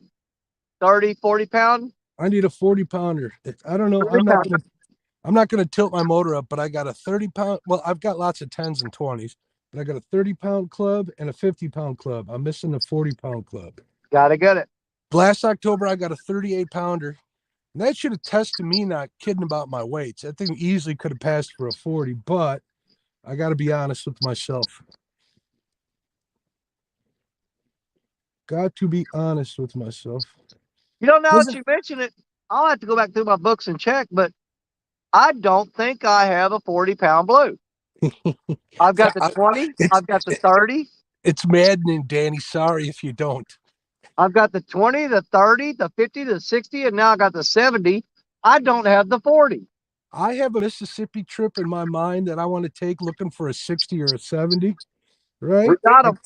I've been talking to a lot of people about it, but I've made a promise to myself until I fill that 40-pound card, we're not doing it. Yeah. So that could really hinder me this year. So we'll see. Yeah, if I've ever caught a 40, I don't remember it.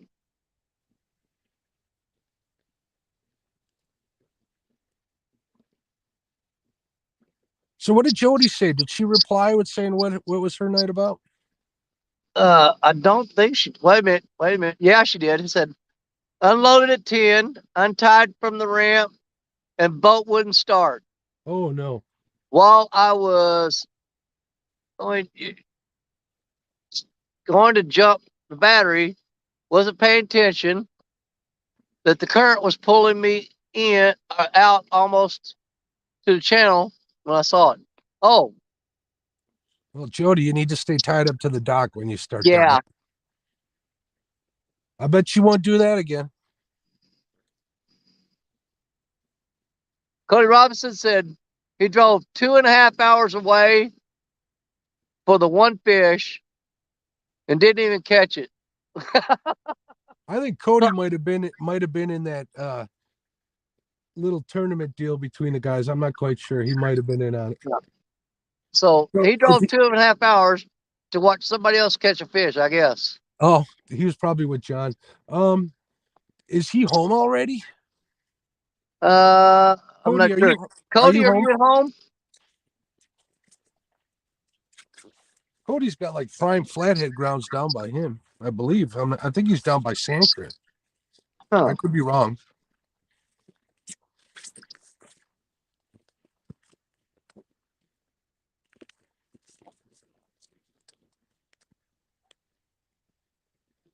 Let's see if we can get number 6, Danny. You got to get number 6. I'll have to go back and count up how many fish were caught on the live stream tonight. I said I got 1. Parker got 1. There's 2. Epic got 3 flatheads, right? Was it 3 or 4? I know he got 7 for the day. He was saying. I don't know how many were on during the stream. Well, I know on the live stream, I think he caught 3 flatheads and then 2 drum. Oh, and they got a channel cat too. I forgot about the channel cat. Some big. Those 2 drum were pretty big. Oh yeah. Oh, I catch those things here. My God, when they're running, and you're throwing big crawfish out there, you catch those things. I mean, they're freaking 8 inches thick. Yeah, we get them here on cut shad a lot, or just dead shad in general. Yeah. Obviously worms and stuff, but I don't use worms out here.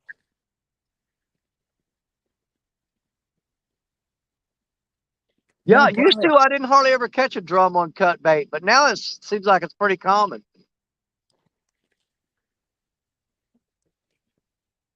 I'm a firm believer that you can definitely target a certain species, but fish are fish. Oh yeah. Yeah, that's how come I've caught, carp on a crappie jig before. I have one time. I've usually it happens in the spring. I didn't go out enough this spring to have it happen, but I think it's the crappie nibbles. I think that scent probably gets them all worked up.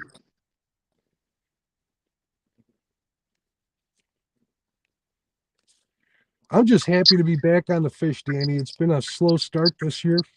Oh yeah. And I'm running this GoPro and looping, so hopefully it didn't mess up. I've been following. Like right now, my fish is really died off because of the spawn. So I came out here tonight thinking, okay, you're fishing. The spawn's pretty much in full swing.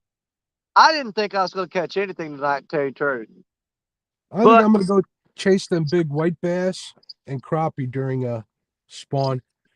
Yeah. Maybe walleye, summer walleye. They're fun. And what were you saying, Dan? Sorry for times I would go fish. Did you find some old bridges and stuff on some of the smaller ditches and stuff? You can cast spinner baits in there, and man, I can tear up largemouth like crazy.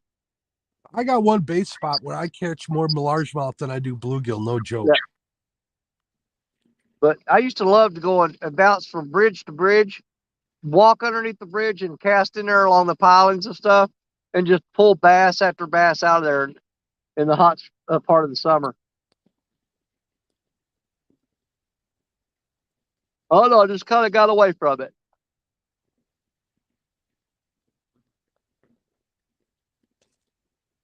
And I really need to get back into doing more crappie fishing. I haven't seriously crappie fished in years.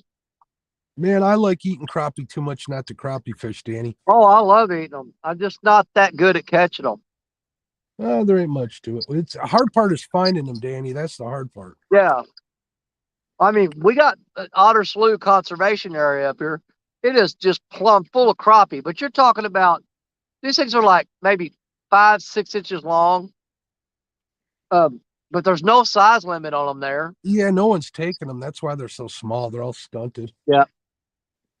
But they put no size limit and a limit of 40 total in the bag. But man, I could take them little bitty crappie, believe it or not, and I just scale them Cook and them whole. gut them out, cut the heads off, and I'll cook them up whole with the fins on. Nature's potato chip. Oh yeah, they're delicious, man.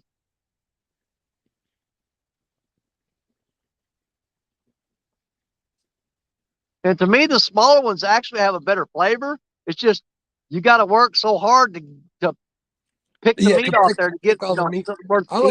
I like a 10-inch crappie. That's my perfect size because I can make tacos or a sandwich out of that. Oh yeah.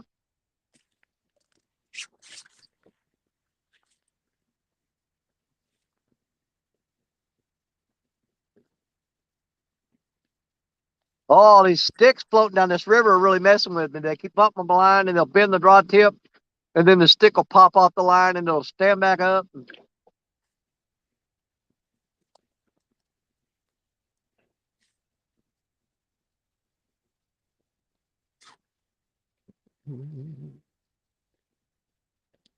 Did Cody say if he was home yet or not? Let me look. We asked him. Yeah, hey, there's Blood Thanks Outdoors in here. He says good morning. Good morning. Air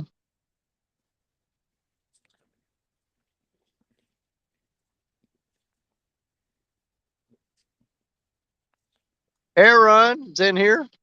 What's going on, Air Run?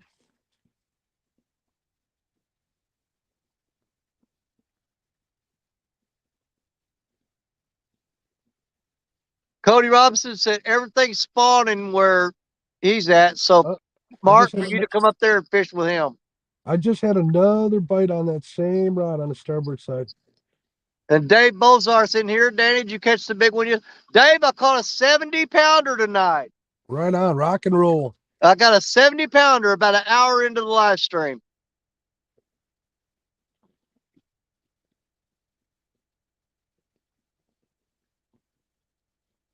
Cody said no. He said tournament just me. Oh, he said he just dropped John off. Okay, so he's on his way home now. So I guess the little tournament's over. It wasn't actually a tournament. It was just a bunch of guys that were fishing. Yeah.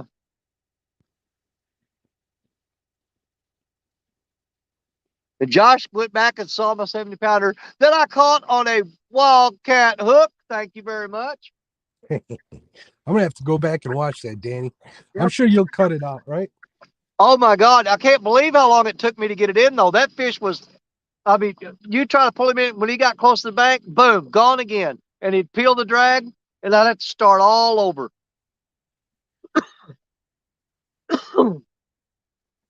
And you can see when I got him finally close to the bank, my net was way down here. I left it. So I just jumped down there and shoved my hand in his mouth and grabbed his bottom lip. They started pulling him up, and he started spinning, and it just tore me a new one. Danny, I just heard another one.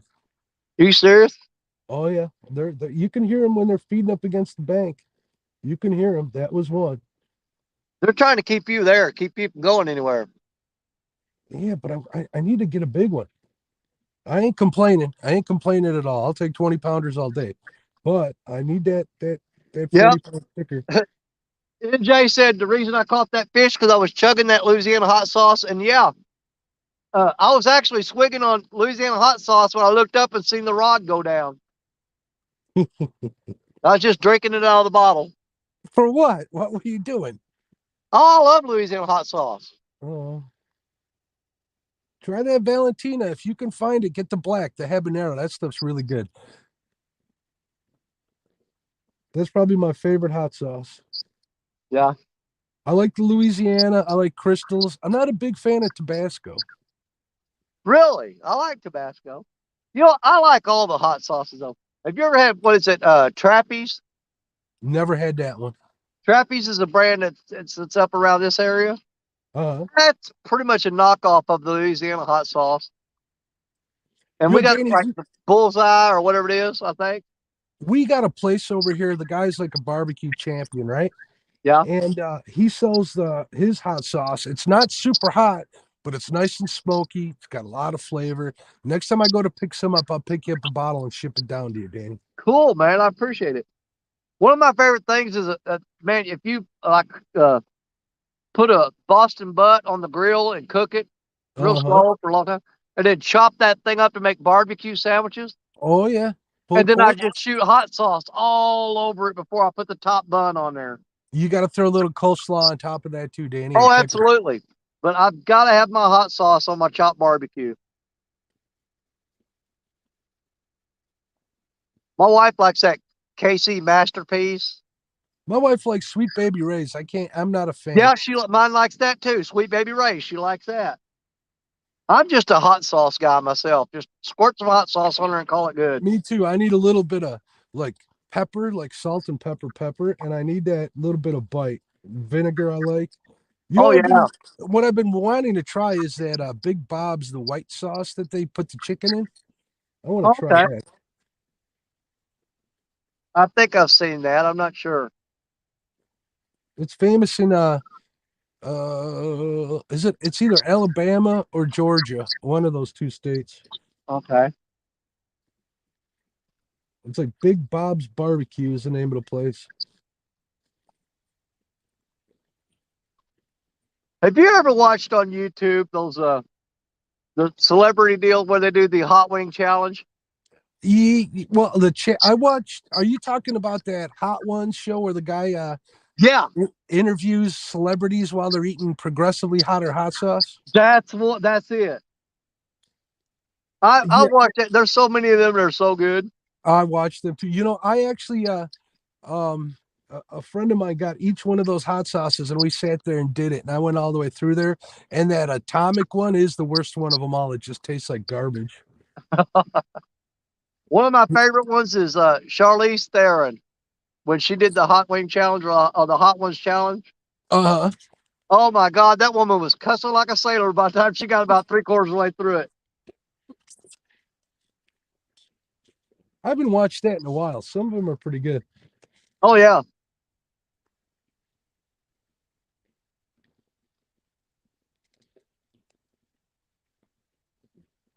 Yeah, I like hot stuff, Danny.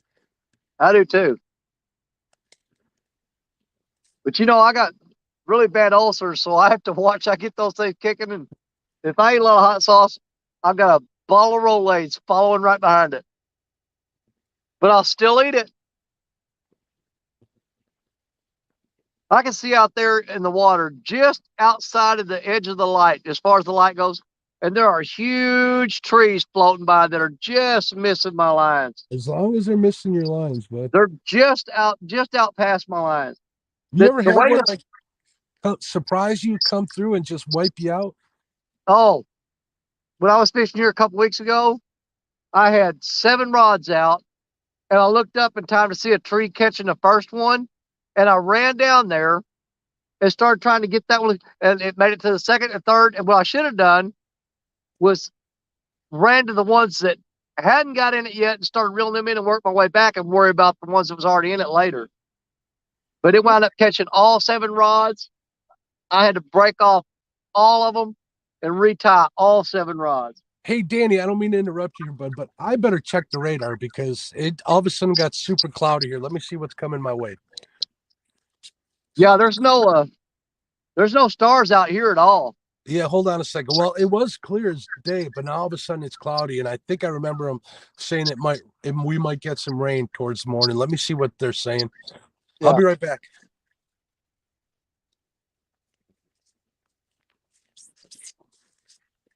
Let's see, the stuffed banana peppers with cream. I've never had stuffed banana peppers. I've had stuffed jalapenos. I've never done the banana peppers, though. I have to try that. Yeah, 217 Rebel Hot Ones challenge. Chulu hot sauce good on eggs.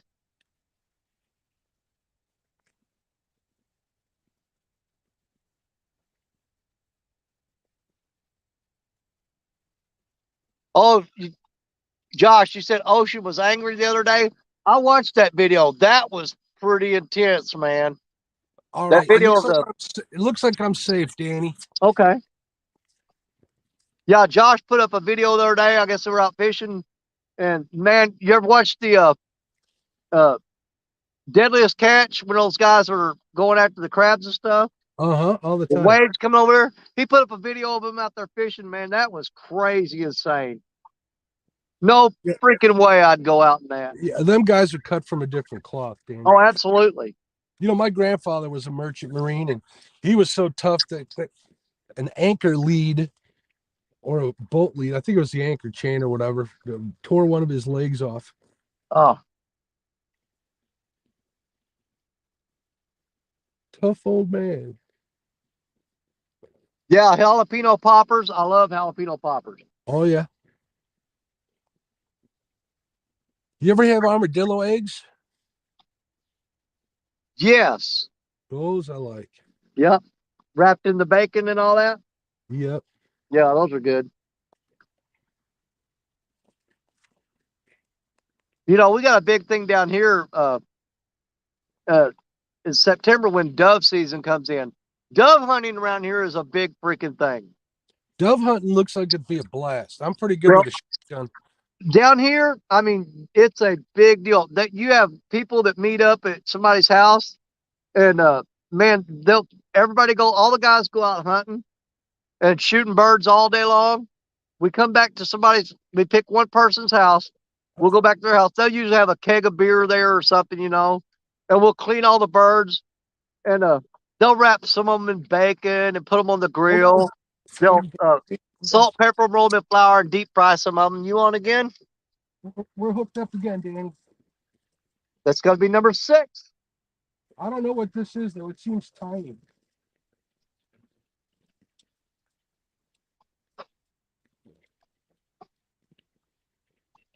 All right, folks, we're hooked up on the bobber rig.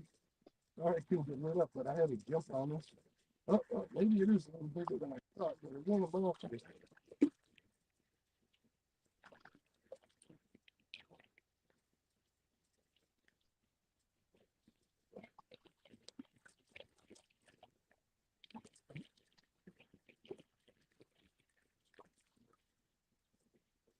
All right, what do I want to do?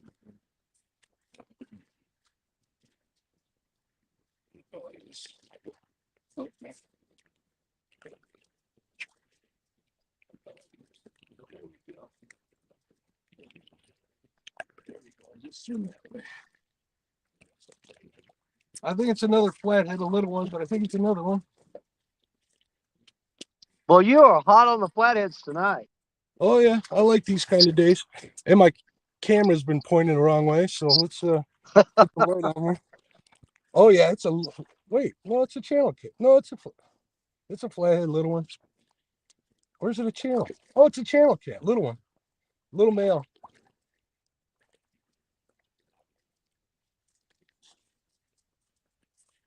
Got that big male head. Oh yeah.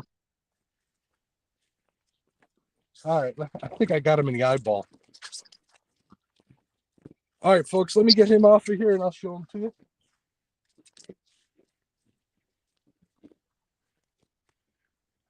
Hi. I ain't putting my hands in this one. I've learned that the hard way.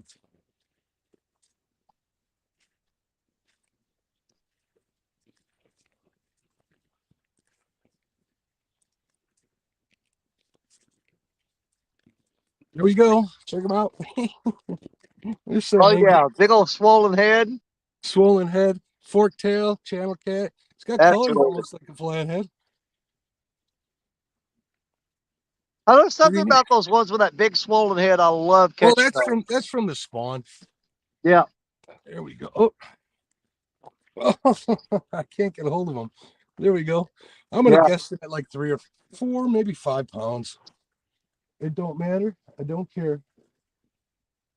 Do I want to clean fish when I get home, Danny? That is the question. No, I think we're good. We're gonna let this one go. But I am gonna take a couple pictures with him. So I'll be right back, bud. Okay. Okay. I think I can do this without losing you. So hold on. Photo, flip. Can you hear me, Danny? Yeah, we can hear you. All right, I've got to time it here.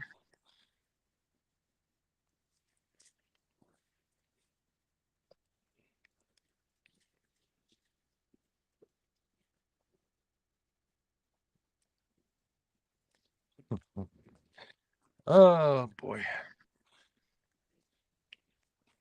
Now, channel cats are in here. I don't know if the flatheads will still be here, but I'm not moving just yet. I wouldn't. Don't leave fish to go find fish. All right, let me see if I lose you if I switch it over to video.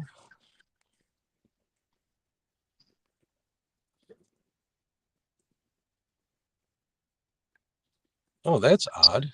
What's that? I'm trying to. All right, I got the timer set.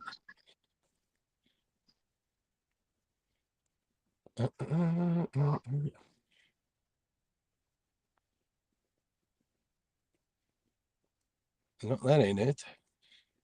It's doing all sorts of weird stuff here.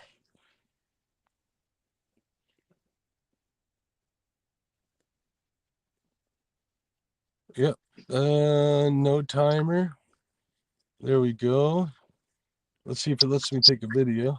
Wow, it won't let me take any video. That's weird. Probably because the camera's in use, Danny. That's all right. I don't need to do a TikTok. Yeah, probably. So here we go, folks. Hopefully you can see that on the GoPro. Let me hit the GoPro button on the looping.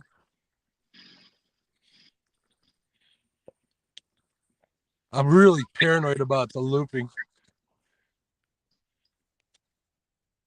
Yeah, when you're doing that looping, I mean, there's a if you don't, doesn't it go so many minutes and it starts over and you start losing footage? Well, it does. I got it set to a 20-minute loop, and it'll do that 4 times before it overwrites the first file. Yeah. So technically, I got an hour and 20 minutes worth of video footage there until I hit the stop button, and then it saves all 4 files. Yeah. That's what Josh told me. There you go, folks. Angry Channel Cat. We'll let him go. You know, back when we used to keep the channel cats like that to take home and clean them, that big chunk of meat right on top of their head. Uh-huh. You cut that out, man. It's like a filet mignon of catfish meat. Really? Oh, it's good. Yeah, we'd have to skin the heads out and cut that chunk of meat out of there. And there's a really good piece of meat on top of a fish's head. Well, I caught 2 fish today on the Black Horse Custom Rod. Yep. What's going on here? You know what, Danny? I'm going to bait up and do it again. Do it again. I got a weird light right above the trees down here. I wish Duggar was in here. He could tell me what's going on with that. There's a light floating right above the trees. It almost looks like a drone. It could be. Could be the government checking you out, Danny. Yeah. I got nothing they need to worry about. Yeah, that's the way I kind of look at it, but I still don't. Yeah, it looks like a freaking drone flying right above the trees down here from me.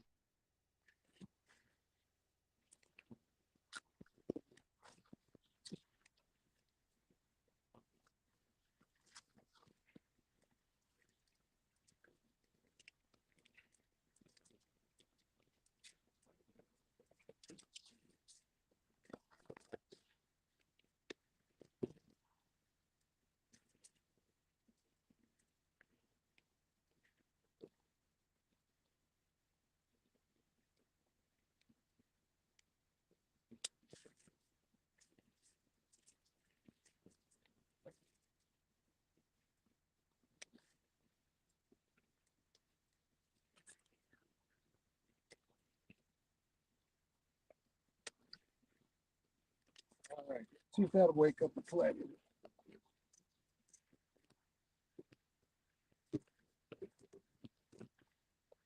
Hey, Danny, what's the name of the guy from Jaws? What's that? What's the name of the guy from Jaws? The captain. I can barely hear you. You got your back turned to me. All I'm hearing is what's the name of something? What's the name of the captain from Jaws, buddy? Somebody Quinn? in chat. Is it Quinn? It is Quinn. Yeah, you know what he says? I'm going to need a bigger boat. Oh, yeah. It's either Quinn or Quint. I can't remember. I'm pretty sure it's Quinn. Yeah, that channel cat. I had him hooked through the eyeball. Poor dude. He'll be all right. You know how many one-eyed catfish I pulled out of this river? Yeah, I know. There's tons of them. One of the oddest ones I ever caught, though, is I caught one, and the whole top of his head, almost back to the top lip, back to his eyeballs, was gone. And you could tell he'd got on a trot line or something. It spun around and around until he ripped the whole top of his head off, and it healed up. Nice. And how that fish was even getting any bait and eating it or any kind of food source at all, I don't know. Because, I mean, the whole top half of his head was gone where his lip was supposed to be. Mother Nature finds a way. Yep. Oh, wait, what's going on? Oh, what happened here? I think I got I think my lights finally on this one side gave up. Would you look at that? Half of my light strip went out on one side. Well, we can't tell it. It's because I'm sitting in the way of it.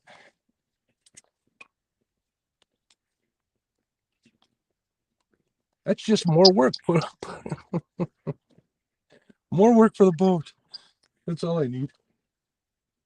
Oh, there it goes. It just turned back on. Yeah, we can't even tell the difference. It just went dim.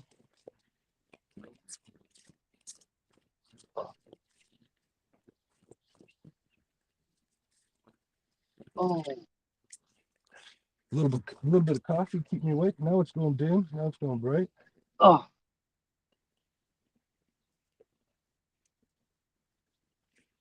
Oh, I'm making a huge mistake sitting in this chair for that long. I just stood up, and my back is so stiff, it is killing me. Yeah, I'm thinking if I didn't catch those fish, I'd be a gifted wreck myself. Oh.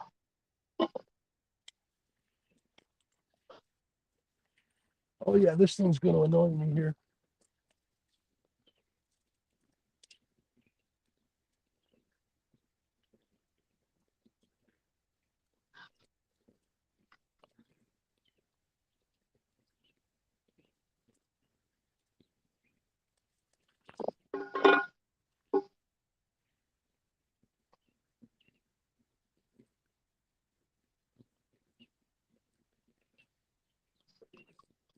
I think I got something playing with that float again.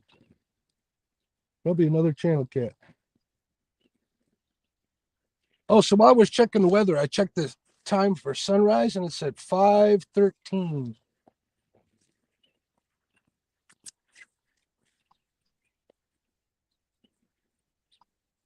Did I lose you, Danny?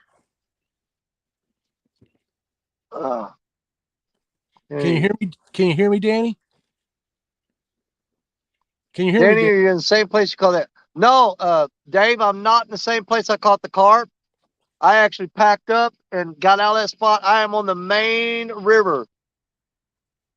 I'm at a spot that I normally fish, but we're on the main river away from all those little ditches and tributaries and down here. Same place we were at last weekend or weekend before last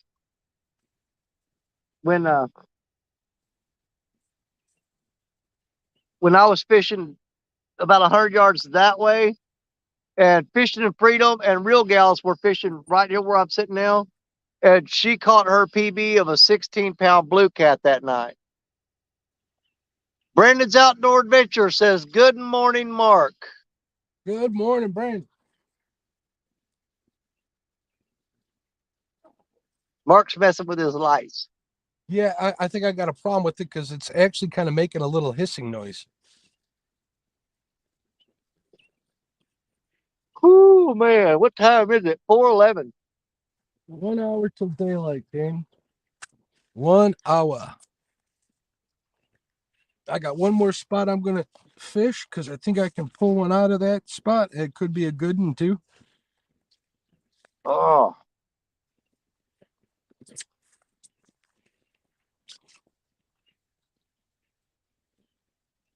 That's actually the first channel cat I've caught all day. Surprise, surprise.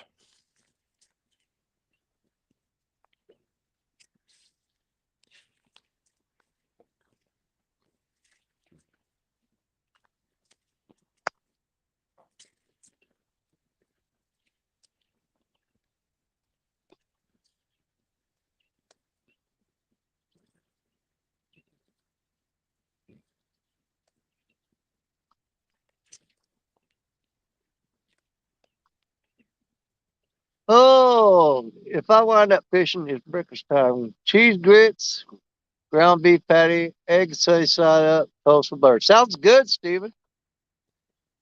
I've never had true grits. The only I'm a grits I've ever. sausage, biscuits, and gravy man myself. Can you With hear me, 2 or Danny? 3 eggs on the side, sunny side up. Set Danny, off can to the you hear me? side, and just have that sausage gravy poured all over a biscuit. Danny can't hear me. I Little gotta salt, go out and pepper come on back. there, on your eggs and all that, and just go to town on it.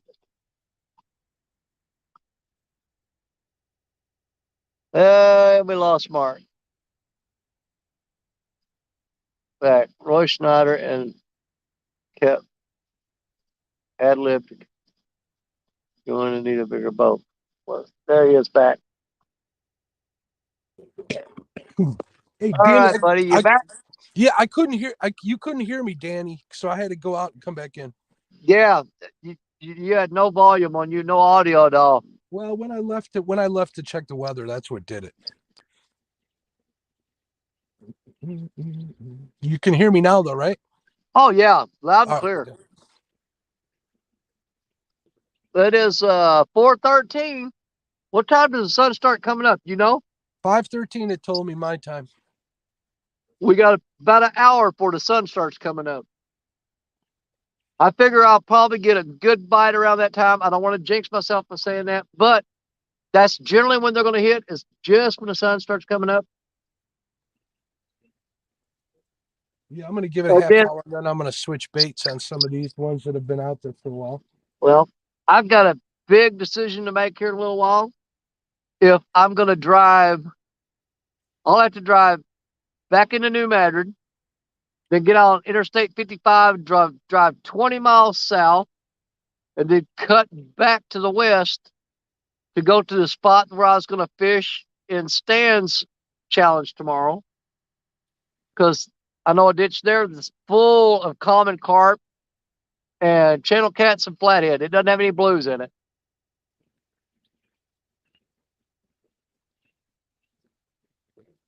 But I'm starting to wonder if I'm going to be able to make it.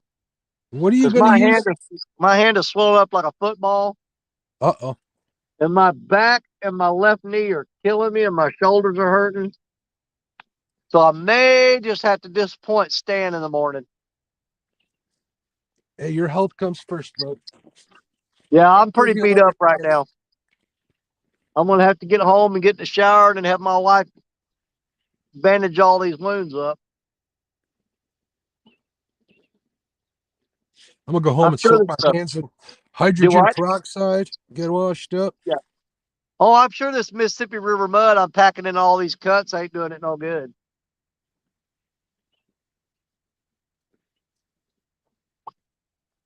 With a little skipjack blood and slime mixed in on it. I was going to say I never heard nobody, but I had a hand infection one time. It wasn't pretty. That was 2 weeks of antibiotics. That sucked. Well, one of the guys that used to work for me, he went and got a tattoo on his hand. Now, he was working in the sewer department that day, and he got raw sewage on that tattoo, and it got infected, and it actually put him in the hospital. And it took massive amounts of antibiotics. At one time, they thought he might lose his hand over it. He's lucky it didn't kill him. That sepsis will kill you. Oh, yeah. I mean, his hand swelled up. It looked like if you took one of those little rubber balloons that the doctor uses, or rubber gloves, and blew it up, that's what his hand looked like. Hey, Danny, it's getting light out. It's getting light out here. I got to turn around and look because it comes up behind me. I'm looking up. It's getting light out here. The birds are starting to chirp real loud. It's getting there. It's still pretty dark here. Man, I got freaking lightning bugs. I mean, it looks like stars in the trees back there. All the lightning bugs.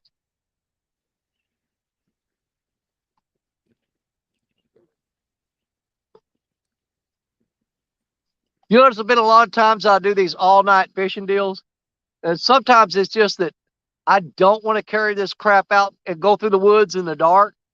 So I just wait for the sun to come up so I can see what I'm doing. Yeah, I don't feel like doing 25 mile an hour down this river in the dark either. I've been Yeah. getting better. I've been getting better at it with the driving by my GPS. Well, I have to weave in and out a bunch of trees up here and carry all these rods and all this gear through the trees and then come out on the road, then walk down the road to get to the truck. It's not something I like doing in the dark.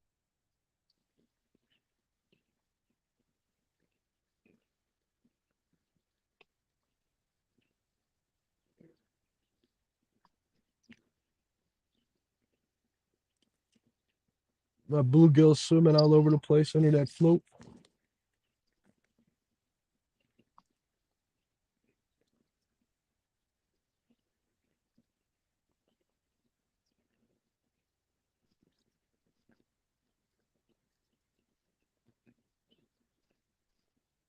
I say you and I both had pretty good nights tonight, didn't we, Danny?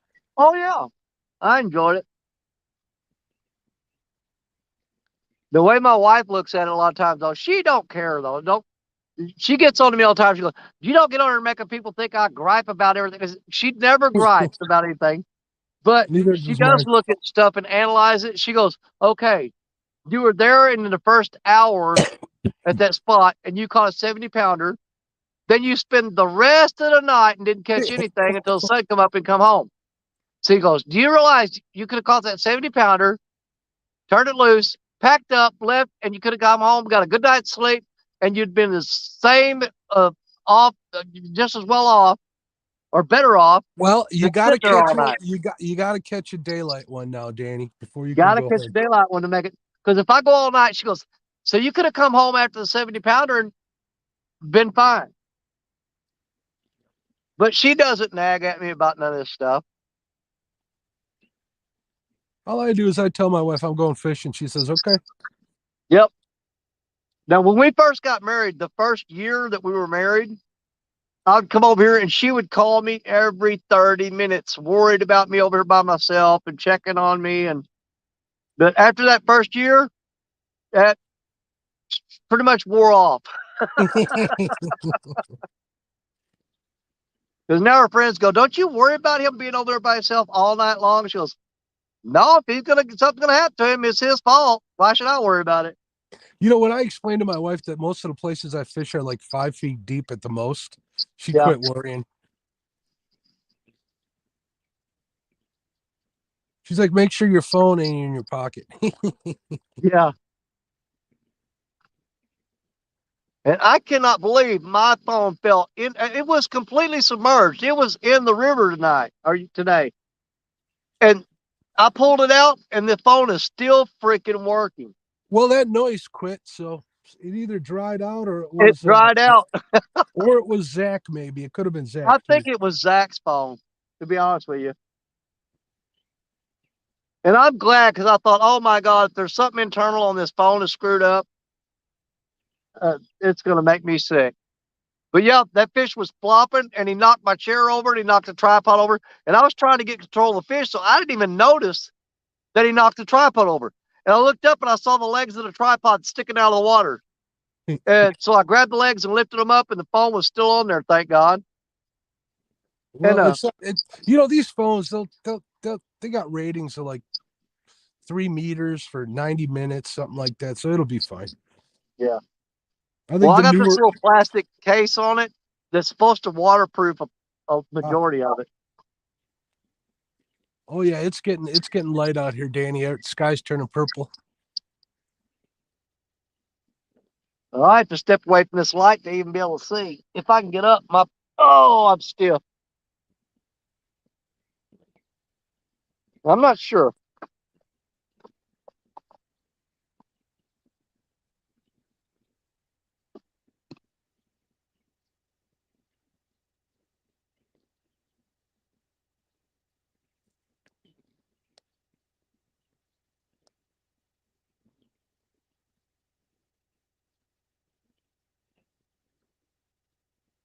Yeah, them birds are full blown chirping now.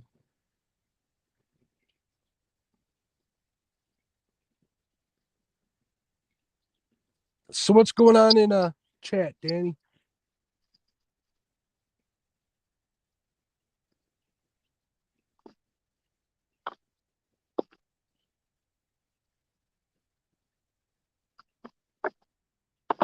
Well, let me get back around here. Oh, let me see. Who else in here still? Chucky Morgan's still here. It was Zach's phone. As soon as he left, the noise was gone. So, yeah, it was definitely Zach then. Yeah, I thought it might have been. We should have tried muting him to see. Hey, downtown Ernie Brown. What's up, Ernie? What's up, buddy? Ernie just popped in. Good to see you, brother. Where you been all night? You missed all the action, Ernie. We still got 38 people in here from all night long. Dale Hayslip. What's up, Dale? Yep. Yeah, I definitely got to get this hand cleaned up. It's pretty busted up. It's starting to swell up pretty bad. Well, don't let me keep you, Danny. If you want to cut this short, let's go take care of that. That's on you. No, man. I got to wait till the sun comes up. No more. I can't make it through the woods with all this gear in the dark. Well, there's your rebuttal to the wife when she asked you about. Oh, she knows. But see, I could have. I mean, it was just getting dark. It wasn't totally dark when I caught that 70-pounder. I mean, you can still see without the lights. Hmm. I mean, it was just right before dark. You know what you need to do when the sun comes up is catch a 71-pounder. That's it. No, my next goal is an 80. I want to go for the 80. But I'm definitely going to start. I'm going to build me like a portable tripod or build like maybe one out of take a bunch of limbs and cut them up and tie them together like a teepee style and hang my scales in the middle of it where I can just lift the fish up in the net and hang on the scale and let go. You know, I've got to Danny, find some way to hold that up. You got a lot of stuff you're carrying right now. Can you imagine adding more stuff to that? Well, all I can do is carry some 550 cord and grab 3 logs off the bank here and just tie them together. So all I need is 550 cord in my pocket and it'll solve that problem. I actually have a roll of it in a boat here. Oh, I keep a whole spool of it in my truck. I've got rope. I got all kinds of rope, different sizes of rope. I've even actually in my toolbox in my truck, the big bed toolbox. I've actually got a climbing rope, a climbing harness, and climbing gear in there. I haven't used it in years, but it's in there.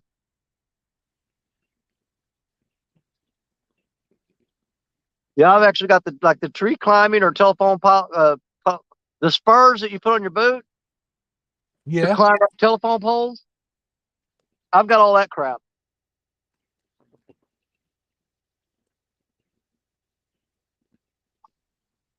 Well, if you can still do that stuff, you're a better man than me, Danny. It is 4:25. We should have sunlight here in about, probably about an hour.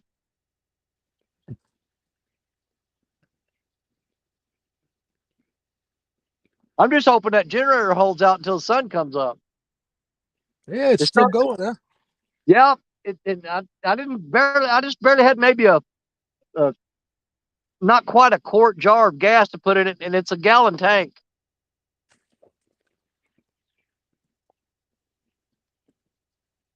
Yeah, it's just a little small 1,000 watt inverter generator.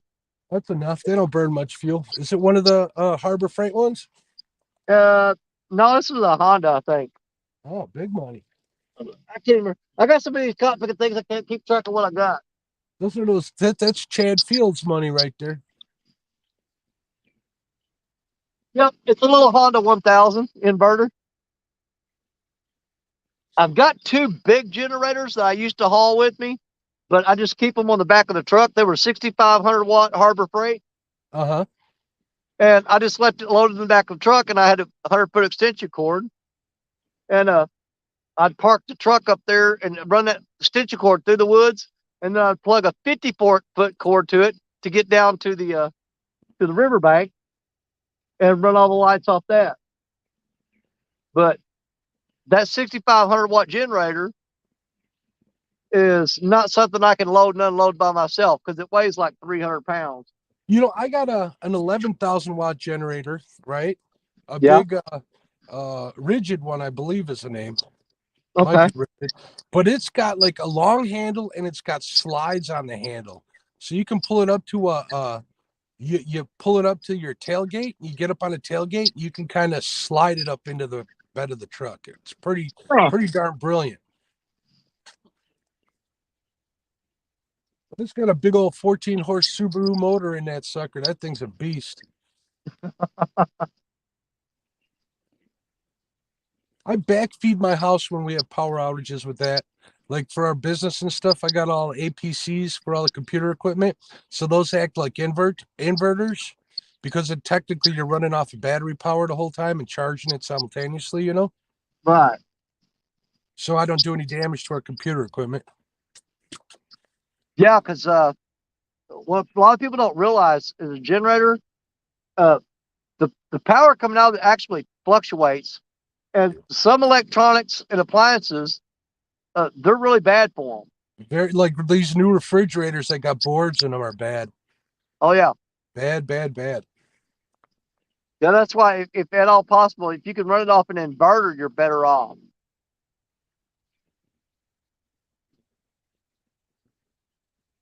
Let's see. Brandon's Outdoor Adventures. Hello. Budbags Outdoors. Lisa Elliott. Good morning. Hello, Lisa. Hope you had a good night out there. We did. Oh, yeah. Real good Mark night. has been tearing the flatheads up.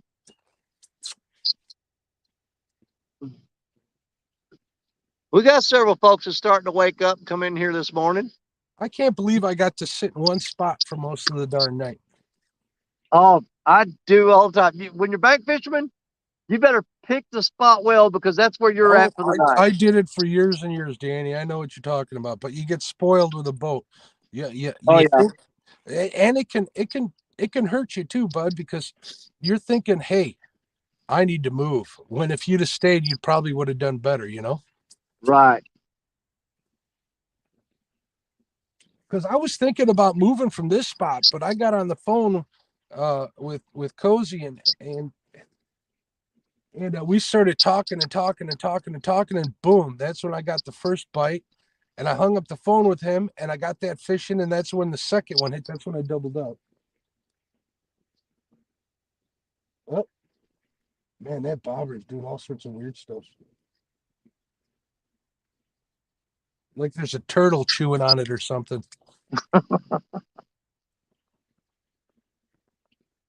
You know, that's one thing about this section of river right here. I haven't caught a lot of turtles out here. On the main river, not many turtles. Now, if you go on the tributaries, oh, yeah, they'll light you up. Just north of me, probably, I don't know, a few miles, is a huge reserve, right? Forest, not a forest reserve, but a preserve, right? A state-run preserve. Right. And, or a county run, I'm sorry. And there's some big snapping turtles up there. They stay up there, I think, because it's a lot more quieter. There's no people, no dogs, you know.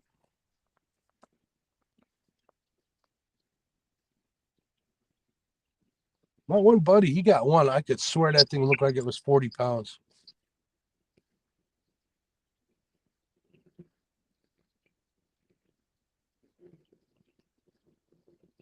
All the turtles that I've seen in this river, they are huge. I imagine the Mississippi's got some big ones in there. The ones that impressed me the most are the soft-shell turtles. Those things are actually monstrous. They are fast, too. Oh, they're quick. When you hook into one and it's swimming, you'd swear you got a fish sometimes. Oh, yeah.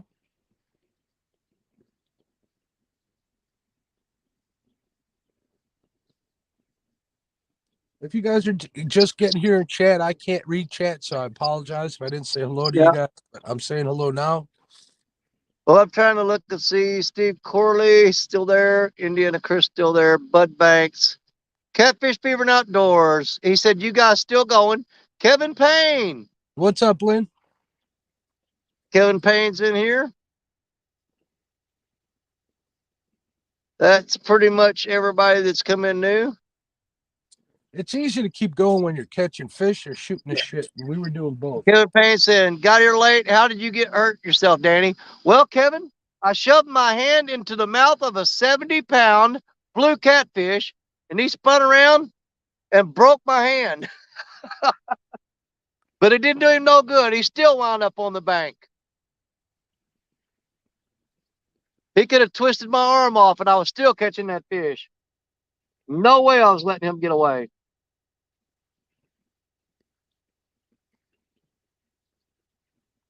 And we got it.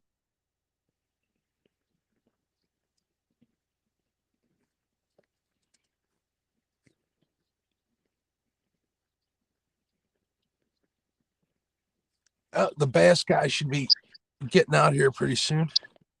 Yeah. If your phone starts dinging, don't worry about it. I'm sending you some of these pictures. Yeah, I got my dinging off. Yeah, it's just me.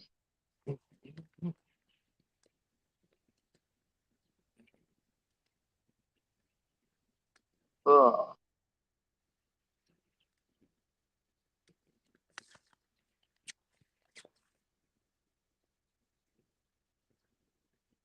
Yeah, pretty much everybody sent me the same picture. Yep.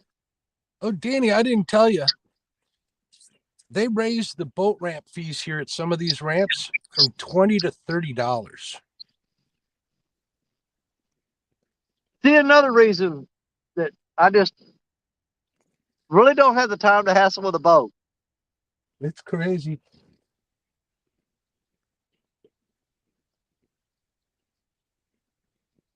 I think basically what they're doing is they're figuring with the price of gas, there's going to be less boats launching, so they want to make up for that.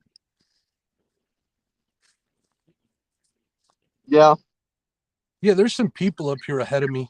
They keep flashing their light down this way. I think they're flathead fishing too, but they're on the dock. I wonder how they did. I know I gave away a lot of stickers yesterday afternoon when I was catching those carp. I got to get home and go through all that chatting. Yeah, I got to do that too. I got to get NJ's out. He's been waiting. I just got my stickers. Yeah. A new order of them. Well, most of them have already sent me emails and stuff, so I'm good there. Yeah, I got them all in email, so I'm good. I've been flagging them, so I just got to send them out. Some of them are in Messenger. So I got to get through and get those stickers sent out. I'll do that tomorrow afternoon. I'll get them all, I'll get the envelopes all addressed and get them in there, and we'll mail them out first thing Monday morning. You notice I ain't said that I heard a flathead in a while. You haven't heard flathead in a while. Haven't heard them. This is where I start thinking, so where did they go?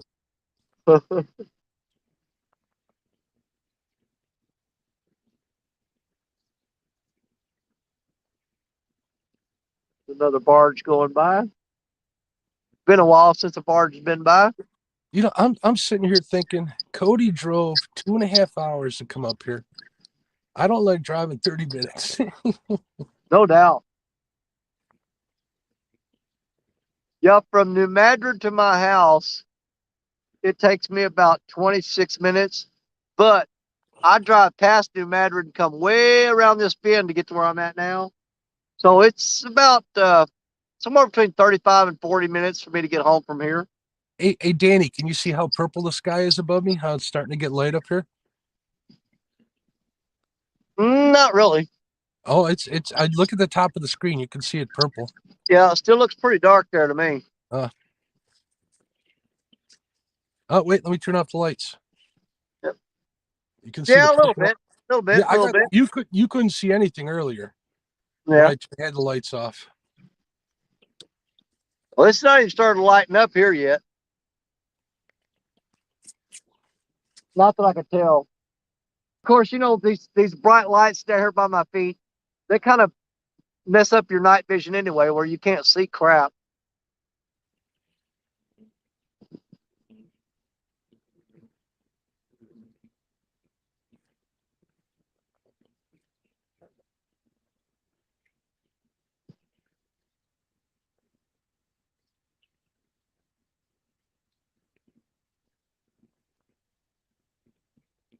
Well, I got a lot of wind starting to pick up now. It's starting to blow pretty hard. We got nothing over here. We got 2 miles an hour when I was checking the weather. Yeah, it's picking up pretty good here. I think I'm gonna run up the truck, grab my jacket. I'm starting to get chilled. There you go. I'll be right back. I'll be here. What's up, everybody? Wish I could see chat, but I can't. So I can't answer your questions or chat with you. Hold on, lose my glasses. Glasses are all fogged over. Let's see if I can clean these up and maybe hit that chat button and see if I can't read it temporarily. I don't need to be looking at myself in order to read chat.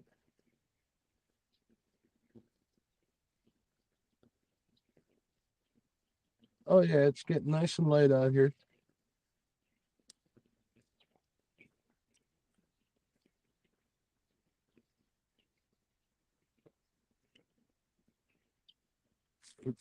Let's see if I can see if I hit the chat button here. Let's see, chat, comments. Catfish Fever Outdoors saying hello, Indiana Chris. There's Cody. I love flatheads that much, Mark. Yeah, but I think you live in a better flathead water. Don't you live by St. Chris? Pretty close. Between the tolls and the gas and the ramp fees, it's not cheap coming up to the Fox. Cody, did you guys fish north of Algonquin today? I didn't see you guys on the water, so I don't know if you did. Stephen Corley, Indiana Chris with the bacon emojis. Bud Banks Outdoors. How you doing, Bud? That's a new one to me. Check out Catfish and Crappie on YouTube. I'd appreciate it. Kevin Payne in the house. What's going on, Kevin? There's my buddy Downtown Nerdy Brown. Kevin Payne says, got here late. How did you hurt yourself, Danny? I think Danny answered that. Yeah, it's definitely getting light out. Oh, yeah. Definitely getting light out.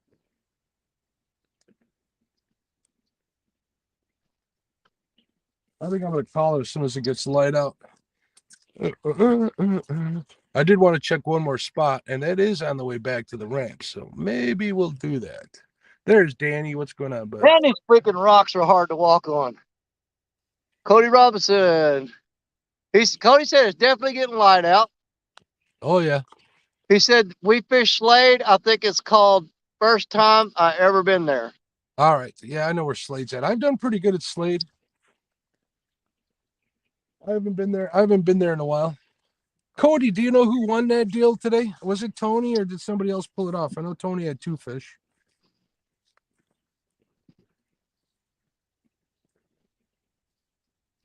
Yeah, I'm worried that I'm talking too loud. I'm going to wake somebody We still got 36 people here. You know what? I'm going to drop a link out. Since me and you are so busy watching rods that you can't read chat, that's a good idea. I'll give somebody a chance to come up in here and if they want to help out, they can. Because after spending all night here, I'm really set on getting at least one more fish when the sun starts coming up. I hope so. I don't think this is the spot for it, Danny. I should move, but if somebody comes up, maybe I will move. But if nobody comes up, then I won't. Well, there's the link. If anybody out there wants to hop up and hang out with us. Yeah, somebody come up. A lot of them are like, man, I'm just barely getting my first cup of coffee in. That or they're in their underwear sitting around. Yeah, everything is wet in my boat, including me. Yeah, it was starting to get really chilly here. Now, here's the thing. I could be tired or I could be chilly and wet, but I can't be all three. No. I can't have cold hands or feet. That's when it's the end for me. That's why I love hoodies. I can always put them in my, what I call my kangaroo pocket out in front and kind of get them warmed up. Oh, I always keep a light jacket and a heavy coat in my truck at all times, just in case. Well, I'm going to leave. I got one of these Columbia, like rain windbreaker type deals. I'm going to keep this in here because I'll tell you what, that made a big difference putting this on. Yep. Okay. Cody Robbins said Mark Ryan did good tonight, and I think Brandon got a 37 too. Nice. 37-pounder inches, because they were going by inches. I don't know, is that pounds or inches, Cody? And was Ryan fishing from the bank, or did he get his boat out, or was he fishing with Robert? Yep. Those are There's my your two questions, Cody. Was Ryan fishing from the bank, and was that 37 inches or 37 pounds? I saw some pictures on Instagram from Ryan. He killed a couple of big ones, or one big one, lots of pictures. See, it'd be so much easier if he just come up here and answer these questions for you. And then I can move to that last spot I want to fish. Ryan was fishing from the bank, and it was a 37-pounder. Ooh, that's nice. Still ain't 40 pounds. That would have killed me. I'd have taken it. I'd have liked catching it, but I need that 40. That 38 killed me in October. That's what I'm saying. I can remember catching 38 and 39 pounders. I don't remember anything in the 40 range that I've ever caught. Well, you'll have to know. You'll have to tell me when you check it out. I'm curious now, Danny.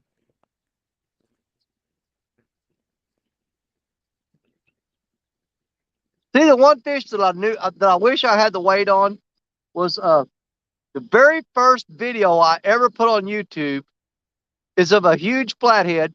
That is my PB flathead, but I don't know what it weighs. I can just show you the fish because I didn't have scales with me. And I'm not even going to try to guess because anytime you guess the weight of a fish, 57 people come out of the woodwork and tell you you're wrong. It's always a fight. So I don't even, people ask me, what's your PB flathead? I can tell them, I got a video. You can go look at it. It weighs whatever you think it weighs.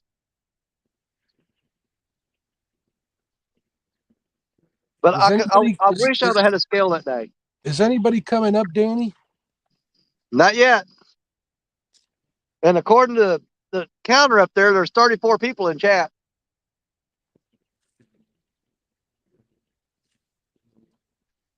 And I figured Jody went back to another nap.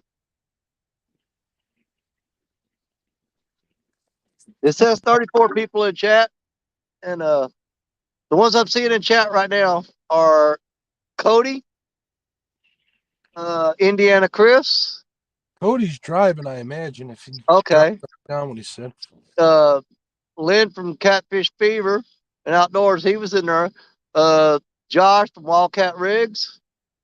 I thought DJ Fishing Maniac, but I'm sure he's working. I'm sure. I thought that. Yeah, but I've seen him get on lives plenty of times while he's driving down the road. Yes, he does. Those are the main ones I see in here. Oh, wait a minute. Here we go. Look at this. Look at this. Who you got there? We got Jody. Pontoon Jedi. Yep. We'll see if I can read it. Pontoon Jedi. I don't think I brought glasses. I mean, oh, there they are.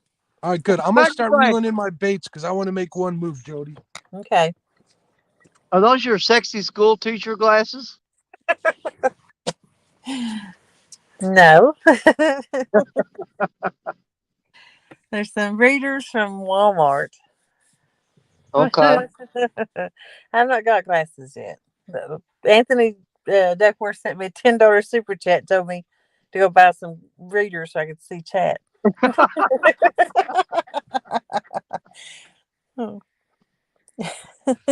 Lord have mercy.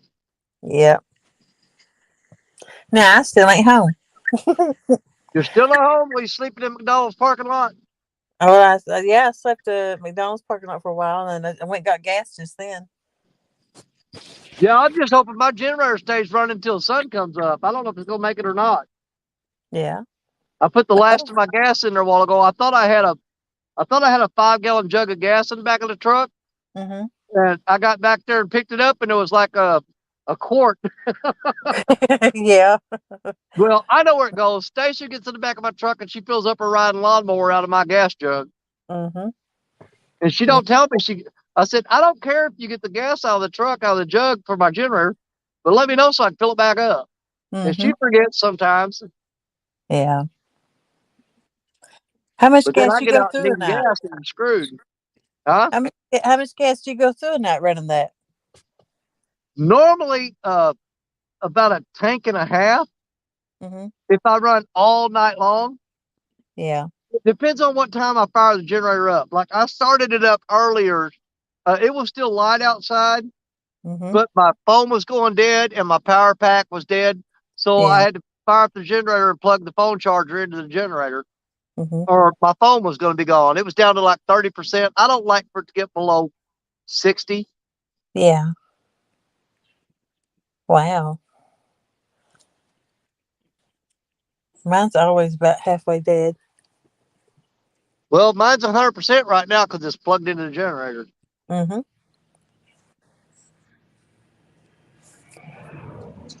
You know, another thing is normally I run one light right here on the ground at my feet.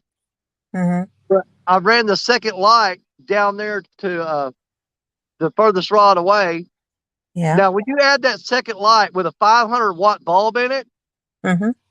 it burns the gas out of that generator twice as fast. Oh, yeah. The more stuff you plug into it, the more gas it burns. Hmm. So I've got the phone and 2 lights plugged into it right now. I had 2 phones plugged into it, but Mm-hmm. Hey, did that phone work right? Did they give you no trouble from it going in the water? it ain't. I mean, it's working right now. Yeah. It ain't messed up yet. I cannot believe it because Mm-hmm. it was underwater for a long freaking time too. But I've got a little snap-on plastic case that covers the back and everything, the sides of it. And Yeah. I'm guessing that just sealed it and kept the water from getting in there. I bet it did. Because I had another phone exactly like this one. Matter of fact, the phone I had before this one, I was fishing on a wing dam not far from here. Yeah. And I had it in my shirt pocket. And I bent over to grab something and it slipped out of my pocket and went in the water. It Mm-hmm. wasn't in the water. 2 seconds. I reached down there and grabbed it, got out of the water. As soon as Mm-hmm. I pulled it up, it just went flip, and there was a little white dot in the middle of the screen, and that's all you had after that. Wow. Tried drying it out, everything, nothing. It Yeah. was ruined. All right, folks, Yep. I'm going to keep you muted while I make a move. All right. All right. Okay, Keep us muted. moot us. He gonna moot your booty. Good morning, downtown Ernie Brown. 217 Rebel Outdoors. He says, let's go here, kitty, kitty, kitty. Yeah. Well, the Dave. sky's starting to lighten up a little bit behind me now. It's starting to Yeah. lighten up. Morning, Dave. I'm still debating if I'm gonna make the drive. I gotta drive either 20 or 30 miles south after I get out of here, which is 20 miles, then get to the interstate. Then I'll have to drive 20 or 30 miles south and then back another 15 miles to the west to get to the spot that I'm going to fish for Stan's deal. Oh, wow. But I may just text Stan and say, look, my back's hurting, my shoulders are hurting, my legs hurting, my hands swelled up like a football. I'm going home. Yeah. You need to. You need to get the hand took care of. Yeah, it's swelling up pretty good. Mm-hmm.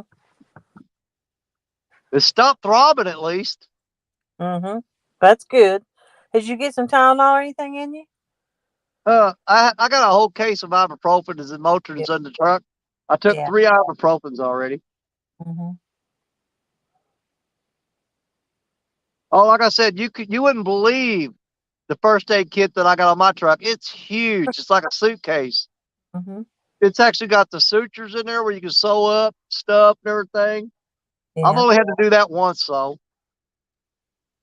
I got a real bad gash in my calf one time that went real deep into the meat. Yeah.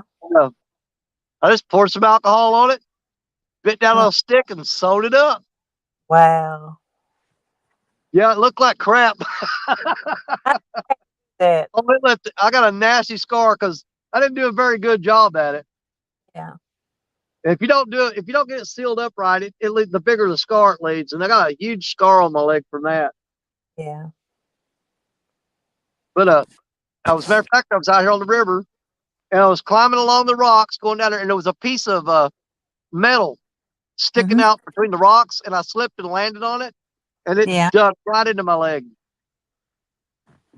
Wow. Oh, I wouldn't be able to sew myself up. it's not fun. Nah. Wildcat Rigs, hello.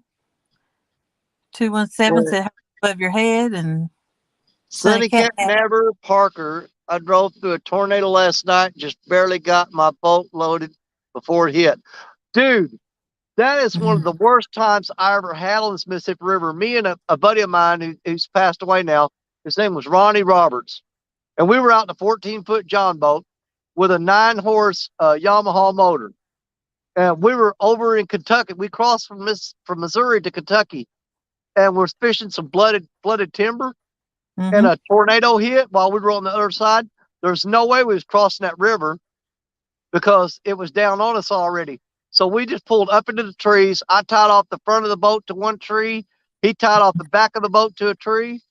And we sat there with 5-gallon buckets, rain pouring in, and we're bailing water out of the boat to keep it from sinking. And then it started hailing on us. And man, when it finally passed, we said, screw it, I'm getting out of here. Yeah. But we got the crap beat out of us. We almost sunk the boat.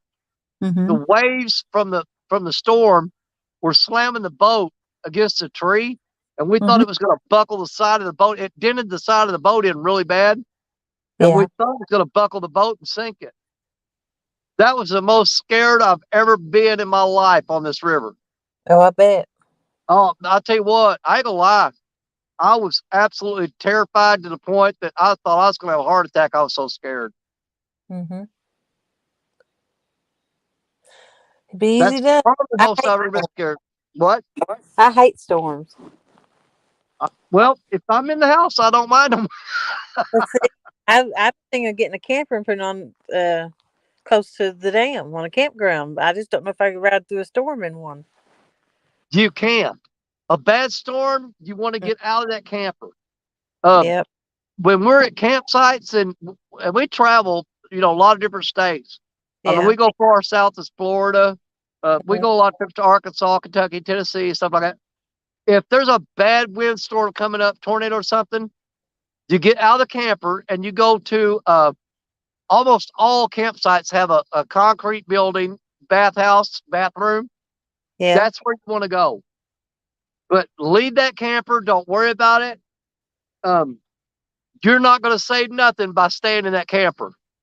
Yeah. Well, look how light it is getting there where he's at. Holy crap, dude. I got at least start 20 or 30 minutes before it looks like that here.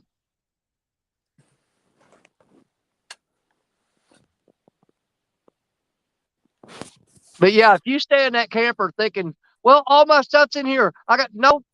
Forget your stuff. Get in that concrete building. Because if that camper rolls over, none of that stuff's going to mean anything to you anyway. Okay. And I won't pull a camper down the road if I'm getting 15-mile or more winds. 20-mile-an-hour wind, I'm pulling off. Because I've seen campers blow over. Yeah. At 18-mile-an-hour winds. I've seen them start tipping, and the wind hit them broadside. Yeah. That's like a giant kite. And I've seen them tip over where it was riding just on the wheels on one side and just rolling over and take the truck with it. Not me. I ain't doing it. I always pull over and put the nose of the truck into the wind. Yeah. That way the wind's blowing along the side of the camper and not broadside of it. You always want to turn your camper into the wind. I remember that. I don't got one yet. I'm probably a few months before I get one. I love my camper. When we first started going to Florida, we were renting hotel rooms. I'm just not comfortable in a hotel room because it's not my house. You know what I mean? Yeah. But when you take your camper, it's like you got your house with you. Everything's yours. It belongs to you. You ain't got to worry about, is the cleaning lady coming in? Because my cleaning lady lives there. I ain't got to worry about it. I like hotels. Don't bother me one bit. I don't got to clean. I ain't got to worry about nothing. Well, I just leave have my camper. I don't mind hotels. Mm-hmm. Like the first time we went to Florida together, Yeah. we were on the 6th floor at this hotel, and it had a balcony in the back that looks right out onto the to the Gulf, and that was cool. Yeah.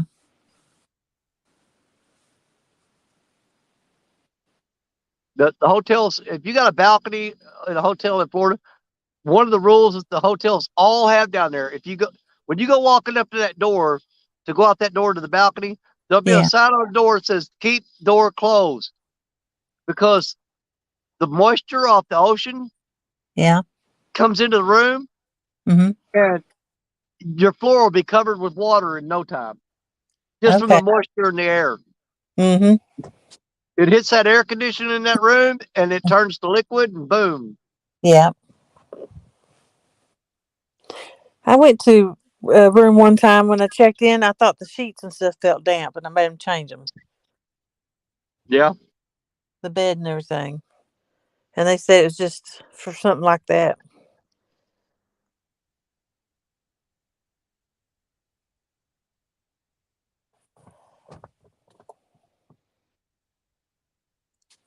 I don't know. Stacy's been bugging me when she's wanting to sell one of our houses and buy a little cottage. She said you can buy little shacks down there in Florida.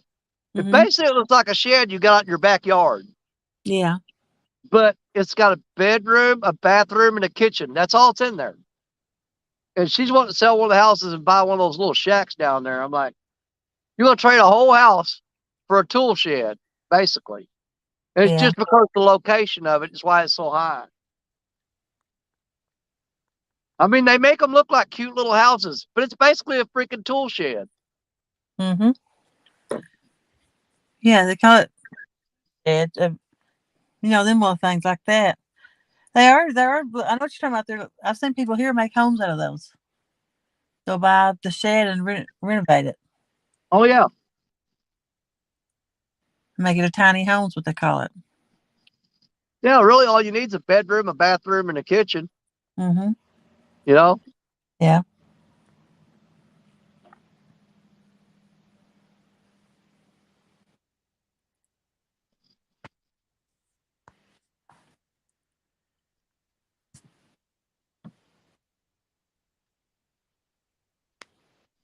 Indiana Chris said tiny homes cool.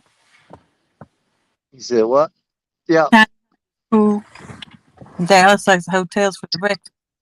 They Well, quit doing this for a a while. lot of them don't do free breakfast anymore. Yeah, they'll advertise it when you get there. They'll say no, shut down for COVID. We don't do the breakfast. And you know what? Back before I got educated, Mm-hmm. I'd go to hotels that said free continental breakfast. And I thought, wow, we got breakfast. You go down there, it's Mm-hmm. a bagel and a cup of coffee. Yeah. Or just some cereal or something. Yeah. Yeah, because to me, I'm thinking hash brown, sausage, eggs. No, it's not what you get with free breakfast. No. NJ said he's been in the basement. Okay. I got him. Got you, brother. What's going on? Good morning. What's up? Beautiful beast, you. I was sitting here for 3 days. 3 days. How's everybody doing? Good? You guys are doing good, man. I'm basically waiting on the sun to come up and get the heck out of here. Man, it's daylight here. It's starting to crack a little bit of light. It's starting to lighten up a little bit. It's a nice fish you caught, man. Appreciate it, brother. Yeah, man. Like I said, I've I've gotten some of my best fish since I started YouTube. Perfect time to start getting them, right? No doubt. I just can't wait till, man, when it's hot here, and when I mean hot, I mean the bite, not the temperature, but it is going to be a hot temperature. August at nighttime, Oh my God. You wouldn't believe what happens here in August and nighttime. August and September. Yeah, I believe it. I do. I believe it, man. I'm sure you. Nighttime's the best. Those 2 months right there, fishing at night. You can't fish during the day. It's too friggin' hot. But you come out here at night, and man, I tell you what, you can't fish with but 3 or 4 rods tops. Yeah, that's a good time. That's a good time, though, man. It'll be the first year I get to show you guys. Because back when I started YouTube, I was just doing production videos. You guys didn't get to see any lives from me back then. But last August, I actually have a video from last August.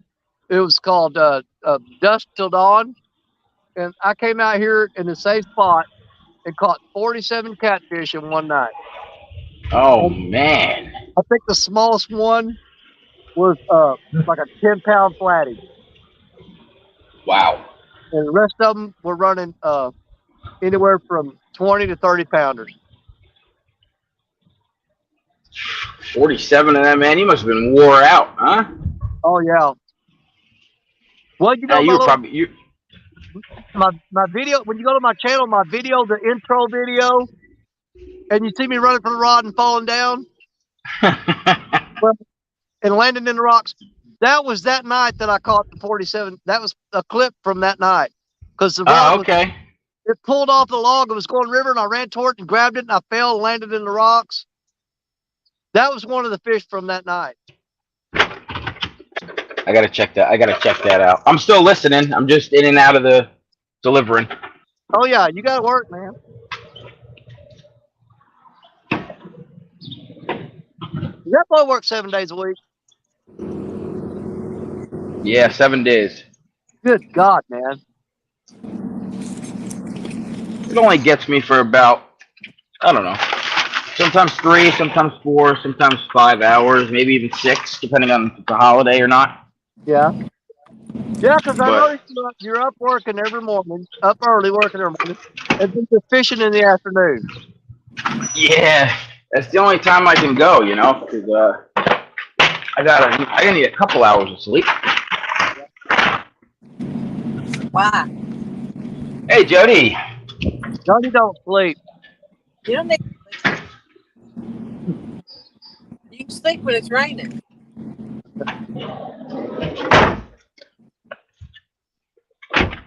It's supposed to rain here. It's supposed to pour here later. Thunderstorms and stuff.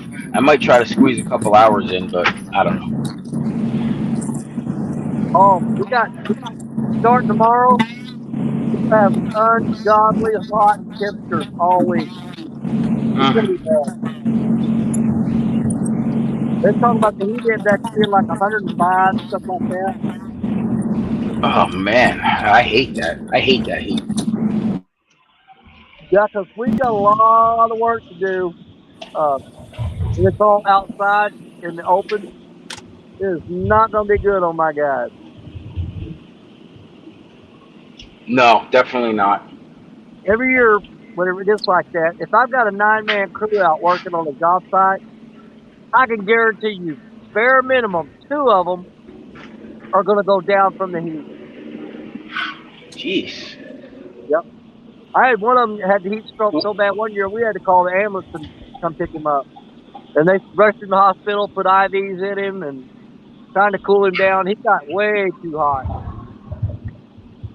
Yeah, if you're not drinking a lot of water, especially, you know, even if you ain't thirsty, you just got to keep drinking water. But you know, that's the thing. I can get them little small 20-ounce bottles of water. We keep those in a big giant ice cooler. But if I chug those, it makes me nauseous to drink that water out of that plastic bottle.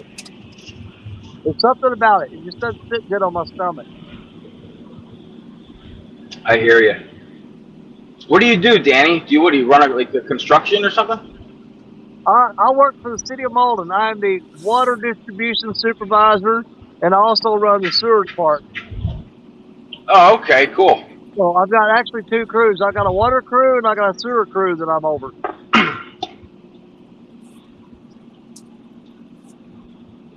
Sounds pretty busy, especially working for the town, you know. Well, I started out in the ditches and trenches with shovels, just like everybody else, and worked for years like that. Yep. And there's so much turnover. I was the only one that every time I turn around, guys are gone, a whole new bunch in there, and I was, down there low man in the ditch. And there was one day there was a big water pipe that broke, and had all these guys that were higher ranking than me. They were like they were my bosses, and they were trying to figure out what to do. And I just basically told them, get out of the way, and I dove in the water, and I was reaching under the water and putting there's this clamp that goes around the pipe, and you got to tighten up the bolts and it seals it. And I dove in there and I was ducking my head underwater and putting that on there with the wrench underwater, and I come up, and when I came out of that pit and got that leak fixed, the mayor was standing there, and they were asking, how come these other guys didn't know how to do that? And, they're supposed to be his boss and stuff. He said, I don't know. He just knows more about it than they do. Then why is he working for them? I became the boss that day. The mayor came in. He put every one of those guys that was my boss, they were all under me the next day. Oh, you talking about those guys were so off. Mad. Yeah, that's awesome. They sat around, letting other guys do the work for so long that the other guys learned how to do stuff that they don't know how to do. And if they're in charge and they can't tell you how to do something, there's something wrong. Yeah. Then ain't nothing gonna get done. There ain't a guy on my crew that's doing anything that I haven't done myself already. And I train every one of them myself personally. Yeah, right. Well, that's good. That's good. And I actually went to a school in Pella, Iowa. We bought this, it's a $250,000 machine. It's a horizontal drill where we can drill into the ground, and I can steer that drill bit underground, left, right, up, down, and we'll drill for a city block and pop out of the ground and grab a pipe on that drill and pull it back through the ground. I had to go to 2 weeks of school to Iowa to learn how to train guys on that machine. So I've got that crew as well, but they're part of my water crew. Yeah, it sounds like I was a welder for 14 years. So before I started doing this. Yep. And I was working in a family business with my father and my uncle, and my cousin and my brother and whatnot. I started in 2006, and we got a drill line machine for, I think it was like $200,000. Yeah. And you could put 60-foot columns and beams on there, and it just drills holes, whether it's in the flange or it's in the web. Yeah. And it saves so much time and money in the long run instead of hand drilling it with like a Hogan drill or something. And you know what? I got to tell you, when it was really hot, I'd be on job sites, and I used to put up steel too. I used to erect steel. I was an iron worker as well. And man, that heat and that cold was just awful working outside. Yep. I used to, not far from here, down in Clovis, Missouri, there's a place called Trinity Marine. They build barges. I worked there for like 7 years, welding in there.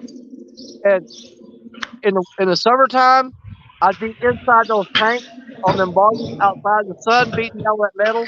It's like they had little fans blowing in through holes on the deck that would try to circulate the air, but it was just so freaking hot, man. You couldn't take it. In the wintertime, it's total opposite. You get in there, it's like yeah, those fans, they really don't do much.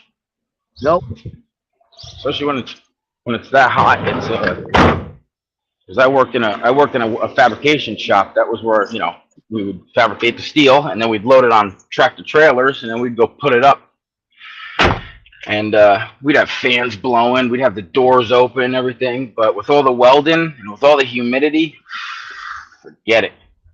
Yeah.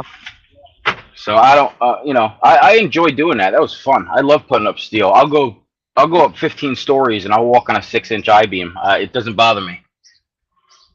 But You know, that's weird about it. I actually worked for a tree trimming service one time in my life. I've had a lot of jobs in my life. But, man, it wouldn't bother me to climb a tree and be at the very tip top of it. But, man, I can go up Yep. something like Empire State Building and look on the side, and, man, I'll get dizzy and start freaking out. And I've jumped out of airplanes. I've jumped out of helicopters. I've climbed telephone poles and trees. But for some reason, when I get in a building and look over the side, that freaks me out. I've seen too many movies where buildings and I'm picturing, if I'm on the top floor, if I just jump up in the air, am I okay? I almost picture you're going to impact, Yep. I mean, like I said, I can climb columns. I used to be able to climb columns like 4 stories, 5 stories, and not be tired. But now I wouldn't even make the first floor without being exhausted. But hey, my fat butt has a tough time going up one flight of stairs. Hey, I see that stomach. I've got a belly. But when I got all this weight, I had a severe back injury, and it laid me up for months and months and months. That's when I put on all the weight, and I've just never been able to get rid of it. It's tough. It's not easy. I got a gut myself. It's not easy to lose your stomach, especially. I've turned down 2 back surgeries. I just don't want them. But when I got my back hurt really bad, it really slowed me down to where I don't move as well as I used to, so I don't get as much exercise. I mean, coming out here fishing is about the most exertion I do is climbing up and down these rocks. Other than that, I'm sitting in a chair watching rods. There ain't much to that. It'd be funny to watch you run back and forth from the rods to the chair. Yeah. For a little while. It's tough. Yeah. I hear you. Did you miss me, fellas? We did. Hey. What's up, Mark? Yep. It's just now starting to get light here, Mark. Now you can see. Look here. Oh, I'm going to show you. It's just now getting light here. Look at that. Yeah, it's been like that for a while here. There you go. You got some light, some sun. Right. Last stop, 1 pole. We'll see what happens. How you doing, Mark? I seen you catch a bunch of fish. Oh, thanks, but I'm doing pretty good. How you doing? It's a little early for this spot, so we'll see what happens. I'm curious. Yeah. You never know, right? Yeah. Hey, Danny, you don't need. I'm marking a lot of fish in the channel. I should probably be out the channel, but we're gonna see what happens. What'd you say, Jody? You don't need me, so I'm gonna step down. Okay. All right, hon. Appreciate you. Jody, Yeah. hold on. Don't go nowhere. Okay. I'll be here. I'll probably be up here for the drive, which is like a half hour. Okay. Let me get this pole in the water, Jody, and then you can tell me what happened to you today, because I didn't get the whole story. Oh, I read that. Goodness, that sounds horrific. It wasn't. It wasn't bad. I mean, I just had to paddle back, and I didn't. But the bad part was I didn't get to fish. Are we gonna do no guts, no or what? Look at the size of that one. Oh. Oh.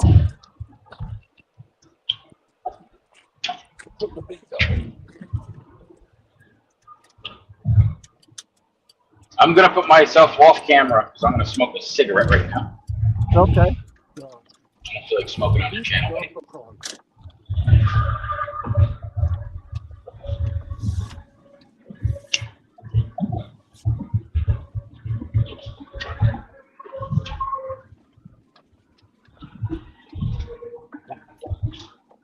Well, we made it through another Saturday night. Yep.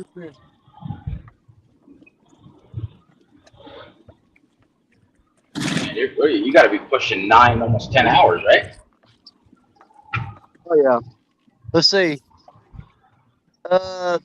Yeah, 10 hours, over 10 hours. Dang. 2 minutes on the clock there.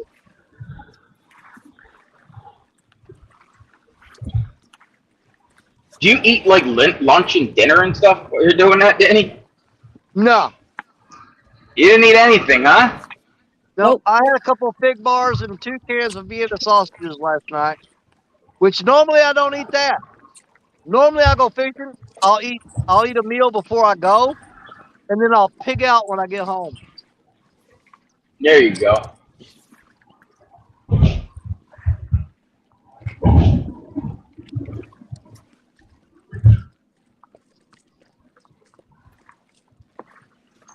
Yeah, Jody, you got to tell us that story if Mark's ready.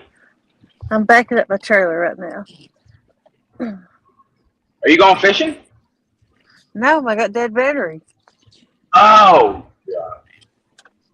And I have 3 batteries, and I couldn't get none of them to start it. And my jump box didn't work. So I really don't know what's wrong with it. Oh, man, that's annoying.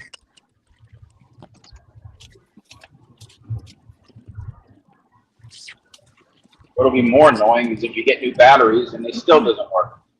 I have good batteries, so I don't know what it is.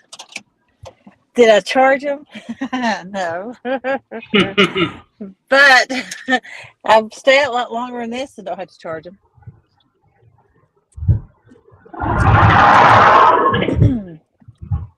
And Otis is back in here. Outdoors with Otis.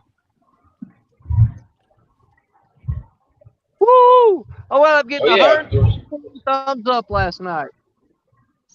Very nice. That's my second time of breaking 100 thumbs. I've never broke 100 thumbs, Danny. That's awesome. That's 2 times I've done it. We're set here. All right. So what what happened to me? Jody, your battery didn't work? I don't know exactly what happened. All I know is I drove an hour and 10 minutes to go flathead hunting. And I get down there and I back the trailer up and I tie off to the dock, and I got, I loaded the boat and I untied from the boat ramp and didn't think nothing about it. And I was drifting off a little bit, and then I tried to start it and didn't start. And I was too far off to rope it. But if I'd been thinking, I could have thrown my fishing pole and pulled myself back in, but I wasn't thinking. So I wasn't paying attention because it was dark, and so I started messing with my battery. I called a few people. They told me what to do, Uh-huh. And yeah, because you had that jump box, right? It didn't start it. Didn't even act like I had plugged it up. So next, I got some jumper cables under the seat too. So I tried to jump it off I got 2 other batteries. I tried to jump it off that. It would just make one of them made a small noise, and then the second battery kicked it, like it started to crank, and then it didn't do it no more. Yeah, it sounds like your starter's bad. Yeah. I've been having a little bit of trouble when it's staying started. Uh-huh. So I don't know if that's it or not, but so, and I finally thrown out an anchor, but it was dragging the anchor, and I wasn't paying attention. Next thing I know, I was getting pretty close to the channel, and I thought, well, I've got to do something. I'm going to get pulled out in it. So I pulled my anchor in, which gave me, it pulled me forward a little bit doing that. So I started rowing, and I rowed back to the boat ramp, and then I just had to walk it on the trailer with the rope. It was easy. It wasn't hard. But it's just aggravation. Well, I'm glad you made it back safe. Yeah. I was dreading having to call somebody. I was dreading having to call somebody for help. I was just so thankful I was able to do it without any help. Why do you? Oh my God, you drive me crazy. Well, what was I supposed to do? Swim out to me? Ask for help? Yeah. I would have just called it quits, just floated down the river. Yeah, couldn't. There's too much trash, and there was, Saturday night, there's a sandbar up there. I would have got run over, especially if my lights quit working. I had to get back to the dock. We just passed McDonald's. Anybody hungry? Nah. No, I'm good. Danny I wants a still got- couple McGriddles. McGriddles. Hey, Who these eats McGriddles are those? good. I didn't know people still eat those. Oh yeah, the I- sausage McGriddles, those are good. Oh, Yeah. Pancakes make me sick of a morning. I can't eat pancakes for breakfast. Yeah, it's too sweet for me. Mm-hmm. Oh, not me. I can take a sausage McGriddle, go home, and then pour some more syrup into a little bowl. Oh, Dip it in God. oh yeah, Yep. that is awesome. I put more syrup in it. I dip it in the syrup and eat it. Oh, that is awesome. That's a bad. I take the whole bottle and I just squirt it on every bite. Oh, my wife got on to me. Ugh. She came walking into the kitchen one day, and I had that bottle of maple syrup, and I had turned up, squirted in my mouth. Yeah. It's like, oh my God, seriously? Danny, I do the same things. I'm telling you, man, you're just an older version of me. That's it. Oh, I'll get in trouble for drinking out of a big jug out of the refrigerator and everything. I'm like, I'm not getting a glass. I'll just grab the jug and chug out of it. Well, get a glass. For God's sakes, please get a glass.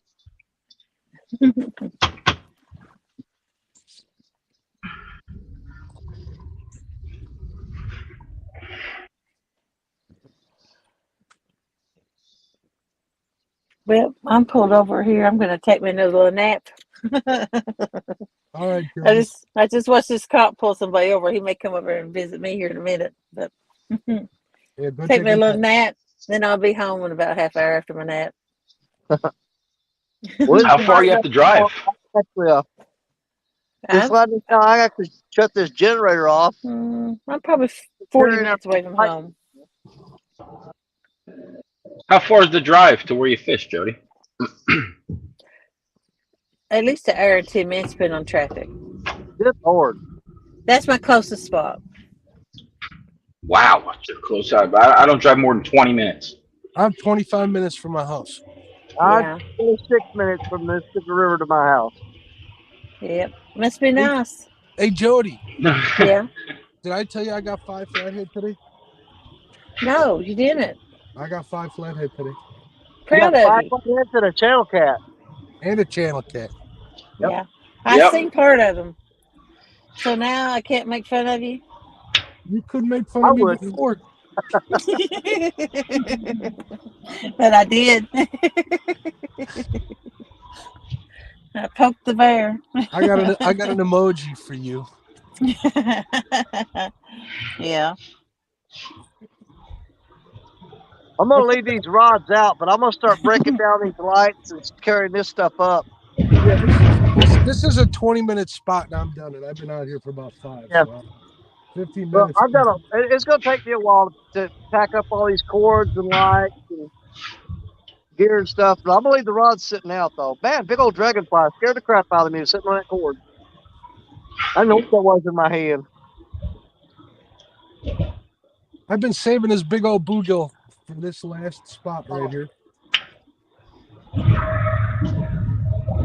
Outdoors with Otis says, morning, y'all, and some hot Otis. sauce. Cody Morning, Robinson. Otis. Mark loves the grind. Man, hope you catch a giant on your last anchor. Yeah, we'll see. If I don't, it was a good day. I just Again, hope that Chris. I just hope that bagel place is open on the way home. Might be a bad connection to the starter. Sailram Gamer says howdy. What's that? Dan, I can't say the first name, but it's a gamer. And Dan River Boy says morning, everybody. Morning. Morning, River Boys. And I think Danny done walked off, so I won't ask him about his hand. Oh, man, he better get some peroxide or something on that hand. Oh, yeah. I find all my trash, pack it up. I had all my trash in a nice neat little pile yesterday. And that catfish popped around and threw everything everywhere. Mm-hmm. Including your phone in the water. Yeah, I can't believe that phone. That's just off. Hey, when I looked down and saw that phone in the water, I thought, oh my God, that's it. Mm-hmm. I said, got this catfish. They didn't get to see it, really get to see it. And my phone's in the water. I said, this Mm-hmm. just couldn't go any worse. But I got lucky.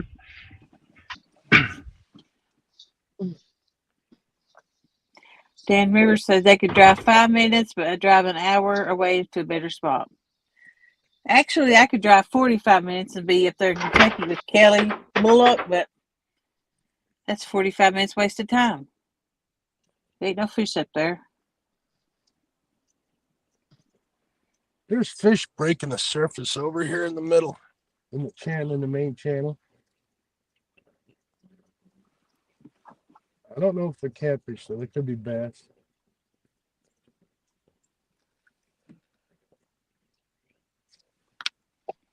Well, I'm going to jump on off and let yous have it. All right, get a nap in, Jody. All right, see yous. See you, Bye. Jody.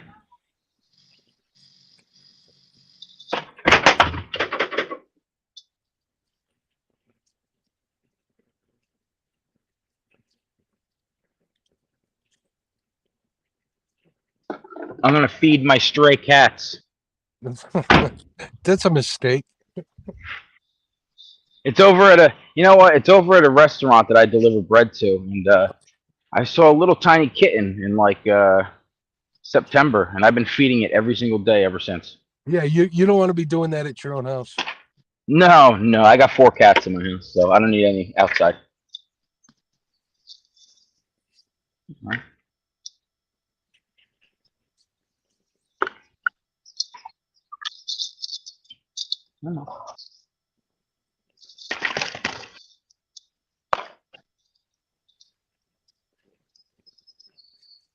Out of the string side here. It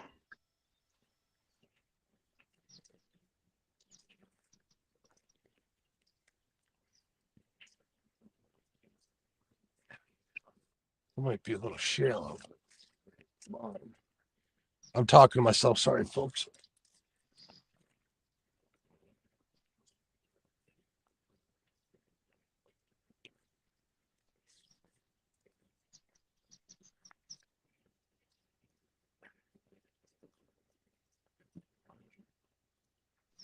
We'll give it a few more minutes. So how many stops you got today, Mark? I got, I did 4 so far, 3, 4. I You got work like 7 days a week or what? Yeah, I do 7 days a week. It's yeah, it stinks because it's 7 days a week and I don't get a chance to sleep in if I want to. Uh-huh. But I can't sleep in anyway. I always wake up at like 2:00, 2:30. So I'm usually done and home by like 9:00. I start early, but I'm back at a decent time, which gives me time to go fishing. But unfortunately, right in the center of the day is the worst time to go fishing, honestly. Yeah, what time do you get home? I usually start around 4:30, and I'm home sometimes 8:30, 9:00, 9:30. So yeah, it's like average of like 4 to 5 hours between packing up all the bread for the restaurants and going out and delivering them. But then I got the rest of the day to either go fishing or watch people fish. There you go. So I'm just happy whenever I get to go. I'll still take this over my last job. That job. I hear you. I hear you. That's when I was working with my father for. I was an iron worker, welder. Okay. Well, this is like a family. This is like a family business. This is like a family business too, right? Both of them, yeah. This is my parents divorced a while ago, so out of high school, instead of playing baseball like I planned on doing, I flunked out of college because my grades were so poor. So I went to go work with my father, and I welded, and I hung steel and stuff like that until March of 2020 when the pandemic started. And then I was just thinking to myself, do I want to keep doing this? Because, just manual labor like that just takes a toll on your body. I see my father limping around, gimping around, and my uncle complaining about his knees. And I already got, some arthritis, and I got neck problems, and my back's always bothering me. So I said, my mom's like, you know what? You want to deliver here a couple days a week? So I started a couple days a week. Next thing you know, I'm doing it full time now since November of 2020. Now, is it your mom's bread company or a bakery or? It's she's been there since it opened, which was 19 years ago. So she basically, I just call it my bakery because she runs it. The owner's really never there. So I could take what I want and stuff like that. And, it's sort of like, family. Gotcha. So yeah, it's cool. And the owner's really nice too. I mean, he's, you could, if I want something, no, I don't have to ask him, There you go. Yeah, swimming right into there. Hope I can get him out. Looks like a nice little area over there. Got some trees in there. Probably some nice crappie in there, huh? No, not this spot. This spot crappie gets smashed. There's this guy the lake that I fish, that I go carp fishing at. There's crappie in there. I don't know. I'm assuming 13, 14 inches is a nice crappie. Oh, yeah.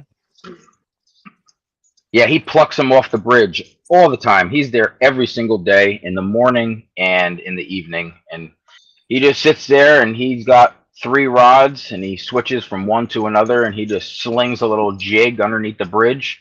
Oh, yeah. That's how you do it. And he pulls them out. I call him Jiggin' Joe. Oh, I've seen you talking to that guy a bunch of times. Yeah, I know. I had him once or twice. I stopped there when I was on Hog Legs Live, and I was like, "Hey, buddy, catch anything?" I remember that. Yipper.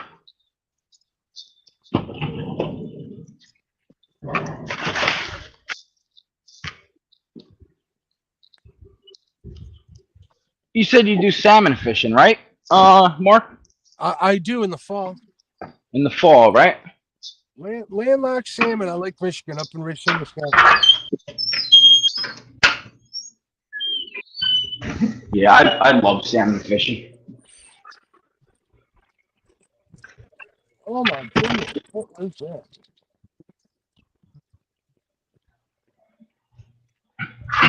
I'm gonna try something here. I should have gotten a hit by now. But there's something going on out here.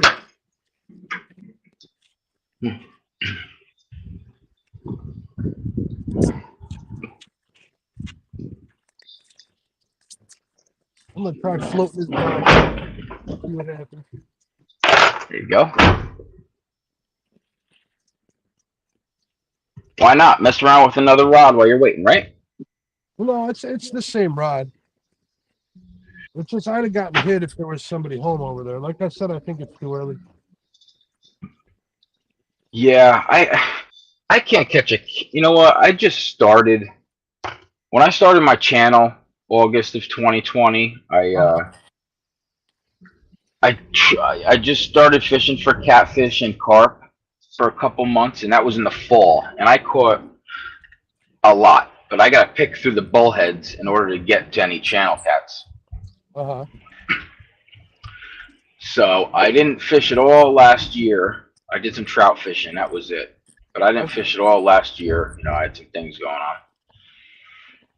And I just started back up a couple months ago for the carp and the catfish. So I'm still learning a little bit about both of them. That's why my one buddy, he taught me a lot about carp fishing. So anytime he goes, I try to get there. Yeah, don't rush it. Just enjoy the process. Learn with every trip, and you'll get there. Right. But I can't catch a catfish for the life of me during the spring over here. I mean, I'm only going on one lake. It's not like I'm trying different rivers and reservoirs and stuff like that. So you catch them in the fall there? Yeah, in the fall. Well, then there's catfish in there. You just got to move to a different spot if you can. Okay. Because there's fish there. It's just they're not in the spot you think they should be. And fish will be different from the fall to the spring all the time. Right. Okay.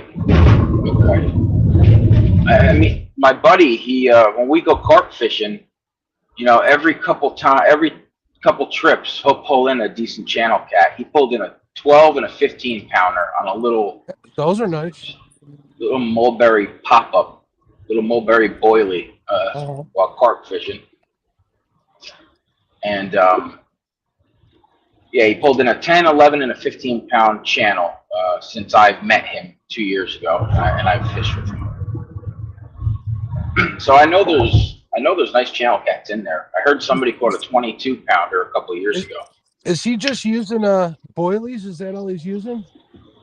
Yeah, he just uses ground bait. He makes up a ground bait and he puts it on. Right, but if you're fishing for channel cats, try cut bait, or even try chicken. I can't believe I'm telling you this. Mark, I've tried everything for a couple of weeks.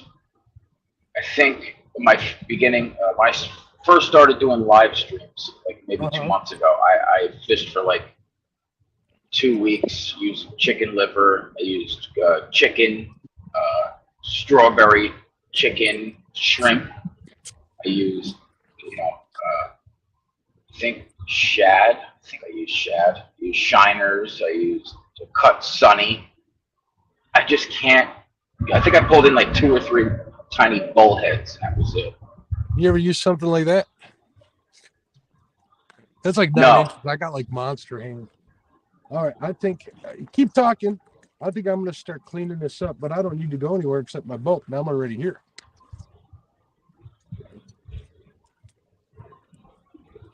Yeah, no, I don't know if using like a live bluegill or something would work at this lake. Oh, small ones will work. Shiners will work. Stuff like that. Yeah, I gotta try some more shiners. Maybe I've been doing the carp fishing, and usually I'd throw another rod out just for the heck of it. A shiner or something, even like a live shiner, because there's big bass and there's pike in there too. Oh yeah, channel cat will eat a live shiner, no problem. I might be best off doing that. But in the fall, when I was catching when I first started, all they were hitting on, and it was constant. It was garlic chicken liver. Huh.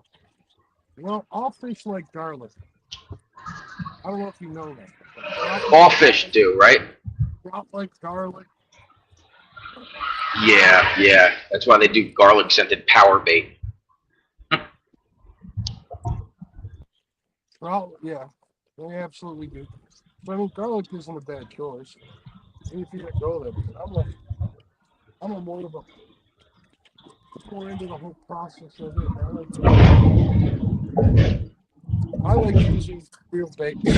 Right. Okay. A lot of guys do really. No, I'm taking tips. Strawberry Jello chicken. A lot of guys do good with that. I just don't do it.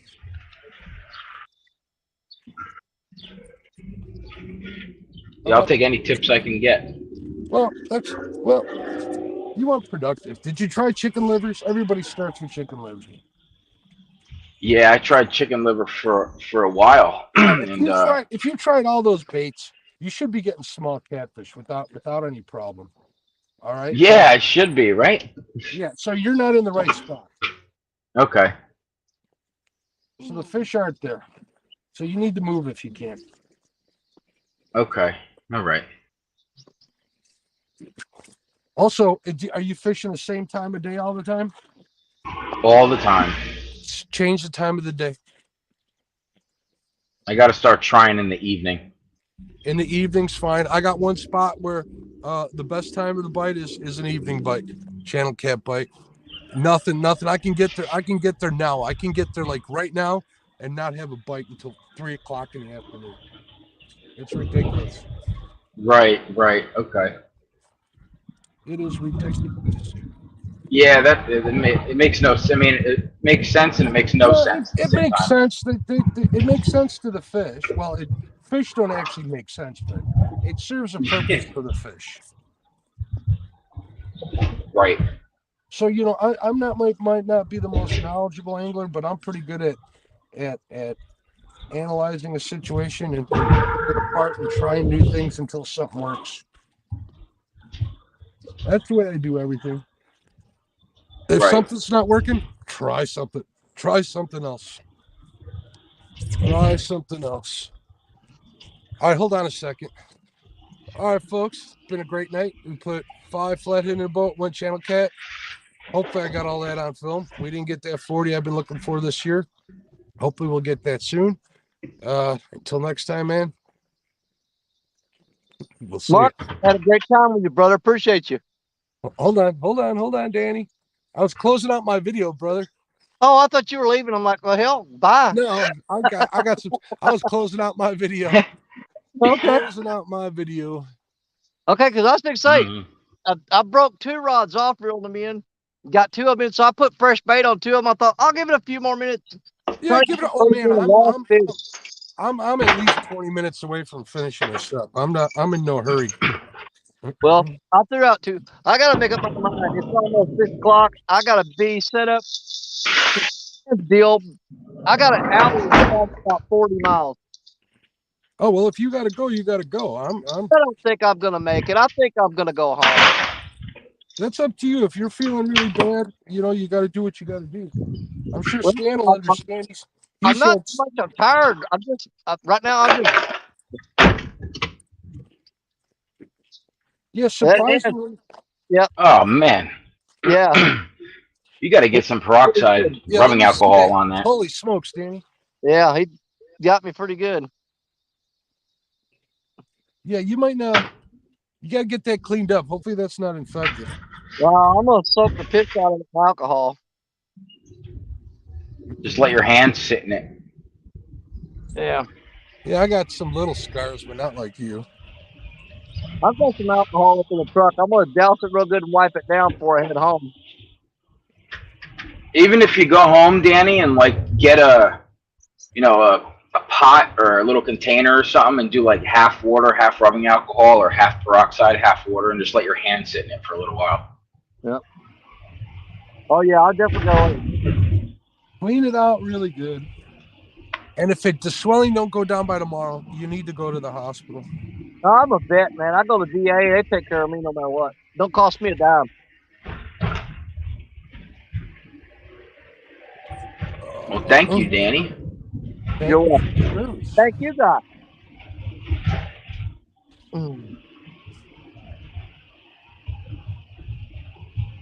I still got half a sandwich for the ride home, Danny. I don't know how you manage that. I talk a big game with the bacon and stuff, but I really don't eat that much. I was gonna say, you go all the time. I thought, of all the things you accomplished tonight, saving the sandwich was probably the most miraculous thing I've heard. I wish I could eat more. I just can't. Boy, you have no idea, sitting in the dark, how many trees and logs are floating by you till the sun comes up. Till the sun comes up, yep. You're like, holy crap, looks like somebody cut down the Brazilian rainforest and dumped it in the river. That's what's sweet about this inside curve right here. It's kind of off of the main, it sweeps in, the main channel's out there, and for some reason, it keeps most of the trash pulled out into the middle. It don't push it up in here. Well, it worked. It worked at the beginning for you. What happened there at the end, I don't know. I don't know. You know what I mean? Yeah. I hope I caught everything on video and I can get a video out of this. I'm sure you did. As much effort as you put into it, I'm sure you got it. I hope so. Oh, I hope so. Well, I was hoping to squeeze one more fish out of this, but I don't think it's going to happen. Yeah, You me know, too. mosquitoes are worse this time of day than they are at night. First thing in the morning, Are they? I got no bugs here. they start swarming as soon as the sun is like, it's not enough, but it's light, and the mosquitoes are just piling on you. Horrible. They're trying to get that last shot of blood before the sun. I hate putting this thing on a trailer, but it's got to be done.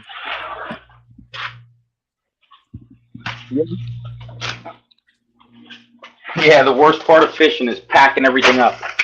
Oh, you bet. But see, what I do miss about using my boat is that you just leave everything piled in the boat and hook it to the truck and go, worry about it later. When you Yeah, bank this is fishing, true. you got to carry everything up a couple pieces at a time. Yeah, I back mine into the garage and it's all good. Yeah. That's the easy part. I take care of my bait, but I'm not bringing any bait home with me today. So. Well, I'm leaving all the bait that I got cut up down here for the eagles and the bugs. I've got 2 packs of skipjack that's got 4 skipjack in each one. They're packed on the up there, so those will go back and Trying to put all my temperature away. That's the biggest problem. And I actually whole can of you can still hear me, right? Yeah. Yep. Because I took it off the phone mount I got on this post. I can put the post away.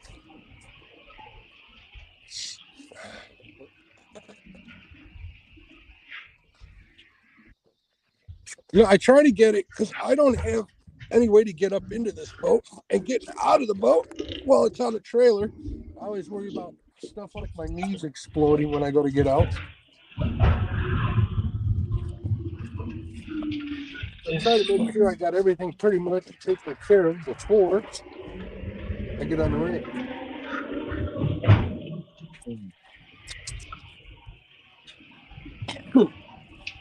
No, Danny, one of these days I'm going to have to leave these compartments open because they smell like bait. Yeah.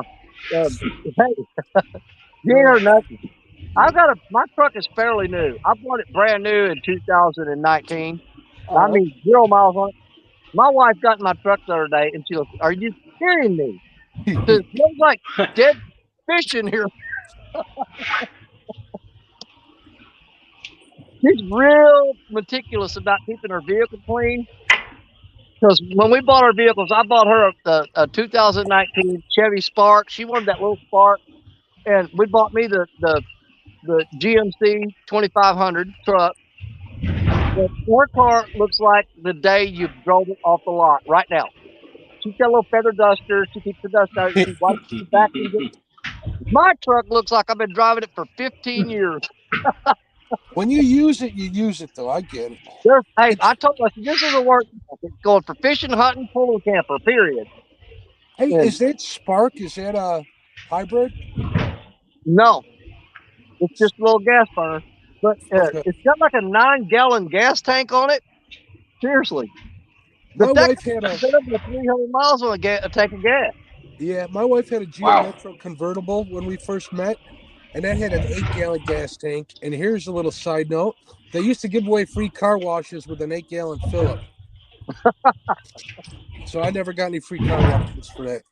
That little car of hers, I tell you what, it's a dinky little car, but it's got some pep. I mean, it'll pass people on the interstate. But when we first bought it, it cost about $11 to fill it up. Now it's like $22 to fill it up, $22, $23. I had like a third of a tank in my truck, Danny, and it cost me $130 to fill up. Yeah, it cost me about $124 to fill my truck up. Yeah.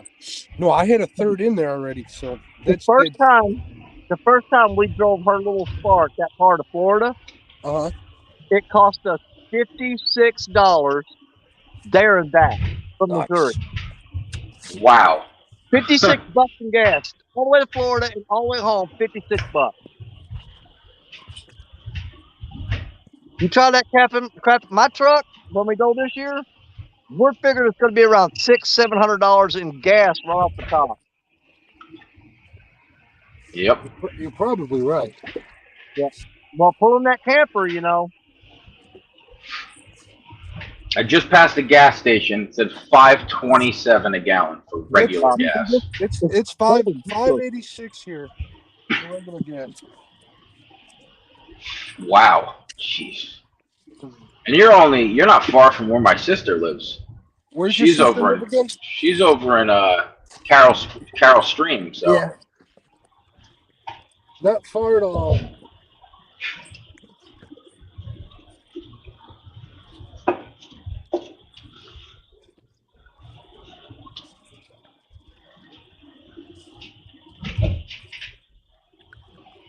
man, I'd like to go fishing for a couple hours this morning. I gotta check the radar.